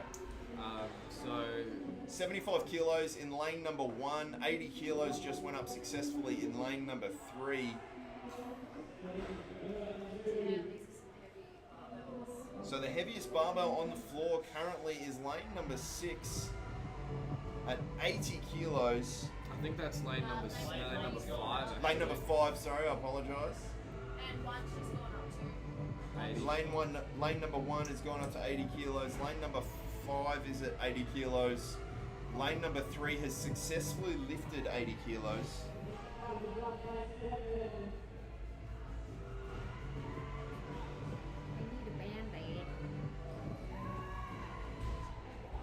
Making that 80 kilos look easy.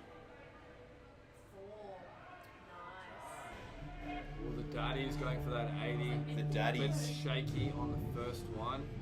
Rep number 2, much better. Really sticks the bottom. And he's got a cheer from the crowd over there. I mean, stating the obvious, but if you are comfortable catching in that squat position, you don't need to move the bar as far. No, not at all. A good example of that, you know, lane number 2, the athlete there without the shirt on, he just went for his snatch. He pulled it to his face, but obviously his squat's not his favourite position. But you can pull a bar up to your face standing upright. There's no reason you can't squat snatch that. So Matt's friend Rhett has gone for some interesting bar loading here. I think that is 93 kilos. I think it is, yes. Looks like 5s inside of the 10s. Yeah, I think he let his teammates hit a 70 and then they just put the 10 straight on. Which the is top. smart. Yeah, definitely. We didn't say anything about what order the plates had to go on. 240 now for lane 1. 90 kilo fail in lane number 5. Rhett looks like he's going to really yank on. Oh, easy first rep for Rhett. His teammate's clearing out. I think he's scared he's going to run him over. 93 kilos. I reckon problems. Rhett can hit Quickly to lane number 3 with 90 kilos on the bar as well. First rep successful. 80 kilos up in lane number 2. That's a good lift. Lane number 3, 90 kilos. 90 kilo attempt, and that successful second lift at 80 kilos in lane number 2. Again, in lane 5, he's pulled that bar more than high enough for a squat snatch, but that limitation of not being able to get into that squat position is obviously costing him a lot there.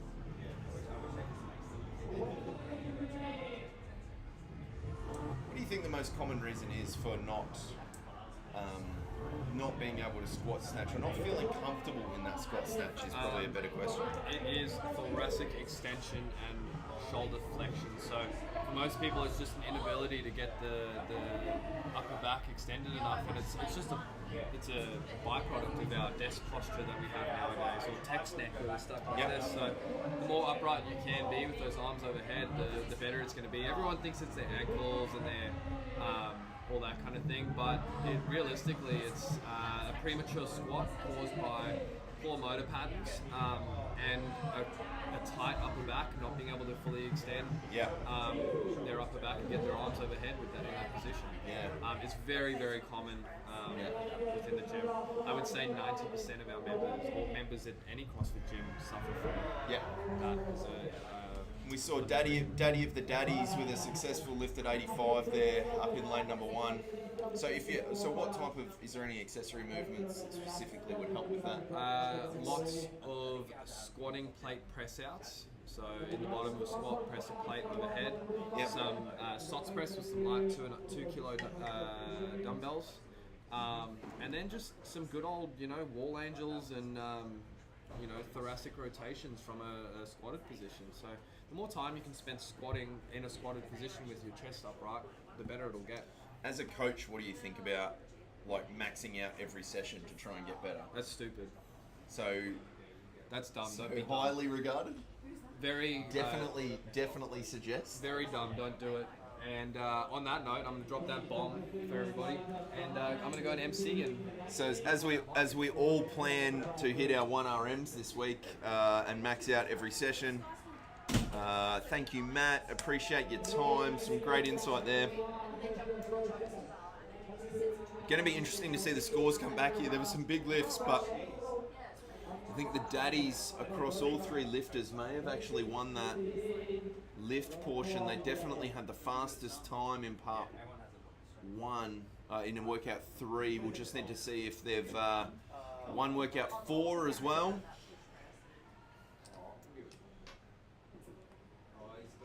Should be able to get those numbers back pretty soon. And what are we looking at here? Lane number 6. Oh my lord.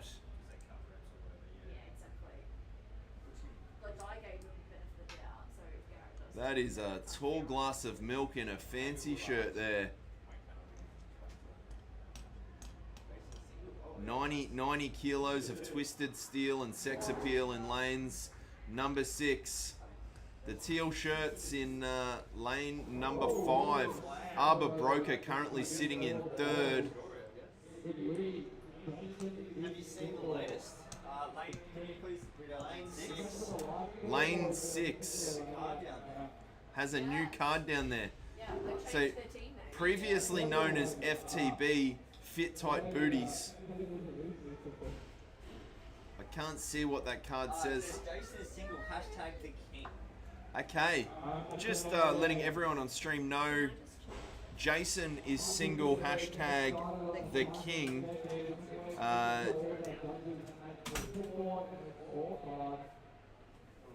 Single and ready to mingle.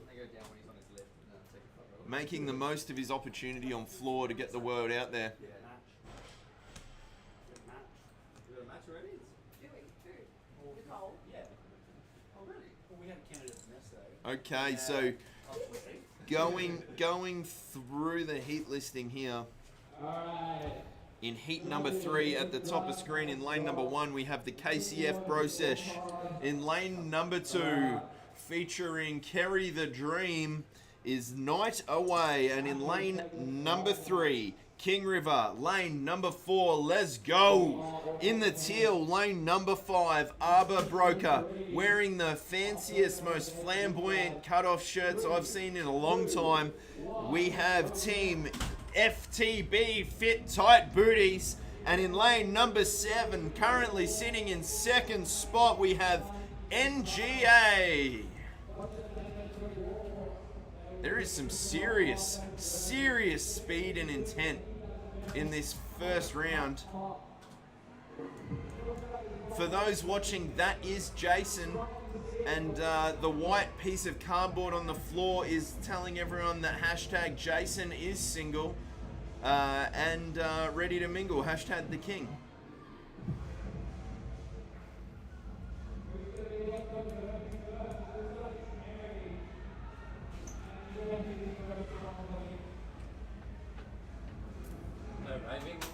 Jace just got a no rep for not jumping over the bar on his last burpee. Good. Put a little dent in his... He was leading this workout. He's now... Wait, is that bonus points for shirts? They're actually testing out the sleeve thing. Testing out the sleeveless strategy. For those wondering, that voice is Michael. He's back up with us here. Ready to work it through events. Oh, Arbor Broker, that is a disgusting standard on the wall walks. May have to send him back to the beginner class. Look at the reps. Arbor Broker, 3 wall walks in all of about 4 seconds. Can burpee too.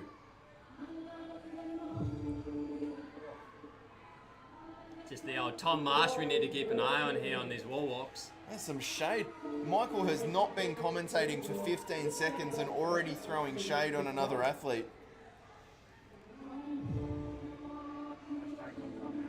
Yeah, hashtag Unbound Unleashed 22. I don't know if you would watching Tom Marsh standard.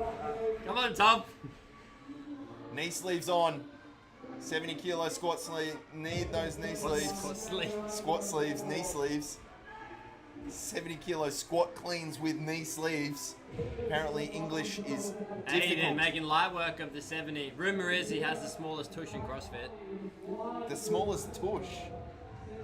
Who was that claim laid by? A female at the gym. Wow. Might be small, but don't let it deceive you. I'm reversing out of this conversation faster than a truck driver with no, he's down. Truck driver He's down. with What's an he overbooked doing? delivery. Oh, she's giving it to him. Giving him the rep. Oh no, he's tagging in. Never mind. Derb's coming in. Where's his burpees? No, gave him the rep. Gave him the rep. Wait, that's your woman. Wow, shade being thrown everywhere here. Yeah, come on. Unbound. Bring down the hammer. Unbound Athletic does not endorse ownership of women. Just to clarify. My apologies, bad choice of words. Yeah. Anyway, so moving through some burpees here. I definitely think that it's Arbor Broker in the lead, moving through their second. This will be their third round at 3 minutes and 23 seconds. Just for a ballpark, 4 minutes 30 seconds is 9-minute pace for your first 3 rounds. Well on track to better that. Our current fastest time was done by the Daddies in the last heat. Just under 9 minutes. 8 minutes and 50 seconds. Tom Marsh in for his second round, round number 4. See if Michael likes that wall walk. Oh, there's one. He's good. Yeah, he's liking that. He must have heard me. He's liking that wall walk form a little bit better. No athletes can Much get away better. with no athletes can get away with junk reps here. Trust me, we will be giving them 20-minute AMRAPs of wall walks. Please don't. Look forward to that. 2 standard. 10 can't- minutes on standard practice. Can't wait to not turn up to that class. No.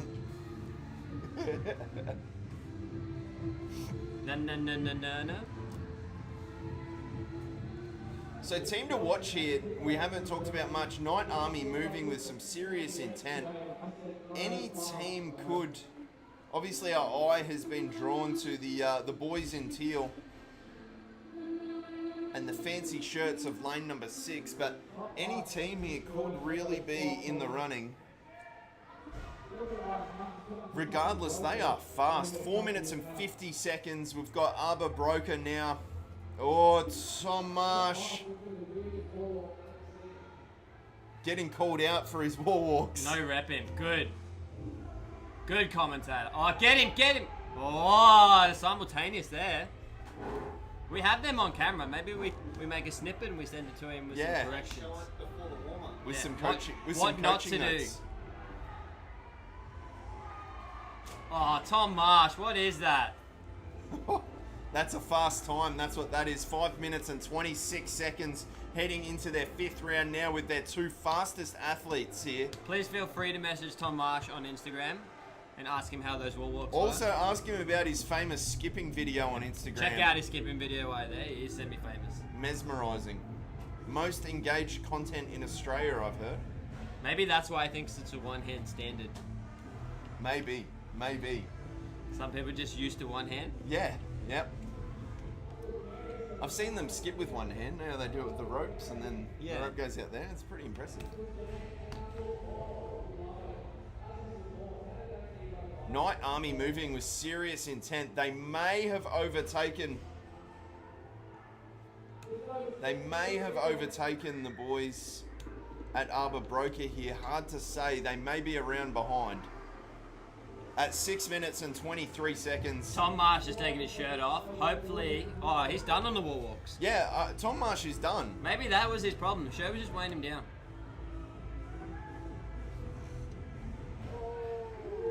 Oh no! Yeah. Used up all his grip working on those trees.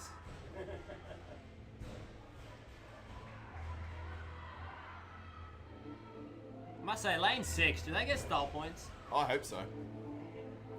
The watermelon shirt by Tristan. Oh. Yep. These boys are absolutely pushing the limit of how fast you can do a wall walk. Mandy, getting back to the line. There we go. There's a good rep. Night Army. Now, if this is Night Army's last round, it'll be rep for rep with Arbor Broker. NGA looks like they're on their last athlete. So lanes to watch, lane 2, lane 5 and lane 7. Looks like Arbor Broker is first onto the burpees. Now these boys are allowed to step, but choosing for the pace advantage with the jump.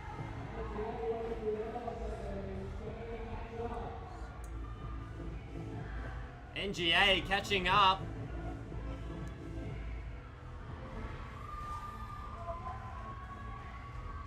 Yeah, MGA moving through those burpees super fast. Night Army at the top of screen in the yellow.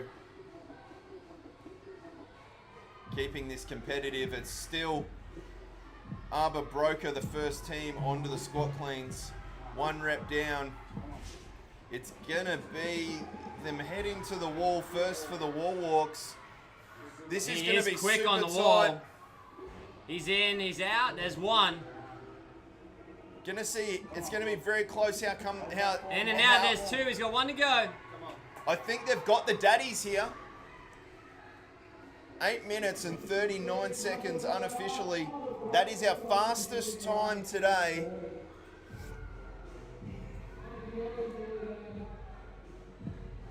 For workout number 3, Arbor Broker sitting in 3rd coming into that workout. So I feel like we are gonna for tomorrow's workout write a separate workout for Arbor Broker where they are working through a 10-minute AMRAP and wall walks. That sounds terrible. We will address it. Is Liz going to get penalty burpees? Yeah. That Mandy also has to do? Mandy has to do it with them. Yeah. NGA finished up there in a really solid time, 9 minutes and 20 seconds. That'll get him 3rd. Night Army finishing as well, 9 minutes 27. We have 1.5 minutes left in this workout, and then we'll be moving to a 7-minute lift component. Keep an eye on lane 4. Derbs will put up a big number, potentially going to hit 2 at 100. Have seen him do it before. 100 will be the biggest lift today. We've got 93 from Rick. Yep. 105.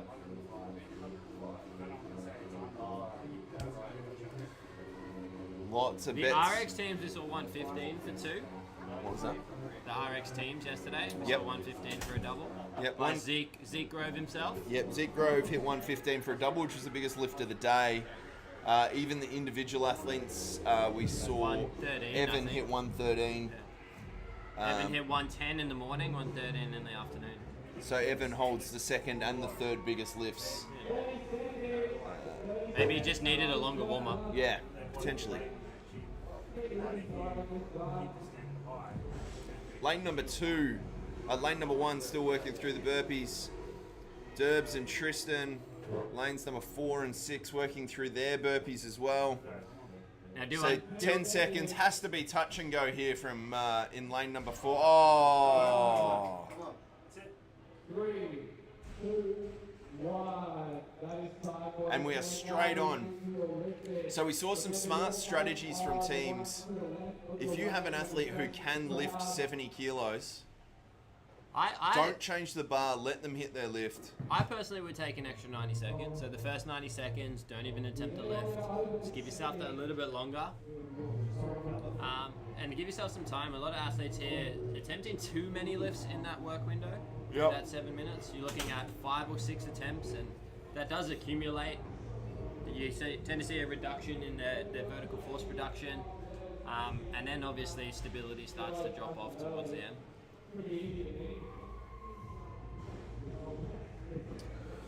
So most teams opting to just pair the bar back to 60 kilos. I think they're following your advice and just chill. Recovery. Bit of man candy here after competing. And Garrett. Is it? Good question from Melanie. Is it Thunder from Down Under in lane 6? Considering that Khan Porter is in Iceland and Newbury is still in Miami, I don't think so. If we see a shoey, it could be. Oh, we better see a shoey at the end of this. That's a good point. If there's a shoey, this is, potentially. So eyes in the middle here in lane 4, going straight to 80 kilos. 2 reps at 60, nice and easy from Arbor Broker in lane 5. 65 kilos down in lane 1, first rep, no good. 50 kilos loaded in lanes 2 and 3.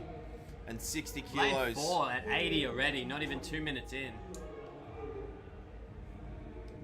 Got Blake having his first attempt at 80. Lane 2, muscle snatch at 50. Blake has 1. Blake has 2. Oh no! Easy Spillage. reps. Spillage, brought to you by Yeti.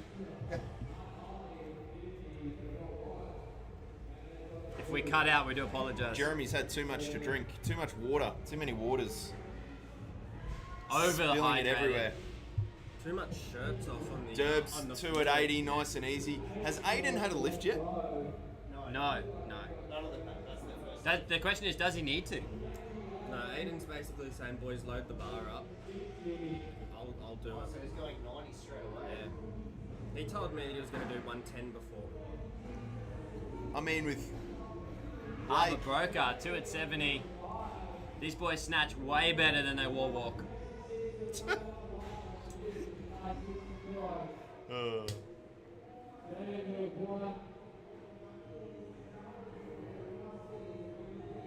So 65 kilos in lane 7, 65 kilos in lane 6.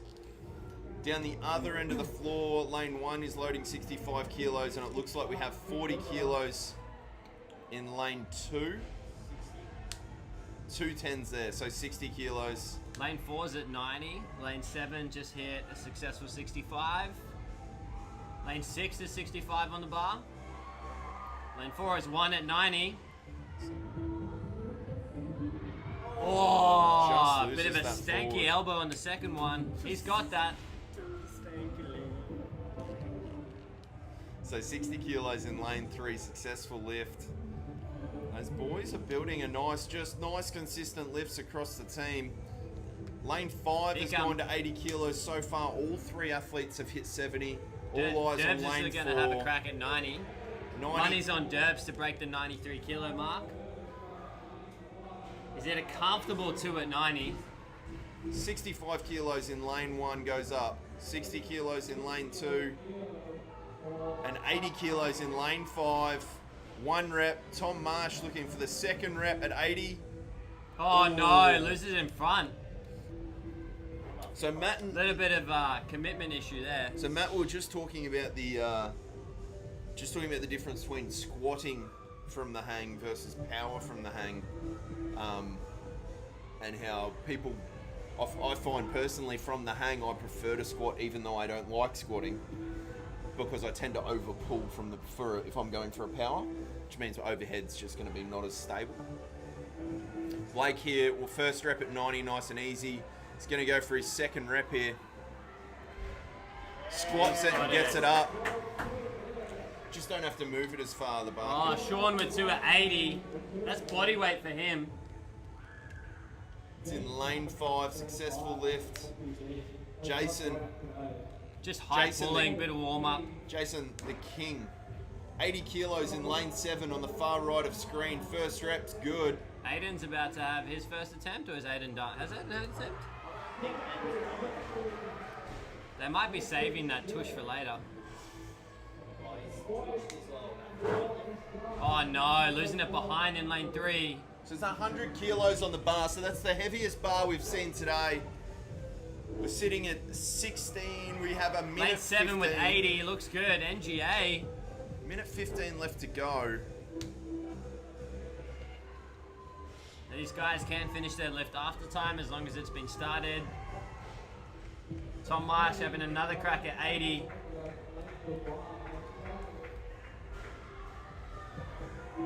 Derb's having a Got crack one. at 100 kilos here. Oh, and he presses out the second. Tom Marsh, lane number 5, 2 at 80 kilos. So apparently Aiden lifted first. Just warmed the bar up for the rest of his teammates. So it'll be interesting to see here, will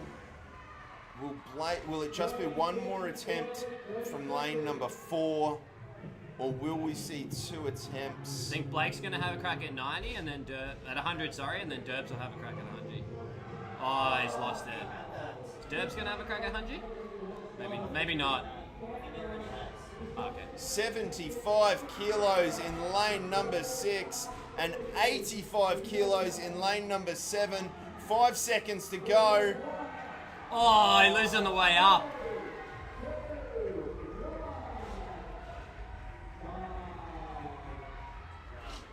Jason has hit 70 kilos.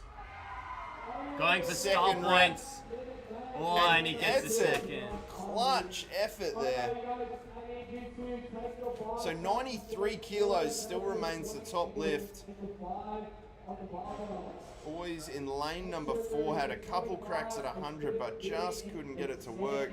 Biting off a little bit more than they could chew. Maybe should have gone a 5 kilo jump.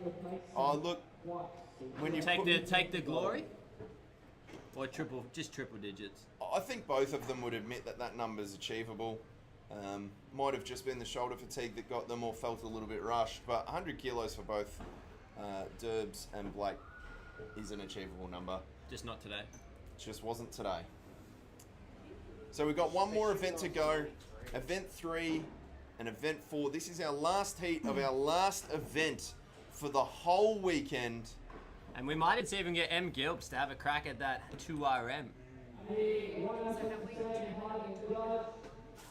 were just joking. People have seen it online and they were like, so are we actually doing that? I was like, oh, I don't know. So just to give you a run... For the viewers at home, yes, we will do a volunteer workout where they can have a go at 21, 15, 9. For heat number 4. Burpees and wall walks. Just for heat number 4, so you're across where the teams will be coming out. In lane number 1, we have Oh My Wad. We have an empty lane in lane number 2, and then we have 4 teams. Lane number 3, we have Team B, PB. Lane number 4, we have the United Nations of Cartel. Lane number 5, we have Whiskey Warriors. And lane number 6, we have You Go, You Go, You Go. Just a reminder, this is the last workout, the last event of the whole weekend. It's been an amazing couple of days. If you haven't seen it already, I encourage you to go back and watch the streams from yesterday. Some amazing finishes in both the teams events and the individual events, coming down to the last workout of the day to decide the winners there. If you've enjoyed the live stream with Jeremy, feel free to download his voice and upload it to your Siri. That's not a thing, but I will do it for a fee. Can we get you on audiobook? Yeah. Well, at the moment I'm chasing a KFC sponsor. So KFC. What about Whoop? If Whoop is watching, if you're listening, you guys KFC, are listening, KFC, I'm in. I'm down for Whoop. Whoop's too fit. You haven't actually then got to use it. Yeah, that's true. What about you running? Nah. Want Garmin? Garmin is for the everyday man. This is not a sponsored stream, but Garmin, if you want to send us free things, we won't say no. James is saying, no, you get me to do wall balls all the time, Michael. I'm not sure which one of your outlandish comments it was. Yeah. Not sure which one of your outlandish comments that James is responding to here with, no, you get me to do wall balls all the time.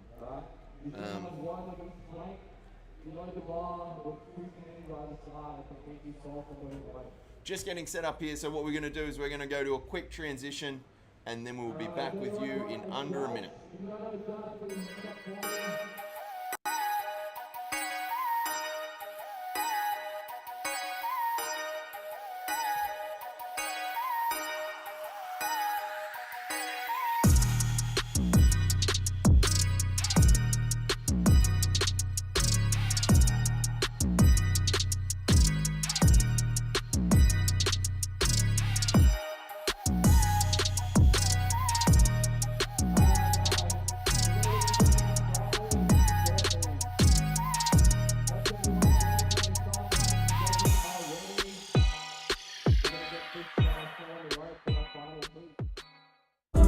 It's like I've been walking on a tightrope, trying to change my mind, but I'm too far to quit.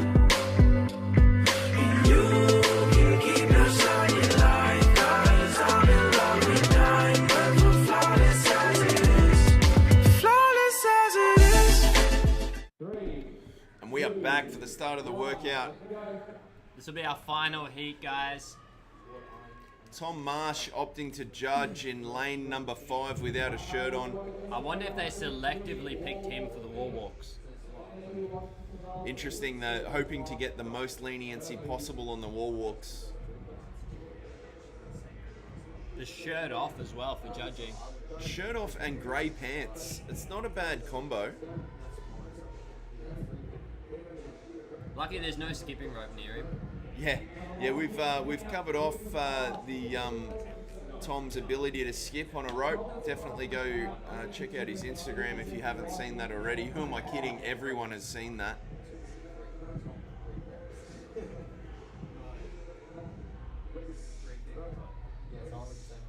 So almost a minute in here, it looks like all the teams are somewhat smart with their pacing. Touch and go on the 2 squat cleans, no problems at all from the team there.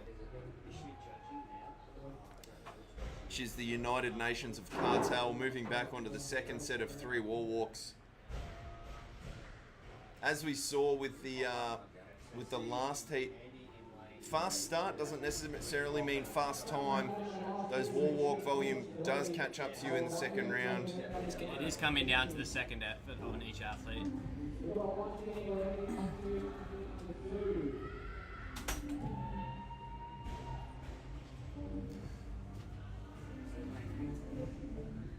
Lane 6, casual to the wall walks. Maybe not a bad strategy, just making sure you're holding your quality. A lot of teams are chasing that intensity. We do unfortunately only have volunteer judges today, but they are doing their best out there. Nothing unfortunate about having volunteer judges. Keeping everyone honest. And no scandals. The only scandals that have been raised so far today are the ones raised by Michael's comments about Royce and the swimming wads.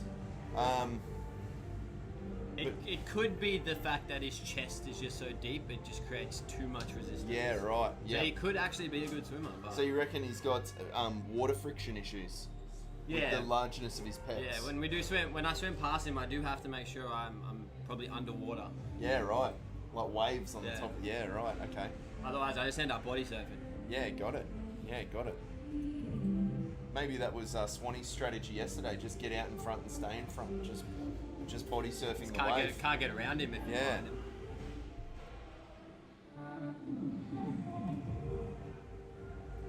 We are 3 minutes into this round.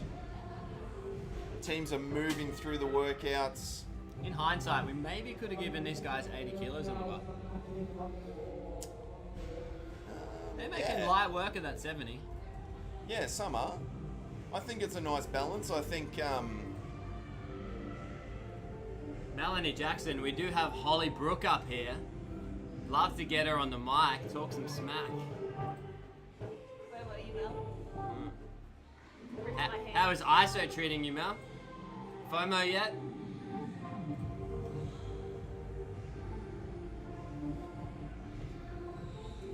really good clean technique in lane number 6. That is smooth. Heading back to the wall walks now. nasty. 2 teams in lanes number 3. So how and was the new lanes rig, number Holly? Enjoy the new rig? Yeah. Claimed a few victims today, actually, it did. 2 teams in lane number 3 and lane number 4 going rep for rep on the burpees.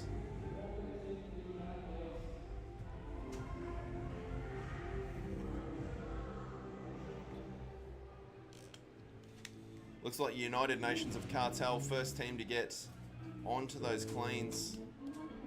Not sure what Blake's telling him there. Telling him he made it look too easy, maybe. Let's go! Let's go!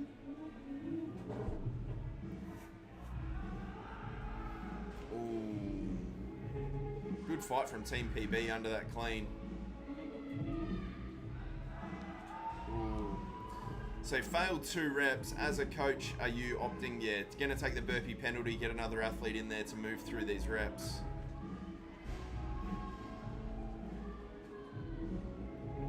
Not many teams opting to use that penalty, but definitely a good strategy if you've got a good idea of your limitations.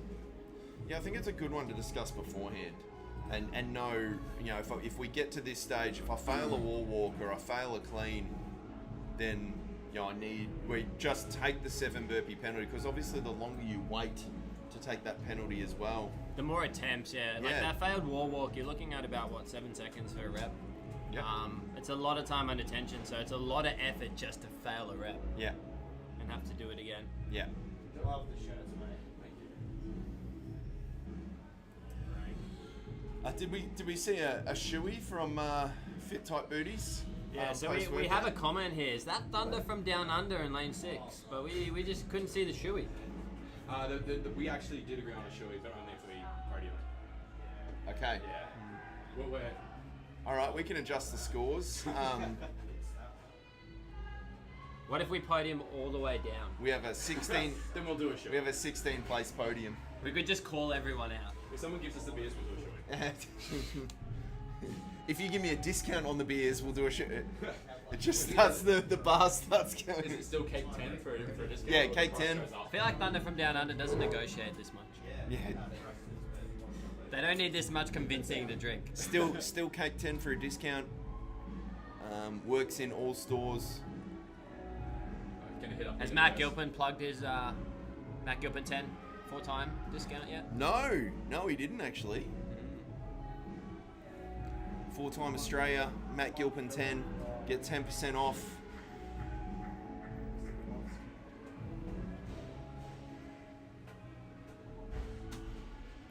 All right, we are almost 7 minutes through the workout. There's 4 minutes left to go in this component, and then we'll be moving into the 7 minutes of lifting. Just a reminder, this is the last heat of the last event for the whole weekend. Michael, what would you say is your favourite moment from this weekend? Oh, I'd probably say the bar trips. I don't know if you've seen them in this heat, but some of the athletes sprinting for that tag, the commitment, and just clearly forgetting that there's a bar in front of them. Yeah, just full send. I feel like that's the type of thing that Yeating the Goon would have done in their heat. Full send. Definitely not you go, you go, you go. You go, you go, you go.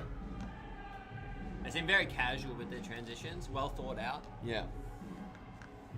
Yeah, the ladies team Yeating the Goon in the ladies intermediate division. So Tom Marsh, grey shorts, 1 black pocket.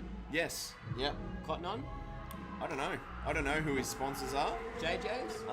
Follow Tom Marsh on Instagram to try and find out. Maybe it's just a stain. Maybe it's not a pocket at all. Maybe, Maybe he's just had a terrible accident on the wall walks. Yeah. It's a very deep shadow. Yeah. That'd be very unfortunate. Wonder if he's got any broker beers for the shoey.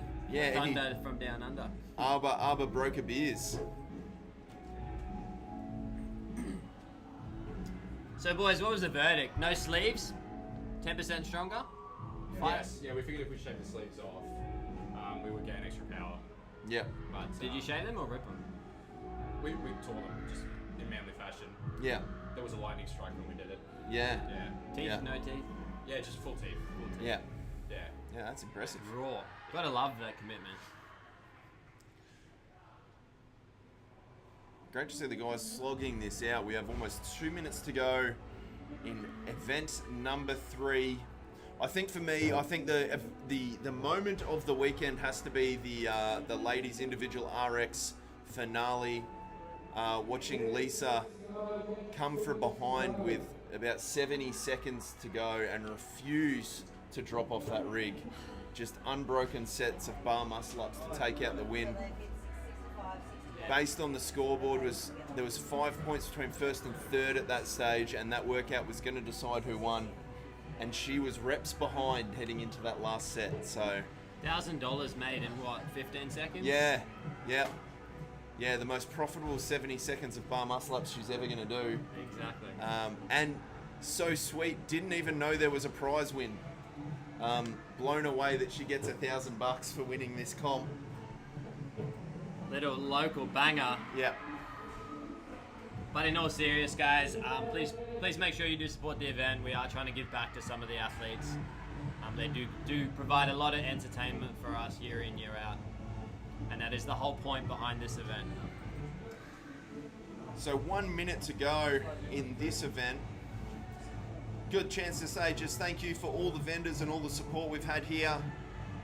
Recovery lab out the front providing us ice baths, massages, and all the recovery needs to the athletes and the public today and yesterday. Great support there. We've had the Hippie Chippy with all his fantastic products. You would have seen the ad running on the stream, but definitely more impressive in person, coming and seeing what he has to offer. Please check him out online. Incredibly active on his social media as well. The Unbound store, which has gone nuts. We have a new drop of apparel coming in this week, so stay close to social media, stay close to your email. That will be hitting your inboxes as it drops. And also, we can't go any further without mentioning 4Time Australia, an amazing supporter of the event for all your accessory, apparel, and all your WOD needs. 4Time Australia are there to help. Online, feel free to use the promo code GILPIN10 to receive a discount at checkout. Thank you so much to our vendors. We really appreciate your support. I know the athletes appreciate the support as well. And with that, we are heading into the last workout of the day. This is the lift, 7 minutes to find a 2 RM snatch. Let's see if these athletes can put on a show. What teams do you think we should be watching here, Michael? All of them. At the same time, you need 5 sets of eyes.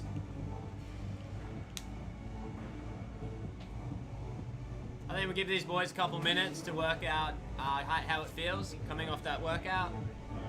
That'll give them a better idea of what kind of numbers to have a crack at. And then the back 2 minutes will really be the business end, where you'll probably see most people sneak in a bit of a PR. We did set up a lot of these athletes with 1.5 kilo plates, where normally they'll be using the 1.25.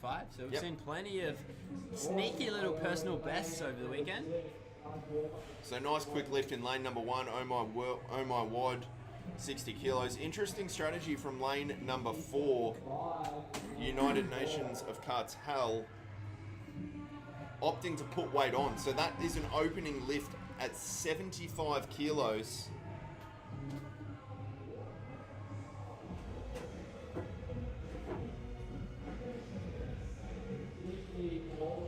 And now they're stripping the bar back to 60 kilos. 45 kilos in lane number 6 for a double. You go, no problems at all. 50 kilos going up in lane number 3. Cover from what one, Very nice.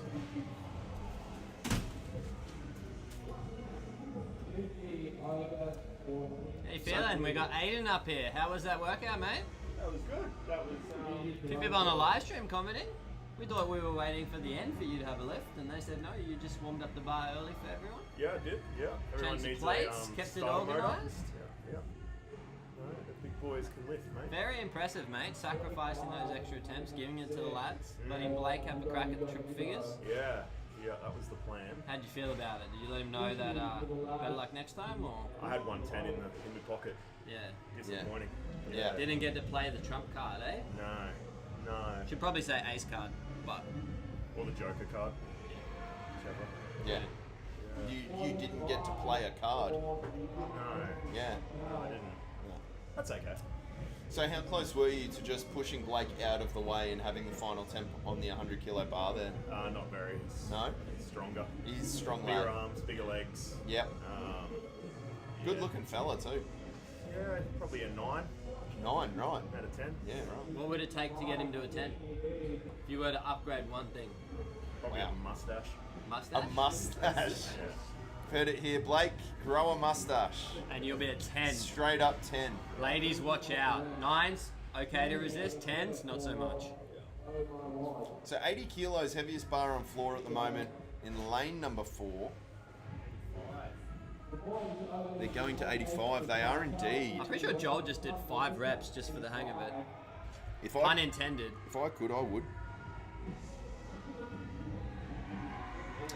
So Aiden, just on those fluoro shorts, how many do you own? Just 2. Just the blue and the yellow? Yeah, should have got the pink and the green. Wad Life, if you're listening, he's happy to wear all the neon colours. Yeah. 2 successful lifts in lane number 1 at 70 kilos. 85 kilos, just missed that rep in lane number 4. And 60 kilos going up for a second rep in lane number 3. No problems at all.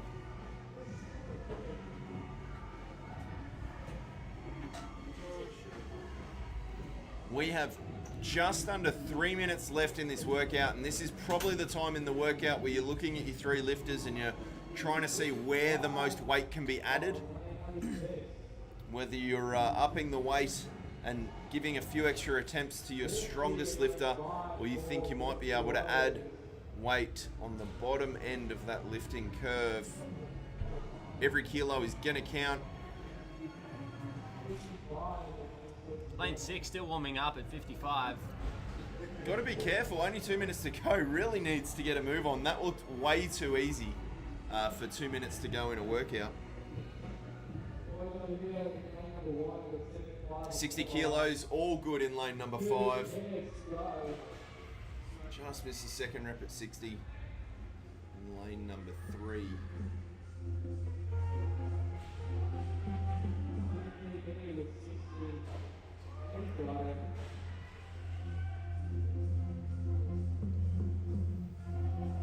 Lane number 1 looks like 75 kilos in lane number 1. I think all 3 athletes have hit 70 kilos, so this is going for a fairly competitive total. Never underestimate the last heat. Yeah, really good lift. As you can see, athletes opting for that squat, really able to get that extra 2.5 kilos out. 60 kilos for a very, very easy double in lane 6. He's known to be a very casual guy. Oh, Joel?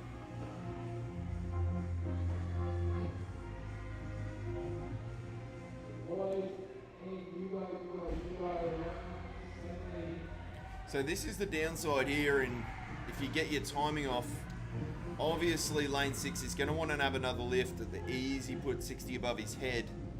But time is running out. There will be time for one more lift. You've got 40 seconds. Do you make a big jump and go heavy? Got 80 in lane 4. Just go to the next rep. Joel in lane 6, 2 at 70. Look at that. As easy as you like. That's what we're talking about. Still a bit in the bag. 20 seconds left. We're going to have a couple attempts on floor as we close out here. 85 on the bar in lane 4. He's got 1.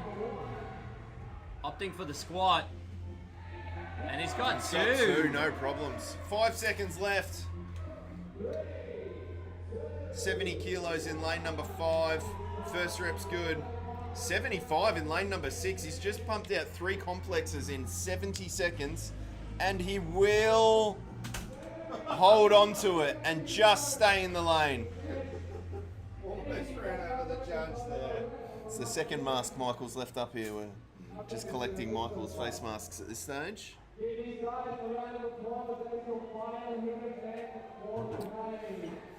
Thank you so much. That brings an end to the final heat of the final workout of the final day of Unbound and Unleashed 2022. We're going to go to a quick transition and clear the floor and get ready for the podium of the men's intermediate teams division. And then we will say our goodbyes, say our thank yous, and hope everyone goes on to have a good Sunday night. We'll be back with you shortly just to go through the podium. See you then.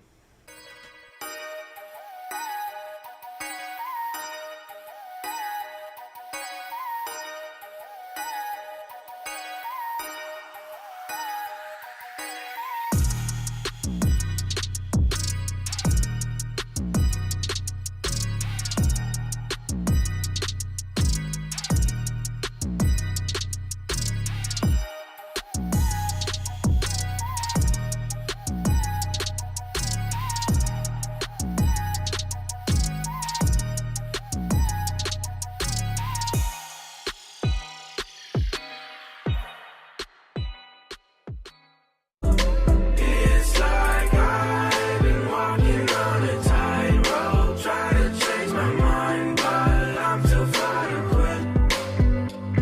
And you can keep your shiny light, 'cause I'm in love with diamonds, but flawless as it is. Flawless as it is.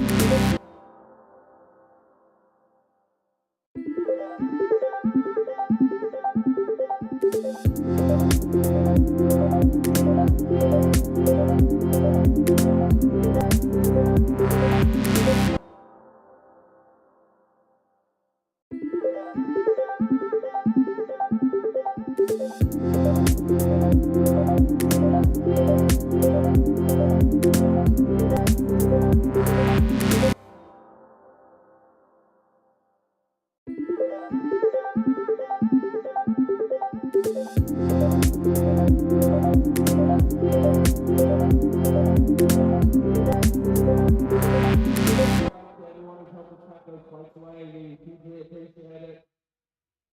We'll have these scores with you in a brief moment. While our scores just a quick now.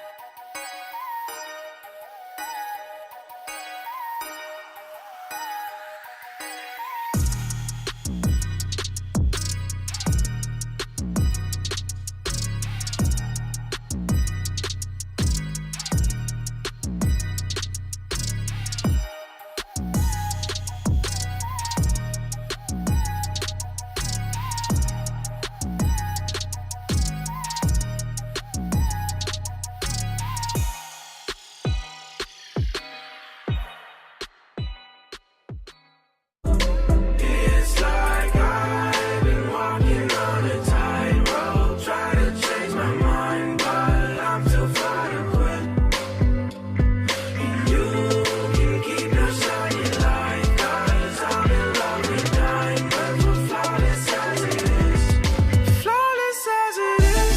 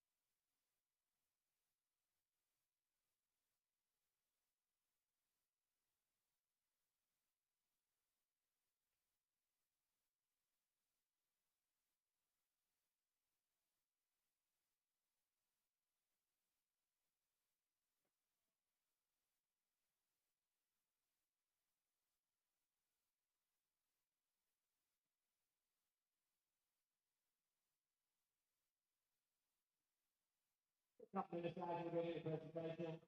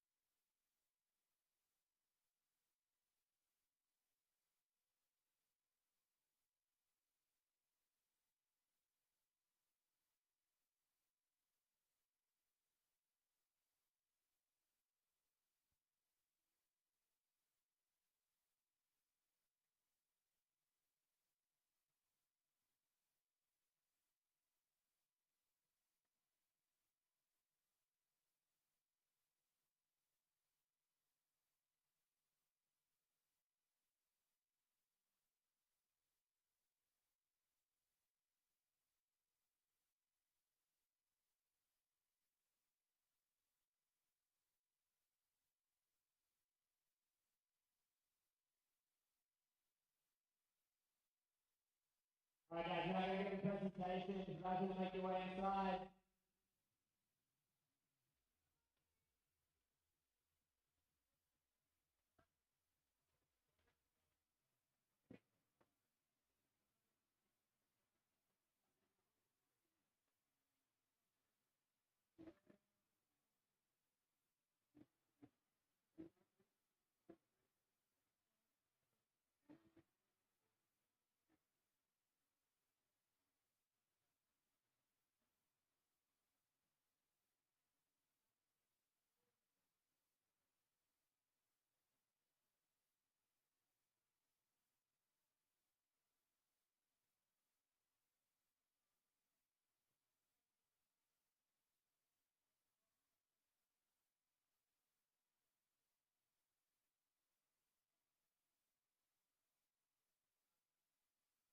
Alright guys, we'll get into it so everyone can get out of here and have a bit.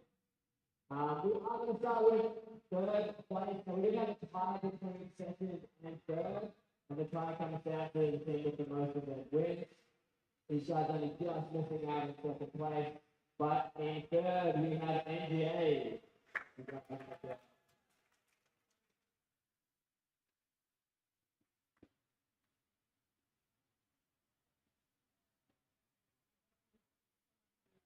It's just grabbing at the yesterday I think we did an box.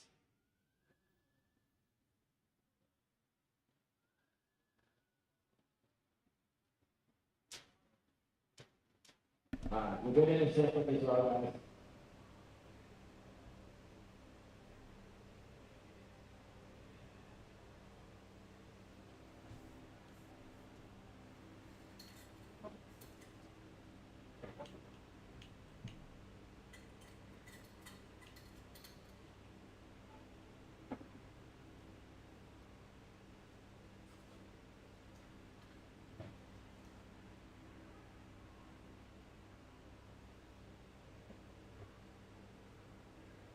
Alright guys, and in second place we have Marble Broker. And Bradley's second one separated by Van Reed. Marble Broker taking me out with 2 of Van Reed.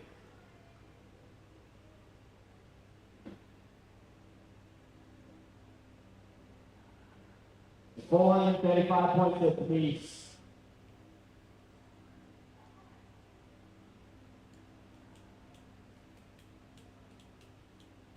And then out in front, all Ryan Lawson in first place. Daddy is 485. Taking it out by 50 points, dominant all day.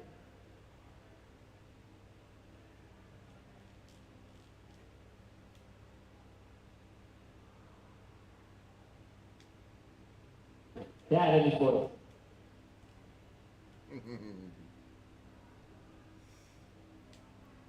Alright guys, give them a round of applause.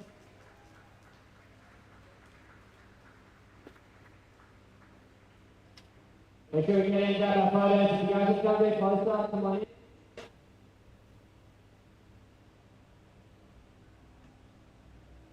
Dad and his boys.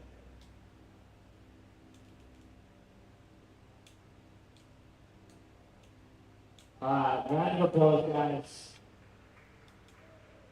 So a couple of things guys, just a big thank you from us for the individual athletes yesterday. We'd like to give you guys a big thank you as well. Without your participation, it doesn't allow the guys like Brendan, John and Royce and Son to come down to these local events and get the money out of it. So a big thank you from all the teams yesterday for what you guys do.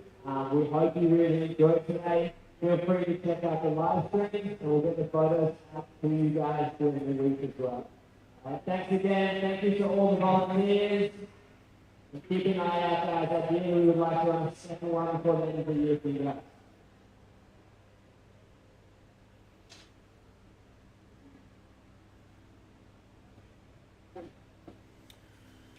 So what an awesome day today, day 2 of Unbound and Unleashed 2022. Thank you everyone for watching. It's been an absolute pleasure to deliver this event for you guys. Thank you first and foremost to all the volunteers who came down and lended a hand, whether it was judging or anything that needed to be done around here. We really appreciate it. It was an amazing event. Thank you also to Unbound Athletic and all the staff for putting in their time to make sure this event was as amazing and successful as it could be. Thirdly, love to thank the vendors who came down and supported Recovery Lab, 4-Time Australia and the Hippie Chippy, as well as the Unbound store. Been great having you on board. Been some great value and some great products for all the people coming down to compete and all the people coming down to watch. Really appreciate. Most of all, thank you to the people watching, thank you to the people who came down to support, and thank you to the athletes who competed from every team, in every division. We much appreciate it. It's been a hugely successful event, and we hope to do more in the future. Please reach out to us on socials, Unbound Athletic on all the social channels.